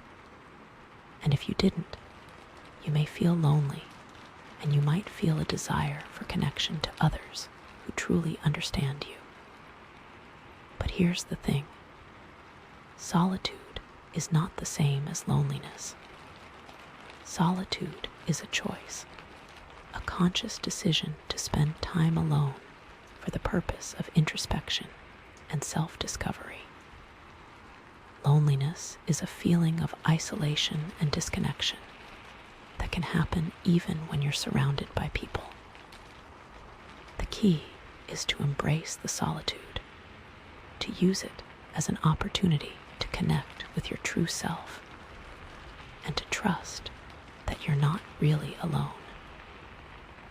The universe is always with you, guiding you and supporting you. And when you're ready to reconnect with others, you'll find that you're able to do so from a place of greater authenticity and strength. You have to make sure that you are doing so for the right reasons and for your betterment as a person. Another challenge you might face is resistance to change. You might be afraid of what you'll discover when you go within, afraid of having to confront your shadow side, afraid of having to make changes in your life. You might start clinging to the familiar, resisting the urge to step outside of your comfort zone. It's like you're standing at the edge of a cliff, looking down at the unknown and thinking, what if I don't like what I find? What if I have to change everything about my life? What if I can't handle the truth? But here's the thing. Change is inevitable. It's a natural part of life. And the more you resist it, the more painful it will be. The key is to embrace the change, to see it as an opportunity for growth, and to trust that you're strong enough to handle whatever comes your way. After working through the challenges you had from the death card, you are definitely strong enough and ready to face these challenges. Don't let your fear get in the way. It is also possible that with this card, you will face judgment from others around you. Maybe they don't understand your need for solitude, or maybe they think you're being selfish or antisocial. They might try to pressure you to come out of your shell, to socialize more, to be more like them. Remember that their opinions don't define you. You are the only one who gets to decide what's best for you. You have the right to set boundaries, to prioritize your own well-being, and to spend time alone when you need to. Don't let anyone else's negativity bring you down. Surround yourself with supportive people who respect your needs, who encourage you to be yourself, who lift you up. And remember that the universe is on your side. It is giving you what you need, and you are very loved and very special. Overthinking could also be something that comes up here. This inward focus can lead to excessive rumination, where you find yourself analyzing every thought, feeling, and past event. It's easy to get lost in the labyrinth of your own mind, questioning every decision and replaying old scenarios. If you find yourself overthinking, try to gently redirect your attention to the present moment. Engage your senses by focusing on your breath, listening to the sounds around you, or noticing the sensations in your body. Mindfulness practices can be incredibly helpful for quieting the mental chatter and finding peace in the present. Just try to go with the flow and enjoy the peaceful silence of the moment. It's all about living in the now and not the then, you know. Patience is also something that might be required. The hermit is a slow, deliberate energy. It's not about instant gratification or quick results. It's about taking your time, being thorough, and trusting the process. You might not see the fruits of your labor immediately, but that doesn't mean you're not making progress. You know, you are right where you are meant to be, and you are working on what you are meant to be working on.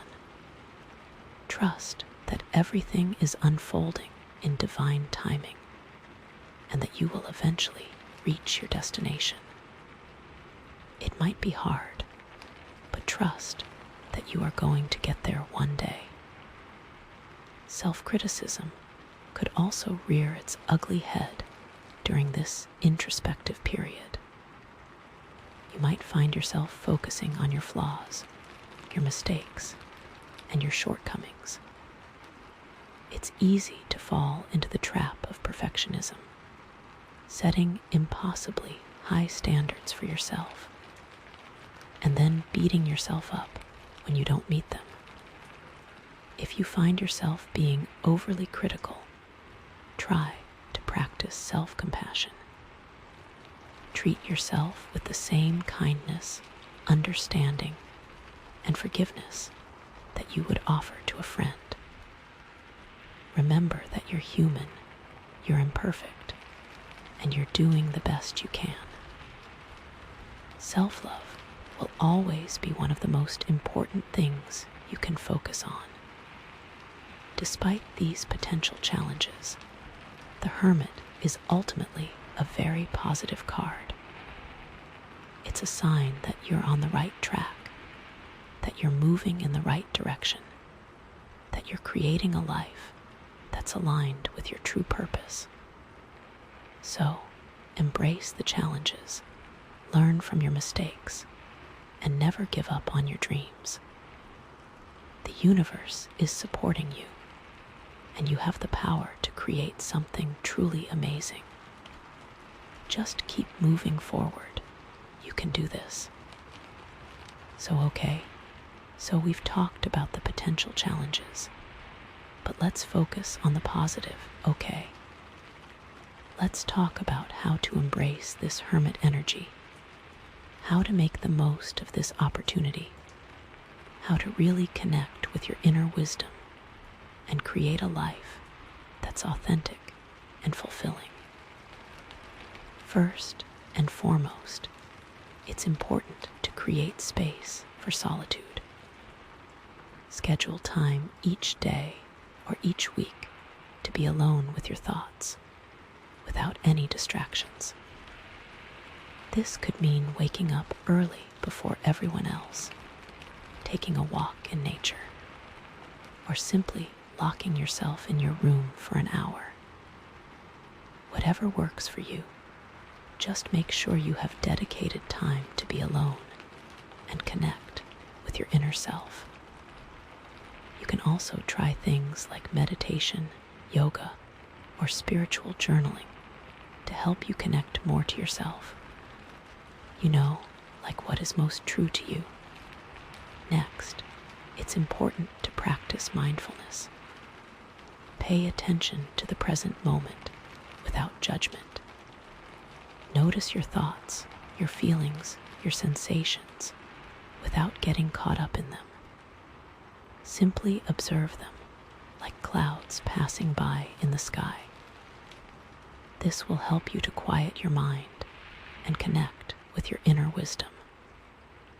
You might want to try things like breathwork, meditation, or even just sitting in quiet silence to help you with this mindful state. It's also important to listen to your intuition. Pay attention to your gut feelings, your hunches, your inner guidance. These are often messages from your higher self, trying to guide you in the right direction. Don't ignore them. Trust your intuition and follow your heart. It can also be really helpful to limit your time on social media and other forms of digital entertainment. These can be very distracting and can pull you away from your inner world. Try to spend more time in nature, reading books, or engaging in activities that nourish your soul. As you focus on connecting to your inner self, it's important to set boundaries with others. Let people know that you need time alone, and don't be afraid to say no to social invitations. It's okay to prioritize your own well-being and to take care of yourself. Listen to what your body and your mind are asking for. The Smoky Quartz is really helping to let go of old paradigms and embrace the present self. Also, practice self-compassion. Be kind to yourself, especially when you're struggling. Treat yourself with the same love, understanding, and forgiveness that you would offer to a friend. Remember that you're human, you're imperfect, and you're doing the best you can. One of the most important things about self-compassion is remembering that you are the only one living in your body, and no one can determine your worth. And last, but not least, it's important to trust the process. The hermit is a journey, not a destination.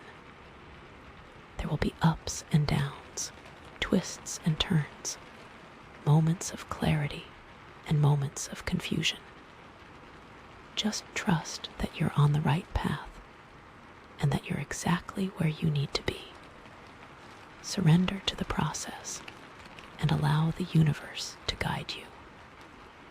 Know that this is a sign that you are exactly where you need to be in life and that you are working toward what you should be working toward. You are always loved and supported, even when you are alone. So, with the Hermit, the universe is giving you an opportunity to connect with your inner wisdom, to heal old wounds, and to create a life that's authentic and fulfilling. Embrace the solitude, listen to your intuition, and trust the journey. You are capable of amazing things. Oh wow, there is just so much here to unpack. Okay, so we have the World, Death, the Lovers, the Ace of Wands, and the Hermit. This is such an incredible journey of completion, transformation, choice, new beginnings, and introspection. You know, like wow. I am so excited to see what the final card reveals. What is the universe trying to tell you? What is the culmination of all of this energy? You know, I'm just so excited. It's hard to even express. Okay, I feel like it's going to be something truly magical and transformative. Like, after all this work, you're going to, really understand who you are and what you're meant to do. Okay, deep breath. Let's pull the next card and see what happens next, okay? I am so excited. Okay, so we have the World, Death, the Lovers, the Ace of Wands, the Hermit, and now, OH, my gosh, the Tower. Whoa, okay, well that's intense. So after all that beautiful introspection with the Hermit, the universe is like, hold on, sweetie, we're not done yet. You know, it's like bam. Life throws a curveball, and everything changes in an instant. The Tower. It's not a subtle card, is it? It's like a cosmic wake-up call, a sudden shake-up that forces you to confront reality. It is not the sort of card that you see coming. So the Tower, it's all about sudden upheaval, unexpected change, and the usha ye en iya of old structures. Think of it as a lightning bolt striking a tower, causing it to crumble to the ground. It's dramatic, it's chaotic, and it can be downright scary. But it's also necessary, because sometimes the only way to build something new and strong is to tear down what's old and rotten. It is also exciting. I know that may sound weird because the Tower has gotten a bad reputation in the world, but it's all about taking a deep breath and riding the wave of change. And with that smoky quartz point infusing everything with transformational energy. Oh, honey, this is going to be a wild ride. You know what I mean? Like, after all that introspection, you might be thinking, okay, I'm finally getting my life together. I know what I want. I'm aligned with my values. I'm ready to create something amazing. And then, the Tower. The universe is like, surprise. Time to test your resilience. But it's not just about testing you, though. It's about liberating you. It's about freeing you from the things that are holding you back, even if you don't realize they're holding you back. I feel like, because it's coming after the Hermit, this usha ye en iya is deeply connected to that inner work you've been doing. It's like the universe is saying, okay, you've been digging deep. You've been uncovering your truths. And now it's time to let go of anything that doesn't align with your authentic self. You know what I mean? It's like the universe is clearing the path for you, even if it feels like it's throwing obstacles in your way. You know, like you are going to be going through so many transitions, this isn't necessarily a bad thing because it's bringing you exactly to where you need to be. Think about it like this. You're in a building and you think it's safe and secure. But then you realize that the foundation is weak, the walls are crumbling, and the roof is about to collapse. Would you want to stay in that building? No, you'd want to get out as quickly as possible, even if it meant jumping out a window. And that's what the tower is about.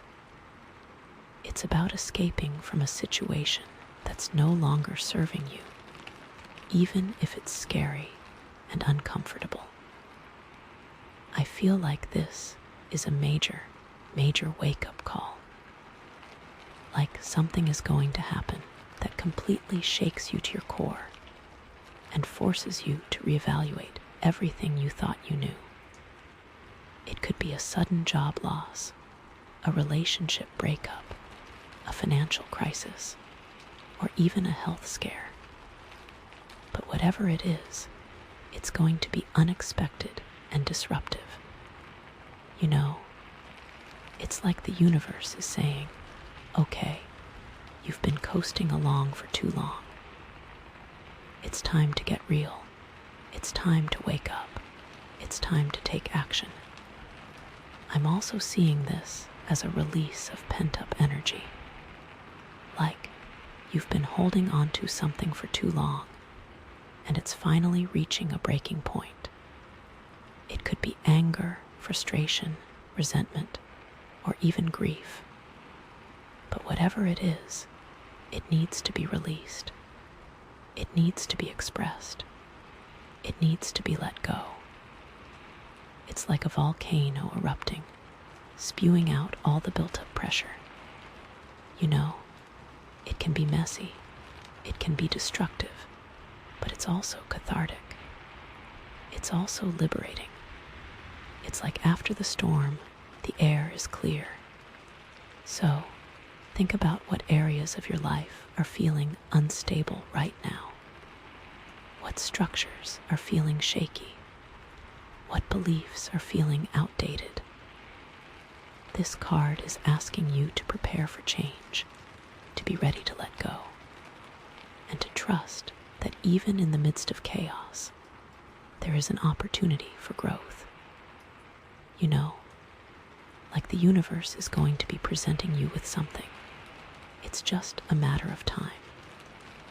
Okay, so the tower is all about sudden erushayen, right? But what exactly is being destroyed here? What old structures are crumbling? What outdated beliefs are being shattered? Well, for some of you, this could be related to your career. Maybe you've been feeling stuck in your job for a while now, feeling like you're not really using your talents or your passions, you know. But you've been holding on because it's stable, it's comfortable, and you're afraid of taking a risk. But the tower is saying that the rug is about to be pulled out from under you. You might lose your job, or your company might go through a major restructuring, or you might simply realize that you can't take it anymore and you need to quit. Whatever it is, it's going to be unexpected and disruptive, but it's also going to be an opportunity to find something that's more aligned with your true purpose. I feel like this is especially true if you've been ignoring your intuition. The tower often comes as a result of ignoring those inner nudges, those warning signs that something isn't right. It's like the universe is saying, okay, you weren't listening to the whispers, so now I'm going to shout. So, if you've been feeling a sense of unease or dissatisfaction in your career, pay attention to that. It might be a sign that it's time to make a change. I feel like for some of you, this could be about finally embracing that Ace of Wands energy, that new spark of inspiration. Maybe you've been putting off your dreams for too long, afraid of failing, or of what other people will think. But the Tower is saying that it's time to let go of those fears and to pursue your passions with all your heart. It's time to take a leap of faith and trust that the universe will support you. I am getting this feeling that you need to just go for it and trust that you will get to where you need to be in life. For others, this Tower moment could be related to a relationship. Maybe you've been in a relationship that's toxic or unhealthy for a while now, but you've been holding on because you're afraid of being alone, or because you think you can fix things. But the Tower is saying that the relationship is about to come to an end. It might be a sudden breakup, or it might be a gradual realization that you're no longer compatible. Whatever it is, it's going to be painful. But it's also going to be an opportunity to find a relationship that's more loving, supportive, and fulfilling. You know, like you are breaking up with an old version of yourself who no longer aligns to who you are now, you know.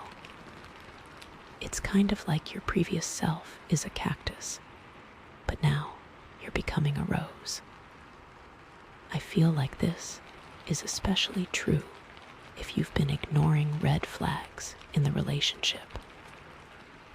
The Tower often comes as a result of ignoring those warning signs that something isn't right.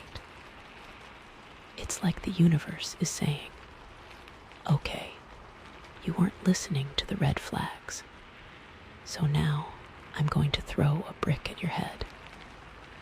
So, if you've been feeling a sense of unease or dissatisfaction in your relationship, pay attention to that. It might be a sign that it's time to let go. It could be a change that you need, but you don't realize that you need.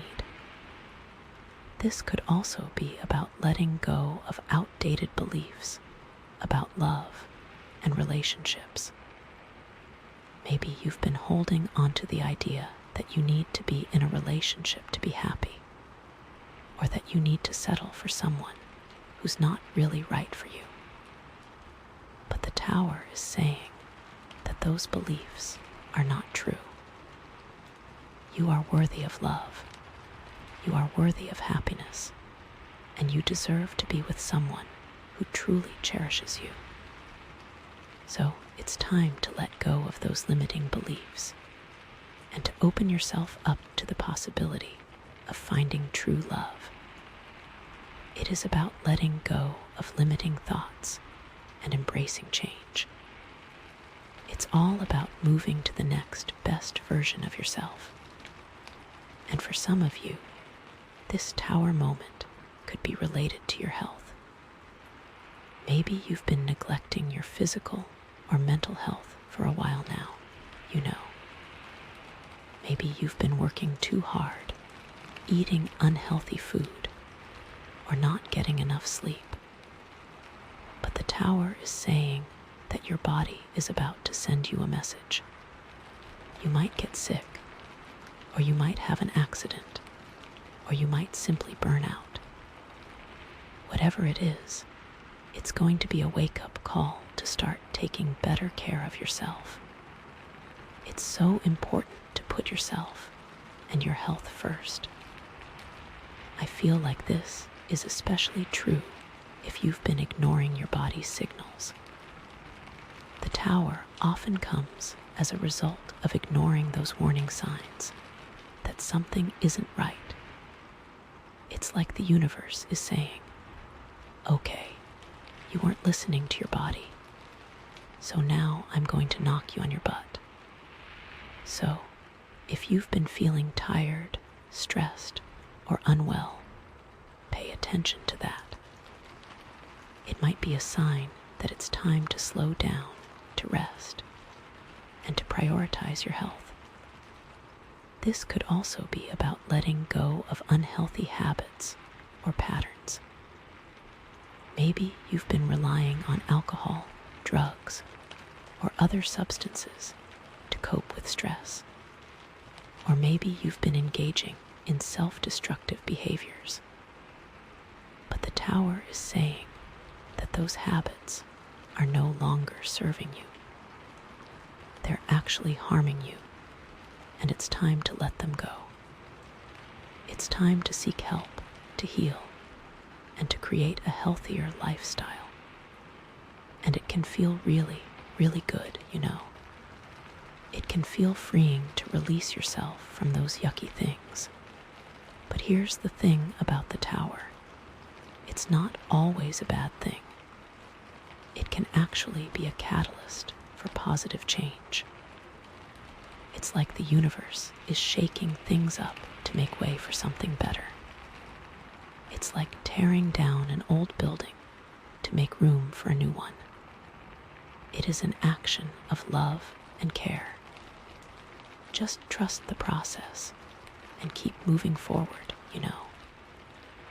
I think, too, that this card can appear to make way for the Ace of Wands spark. If you are resisting your creative energy, this Tower moment can shake you out of that. It's a way to say that you need to take that Ace of Wands nut seriously. It could also be a sign that you're on the right track. Maybe you've been working hard towards a goal, and you're finally about to achieve it. But the Tower is saying that you need to be prepared for unexpected challenges along the way. You might encounter obstacles, setbacks, or even failures. But don't let that discourage you. Keep going, keep pushing, and keep believing in yourself. You are capable of overcoming any obstacle and achieving your dreams. This card represents not giving up, you know.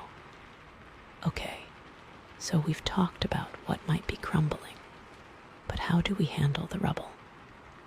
How do we navigate this chaotic energy? How do we rebuild after the usha and iya? Well, first and foremost, it's important to remember that you're not alone. The universe is supporting you, even if it doesn't feel like it right now. You have that transformative energy from the Smoky Quartz working in your favor, helping you to release the old and embrace the new. And you have the strength and resilience to get through this. You've overcome challenges in the past, and you can overcome this one too. So don't give up on yourself. Don't lose hope. Believe in yourself and trust that everything is happening for a reason. It's a beautiful experience to be had. It's also important to allow yourself to feel your emotions. The Tower can bring up a lot of intense feelings, such as fear, anger, grief, and confusion. Don't try to suppress those feelings. Allow yourself to feel them, to process them, and to release them. It's okay to cry, it's okay to scream, and it's okay to ask for help. Just don't let those feelings consume you. Don't let them control you. Acknowledge them, and then let them go. I feel like this is where the Hermit energy can be really helpful. Taking that time for introspection can help you process all these emotions. And this might be a call for support. Don't hesitate to reach out to friends, family, or a therapist for support. Having someone to talk to can make a huge difference in navigating this challenging time. Connecting with others who understand what you're going through can provide comfort and validation. You are not alone, so please do not think that you are. Next, it's important to focus on what you can control. The tower can make you feel like everything is out of control, like you're being swept away by a storm. But there are still things you can control, such as your thoughts, your actions, and your attitude. Focus on those things. Choose to think positive thoughts, choose to take positive actions, and choose to have a positive attitude. This will help you to stay grounded and to navigate the chaos with greater ease. You may even choose what to release to make the transitions easier on yourself. You've got this, you know.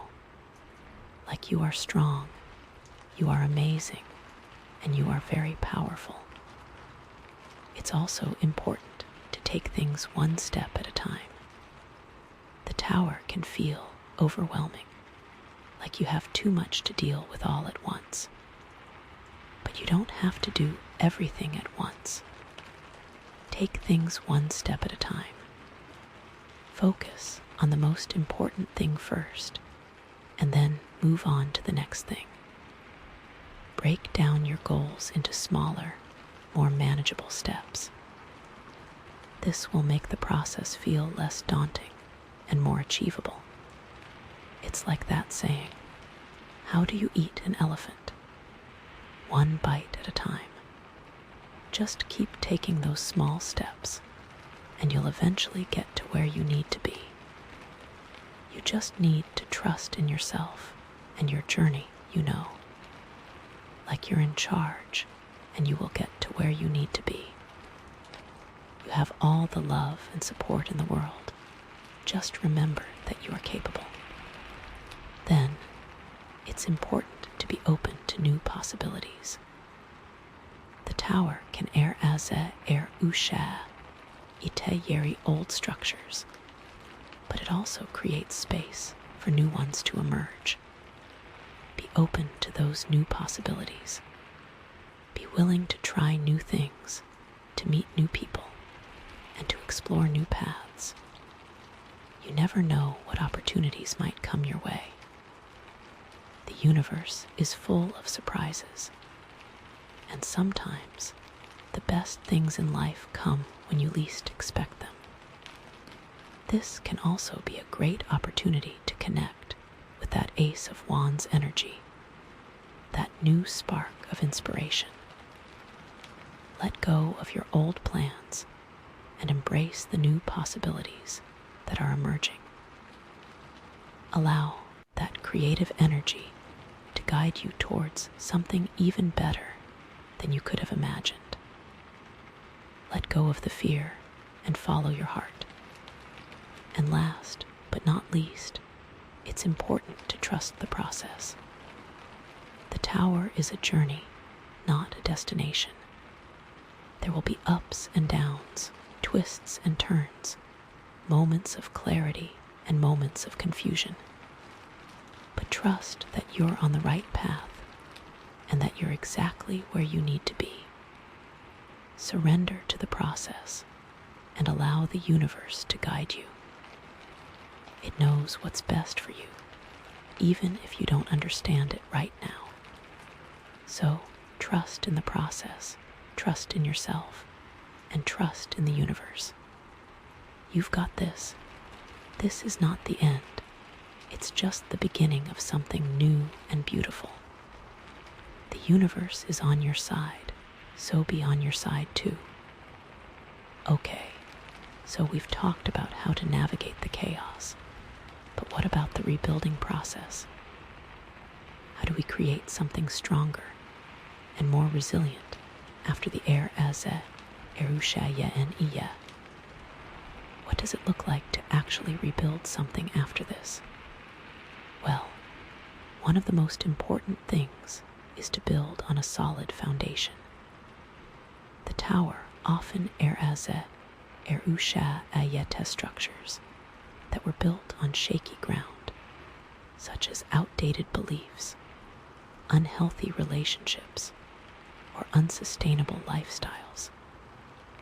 So when you're rebuilding, make sure you're starting with a solid foundation. Identify your core values, your true needs, and your authentic desires. Build your life on those things. This will create a foundation that's strong, stable, and resilient. This is where connecting with that hermit energy can be incredibly valuable. Taking the time for introspection and self-reflection can help you identify those core values and build a life that's truly aligned with your soul's purpose. It's all about embracing self-love and building from there, you know. I also feel like it is really, really beautiful. Next, it's important to learn from your mistakes. The tower often comes as a result of ignoring warning signs or making poor choices. So, take the time to reflect on what went wrong and learn from your mistakes. What could you have done differently? What lessons did you learn?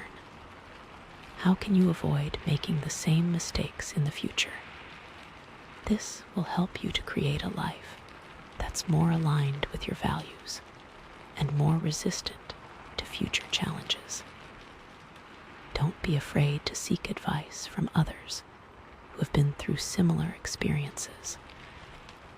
Learning from their wisdom can help you avoid common pitfalls and build a stronger foundation. It's also important to be patient. Rebuilding takes time, effort, and dedication. Don't expect to create something perfect overnight. Be patient with yourself and celebrate your progress along the way. Remember that every small step forward is a victory. It is a new way to love yourself and your journey. Don't compare yourself to others, and trust that everything is unfolding in divine timing. So embrace this moment of the tower as an opportunity to build something better, to create a life that's more authentic, fulfilling, and aligned with your soul's purpose. It's time to release everything that is holding you back, to embrace the chaos, and to trust in the journey. You have the strength, the resilience, and the support to get through this. You are not alone. You are loved, and you are capable of amazing things. Let the rebuilding begin, and let your new life start now. It is like a phoenix rising from the ashes. I feel like, too, it can be helpful to think about what you want to build. It can be so easy to get stuck on what's getting ripped away. It's okay to grieve, to be mad, to be frustrated. But you also need to give your energy and attention to what you want to bring in. This is where it is key to keep that Ace of Wands spark alive. What do you want to create in its place? What feels exciting? What is calling to you? What do you value? What kind of life do you want to live? Let that vision pull you forward. Let that intention guide your rebuilding. And don't be afraid to dream big. The tower has cleared the way for something truly amazing. This is a chance to build the life you've always wanted without the limitations of the past. It is like all you have been through has been a lesson to propel you forward, not hold you back, you know. It is all about how you perceive life. The tower has created space for something new and amazing. This card is telling you that you are very powerful and very loved, you know. This is such an incredible journey of completion, transformation, choice, new beginnings, introspection, and usha. Like wow. And it's not over. I am so excited to see what the final card reveals. What is the universe trying to tell you? What is the culmination of all of this energy? After all this, what's the final piece of the puzzle? I'm seriously on the edge of my seat. I'm just so excited. It's hard to even express. Okay, I feel like it's going to be something truly magical and transformative. Like, after all this work, you're going to, really understand who you are and what you're meant to do. And you're going to be able to actually do it.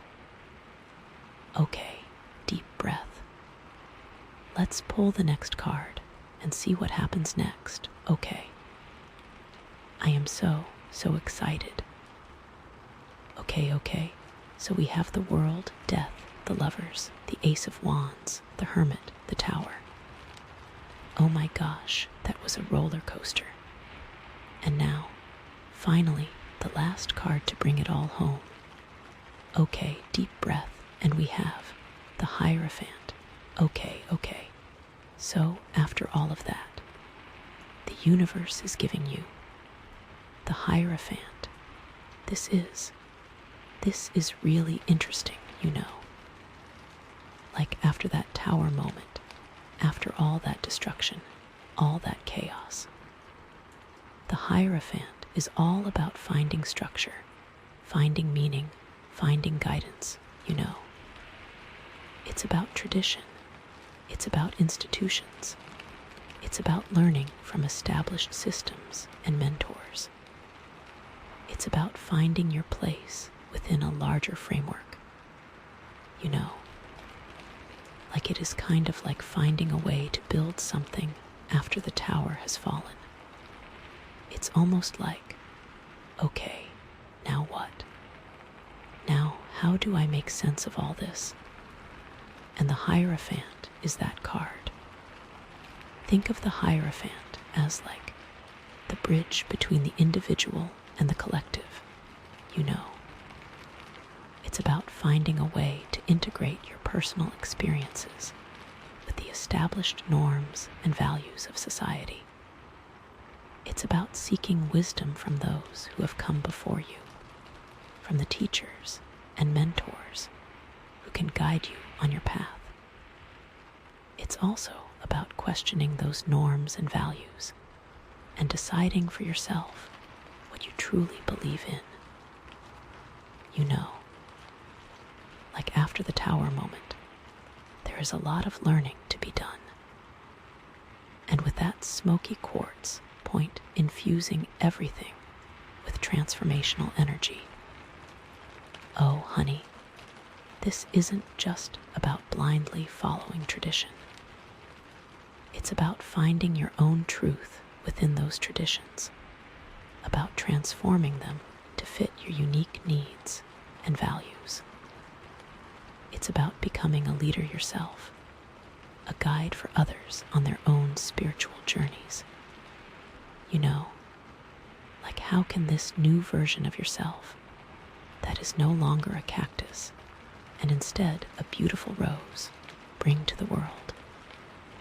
It is such a beautiful place to be.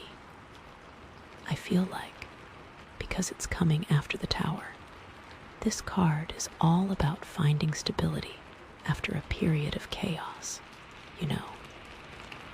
It's about rebuilding your life on a solid foundation, but also about questioning the foundations that were there before, It's about finding a new sense of belonging, but also about defining your own values and beliefs. It's like the universe is saying, okay, you've been through a lot. You've experienced usha. You've released what no longer serves you, and now it's time to find a new path forward. But you don't have to do it alone. There are people who can help you. There are systems that can guide you. And there are traditions that can offer you wisdom. You know, it's like the universe is saying, okay, it is time to find a way to bring this to the real world. It's just so beautiful. I am so excited for you. What does this mean for you? What framework are you trying to use this to define yourself? After being that beautiful rose, you are ready to bring your beauty to the world and let it all explode around. So, the Hierophant is all about finding structure, finding meaning, and finding guidance. But how does that relate to everything that's come before?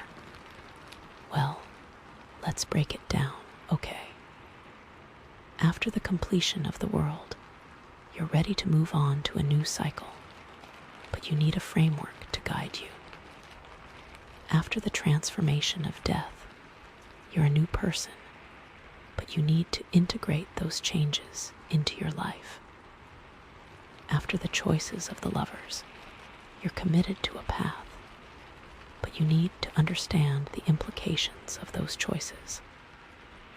After the spark of the Ace of Wands, you're inspired to create something new, but you need to learn the skills and knowledge to make it happen. After the introspection of the Hermit, you've gained wisdom and insight, but you need to share that wisdom with others. And after the upheaval of the Tower, you're rebuilding your life, but you need a solid foundation to build on. I feel like all of these events have led you to where you are now. This is very meant to be. The Hierophant is the answer to all of those needs, you know. It's the framework that brings everything together. It's the guidance that helps you navigate the path forward. It's the meaning that gives your life purpose and direction. After breaking down what your core values are during the Hermit card, you can now use this opportunity to share those beliefs with others. You know, like how beautiful is that? Like you are ready to explode the doors open. I'm getting a strong sense that this is about finding a new sense of belonging. You know, after all the changes you've been through, you might be feeling a bit lost or disconnected. You might be wondering where you fit in, who your people are, and what your purpose is.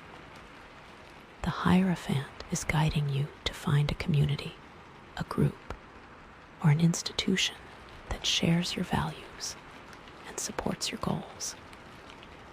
This could be a religious organization, a spiritual group, a professional association, or even just a group of like-minded friends. The key is to find a place where you feel accepted, supported, and understood. You know, a new tribe and a new way to move forward. But here's the thing. It's not just about finding a place to belong. It's also about defining your own values and beliefs. The Hierophant isn't about blindly following tradition. It's about questioning those traditions and deciding for yourself what you truly believe in. This could mean challenging the status quo, breaking free from outdated beliefs, or even creating your own traditions. The key is to be authentic, to be true to yourself, and to live in alignment with your own values. After working on yourself, you may find your own sense of what is right and what is wrong. And it is important that you take this and you roll with this. And always live your life on your own terms. This will bring you the most fulfillment. I feel like it is also important to consider not falling into the trap of people pleasing. Just because you want to find a place to belong doesn't mean that you should fall into a people-pleasing trap. It is always important to stand your ground and to stand for what you believe in, you know. This can be kind of a tricky place to be in. I feel like this is also about finding a mentor or a teacher, you know. After all the experiences you've had, you might be feeling like you need some guidance, someone to help you make sense of it all. The Hierophant is guiding you to find a mentor or a teacher who can share their wisdom, their knowledge, and their experience with you. This could be a spiritual leader, a professional coach, a life mentor, or even just a wise friend. The key is to find someone who you respect, who you trust, and who can help you on your path. There are going to be people in life that will help you through your process. You just have to listen to them and to give them the respect that they deserve. Don't just take their advice and then run. Show some gratitude and show that you are thankful for their help. You know. But here's the thing. It's not just about finding someone to guide you. It's also about becoming a guide yourself, you know. The Hierophant isn't just about receiving wisdom. It's about sharing that wisdom with others. This could mean becoming a teacher, a mentor, a leader, or even just a role model for others. The key is to use your experiences to help others on their own journeys.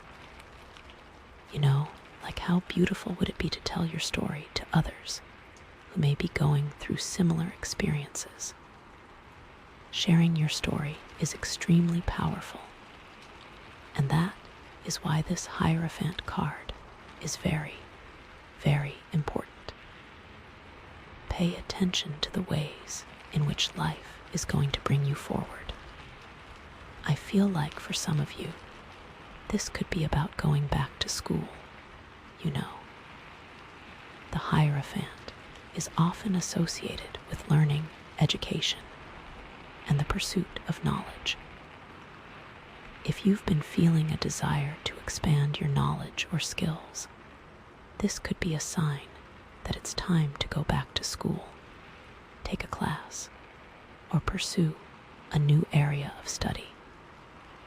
This could be related to your career, your personal growth, or even just your intellectual curiosity. You know, whatever it is, the Hierophant is encouraging you to embrace learning and to expand your horizons.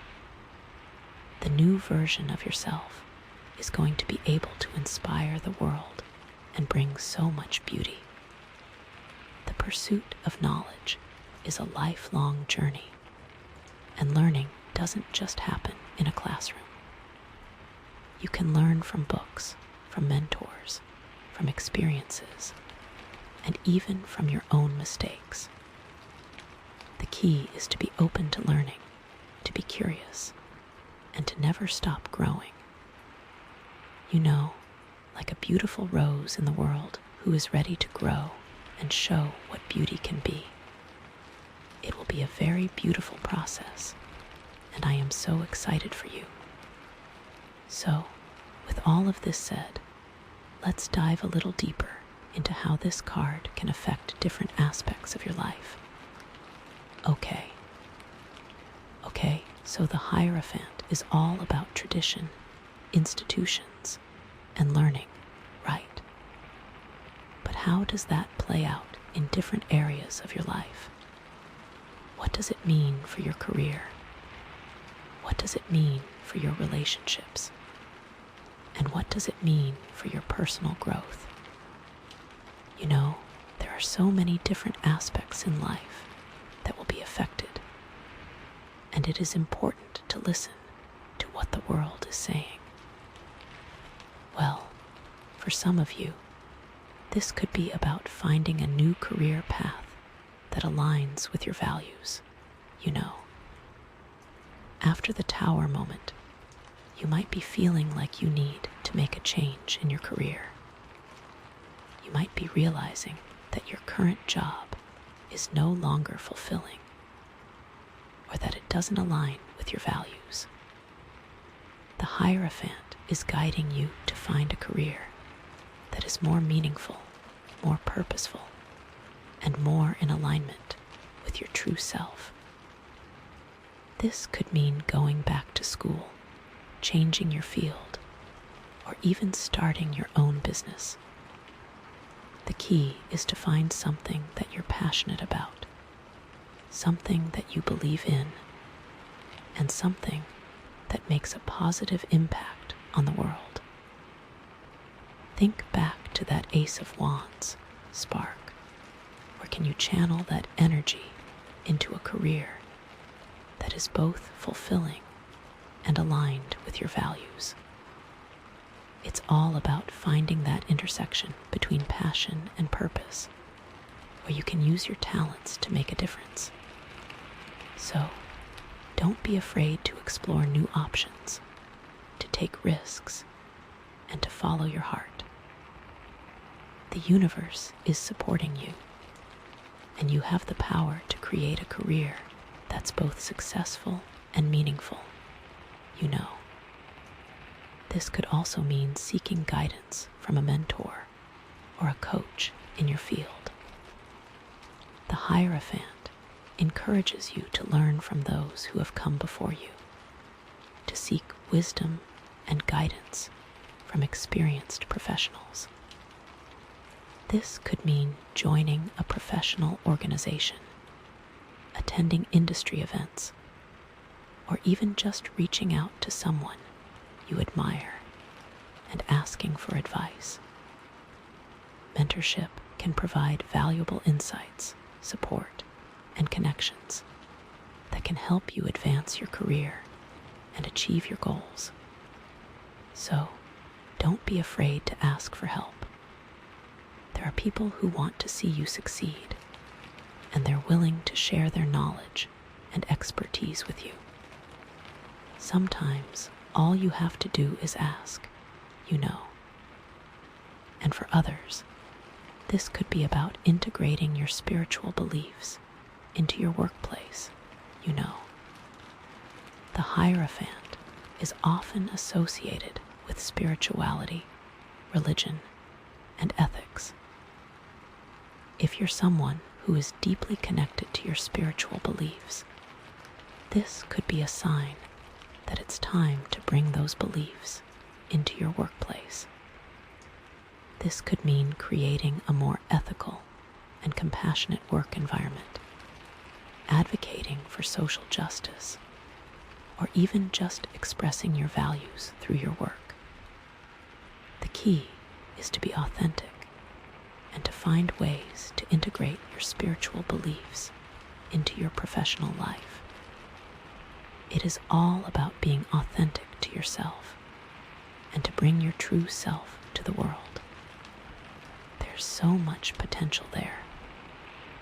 Okay, so what about relationships? How does the Hierophant affect your love life, your friendships, and your family relationships? After the choices you made during the Lover's card, where are you now? Well, for some of you, this could be about finding a partner who shares your values. After the Tower moment, you might be realizing that you need to make a change in your relationships. You might be realizing that your current relationships are no longer fulfilling, or that they don't align with your values. The Hierophant is guiding you to find a partner who shares your beliefs, your goals, and your vision for the future. This could mean being more selective about who you date, being more honest about your values, or even just being more open to meeting new people who share your interests. The key is to find someone who you're compatible with on a deep level, someone who you can build a lasting and meaningful relationship with. Do not settle for anyone who doesn't bring the best out of you. It is important that you do this in order to live authentically and to show the world who you are. You know, it's like you and another person, and you two become one.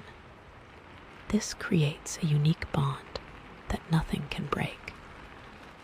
This could also mean seeking guidance from a relationship counselor or a therapist, you know. The Hierophant encourages you to learn from experts and to seek help when you need it.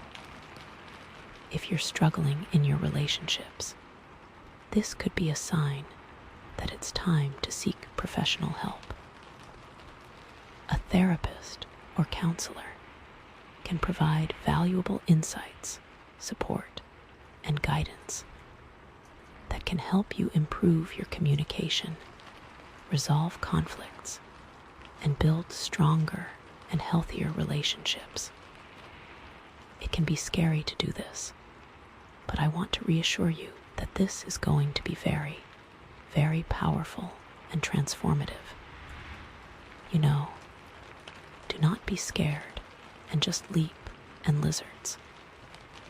And for others, this could be about embracing traditional family values, you know. The Hierophant is often associated with tradition, family, and community. If you're someone who values those things, this could be a sign that it's time to embrace traditional family values.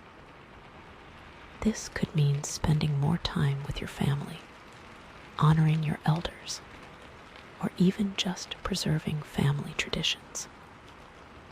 The key is to create a strong and supportive family environment that provides love, security, and belonging. This can be an especially healing card after the Tower, where family structures may have been disrupted. It's about finding that sense of connection and grounding through those traditional ties. It is always important to keep things flowing. Okay, so what about your personal growth? How does the Hierophant affect your spiritual journey, your self-discovery, and your overall well-being? This is kind of where the Hermit card comes in, you know. Well, for some of you, this could be about finding a spiritual path that resonates with you, you know. After the Tower moment, you might be feeling like you need to reconnect with your spirituality. You might be realizing that your old beliefs are no longer serving you, or that you need to find a new way to connect with the divine. The Hierophant is guiding you to find a spiritual path that resonates with your soul, a path that provides you with meaning, purpose, and guidance. This could mean exploring different religions, joining a spiritual group, or even just developing your own personal spiritual practice. The key is to find something that feels authentic, something that nourishes your soul, and something that helps you to grow spiritually. Trust and guidance is key to all of this, you know. It is important that you do so in order to connect better with the world. This could also mean seeking guidance from a spiritual teacher or a guru, you know. The Hierophant encourages you to learn from those who have walked the spiritual path before you, to seek wisdom and guidance from experienced teachers. This could mean attending retreats, workshops, or even just reading books by spiritual leaders. The key is to find someone who you respect, who you trust, and who can help you deepen your spiritual practice. You are capable of so many things. You just have to take it one day at a time. Like, just take it one day at a time and just breathe, and things will flow. It just takes time and dedication and a lot of self-compassion. Never forget that. You know, always remember that you are not a cactus, and instead you are a gorgeous rose. And for others, this could be about embracing traditional values, you know. The Hierophant is often associated with tradition, morality, and ethics. If you're someone who values those things, this could be a sign that it's time to embrace traditional values. This could mean living a more ethical and moral life, upholding traditional values, or even just preserving cultural traditions. The key is to live in alignment with your values and to create a life that is both meaningful and fulfilling. This is an especially powerful message after the Tower card, where you've had to usha, ite yeri old structures, and rebuild something new. It's about finding that moral compass and living a life that is guided by your highest values. But here's the thing about the Hierophant. It's not always easy. Sometimes the traditional institutions and beliefs that we're taught don't align with our own values or experiences, you know. Sometimes we have to challenge the status quo, question authority, and forge our own path. So let's talk about some of the potential challenges and opportunities that might arise as you embrace this Hierophant energy. Okay, so the Hierophant is all about tradition and institutions, right? But what happens when those traditions and institutions don't serve us? What happens when they're outdated, oppressive, or just plain wrong? That's where the challenges come in. One of the biggest challenges you might face is feeling constrained by tradition. You know, you might feel like you're being forced to conform to expectations that don't align with your true self. You might feel like you're being held back by outdated beliefs or practices. It's like you're being told to fit into a box that's too small for you. But here's the thing. You don't have to conform, you know. You have the power to challenge the status quo, to question authority, and to forge your own path. You have the power to redefine tradition and to create new ways of doing things. So, don't be afraid to break free from the constraints of tradition and to live a life that's authentic and fulfilling. You know, like a beautiful rose spreading beauty and love with no limits. Never let anyone hold you back from showing your true self and your true beauty. It is very, very important that you do so. Another challenge you might face is feeling disillusioned with institutions. You know, you might have lost faith in the systems that are supposed to protect and support you. You might feel like the government, the church, or other institutions are corrupt, ineffective, or just plain out of touch. It's like you're realizing that the people in power don't always have your best interests at heart. But here's the thing. You don't have to be cynical, you know. You can still find meaning and purpose in the world, even if you're disillusioned with institutions. You can find ways to make a positive impact, to create change, and to build a better world. You can focus on your local community, on your personal relationships, or on your own spiritual growth. The key is to find something that you believe in, something that you're passionate about, and something that gives your life meaning. Don't let the negativity of the world bring you down. Be your own positive light. And another challenge is falling into dogma, where you follow the rules without truly understanding them. The key is to seek understanding, to question, and to truly integrate the lessons. But here's the thing. With every challenge comes an opportunity, you know. The Hierophant isn't just about tradition and institutions. It's also about learning, growth, and transformation. And the challenges you face can actually help you to grow, to learn, and to transform. One of the biggest opportunities you have is to redefine tradition, you know. You can take the best parts of tradition and adapt them to fit your own needs and values. You can create new traditions that are more inclusive, more relevant, and more meaningful. You can honor the past while also embracing the future. Don't be afraid to challenge tradition. What works and what doesn't?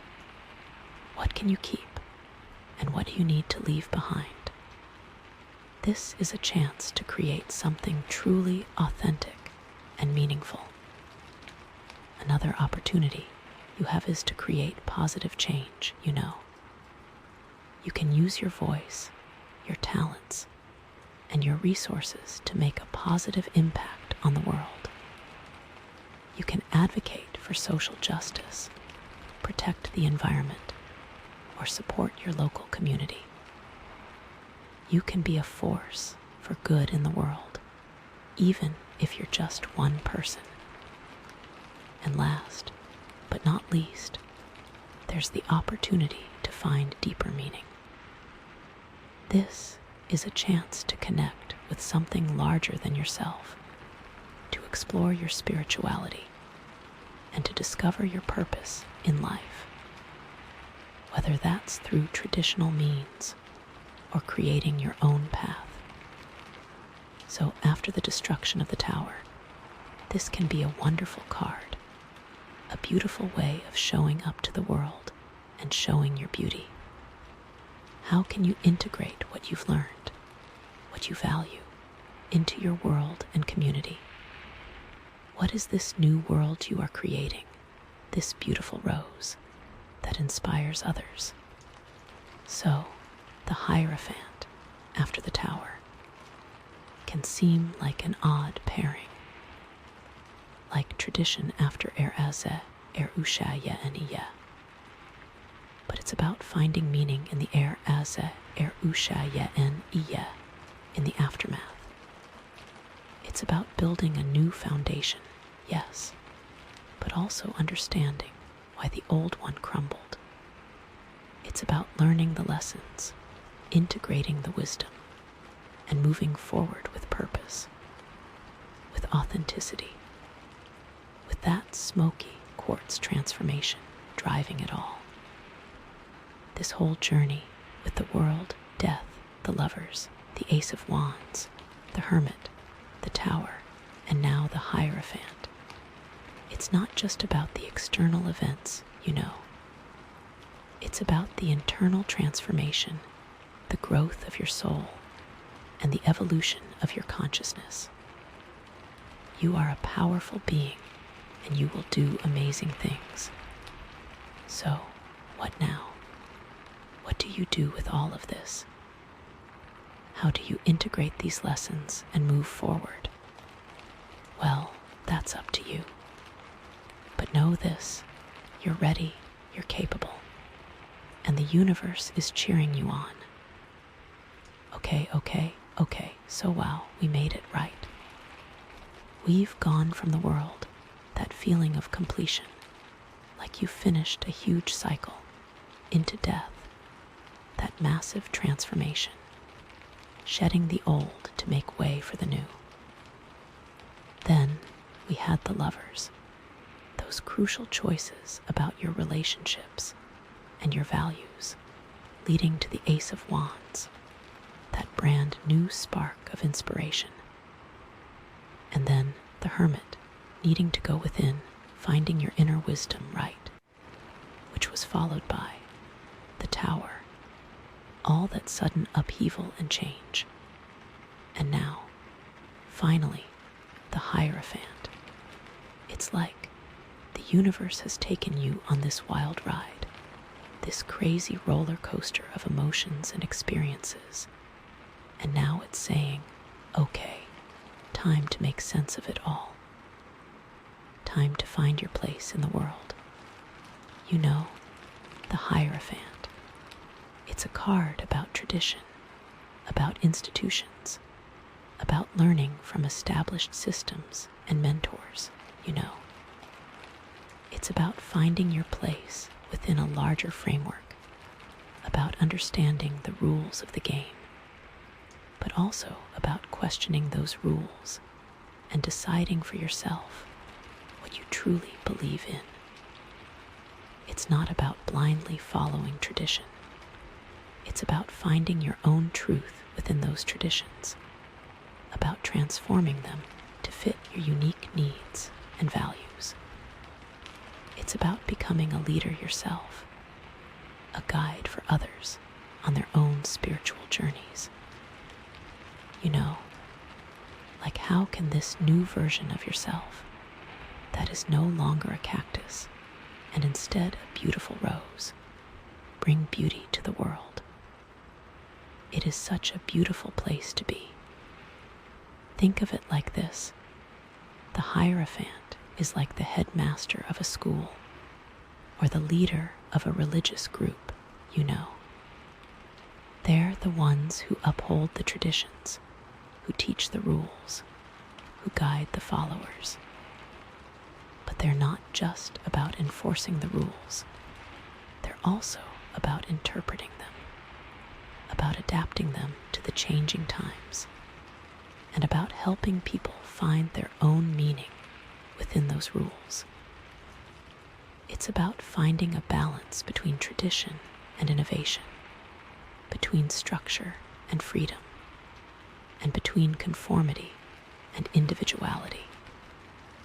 The Hierophant also represents finding a mentor, someone who can guide you on your path, someone who can share their wisdom and experience with you. This could be a teacher, a coach, a spiritual advisor, or even just a wise friend. The key is to find someone who you respect, who you trust, and who can help you grow, you know. But it is so important that you also trust your gut and trust what you feel is right. And remember that smoky quartz point. That transformative energy is still flowing through all of this. It's not just about accepting tradition. It's about transforming it, about making it your own, about using it to create something new and beautiful. You know, like creating something so unique and special that it's never been seen before. Okay, so let's connect this card back to everything else we've seen, okay? Let's see how the Hierophant fits into this whole incredible journey you've been on, you know. Like, what does this card mean for you, specifically? First, we have the world right. That feeling of completion, of finishing a major cycle in your life. The Hierophant is saying that now it's time to integrate those lessons, to understand what you've learned, and to use that knowledge to build a new foundation for the future. It's about taking what you've gained from that experience and applying it to your life in a meaningful way. Think of it like graduating from college, you know. You've completed your studies. You've earned your degree, and now it's time to go out into the world and use what you've learned. The Hierophant is saying that you need to find a way to apply your knowledge, to find a career or a path that aligns with your values, and to make a positive impact on the world. You know, like you are doing so great. Never forget that. I'm so proud of you. Then we have death, that massive transformation, that shedding of the old to make way for the new. The Hierophant is saying that now it's time to integrate those changes into your life, to find a new sense of identity, and to find a new way of being in the world. It's about embracing your new self, but also about understanding how that new self fits into the larger picture. Think of it like going through a major life change, like a divorce or a career change. You know, you've let go of the old, you've embraced the new, and now it's time to figure out who you are and what you want. The Hierophant is saying that you need to find a new structure, a new framework, a new way of organizing your life, you know. And after that big change, then we have the Lovers, those crucial choices about your relationships and your values. The Hierophant is saying that now it's time to commit to those choices, to build strong and lasting relationships, and to live in alignment with your values. It's about finding someone who shares your beliefs, who supports your goals, and who helps you to grow, you know. Think of it like choosing a partner, you know. You've made your decision, you've committed to the relationship, and now it's time to build a life together. The Hierophant is saying that you need to find common ground, to establish shared values, and to create a strong and loving foundation for your future, you know. But it is always important that you don't people please. Then comes the Ace of Wands, that brand new spark of inspiration. The Hierophant is saying that now it's time to nurture that spark, to learn the skills and knowledge you need to bring your vision to life, and to find a mentor who can guide you on your path. It's about taking that initial inspiration and turning it into something real, something tangible, something that makes a difference, you know. Think of it like starting a new business, you know. You've got a great idea, you're passionate about it, and now it's time to learn the ropes, to find investors, and to build a successful company. The Hierophant is saying that you need to find experts who can help you, to learn from those who have come before you, and to build a solid foundation for your business, you know. Then we journey into the Hermit, finding your inner wisdom, needing to go within. The Hierophant is saying that now it's time to share that wisdom with the world, to become a guide for others, and to use your experiences to help others on their own journeys. It's about taking that inner knowledge and using it to make a positive impact on the world. Think of it like becoming a teacher, you know. You've gained a lot of knowledge and experience, and now it's time to share that with your students. The Hierophant is saying that you need to find a way to connect with your students, to inspire them, and to help them to grow, you know. That's the true beauty and the magic of this card. And then, the Tower. Oh my gosh, all that sudden upheaval and change. Hierophant is saying that now it's time to find stability, to rebuild your life on a solid foundation, and to find meaning in the chaos. It's about learning from the past, but also about looking towards the future, you know. Think of it like rebuilding your life after a disaster, you know. You've lost everything. You're starting from scratch, and now it's time to build something new. The Hierophant is saying that you need to find a new sense of purpose, a new community, and a new way of living. You can do it. The Tower is simply trying to set you on the right path. It's like the Hierophant is the glue that holds everything together, you know. It's the framework that gives your life meaning, the guidance that helps you navigate the path, and the wisdom that helps you to make the right choices. It's the final piece of the puzzle, the culmination of everything you've been through. And now, wow, this is all so beautiful. Okay, but here's the thing though. The Hierophant isn't always easy, you know.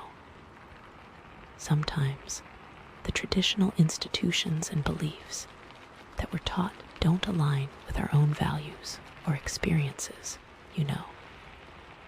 Sometimes we have to challenge the status quo, question authority, and forge our own path, you know. It is so important that you do not feel like you have to conform. So let's talk about some of the potential challenges and opportunities that might arise as you embrace this Hierophant energy. Okay. What are some ways in which this card and this energy may challenge you? And how can you make the most of it? One of the biggest challenges you might face is feeling constrained by tradition, you know. You might feel like you're being forced to conform to expectations that don't align with your true self. You might feel like you're being held back by outdated beliefs or practices. You may feel like you are not being your true self. It is okay to challenge the world and to share your light. Think of it like being told that you have to follow a certain career path, even though you're not passionate about it, you know. Or being told that you have to get married and have kids, even though that's not what you want. Or being told that you have to believe in a certain religion, even though it doesn't resonate with you. So many people go through this, and it is important to choose to walk away when you do not agree. You've got this. The world is your oyster. But here's the thing. You don't have to conform, you know. You have the power to challenge the status quo, to question authority, and to forge your own path, you know. You have the power to redefine tradition and to create new ways of doing things. So don't be afraid to break free from the constraints of tradition and to live a life that's authentic and fulfilling.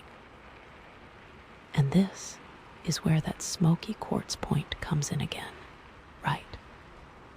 That transformative energy is helping you to break free from those constraints, to challenge those outdated beliefs, and to create a life that's truly aligned with your soul's purpose.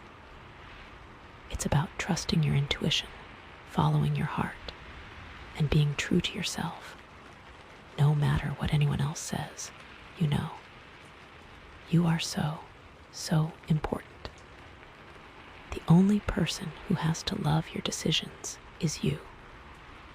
Another challenge you might face is feeling disillusioned with institutions, you know. You might have lost faith in the systems that are supposed to protect and support you. You might feel like the government, the church, or other institutions are corrupt, ineffective, or just plain out of touch.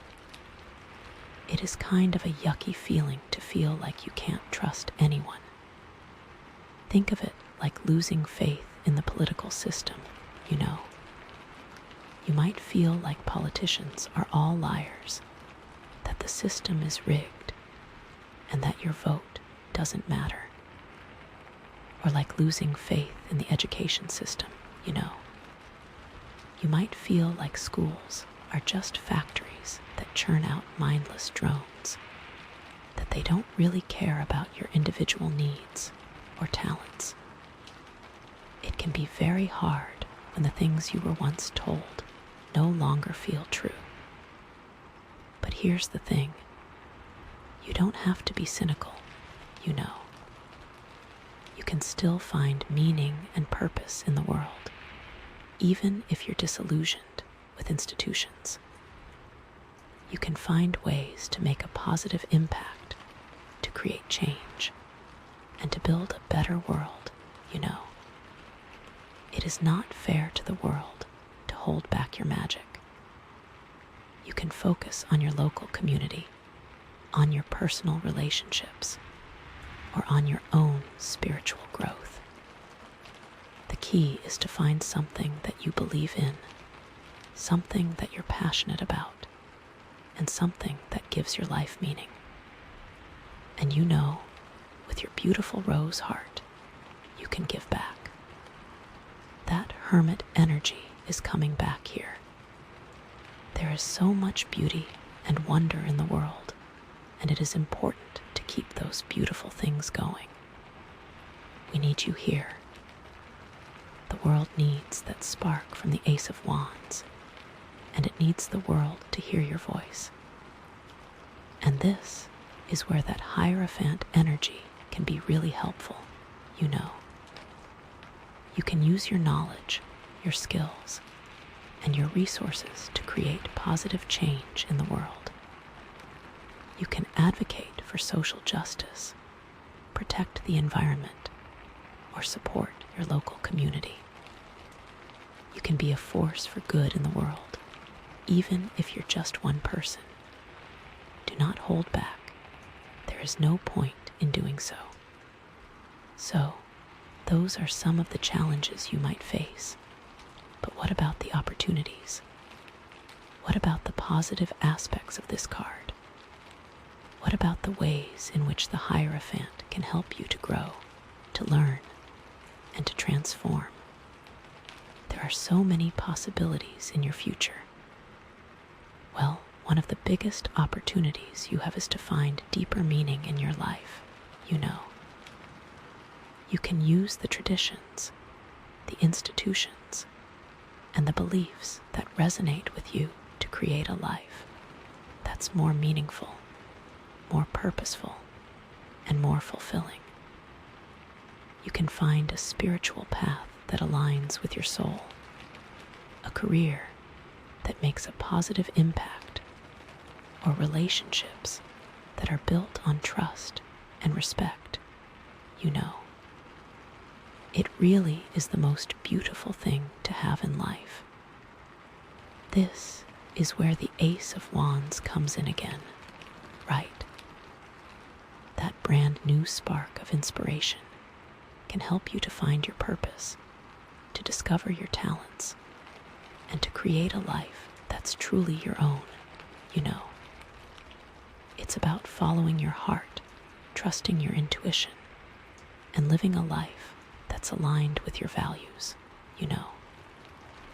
And it is really the most amazing thing to find what the path is for you. Never lose track of that, you know. It's like you are so, so wonderful. Another opportunity you have is to share your wisdom with others, you know. You can use your experiences, your knowledge, and your insights to help others on their own journeys. You can become a teacher, a mentor, a leader, or even just a friend who listens and offers support, you know. can be so powerful to share your experiences and to share what you have gone through. This is where the hermit energy comes in again, right? That inner wisdom that you've gained through your own introspection and self-reflection can be invaluable to others. You can use your experiences to help others avoid making the same mistakes, to help them find their own path, and to help them to grow and transform. You know, what you have gone through is truly what makes you you. Never let anyone tell you that that is not true.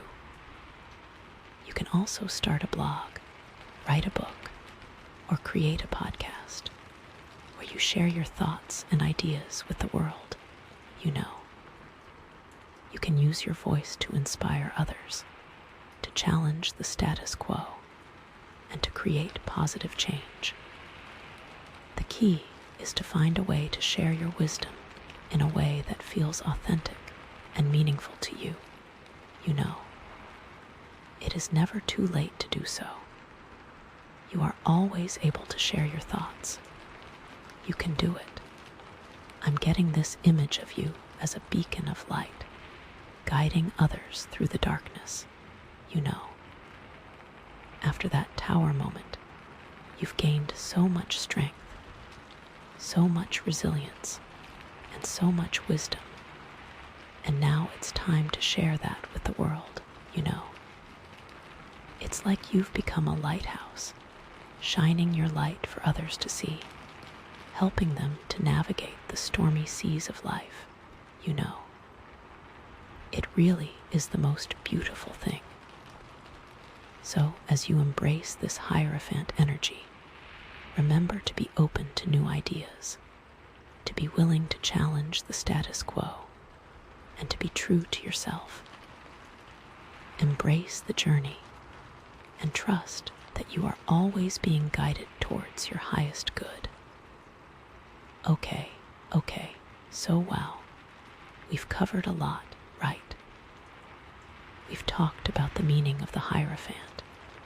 We've connected it back to all the other cards in your reading, and we've explored some of the potential challenges and opportunities that might arise.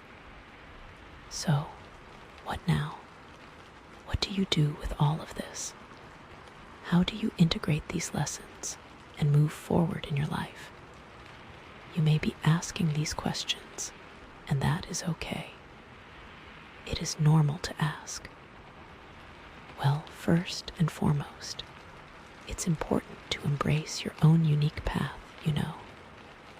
Don't try to fit into someone else's mold. Don't try to follow someone else's rules. And don't try to be someone you're not. Be true to yourself, follow your heart, and live a life that's authentic and fulfilling. Now, you can be a magical fairy spreading beauty and love. You get to decide what you do. This is where that Lover's card comes in again, right? Those choices you made about your relationships and your values are guiding you towards your true path. Trust those choices, honor those values, and create a life that's aligned with your soul's purpose, you know. You are ready to explore and bring something great to the world. It's also important to find a community that supports you, you know. Surround yourself with people who love you, who believe in you, and who encourage you to be your best self. Find a group that shares your values, that supports your goals, and that inspires you to grow, you know. No one can tell you otherwise. What you seek, you shall find. You are worthy of love and guidance, and all things amazing. This is where the Hierophant energy can be really helpful, right? You can find a spiritual group, a professional association, or even just a group of like-minded friends who can provide you with the support and encouragement you need to thrive. you know. It is extremely powerful and wonderful to find what your future truly is. And don't forget to give back to others, you know. Share your wisdom, your talents, and your resources with the world. Help those who are less fortunate than you, and be a force for good in the world. The more you give, the more you'll receive, and the more fulfilling your life will be, you know. You will inspire so many, and that is what makes you amazing and your story amazing. This is where that world card comes in again, right? You've completed a cycle. You've learned your lessons. And now it's time to share your gifts with the world, you know. You have the power to make a positive impact, to create change, and to inspire others to live their best lives. So embrace that power, use it wisely, and create a world that's more loving, more just, and more compassionate, you know. Wow, you really are doing such an amazing job, and I am beyond proud of you. And remember that Smoky quartz point. That transformative energy is always with you, helping you to grow, to learn, and to evolve. Trust the process, embrace the journey, and know that you are always being guided towards your highest good. The energy will always be with you as you change and you grow. I am so happy for you to be who you truly are. Wow. So to wrap it all up, this whole reading, from the world to the Hierophant, it's been about finding your place in the world, about integrating your personal experiences with established systems, and about sharing your wisdom with others, you know. It's been about questioning tradition, challenging authority, and forging your own path. And it is an incredibly amazing thing to see how far you have come. It is all truly a remarkable process. This whole journey has been building you up, tearing you down, and building you up again, stronger and more resilient than ever before. And you are amazing, and you will never stop being so. You are worthy, and you are very loved. You know that, right? You've completed a major cycle. You've transformed your life. You've made important choices. You've ignited a new spark. You've found your inner wisdom. You've survived a major upheaval. And now you're ready to share your gifts with the world, you know. You are capable. You are worthy. And you are ready to create a life that's authentic, fulfilling, and meaningful. It is always with you, but you need to choose to step into your true power. So go forth, embrace your Hierophant energy, and create a life that's truly your own. Share your wisdom, challenge the status quo, and make a positive impact on the world. The universe is cheering you on every step of the way. I love you so much, and I'm so incredibly proud of you. Thank you for letting me read for you today. It has truly been an honor, and it has truly been a blessing. Okay, so with the jade tree as your pile marker, and the theme being rustlings of care, messages revealed to cultivate self-compassion and foster the well-being of their soul. It's all about gentle growth and nurturing yourself, you know. It's like listening to the whispers of your heart and giving yourself permission to bloom. It is so important. Okay, so let's dive in. Let's see what the cards have to say. Oh my gosh, I'm so excited. Okay, So the first card we have is the Nine of Cups. Ooh, honey, this is like wish fulfillment central. This is all about getting what you want, like finally. After all that hard work, after all that hopping and dreaming, it's actually happening. You know that feeling when you've been craving something for so long, and then you finally get it, and it's even better than you imagined. That's the Nine of Cups energy right there. Like, this isn't just about material possessions, although it could be, you know, like finally getting that dream house or landing that amazing job. But it's also about emotional fulfillment, about feeling content and satisfied with your life, about having all your needs met, not just the practical ones, but the ones that feed your soul, you know. It's like finally feeling seen and heard and appreciated for who you truly are. And the thing about the Nine of Cups is that it's not just about getting what you want. It's about deserving it. It's about knowing that you're worthy of all this good stuff coming your way. It's about having that deep sense of self-worth that allows you to receive all the blessings that the universe has in store for you. Like, you've put in the work, you've overcome the obstacles, and now it's time to reap the rewards. You deserve it, honey. You really, really do. So, like, what does this wish fulfillment look like for you? What is it that you've been longing for, that you've been dreaming about? Is it a romantic relationship, a deep connection with someone who truly gets you? Is it a creative project that you're finally bringing to life, something that sets your soul on fire? Is it a sense of inner peace and contentment, a feeling of being grounded and centered in your own being? Whatever it is, the Nine of Cups is saying that it's within reach, that it's closer than you think.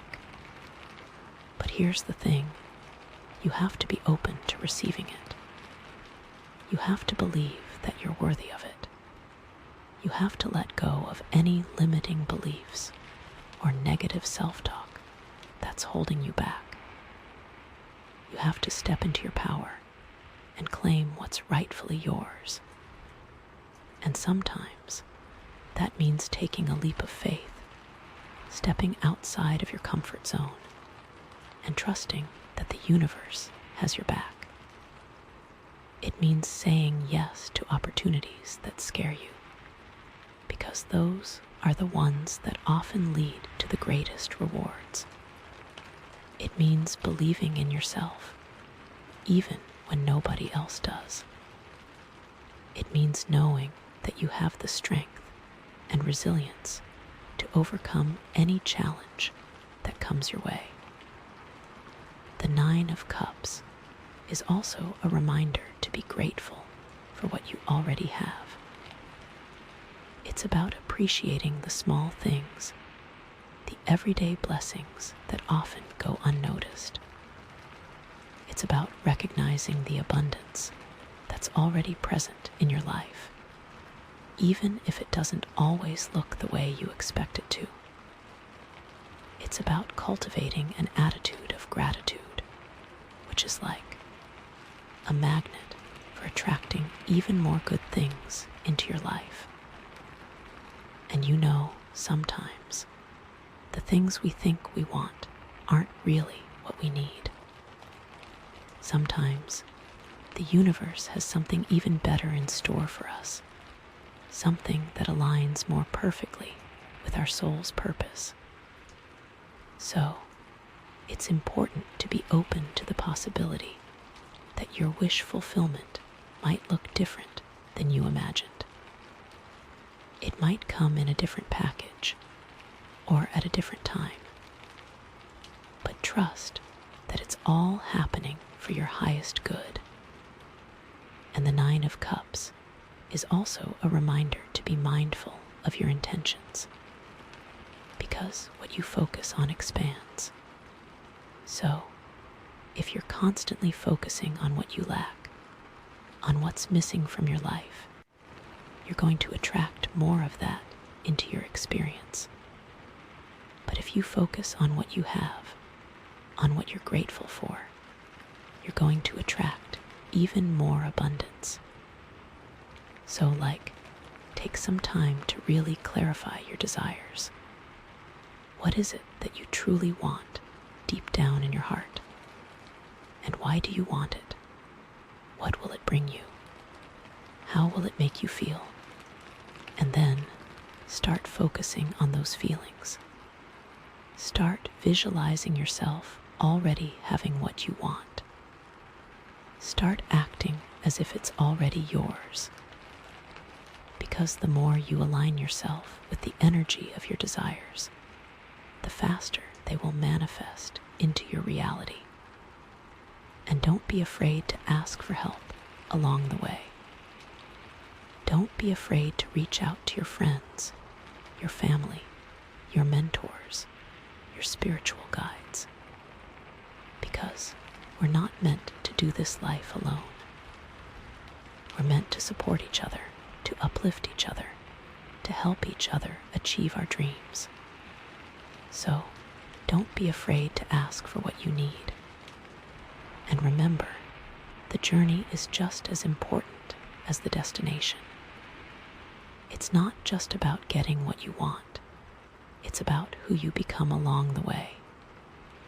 It's about the lessons you learn, the challenges you overcome, the growth you experience. So enjoy the process. Savor every moment.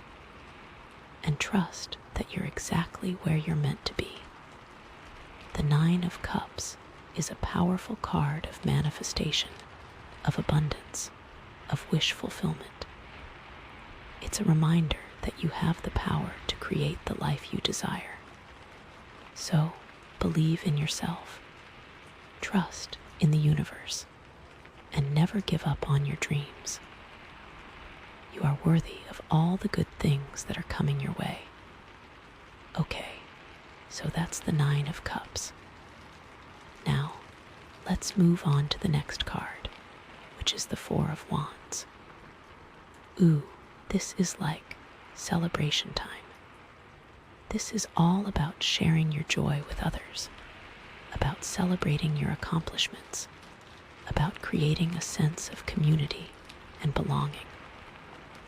So, after you've manifested your desires with the Nine of Cups, the Four of Wands is saying, okay, it's time to share this with the world. It's time to throw a party. It's time to celebrate your success. This isn't just about keeping all that good stuff to yourself.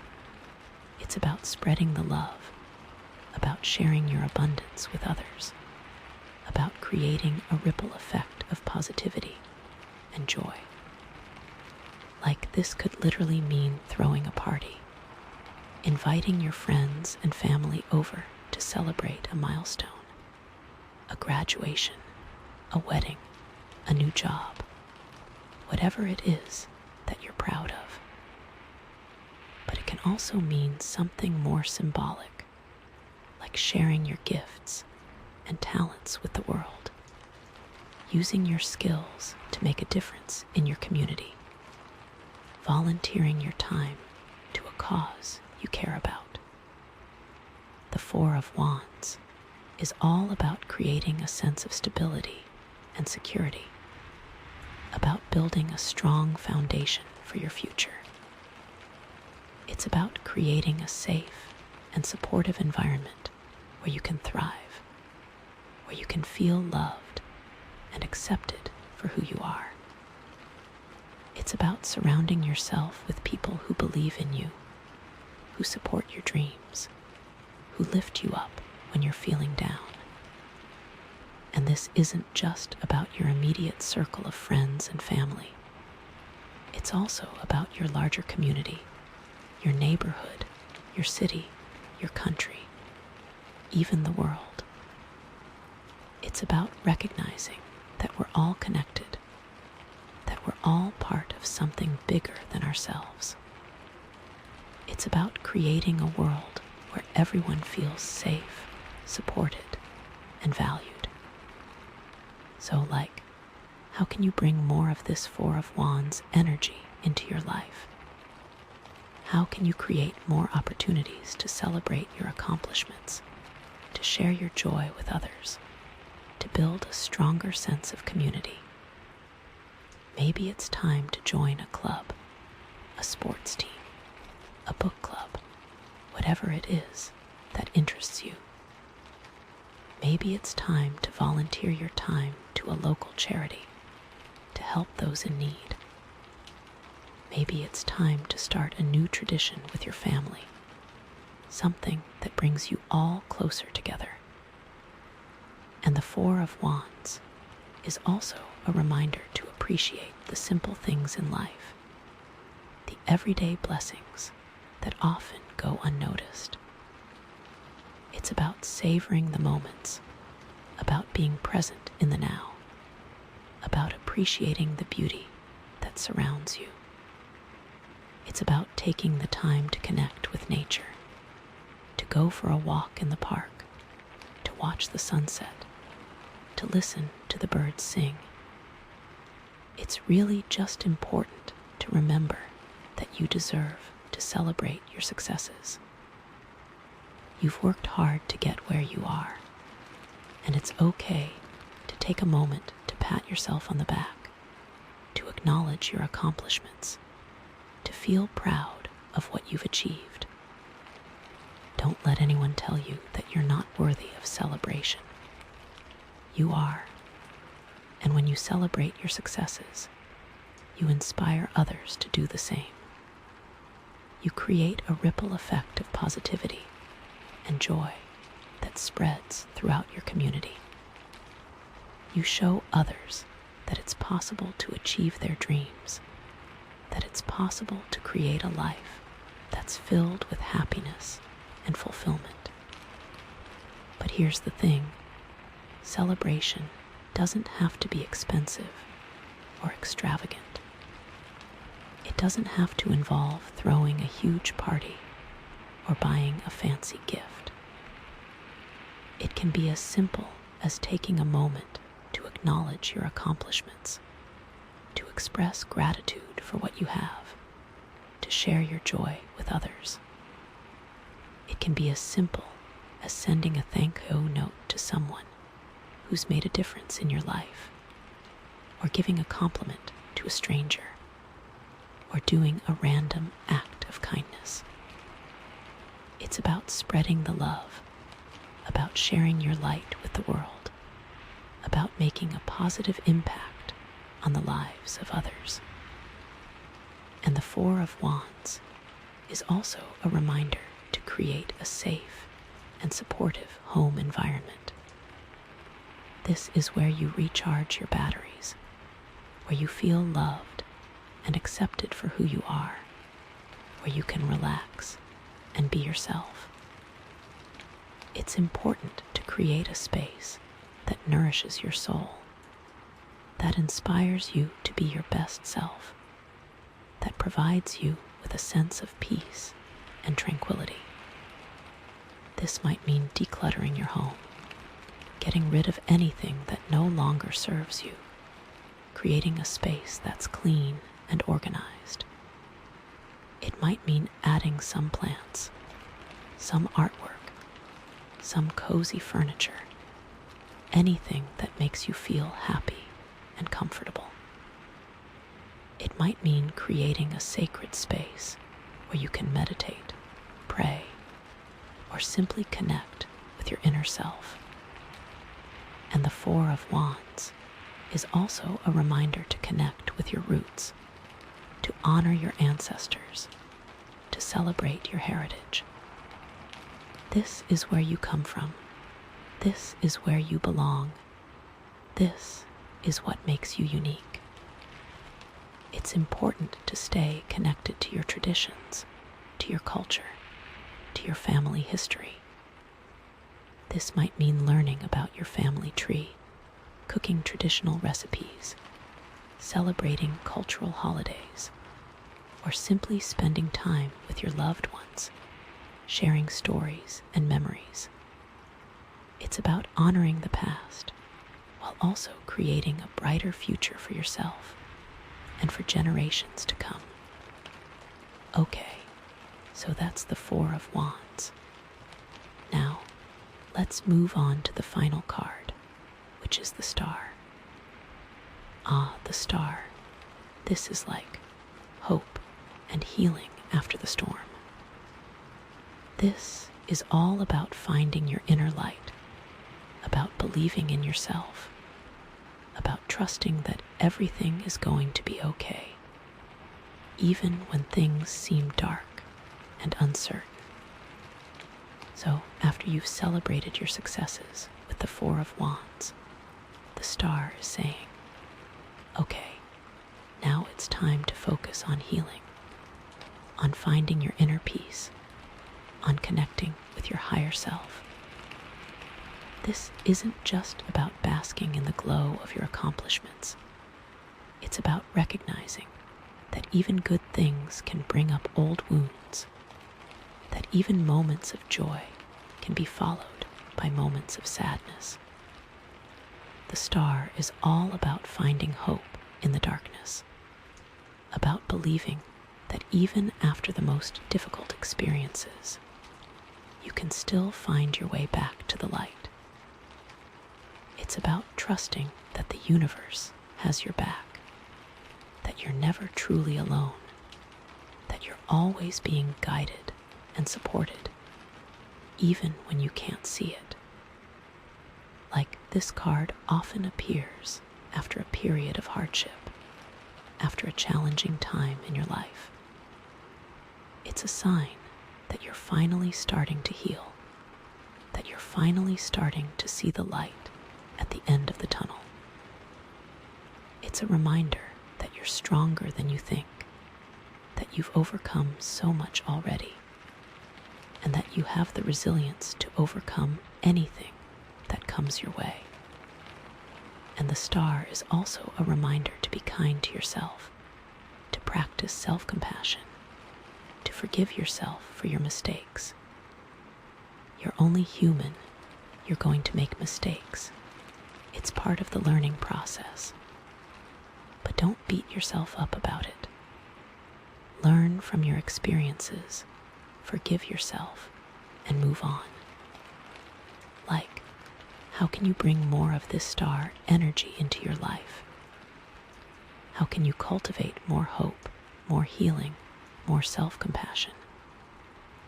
Maybe it's time to start a meditation practice, to connect with your inner self, to find some peace and quiet in the midst of the chaos.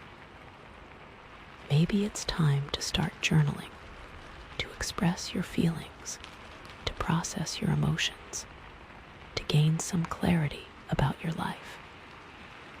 It's also really important to remember that you are worthy of love, worthy of happiness, worthy of success. Don't let anyone tell you otherwise. Don't let your inner critic hold you back. You are a unique and beautiful soul, and you deserve all the good things that are coming your way. And the Star is also a reminder to connect with your spirituality, to find something that you believe in, something that gives you hope and inspiration. This might mean practicing a religion, or it might mean simply connecting with nature, or it might mean finding a spiritual community, or it might mean developing your own personal spiritual practice. It's all about finding something that resonates with you, something that helps you feel connected to something bigger than yourself, something that gives you a sense of purpose and meaning in your life. And the Star is also a reminder to be of service to others, to use your gifts and talents to make a difference in the world. This might mean volunteering your time to a cause you care about, or it might mean donating to a charity, or it might mean simply being kind and compassionate to everyone you meet.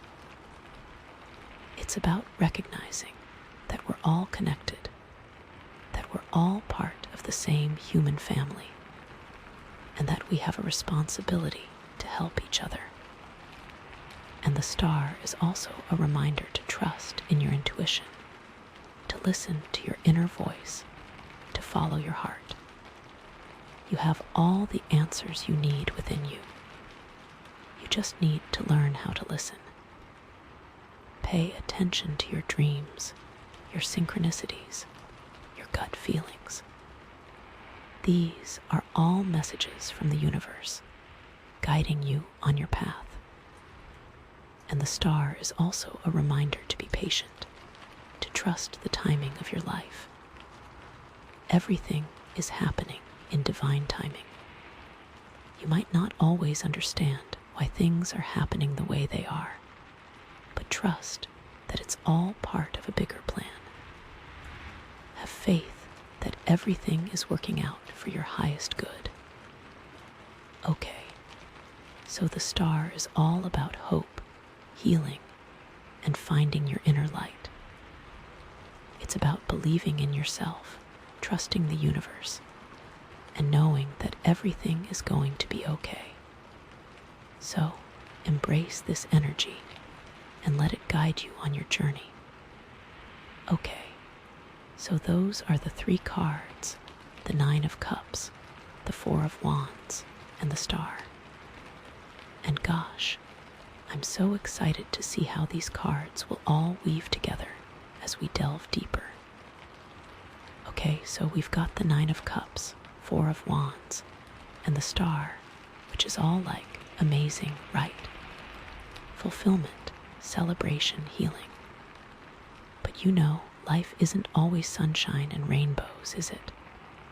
So, next we have the 9 of Swords. Okay, so the 9 of Swords, like, whoa, this is a heavy one. This is definitely a different energy than what we've been seeing, right? It's like, after all that wish fulfillment and celebration and hope, bam, we get hit with this card of anxiety, worry, and like really dark thoughts. Okay, so what does this mean? Well, the 9 of Swords is often associated with like nightmares, insomnia, and just feeling completely overwhelmed by your own thoughts. It's that feeling of being trapped in your head, replaying scenarios over and over again, and just not being able to shut your brain off, you know. It's like your mind is racing a mile a minute, and you're just lying there in bed, staring at the ceiling, unable to sleep. And it can be caused by so many different things, like stress at work, relationship problems, financial worries, or just a general sense of unease about the future. The imagery on this card is like intense, right? You usually see someone sitting up in bed, clutching their head in their hands, surrounded by swords, which represent like thoughts, worries, and anxieties. It's like they're being attacked by their own thoughts, and they can't escape, you know. And it can feel really isolating, like you're the only one who's ever felt this way. But trust me, you're not. Anxiety is a really common experience, and it's something that we all deal with at some point in our lives. But the 9 of Swords isn't just about anxiety. It's also about guilt and regret. It's about replaying past mistakes in your head and wondering what you could have done differently. It's about feeling responsible for things that are outside of your control. It's about carrying the weight of the world on your shoulders. Like, maybe you hurt someone's feelings, or you made a bad decision, or you didn't live up to your own expectations. And now you're just stuck in this cycle of self-blame and regret. And you know what? Sometimes these feelings are totally irrational.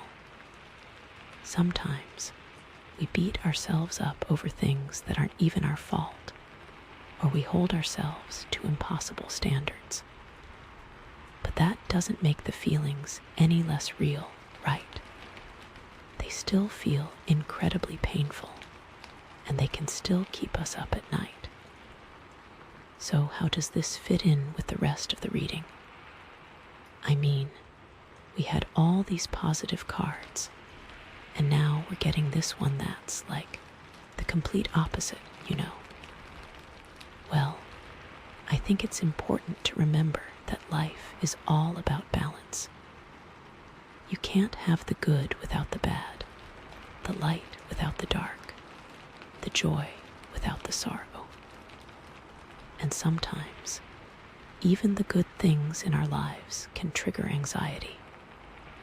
Like, maybe you manifested your dream job with the 9 of Cups, but now you're worried about failing, or not being good enough, or not living up to the expectations.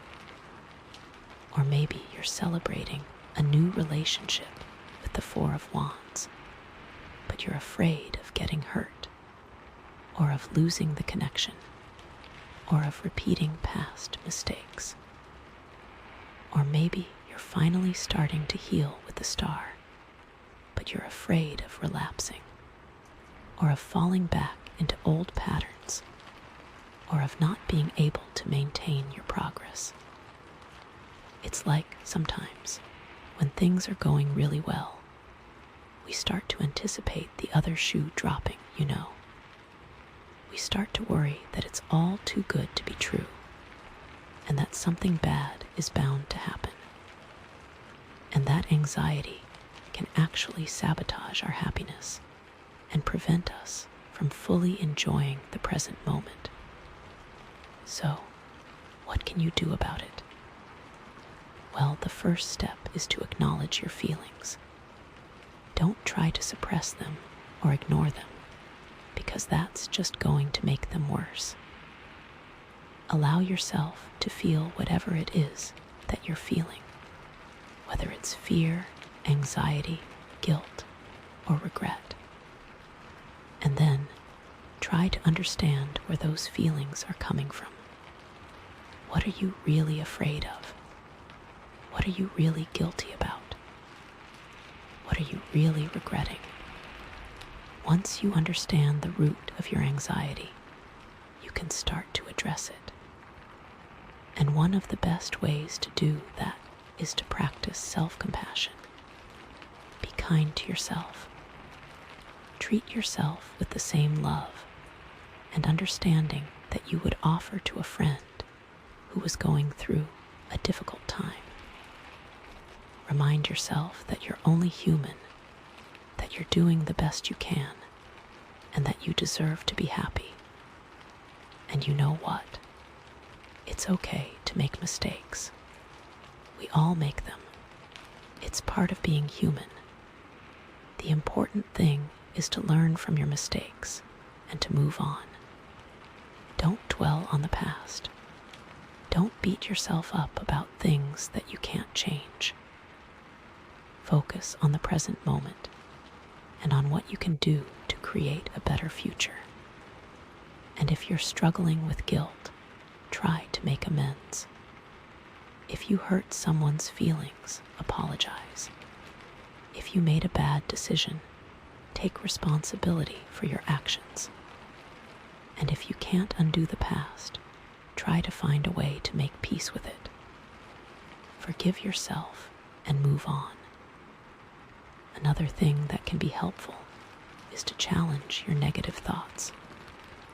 When you start to feel anxious or worried, ask yourself, is this thought really true? Is there any evidence to support it? Or am I just making assumptions? Often, you'll find that your negative thoughts are based on fear and speculation rather than on reality. And when you catch yourself thinking negatively, try to replace those thoughts with positive ones. Focus on your strengths, your accomplishments, and your blessings. Remind yourself of all the good things in your life, and remember that you are capable of overcoming any challenge that comes your way. It can also be helpful to talk to someone you trust about your anxieties. Share your feelings with a friend, a family member, a therapist, or a spiritual advisor. Sometimes, just talking about your problems can help you to feel less alone and more in control. And a fresh perspective can really help a lot. And don't be afraid to ask for help. If your anxiety is interfering with your daily life, it might be time to seek professional help. A therapist can teach you coping skills and help you to manage your anxiety in a healthy way. There's absolutely no shame in asking for help. In fact, it's a sign of strength. There are also a lot of things you can do to take care of yourself physically. Make sure you're getting enough sleep, eating a healthy diet, and exercising regularly. Avoid caffeine and alcohol, as these can both exacerbate anxiety. And try to find ways to relax and distress, such as yoga, meditation, or spending time in nature. It is also so important to set boundaries. Learn to say no to things that drain your energy or make you feel overwhelmed. Protect your time and your energy, and don't be afraid to prioritize your own needs. You can't pour from an empty cup, so make sure you're taking care of yourself first. And remember the jade tree, right?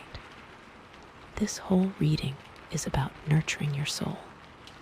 So, how can you nurture yourself through this anxiety? How can you cultivate self-compassion and foster your own well-being? Well, one way is to create a soothing and supportive environment for yourself. Surround yourself with things that make you feel happy and comfortable, such as soft blankets, calming music, and beautiful scenery. Create a space where you can relax and recharge. Another way is to engage in activities that bring you joy and pleasure. Do something that makes you feel good, whether it's reading a book, listening to music, taking a bath, or spending time with loved ones. Indulge in your favorite hobbies and interests, and allow yourself to have fun. You can also try practicing mindfulness. Mindfulness is the practice of paying attention to the present moment without judgment. It involves focusing on your breath, your senses, and your thoughts without getting carried away by them. Mindfulness can help you to become more aware of your anxiety and to manage it more effectively. There are a lot of different ways to practice mindfulness. You can try meditating, doing yoga, or simply taking a few deep breaths and focusing on your senses. The key is to be present in the moment and to let go of any thoughts or worries about the past or the future. And remember the star card. The star is all about hope and healing. It's a reminder that even in the darkest of times, there is always light at the end of the tunnel. So, even though you're struggling with anxiety right now, know that it won't last forever. You will get through this. You are strong, resilient, and capable of overcoming any challenge that comes your way. And remember the 9 of Cups. You manifested all these amazing things into your life. You deserve to enjoy them. Don't let anxiety steal your joy. Focus on the positive aspects of your life and be grateful for all that you have. And remember the 4 of Wands. You have a strong support system around you. You are loved and supported by your friends and family. Reach out to them for help when you need it. Don't try to go through this alone. So, the 9 of Swords is definitely a challenging card, but it's not a sentence. It's a reminder to take care of yourself, to practice self-compassion, and to seek help when you need it. It's a reminder that even in the midst of anxiety, there is always hope. This card is showing up, I think, to tell you that even with all this amazing stuff going on the wish fulfillment, the celebrations, the hope for the future, it's okay to feel anxious. It's almost like, because things are so good, there's this underlying fear of losing it all, you know. Like, what if this doesn't last?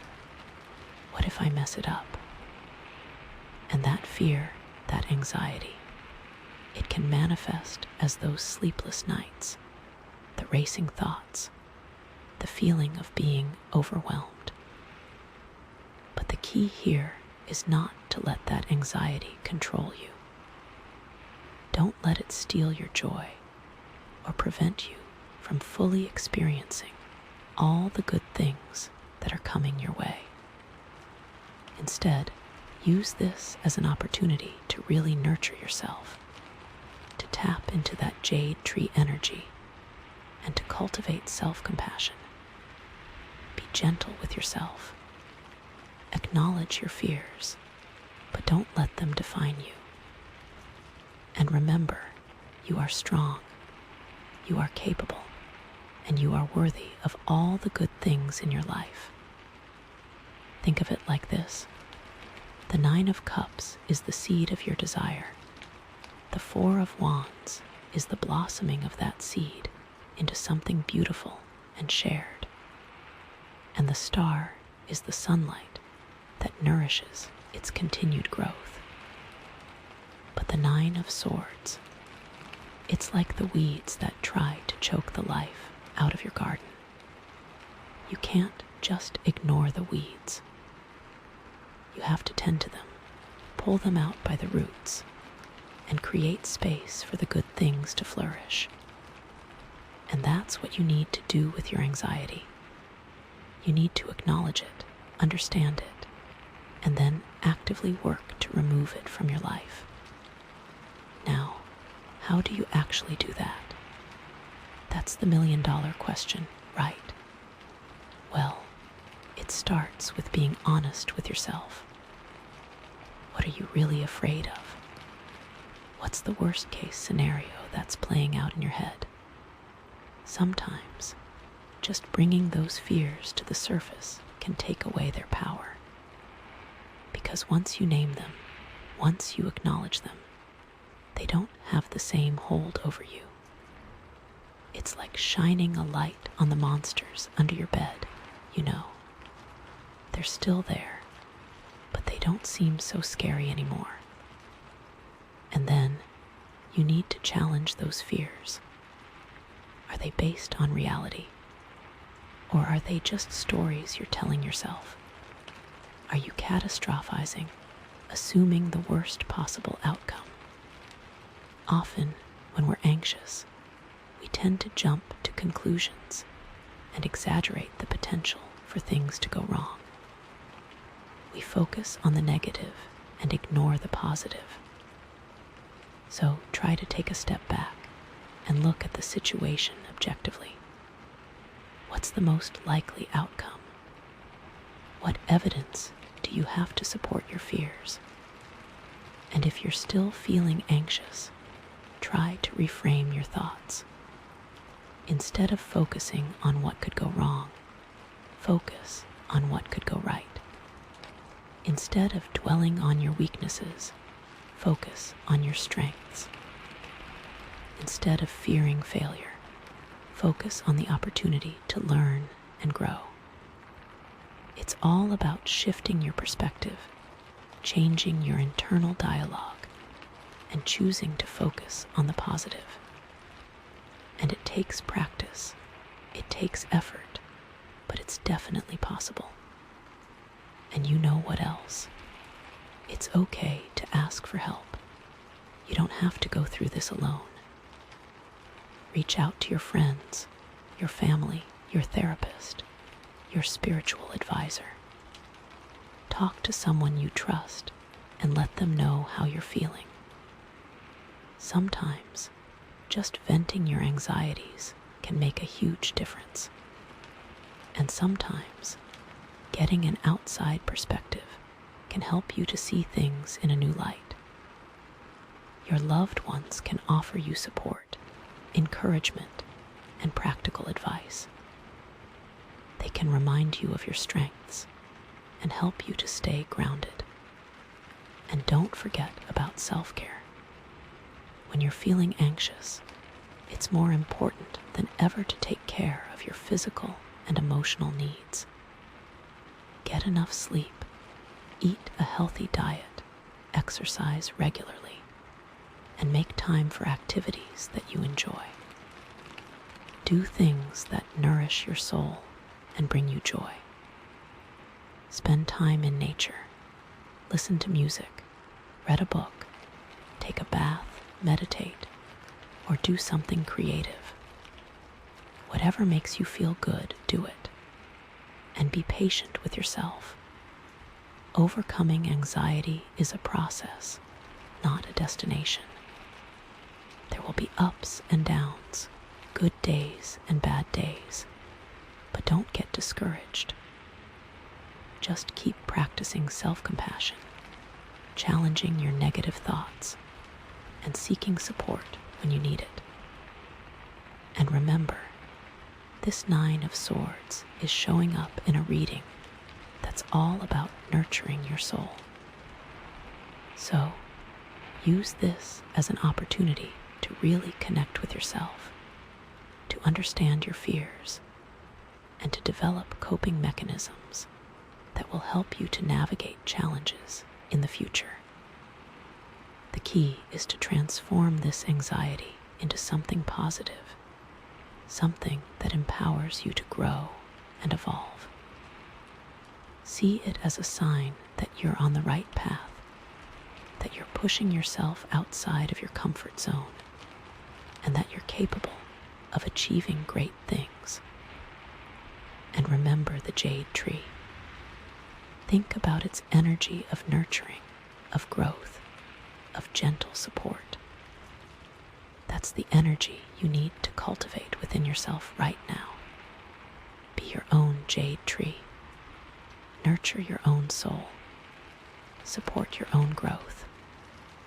Okay, so the 9 of Swords is here to remind you that even when things are going well, it's okay to feel anxious. It's a normal human emotion, but you don't have to let it control you. You have the power to overcome your fears, to challenge your negative thoughts, and to create a life filled with joy, peace, and fulfillment. So, embrace the jade tree energy, nurture your soul, and trust that you are capable of handling whatever comes your way. You got this, but you know, it's also important to consider why this 9 of Swords is showing up now, in this particular sequence. We have the wish fulfillment, the celebration, the hope, and then bam, anxiety. Is it possible that the very idea of getting what you want is triggering some underlying fears. Maybe you're afraid of success. Maybe you're afraid of change. Maybe you're afraid of not being able to handle the responsibilities that come with achieving your goals. Think about it. The Nine of Cups is all about getting what you desire. But what if you're not really sure what you desire?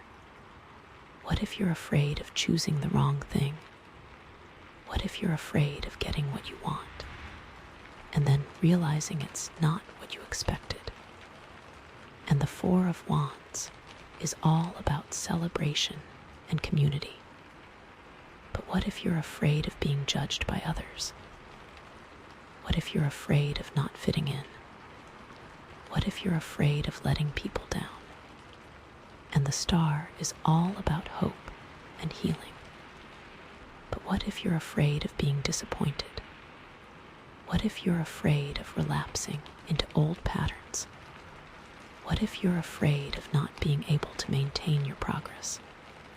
These are all valid fears, and they're often rooted in past experiences. Maybe you've been hurt in the past, or you've experienced disappointment, or you've been criticized or judged by others. And now you're afraid of repeating those experiences. But the key is not to let those past experiences define you. You are not your past. You are capable of creating a new future for yourself. You are capable of overcoming your fears and achieving your dreams. And the Nine of Swords is here to remind you that it's okay to feel those fears. It's okay to acknowledge them, but you don't have to let them control you. You have the power to choose your own path. You have the power to create your own reality. So, take some time to really reflect on your fears and anxieties. What are they telling you? What are they trying to protect you from? And then ask yourself, is this fear really serving me? Is it helping me to grow and evolve? Or is it holding me back from living my best life? If the fear is holding you back, then it's time to let it go. It's time to release it. It's time to choose love over fear, hope over despair, and joy over anxiety.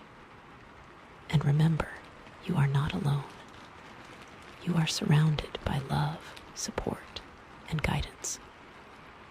The universe is conspiring to help you achieve your dreams. All you have to do is believe in yourself and trust in the process. Okay, so the Nine of Swords is a reminder that even when things are going well, it's important to address your underlying fears and anxieties. Don't let them sabotage your happiness or prevent you from achieving your goals. Nurture your soul, practice self-compassion, and trust that you are capable of creating a life filled with joy, peace, and fulfillment. And as we move on to the next card, let's see what guidance the universe has for overcoming these anxieties and moving forward with confidence and grace. What's the key to transforming this fear into fuel for your journey? What's the next step in nurturing your soul and blossoming into your full potential? Ooh, I can't wait. Okay, wow. So after all that, the Nine of Swords, and now we pull the Seven of Swords. Okay, so this is interesting, right? Because we had all this wish fulfillment with the Nine of Cups, the celebration with the Four of Wands, the hope and healing from the Star, and then that anxiety hits with the Nine of Swords, like, uh-oh, what's going on? But now, with the Seven of Swords, it's like, is someone trying to sneak something past you? Or Are you trying to sneak something past yourself? You know, because the Seven of Swords, it's a card about, deception, right? But it's not always, malicious deception. Sometimes it's just, a little white lie. Or, a way of avoiding responsibility. Or, taking the easy way out. And it's not always even conscious, you know. Sometimes we deceive ourselves without even realizing it. We tell ourselves stories to make ourselves feel better, or to avoid facing uncomfortable truths, or to justify our actions, you know. It's oh, I didn't really want that anyway. Or, it's not my fault. Or, I'll deal with it later. And sometimes it's you're trying to tiptoe away from something, you know. You see a situation coming and you're okay, I'm just gonna grab what I can and get out of here, you know. Maybe it's a relationship that's not working, or a job that's making you miserable, or a situation that's just draining your energy. And instead of confronting it head on, you're just trying to sneak away and avoid the conflict. Which, sometimes that's valid. Sometimes you gotta protect your energy. But it is also possible this is not in alignment. But with this card coming after the Nine of Swords, it makes me wonder if this sneaking around, this avoiding, is actually contributing to that anxiety, you know. Maybe you're avoiding something that you really need to deal with, and that's why you're lying awake at night, worrying about it.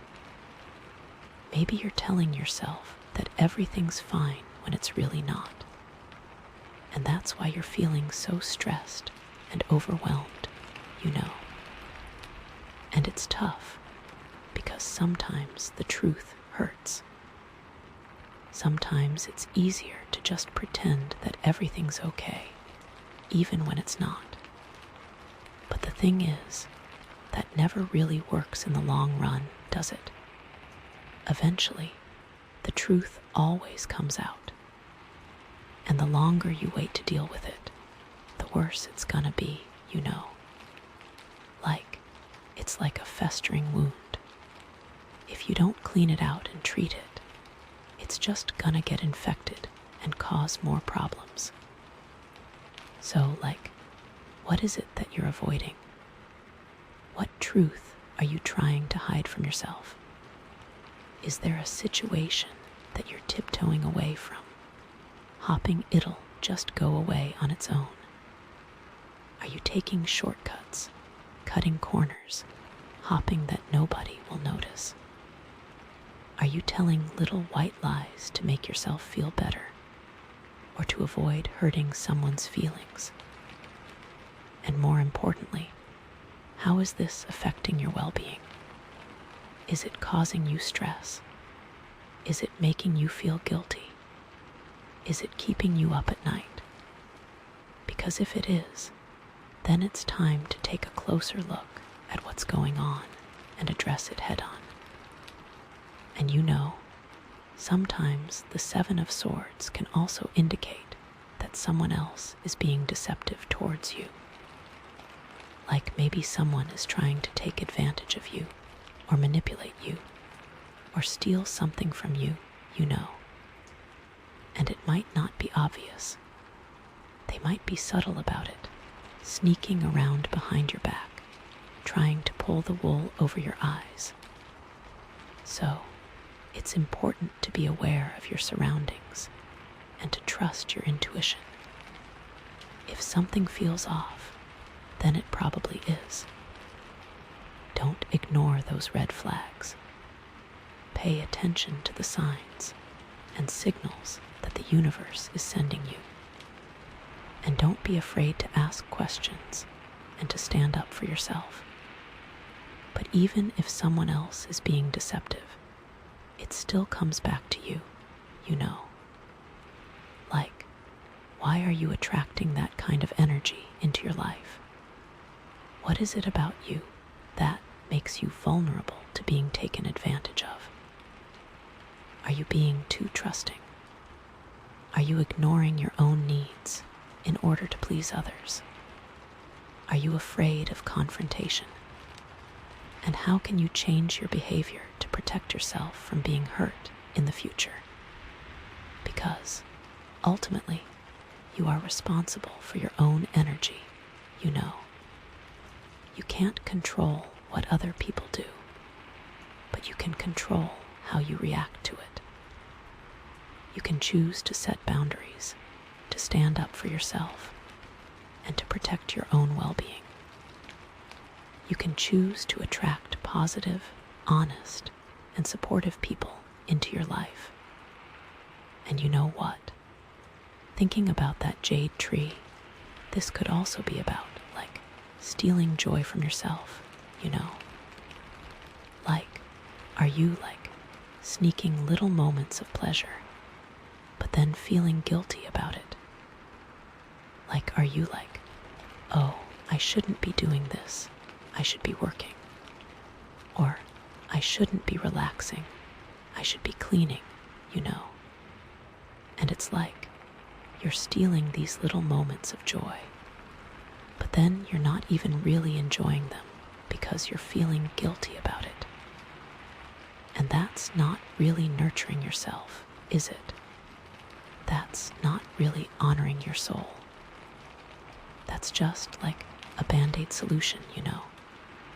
It's like you're trying to fill a void, but you're not really addressing the root of the problem.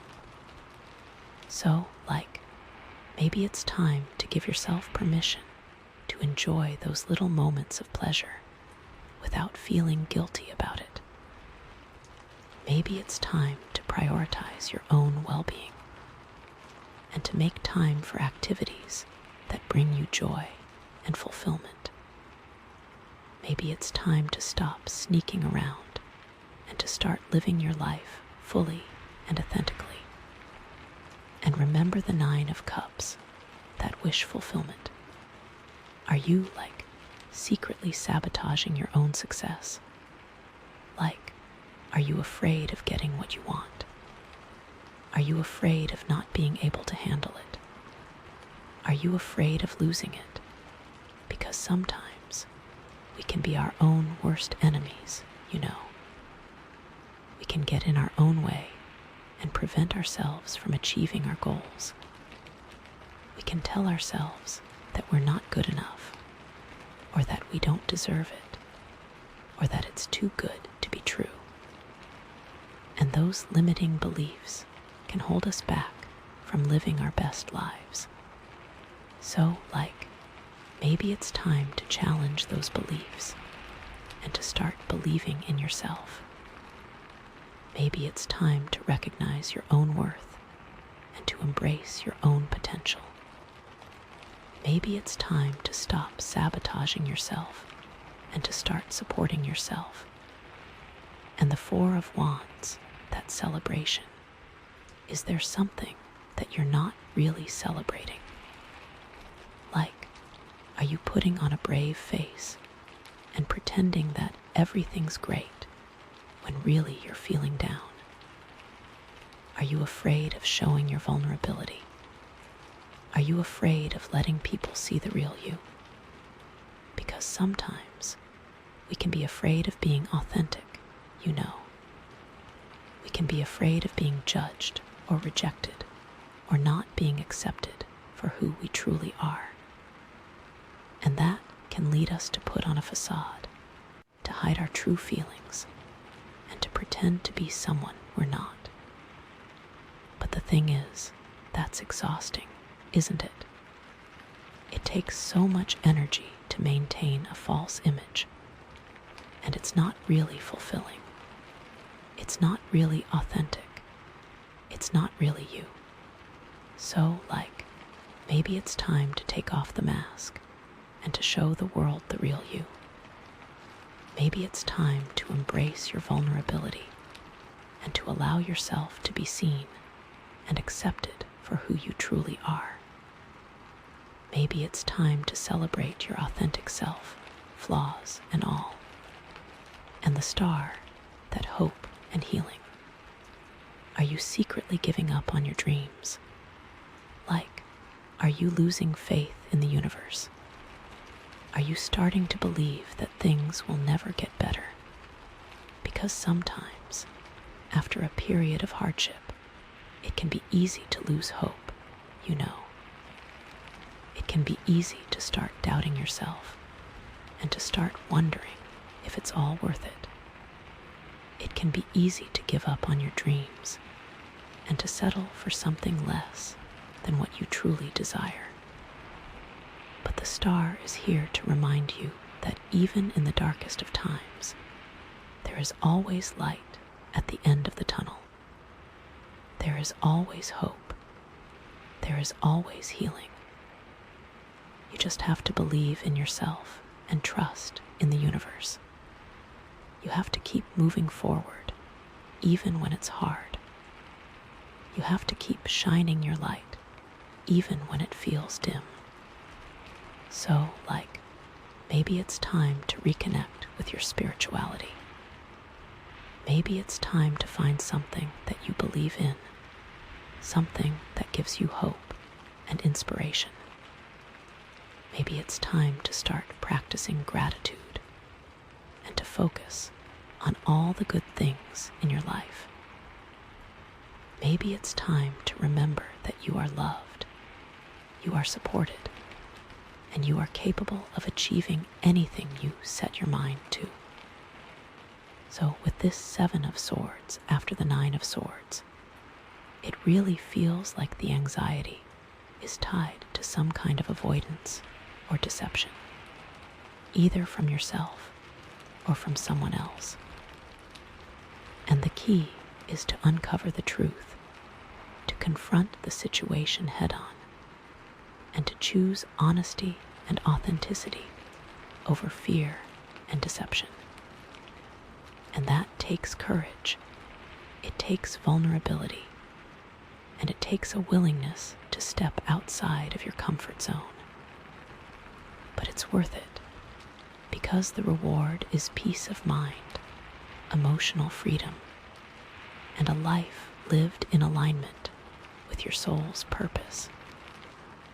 Remember that jade tree and the message here, the rustlings of care, messages revealed to cultivate self-compassion and foster the well-being of their soul.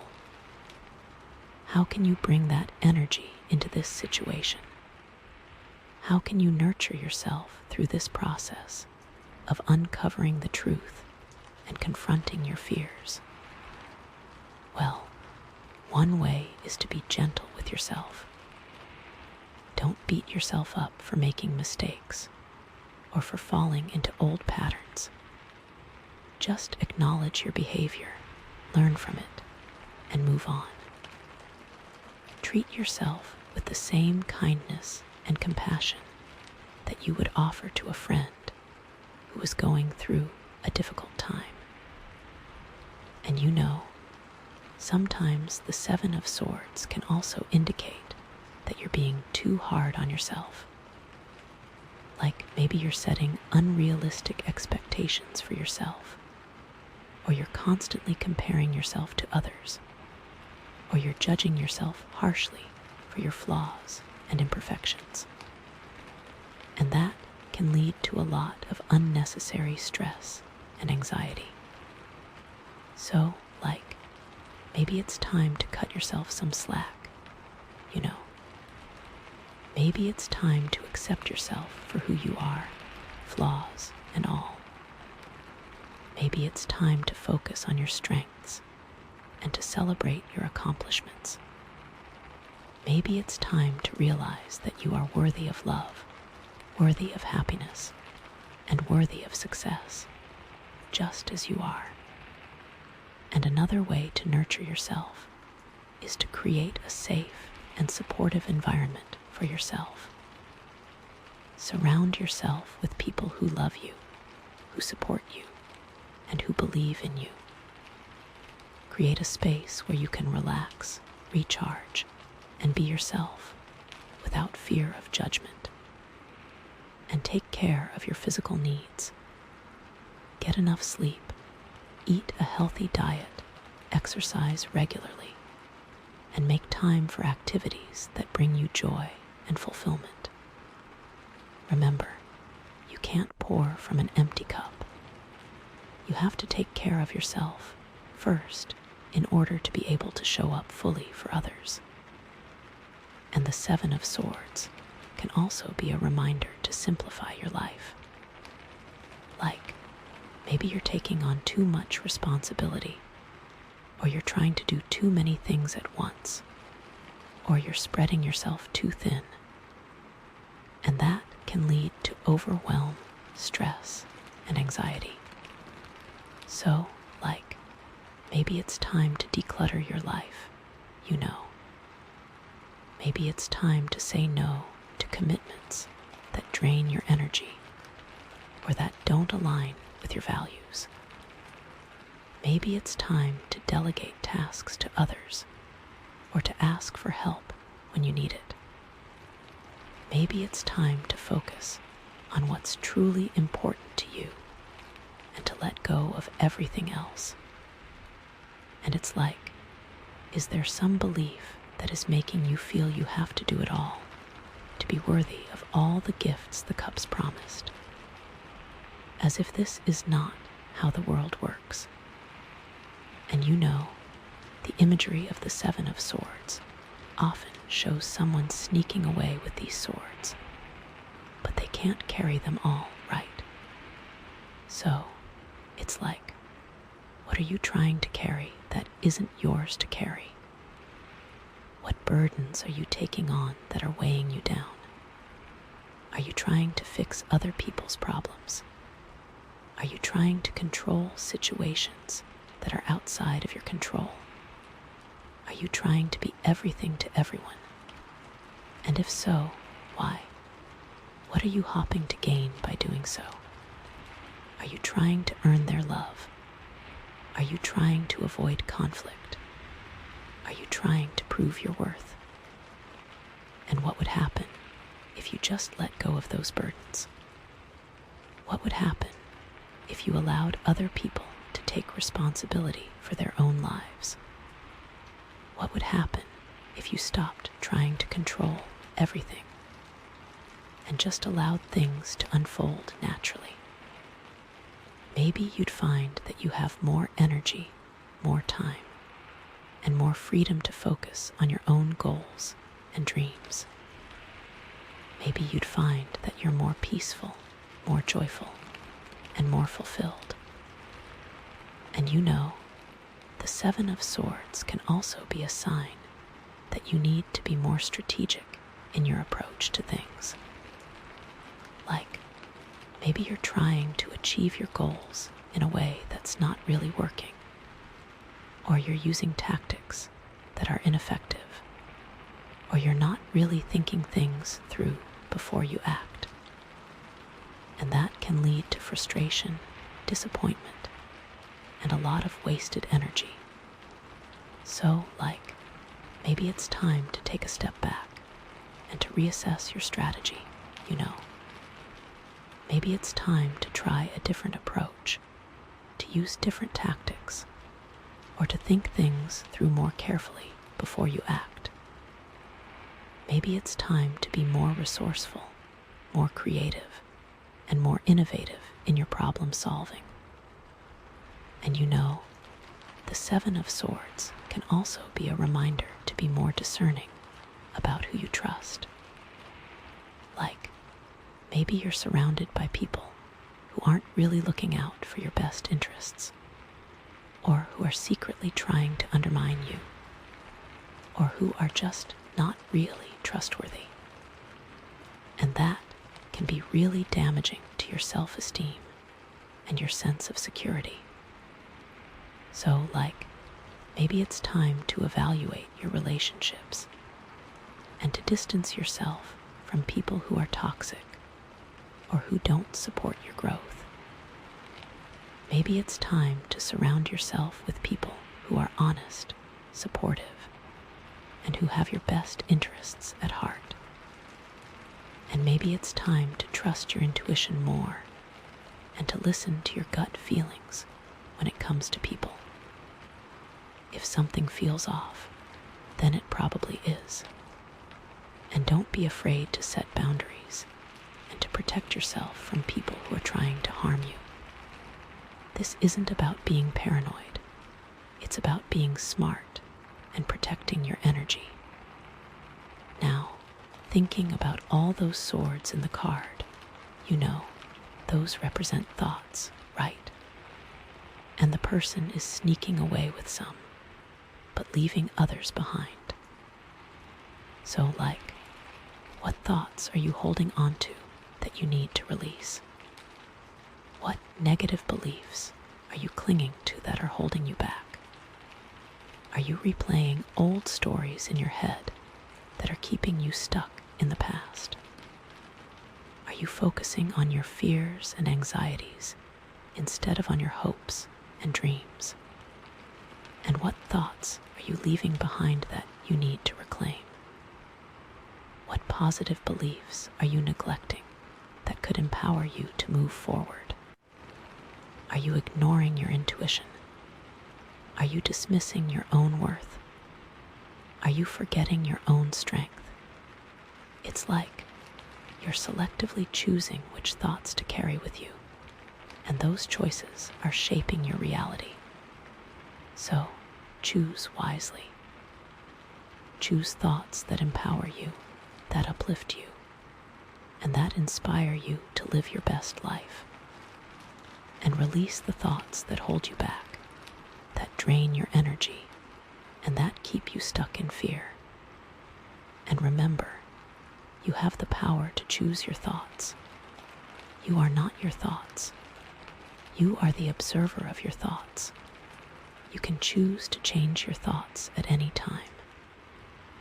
And when you change your thoughts, you change your life.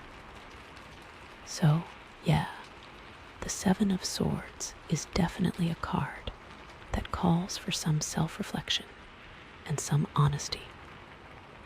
It's a card that asks you to look at your own behavior and to identify any areas where you might be deceiving yourself or avoiding responsibility. It's a card that challenges you to be more authentic, more courageous, and more truthful in your life. And it's a card that reminds you that you have the power to choose your thoughts, to choose your actions, and to choose your destiny.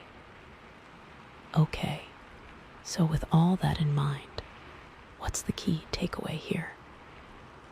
What's the most important message that the Seven of Swords is trying to convey in this particular reading? Well, I think it's that you need to be honest with yourself about what's really going on in your life. You need to stop avoiding the truth and start confronting your fears. You need to stop taking shortcuts and start taking responsibility for your actions. You need to stop deceiving yourself and start living authentically. And you need to trust your intuition and protect yourself from people who are trying to harm you. It's all about taking ownership of your life and creating a reality that aligns with your soul's purpose. And it's not always easy, but it's always worth it. Because when you live in truth, you live in freedom. You live in peace. And you live in joy. So, yeah, the Seven of Swords is a powerful card, but it's not a scary card. It's a card of opportunity. It's a card of growth. And it's a card of transformation. It's a card that can help you to become a more authentic, more courageous, and more truthful version of yourself. And it's a card that can help you to create a life that is filled with love, joy, and fulfillment. And as we move on to the final card, let's see what guidance the universe has for navigating this path of truth and authenticity. What's the next step in overcoming your fears and living your best life? What's the final piece of the puzzle that will help you to unlock your full potential? Ooh, I can't wait to find out. Okay, so we've got Temperance now, right after all that, so many feelings, so much coming up. Right after the Seven of Swords, which already felt like, oof, okay, here comes the work. You know, Temperance is almost like a balm, a deep breath. It's that moment when you realize that, okay, maybe you've been running around like a crazy person trying to juggle everything. And Temperance is like, honey, put some of those balls down. You don't have to do it all at once. You know what I mean? It's like that feeling when you finally, exhale after holding your breath for way too long. It's about finding your center, finding your balance, and just flowing, not forcing. That's the big thing, I think. Because, with the Nine of Cups, it's easy to get caught up in the I want. Right? I mean, wish fulfillment is amazing. But Temperance is saying, okay, but are you sure that's what you want? And are you going about getting it in a way that's actually good for you? Or are you, pushing too hard, sacrificing your own well-being in the process? Are you making sure your methods of wish fulfillment are actually coming from you and not some external force? And it's not even just about, being greedy or anything like that. But sometimes, we fixate on a goal and we're so determined to get it that we lose sight of everything else. Maybe you're so focused on your career that you're neglecting your relationships. Or you're so focused on your health that you're becoming obsessive about it, you know. And Temperance is like, okay, but what's the point of having all that success or all that health if you're miserable in the process? You have to find a balance between your desires and your needs, between your ambition and your well-being. Because, true fulfillment comes from a place of inner harmony, not from chasing after external things. And then with the Four of Wands, it's celebration is amazing. But are you celebrating for the right reasons? Are you celebrating because you genuinely feel good about what you've accomplished? Or are you celebrating because you think you should be celebrating, because you want to impress other people, or because you're afraid of being seen as ungrateful? Temperance, there is a reminder to check in with yourself and make sure that your celebrations are authentic, that they're coming from a place of genuine joy and gratitude, not from a place of obligation or insecurity. It's about celebrating the journey, not just the destination. And it's about sharing your joy with others in a way that feels genuine and meaningful, not just putting on a show. And with the Star, that hope and healing. Temperance, there is it's a reminder that healing isn't always linear, right?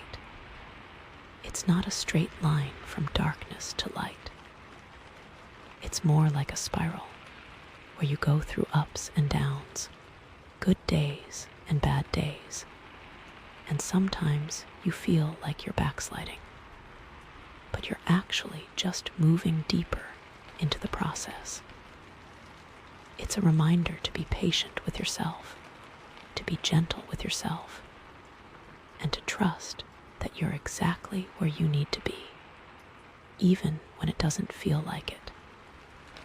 It's about finding that balance between hope and acceptance, between striving for healing and accepting your current reality. And then the Nine of Swords, that anxiety. Temperance is like the ultimate antidote to anxiety, right? Because anxiety is all about being out of balance, about being stuck in your head, about worrying about the future, about replaying the past, about catastrophizing everything, you know.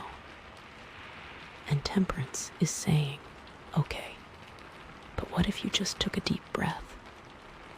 What if you just focused on the present moment? What if you just trusted that everything is going to be okay? It's about finding that middle ground between worrying and trusting, between planning and surrendering, between controlling and letting go. It's about finding that inner sense of calm that allows you to navigate the storms of life without getting swept away. And then, with the Seven of Swords, the deception, the avoidance. Temperance, there is a reminder that the truth will always set you free, even if it's painful in the short term. It's about finding that balance between honesty and compassion, between confronting difficult situations and being gentle with yourself and others. It's about choosing integrity over expediency, about choosing authenticity over appearances, about choosing long-term fulfillment over short-term gratification. Because, like, when you're living in alignment with your truth, you don't have to sneak around. You don't have to lie. You don't have to avoid anything, you know. You can just be yourself, fully and authentically, and trust that everything is going to be okay. So, like, overall, temperance is just about finding that sweet spot, that balance point where everything just clicks. It's about integrating all the different parts of yourself, all the different aspects of your life, and finding a way to make them all work together in harmony. And it's not always easy, right? It takes practice, it takes patience, and it takes a willingness to be honest with yourself about what's really going on. But you know what? Thinking about it, where in your life is this balance needed right now? Is it in your career? Is it in your relationships? Is it in your health? Like, where are you feeling the most out of whack? Because that's probably where temperance is trying to get your attention. Like, let's say it's your career, right? Maybe you're working too hard. You're burning the candle at both ends, and you're feeling stressed and exhausted. Temperance might be saying, okay, but what's the point of having all that success if you're sacrificing your health and your relationships in the process? Maybe it's time to delegate some tasks, to set some boundaries, to take some time for yourself. Or maybe you're not working hard enough. You're procrastinating. You're avoiding your responsibilities, and you're feeling guilty and unfulfilled. Temperance might be saying, okay, but what's the point of having all that free time if you're not using it to pursue your goals and dreams? Maybe it's time to set some goals, to create a schedule, to take some action. Or let's say it's your relationships, right? Maybe you're giving too much. You're neglecting your own needs. You're people-pleasing. and you're feeling resentful and drained. Temperance might be saying, okay, but what's the point of being in all these relationships if you're not taking care of yourself? Maybe it's time to set some boundaries, to assert your needs, to prioritize your own well-being. Or maybe you're not giving enough. You're being selfish. You're neglecting your loved ones, and you're feeling lonely and disconnected. Temperance might be saying, okay, but what's the point of having all that independence if you're not sharing your life with others? Maybe it's time to reach out, to connect, to give back. Or let's say it's your health, right? Maybe you're being too restrictive. You're dieting too much. You're exercising too much. And you're feeling deprived and miserable. Temperance might be saying, okay, but what's the point of being so healthy if you're not enjoying your life? Maybe it's time to loosen up, to indulge a little, to find some joy in movement and nourishment. Or maybe you're being too indulgent. You're eating too much junk food. You're not exercising enough, and you're feeling sluggish and unhealthy. Temperance might be saying, okay, but what's the point of having all that pleasure if you're sacrificing your long-term health? Maybe it's time to make some changes, to prioritize your well-being, to find some balance. You know, so it's like, really think about it. Where do you need to find that balance? Where do you need to integrate those different parts of yourself? Where do you need to just chill out and let things flow? And you know what else? Temperance isn't just about finding balance in the external world. It's also about finding balance within yourself, right? It's about integrating all the different aspects of your personality, all the different emotions that you feel, and finding a way to make them all work together in harmony. Like maybe you're someone who's naturally very optimistic and positive, and you tend to suppress your negative emotions, you know. You don't want to burden other people with your problems, or you're afraid of being seen as weak or negative. Temperance might be saying, okay, but what's the point of being so positive if you're not allowing yourself to feel your full range of emotions? Maybe it's time to acknowledge your sadness, your anger, your fear, and to find healthy ways to express them. Or maybe you're someone who's naturally very pessimistic and negative, and you tend to dwell on your problems and focus on the worst-case scenarios. Temperance might be saying, okay, but what's the point of being so negative if you're making yourself miserable? Maybe it's time to challenge your negative thoughts, to focus on the positive aspects of your life, and to cultivate gratitude. Or maybe you're someone who's very logical and rational, and you tend to dismiss your intuition and your emotions. Temperance might be saying, okay, but what's the point of being so logical if you're ignoring your inner wisdom? Maybe it's time to listen to your gut feelings, to trust your intuition, and to connect with your emotions. Or maybe you're someone who's very emotional and intuitive, and you tend to get carried away by your feelings and make impulsive decisions. Temperance might be saying, okay, but what's the point of being so emotional if you're not using your logic and reason to guide your actions? Maybe it's time to think things through more carefully, to consider the consequences of your decisions, and to find a balance between your head and your heart.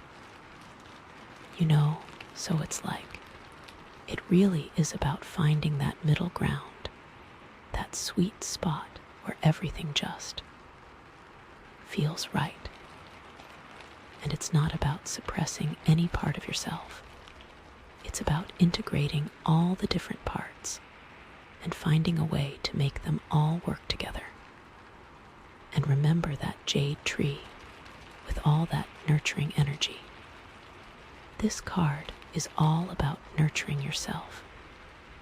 If the Seven of Swords was the warning that something was wrong, Temperance is the prescription. Take care of yourself. It's practically screaming it. If you're feeling anxious, if you're feeling out of balance, that means you're not nurturing yourself enough. You're not giving yourself what you need to thrive. So, what does that look like for you? What does self-care mean to you? Does it mean taking a long bath? Does it mean reading a good book? Does it mean spending time in nature? Does it mean connecting with loved ones? Does it mean setting boundaries? Does it mean saying no? Does it mean asking for help? Whatever it is, make sure you're doing it. Make sure you're prioritizing your own well-being. Because you can't pour from an empty cup, right? You have to take care of yourself first in order to be able to show up fully for others and to achieve your goals and dreams. And you know what? Sometimes self-care isn't always easy or fun, right? Sometimes it means doing things that are difficult or uncomfortable, but that are ultimately good for you. Like, maybe it means going to therapy, or confronting a difficult situation, or setting a boundary with someone you love, or saying no to something you really want to do. But those things are still acts of self-care, because they're helping you to create a life that is more aligned with your values and your needs. They're helping you to become a more authentic, more courageous, and more truthful version of yourself. So, don't be afraid to do the hard things. Don't be afraid to step outside of your comfort zone. Don't be afraid to prioritize your own well-being, even if it means making some sacrifices. Because ultimately, it's worth it.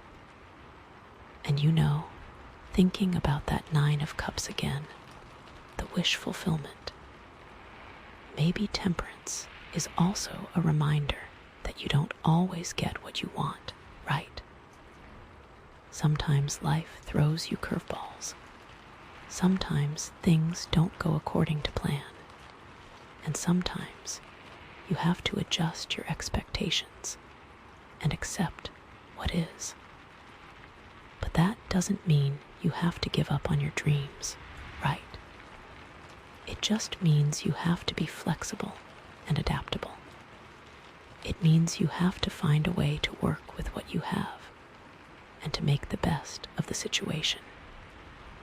It means you have to trust that everything is happening for a reason, even if you don't understand it at the time. And you know what? Sometimes the things that you don't get are actually blessings in disguise, right? Sometimes the things that you think you want are actually not good for you, and the universe is protecting you from something. So, don't get too attached to your desires. Don't get too fixated on your goals. Be open to the possibility that there might be something even better out there for you. Something that you haven't even imagined yet. And remember the Four of Wands, that celebration. Maybe Temperance is also a reminder that you don't have to wait for everything to be perfect in order to celebrate, right? You don't have to wait until you've achieved all your goals, or until you've reached a certain milestone, or until you're completely healed in order to celebrate your life. You can celebrate the small things, the everyday blessings, the little victories. You can celebrate your progress, your growth, your resilience. You can celebrate your relationships, your friendships, your connections. You can celebrate your very existence. And when you celebrate your life, you attract more joy, more abundance, and more positivity into your experience. You create a ripple effect of happiness that spreads to everyone around you. So, find something to celebrate every day. Find something to be grateful for. Find something to appreciate. Because life is a gift, and it's meant to be celebrated. And thinking about the star, that hope and healing. Maybe temperance is also a reminder that you are not alone, right? You are connected to something bigger than yourself, something that is always guiding you, always supporting you, and always loving you. You can call it God. You can call it the universe. You can call it source. You can call it whatever you want. But know that there is a force in the world that is always working for your highest good. And when you connect with that force, you tap into a wellspring of hope, healing, and inspiration that can carry you through even the darkest of times. So, find a way to connect with your spirituality every day. Pray, meditate, spend time in nature, listen to music, read inspiring books, connect with like-minded people, or do whatever it is that helps you to feel connected to something bigger than yourself. And know that you are loved, you are supported, and you are never alone. And maybe all that is why, with the 9 of Swords that followed, you felt all that anxiety. Maybe you were feeling disconnected. So now you're being reminded to trust and have faith. Temperance is also so interesting because it literally shows the blending of things. Often you see the figure pouring liquid from one cup to another and back again.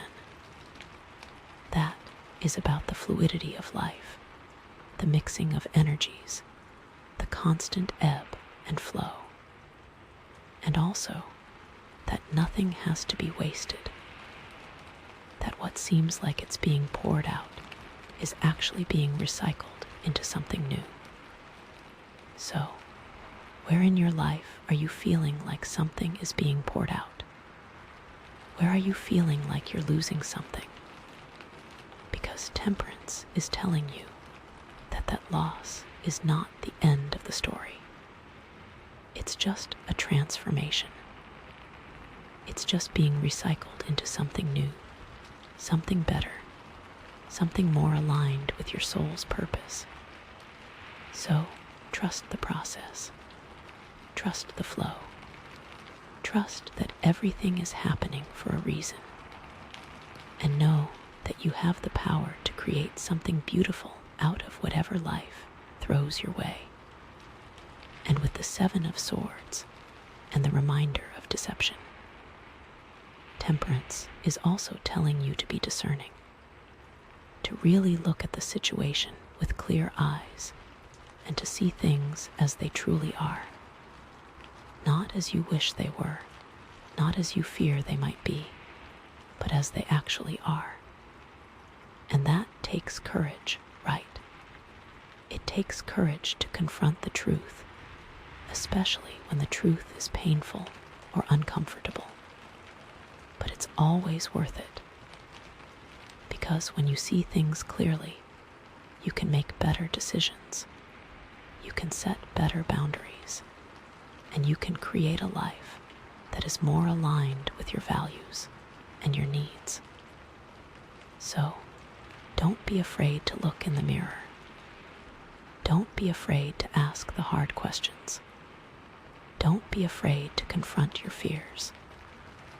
Because that's how you grow, that's how you heal, and that's how you create a life that is filled with love, joy, and fulfillment.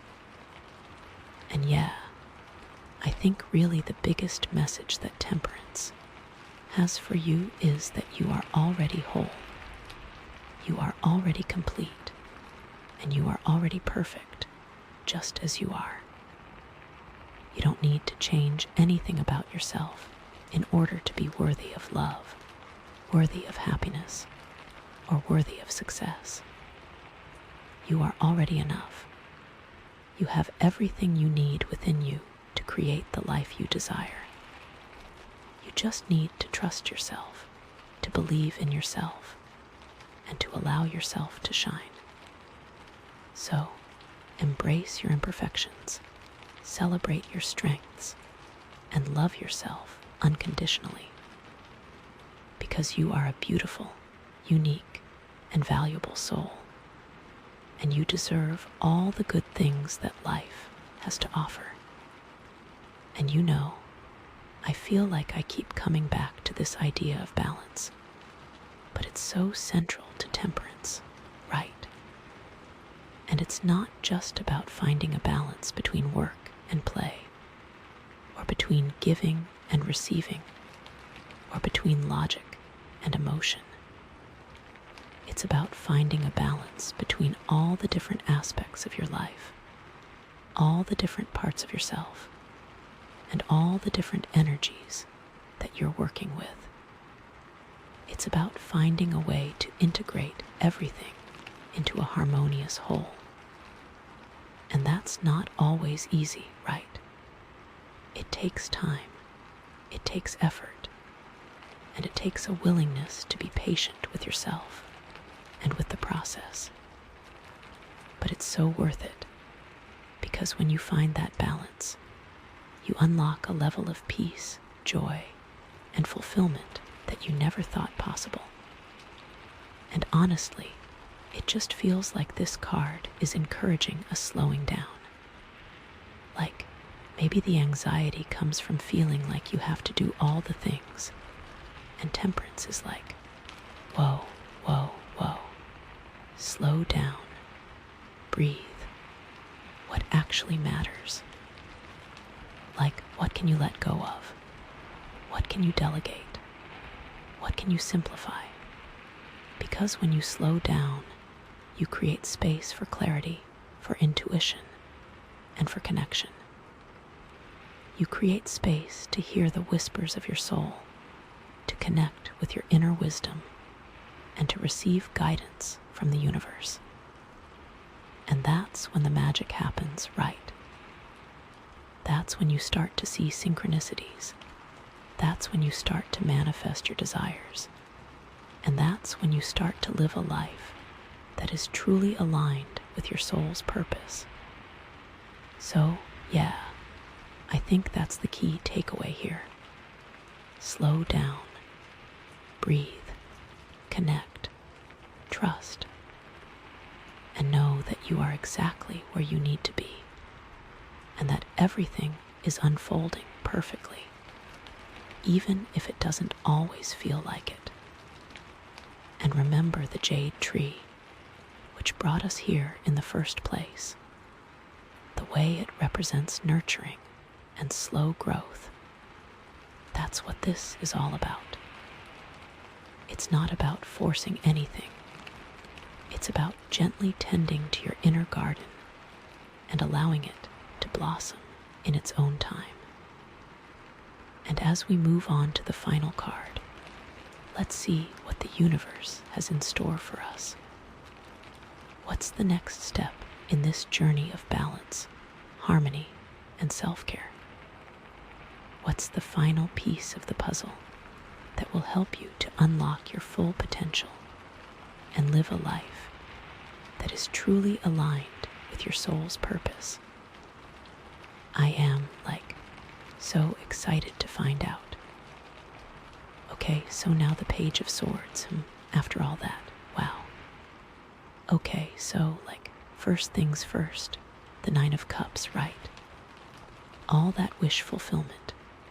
So how does the Page of Swords play into that? Well, I think it could go a couple of different ways, On the one hand, it could be you're getting all these new ideas about what you want, right? Maybe you thought you knew exactly what your dream was, but now you're starting to see things differently. You're getting new insights, new perspectives, and you're realizing that maybe what you thought you wanted isn't actually what you need,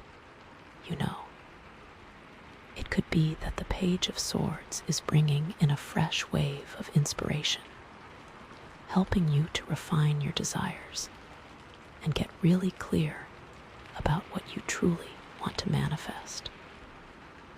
But then, on the other hand, it could be you're getting distracted by all these shiny new things, right? You're so focused on chasing after the next big idea that you're losing sight of your original goal. You're getting scattered and unfocused, and you're not actually making any progress towards your dreams, It's you're starting a million different projects, but never finishing any of them. Or it's you're constantly second-guessing yourself, wondering if you're on the right path, and that doubt is sabotaging your efforts. So, it's really important to stay grounded and focused on your intentions.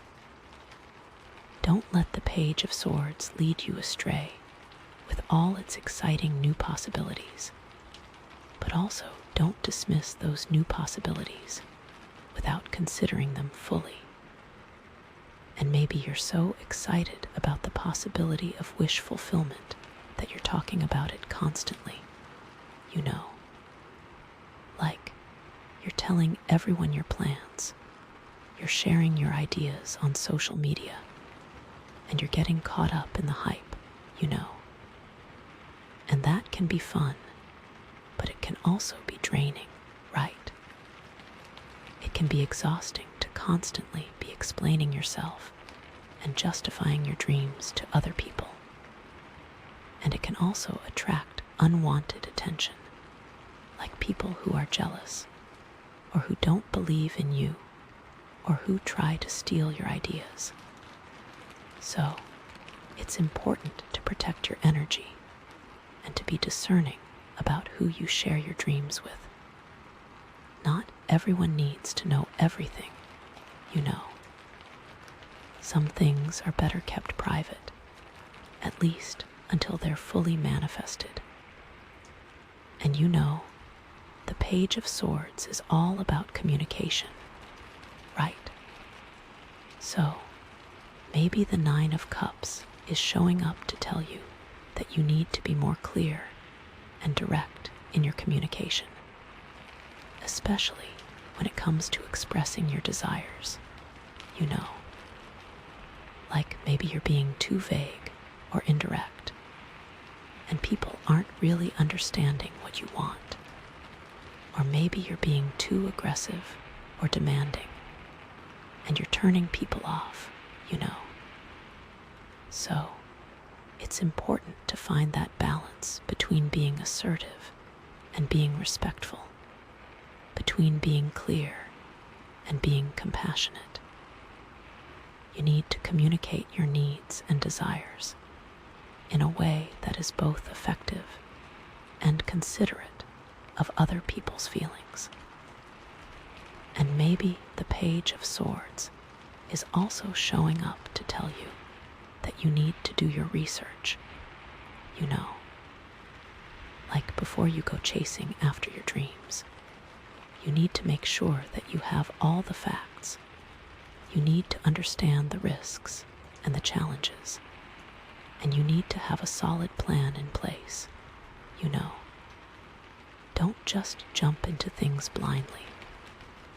Do your homework, gather information, and be prepared for whatever might come your way.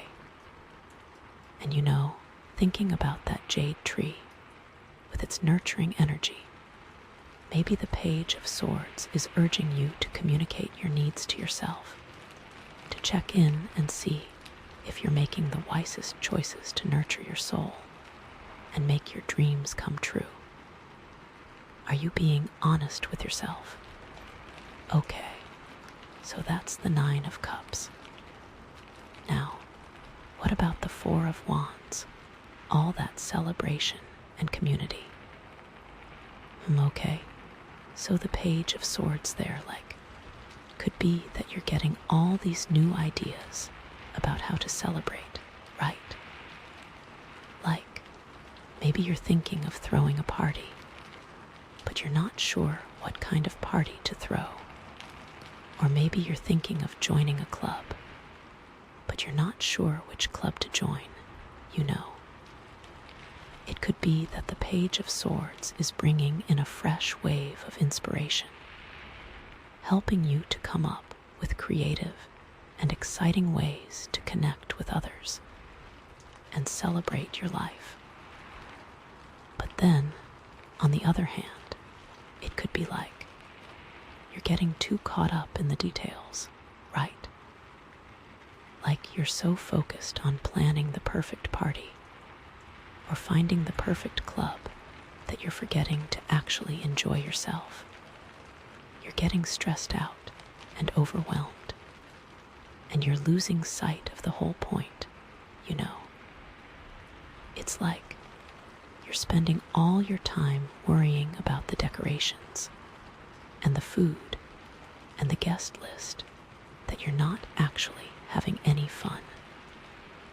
Or, the Page of Swords can be a bit of a gossip, right? So maybe the 4 of Wands is warning you to be careful about what you say at these celebrations, maybe you're tempted to talk behind people's backs, or to spread rumors, or to get involved in drama. But that's never a good idea, right? It always comes back to bite you in the end. So it's important to be mindful of your words and to choose your words carefully. Don't say anything that you wouldn't want someone to say about you. And don't get involved in other people's conflicts. Just stay out of it and focus on having a good time. And the Page of Swords is all about learning and growing, right? So maybe the 4 of Wands is showing up to tell you that you need to be open to new experiences and new perspectives, especially when it comes to connecting with others. Maybe you're stuck in your own little bubble. You're only hanging out with people who are just like you, and you're missing out on the opportunity to learn from people who are different. So it's important to be open-minded and curious, and to be willing to step outside of your comfort zone. Talk to people who are different from you. Listen to their stories and learn from their experiences. You never know what you might discover. Or maybe it's that you have all these brilliant ideas for how to improve your community, but you're afraid to speak up, you're worried that people will judge you or dismiss you or not take you seriously. But the Page of Swords is urging you to be brave and to share your ideas with the world. You never know. You might just inspire someone else to take action or to make a difference. And thinking about that jade tree again, is the Page of Swords urging you to communicate to the community that they could do more to nurture souls, to create an even safer and more welcoming space. That's another way to look at it, I think.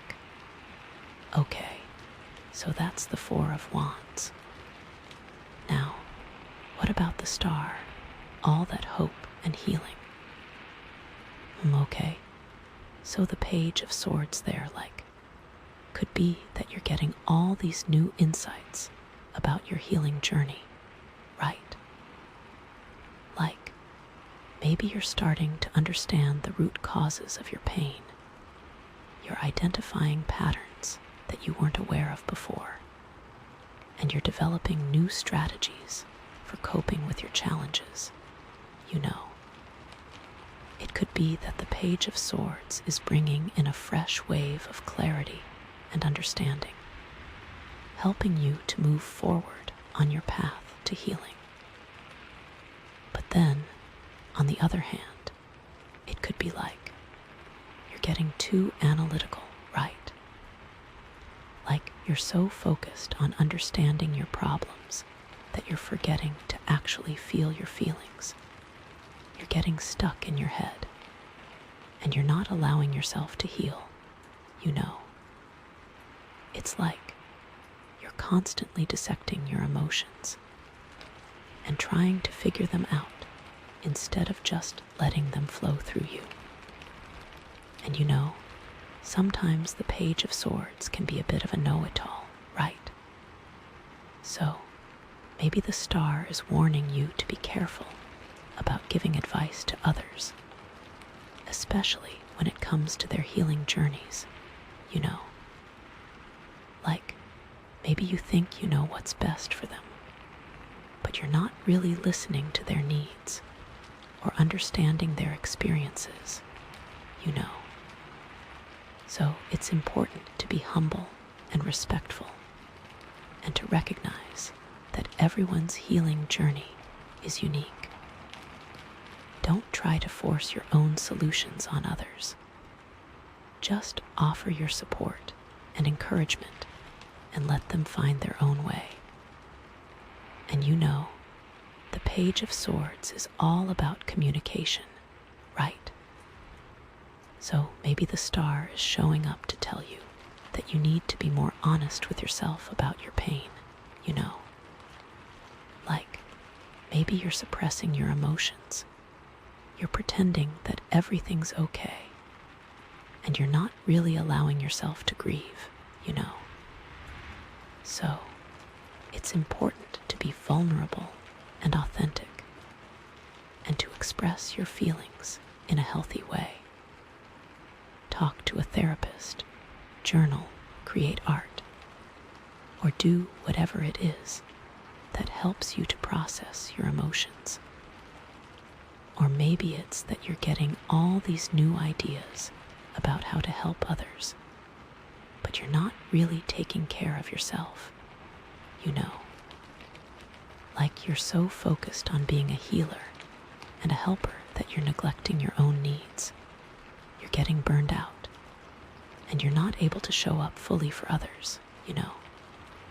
So it's important to prioritize your own well-being, and to make sure that you're taking care of yourself physically, emotionally, and spiritually. You can't pour from an empty cup, right? And again, thinking about the jade tree and that nurturing, I think this may be about speaking your truth so that you can find healing. If there are things unsaid, maybe the Page of Swords is here to encourage you to be brave and speak them. Okay, so that's the Star. Now, what about the Nine of Swords? All that anxiety. Okay, so the Page of Swords there, could be that you're getting all these new worries, right? Maybe you're reading the news. You're seeing all the terrible things that are happening in the world, and you're feeling overwhelmed and hopeless. It could be that the Page of Swords is bringing in a flood of negative information, exacerbating your anxiety and making it even harder to cope. Or maybe, with the Page of Swords being about communication. You're obsessively checking social media, comparing yourself to others, and feeling inadequate, you know. It's important to limit your exposure to negative influences and to focus on the positive aspects of your life. Unfollow accounts that make you feel bad and surround yourself with people who uplift and inspire you. But then, on the other hand, maybe you're finally able to articulate what's making you anxious. You know, maybe the Page of Swords is bringing in a new level of self-awareness, helping you to understand the root causes of your anxiety and to develop strategies for managing it. You know, instead of just feeling anxious, you can now name what you're feeling so that you can better manage it. And you know, the Page of Swords can be a bit of a worrywart, right? So maybe the Nine of Swords is warning you to be careful about catastrophizing, you know. Like, maybe you're imagining the worst case scenarios. You're dwelling on your fears, and you're making yourself even more anxious. So, it's important to challenge your negative thoughts and to focus on the present moment. Don't let your imagination run wild. Just take things one step at a time and trust that everything is going to be okay. And you know, with the Page of Swords often being hasty, are you speaking without thinking and then regretting it and feeling anxious about what you've said? That's another way to look at this, I think. Is your anxiety coming from a place of oversharing or miscommunication? And is there some research you need to do to soothe your anxiety? The Page of Swords is all about gathering information. Maybe the anxiety can be eased if you spend some time researching whatever is making you feel bad. Okay, so that's the Nine of Swords. Now, what about the Seven of Swords? All that deception and avoidance. Okay, so the Page of Swords there, like yikes, could be that you're discovering some uncomfortable truths, right? Like, maybe you're finding out that someone you trusted has been lying to you. Or maybe you're realizing that you've been deceiving yourself about something, you know. It could be that the Page of Swords is bringing in a dose of reality, shattering your illusions and forcing you to confront some difficult realities. But maybe the Page of Swords is helping you to see through someone else's deception, you know. Like maybe you're noticing inconsistencies in their stories. You're picking up on subtle clues, and you're realizing that they're not being honest with you. So, it's important to trust your intuition and to pay attention to the red flags. Don't ignore your gut feelings. If something feels off, it probably is. And you know, the Page of Swords can be a bit of a blabbermouth, right? So maybe the Seven of Swords is warning you to be careful about who you share your secrets with, you know. Like, maybe you're tempted to confide in someone who's not really trustworthy. Or maybe you're revealing too much information too soon, you know. So, it's important to be discerning and to protect your privacy. Don't share anything that you wouldn't want the whole world to know. Or maybe you are considering being deceptive yourself, and the Page of Swords is there as a warning. Maybe you are thinking about sneaking away with some swords and not dealing with something honestly, and the Page of Swords is there to remind you to be upfront? And is there a conversation you need to have to clear up some deception? Maybe that's what this Page of Swords is about, to encourage honest and open communication to dispel any deceit. Okay, so that's the Seven of Swords. Now, what about temperance? All that balance and harmony. Okay, so the Page of Swords there, like, maybe you're getting all these new ideas about how to find balance in your life, right? Like maybe you're discovering new practices or techniques that can help you to manage your stress, to improve your health, or to enhance your relationships, It could be that the Page of Swords is bringing in a fresh wave of inspiration, helping you to create a more harmonious and fulfilling life. But it could also be too much information, right? Maybe you're researching all these different methods for finding balance, and you're feeling overwhelmed and confused, It's important to not get caught up in analysis paralysis. Try out a few different things and see what works best for you.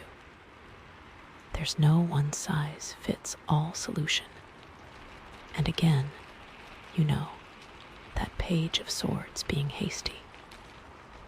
Maybe you're trying to rush the process of finding balance, Like you're expecting to see results overnight, and you're getting discouraged when things don't happen as quickly as you'd like. It takes time and patience to find true balance, So be kind to yourself, be gentle with yourself, and trust that you're making progress, even if it doesn't always feel like it. And maybe you're being too critical of yourself, Like you're judging yourself harshly for your flaws and imperfections, and you're not allowing yourself to be human, It's important to practice self-compassion and to accept yourself for who you are, flaws and all. You are a work in progress, and that's okay. Or maybe you're so busy trying to find balance in your own life that you're neglecting the needs of others, You have a responsibility to be there for the people in your life. And this Page of Swords is really making me think about communication. Is there a message that you need to share about finding balance with other people? Maybe you're being called to speak up and share your insights with the world, to help others find their own sense of equilibrium. Okay, so, overall, this Page of Swords is really adding a lot of complexity to the reading, right? It's amplifying both the positive and the negative aspects of all the other cards. And it's making it even more important to be mindful of your thoughts, your words, and your actions. It's the key is to use this Page of Swords energy wisely, to harness its curiosity, its communication skills, and its thirst for knowledge, but also to be aware of its potential pitfalls, its naivety, its recklessness, and its tendency to get distracted. And remember that Jade tree energy, which is what brought you here to get this message in the first place. This is all about communication, research, and new ideas to NUTURE your soul.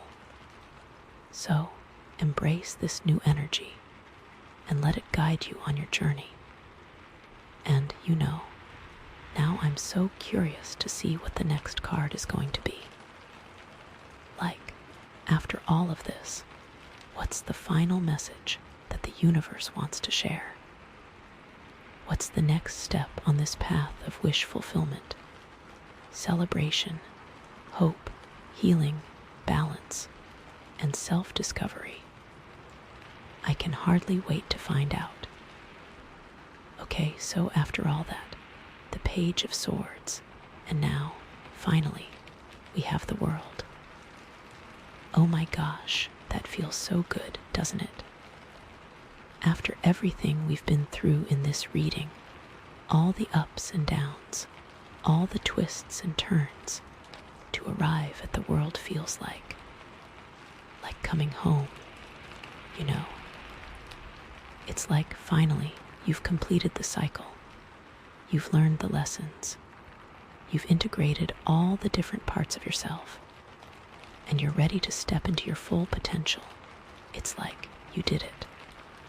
So let's recap really quickly, because, wow, we covered a lot of ground.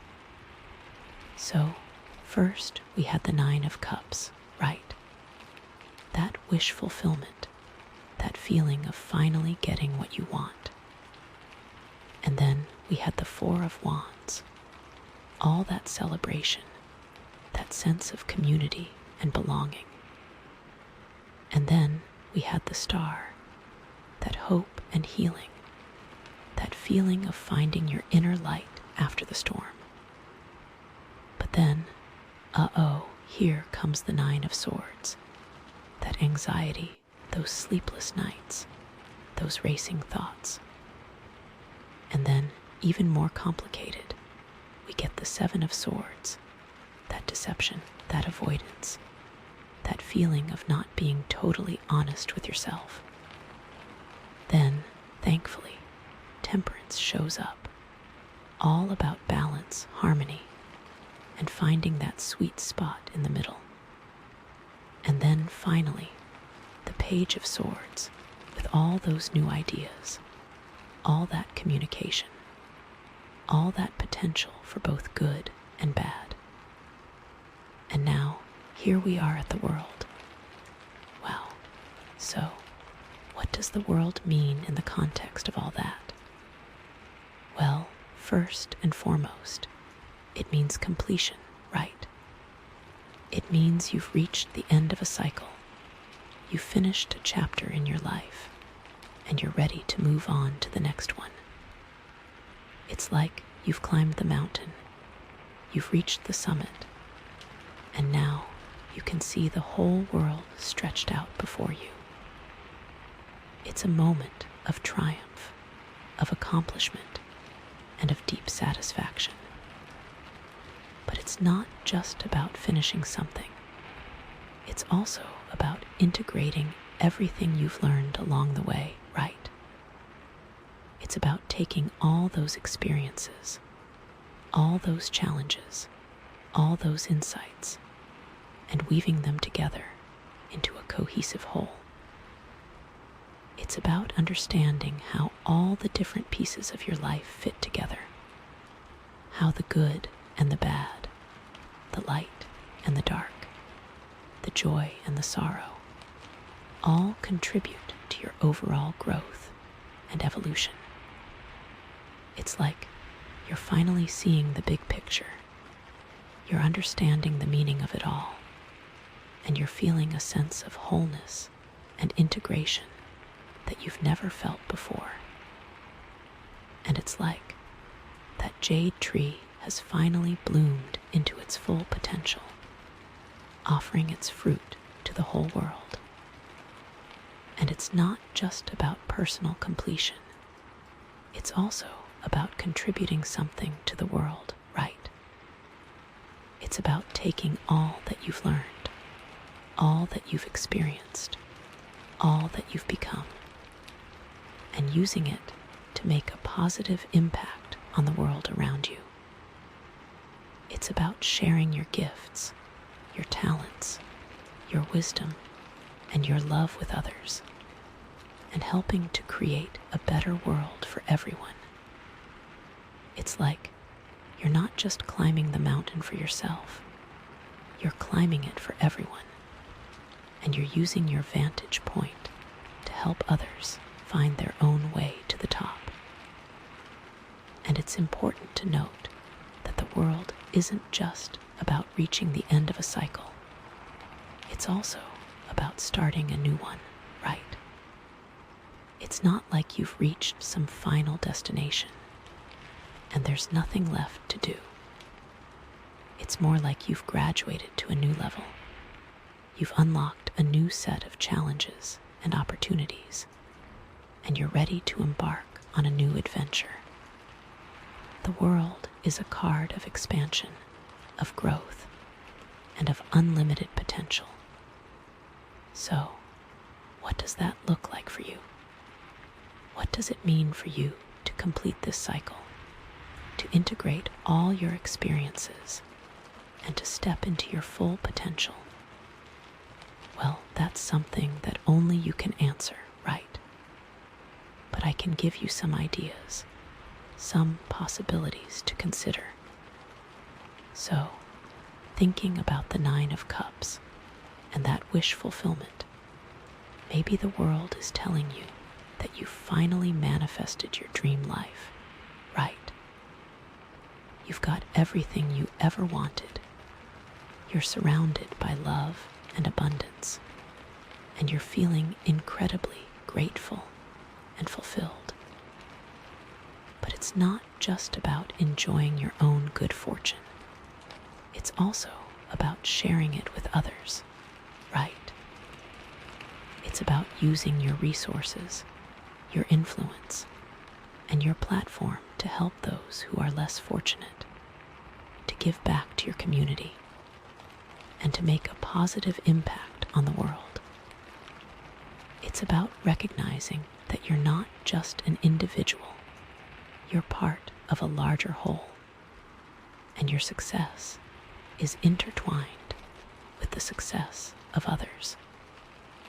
Or, if you've been struggling to manifest your desires, maybe the world is telling you that you're finally ready to release your attachments to specific outcomes and to trust that the universe has something even better in store for you, right? It's about surrendering to the flow of life, letting go of control, and allowing things to unfold in their own perfect timing. It's about recognizing that your happiness doesn't depend on getting what you want. It depends on appreciating what you have and trusting that everything is happening for a reason. And maybe you're realizing that what you thought you wanted isn't actually what you need, Like maybe you were chasing after external validation, material possessions, or superficial relationships.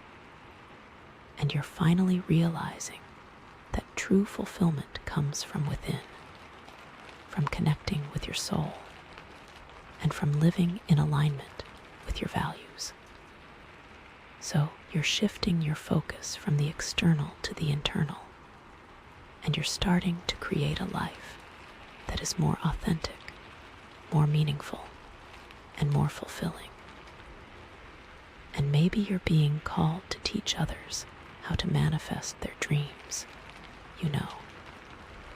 You've learned so much about the law of attraction, about visualization, about affirmations, and about all the other techniques for creating your reality. And now you're ready to share your knowledge with the world. You're starting a blog, you're creating a course, you're coaching others, and you're helping them to unlock their own manifesting power. Or maybe the 9 of Cups is a reminder that the wish fulfillment wasn't the point, that all those things came into being so that you could do what you're now meant to do with the world. And thinking about the 4 of Wands and that celebration, maybe the world is telling you that you've finally created a strong and supportive community around you, right? You're surrounded by people who love you, who believe in you and who support your dreams, and you're feeling incredibly grateful for their presence in your life. It's not just about enjoying their company. It's also about giving back to them, right? It's about being a good friend, a good partner, a good family member, and a good community member. It's about offering your support, your encouragement, and your love to those who need it. It's about creating a safe and welcoming space for everyone to belong, to feel valued, and to be themselves.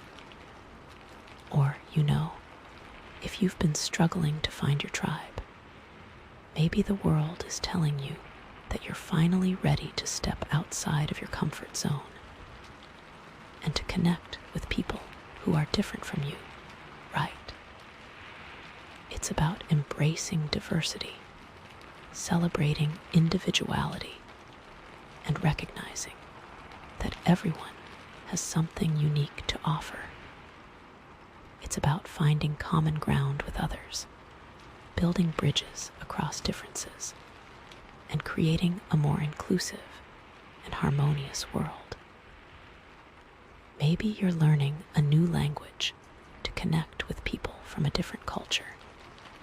You're joining a social justice movement to advocate for marginalized communities. Or you're volunteering your time to help refugees and immigrants. Or maybe you're realizing that your true community isn't just the people you see every day. It's the entire human race, right? It's about recognizing that we're all connected, that we're all part of the same global family, and that we have a responsibility to care for each other and for the planet. You're becoming more involved in global issues. You're advocating for peace, justice, and sustainability. And you're working to create a better world for future generations. You're thinking globally, but acting locally, and you're inspiring others to do the same. And maybe you're being called to share your story with the world. You've overcome so many challenges. You've learned so much about life, and you're ready to inspire others with your wisdom and your resilience. You're writing a book, you're giving a TED Talk, you're creating a podcast, and you're sharing your message with the world. What a gift, honestly. And what about the star and that hope and healing? Maybe the world is showing you that you've finally healed from your past wounds, right? You've forgiven yourself and others. You've released your limiting beliefs, and you're feeling a sense of inner peace and wholeness that you've never felt before. Now, you can use your experience to help others heal. That makes so much sense, right? It's about becoming a beacon of hope for those who are struggling, offering your support, your compassion, and your wisdom to those who need it. It's about creating a safe and nurturing space for others to heal, to grow, and to transform. And if you've been feeling lost or disconnected, maybe the world is telling you that you're finally ready to reconnect with your spirituality and to find your purpose in life, right? It's about trusting your intuition, following your heart, and aligning yourself with the divine. It's about recognizing that you're not just a physical being, you're a spiritual being, and you're here to fulfill a unique mission. You're developing your psychic abilities. You're studying ancient wisdom traditions. You're meditating regularly. And you're connecting with your higher self. And maybe the world is also telling you that you're finally ready to embrace your creativity and to express yourself fully and authentically, right? You're no longer afraid of being judged or criticized. You're just focused on creating something beautiful, something meaningful, and something that reflects your true self. It's like that star energy never left, but has just been magnified.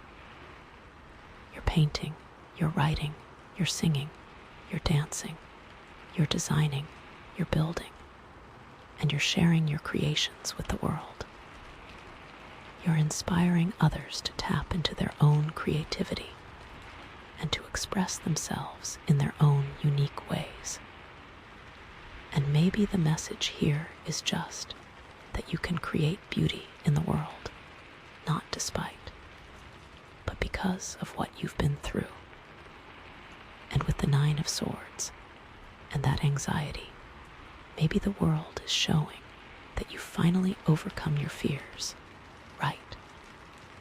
You're no longer held back by your anxieties. You're no longer letting your worries control your life. And you're feeling a sense of freedom and empowerment that you've never felt before. Now, you can use your experience to help others manage their anxiety. It's about becoming a role model for those who are struggling, showing them that it's possible to overcome their fears and to live a full and meaningful life. Right? It's about offering your support, your understanding, and your tools to those who need it. Like, that's so huge. Or, if you've been feeling overwhelmed by the state of the world, maybe the world is telling you that you're finally ready to take action and to make a difference, right? You're no longer paralyzed by fear or despair. You're channeling your energy into positive change, and you're working to create a more just and sustainable world. You're volunteering your time. You're donating to causes you care about. You're advocating for policy changes, and you're inspiring others to do the same. It's about recognizing that you have the power to make a difference, no matter how small, and that every action counts. Or maybe you are finding ways to communicate these feelings to others in a way that provides comfort and healing. And maybe all that anxiety was just building the strength you needed to reach this point. And with the 7 of Swords, all that deception. Wow, the World card might be telling you that you're living in complete honesty, right? You're no longer hiding anything from yourself or others. That is huge. You're not afraid to be vulnerable. It's about inspiring others to live authentically, to embrace their true selves, and to create lives that are aligned with their values. It's like you're a beacon. Or, if you've been feeling betrayed, maybe the world is encouraging you to forgive. It's about releasing the anger, the resentment, the pain, and about opening your heart to compassion and understanding. It's about recognizing that everyone makes mistakes, that everyone is doing the best they can, and that holding on to grudges only hurts yourself. And is the World card telling you that you're able to see through deception? Is it teaching you about intuition and boundaries? Is it protecting you from future harm? Or is all the lack of honesty just creating some space to create a new, honest world? And thinking about temperance, maybe the World card is telling you to share your sense of peace and balance with the world.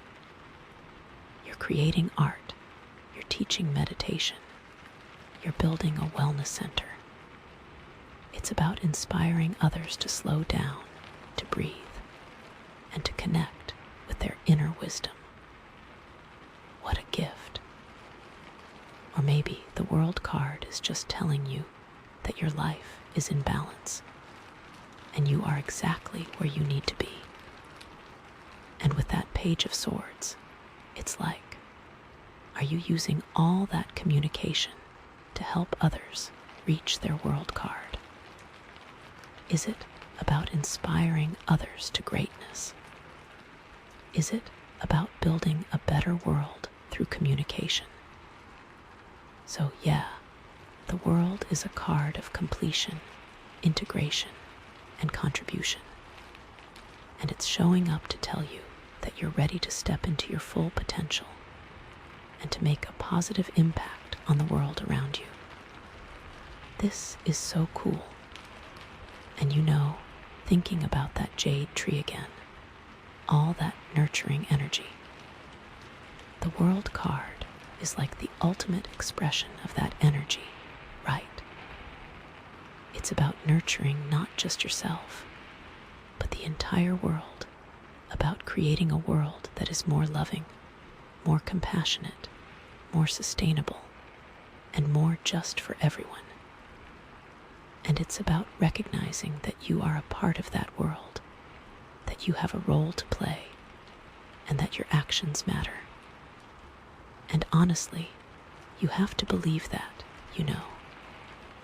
Now, I know what some of you might be thinking, right?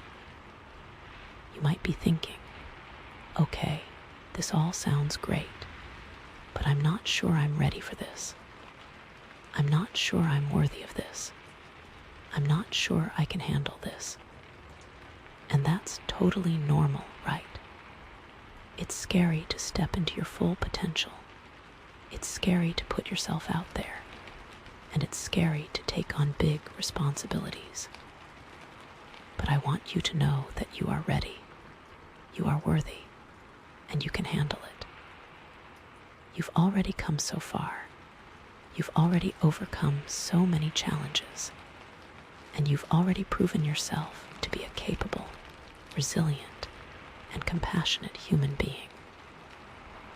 And you have all the resources you need within you to succeed.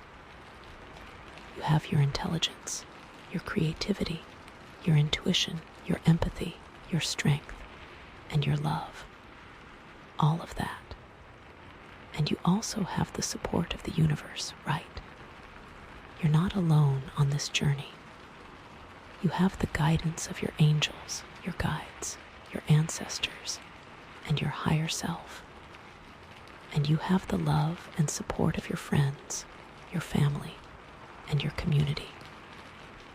So trust yourself, trust the universe, and trust that everything is going to be okay. And you know what? It's okay to feel scared. It's okay to feel overwhelmed, and it's okay to make mistakes. You don't have to be perfect. You just have to be willing to try. And you don't have to do it all alone. You can ask for help when you need it. And you don't have to know all the answers. You can learn as you go. The most important thing is to keep moving forward, to keep growing, and to keep shining your light. Because the world needs your light, it needs your gifts, and it needs your love. So, how do you actually maintain this state of wholeness, of completion, of contribution? How do you keep shining your light and making a positive impact on the world day after day, year after year? Well, here are a few tips that might help. Prioritize self-care. You can't pour from an empty cup, right? So, make sure you're taking care of yourself physically, emotionally, mentally, and spiritually. Get enough sleep. Eat a healthy diet. Exercise regularly. Meditate. Spend time in nature. And do whatever else helps you to feel grounded, centered, and energized. Set boundaries. It's important to protect your energy and to say no to things that drain you or that don't align with your values. Don't be afraid to prioritize your own needs and to put yourself first. You can't be everything to everyone, so focus on what's most important to you and let go of the rest. Practice gratitude. Cultivate an attitude of gratitude for all the blessings in your life, both big and small.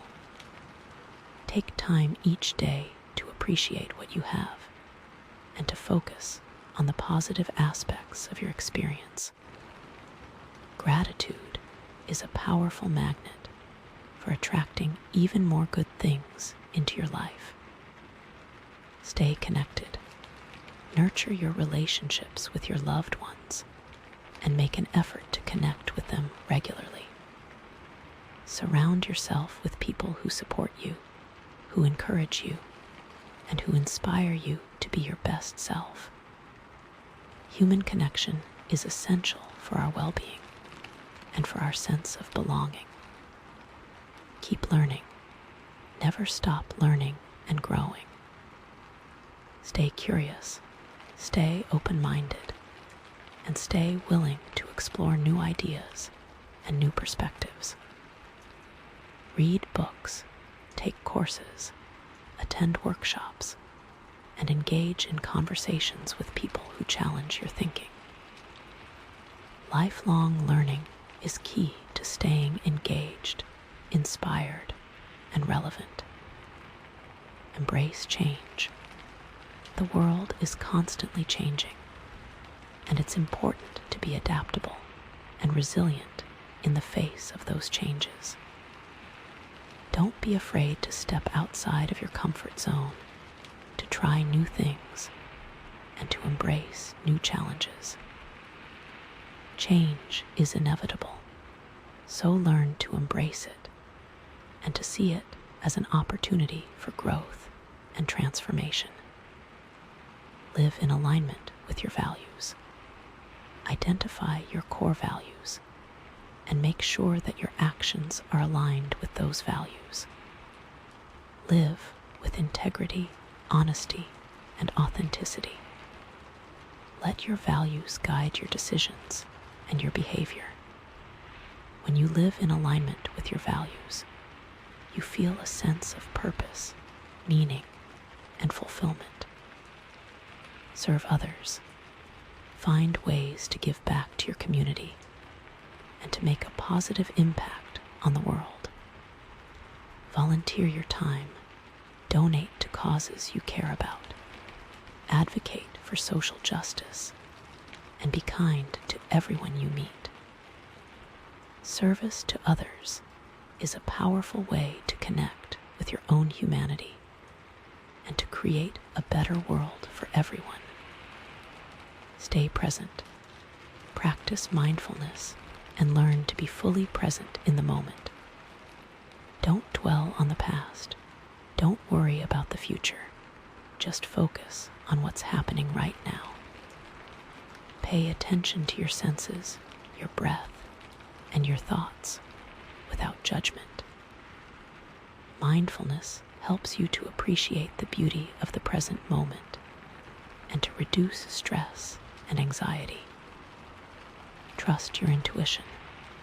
Develop your intuition and learn to trust your gut feelings. Pay attention to your dreams, your synchronicities, and your inner voice. Your intuition is a powerful guide that can lead you to your highest good. The jade tree whispers, remember. Forgive yourself. Be kind to yourself and forgive yourself for your mistakes. You're only human. You're going to make mistakes. It's part of the learning process. Don't beat yourself up about it. Learn from your experiences and move on. Self-compassion is essential for healing and for personal growth. Celebrate your successes. Acknowledge your accomplishments and celebrate your successes both big and small. Take time to appreciate how far you've come and to recognize your own strengths and talents. Celebrating your successes boosts your self-esteem and motivates you to keep moving forward. And remember, this isn't the end. It's just the beginning, right? The World card isn't about reaching some final destination.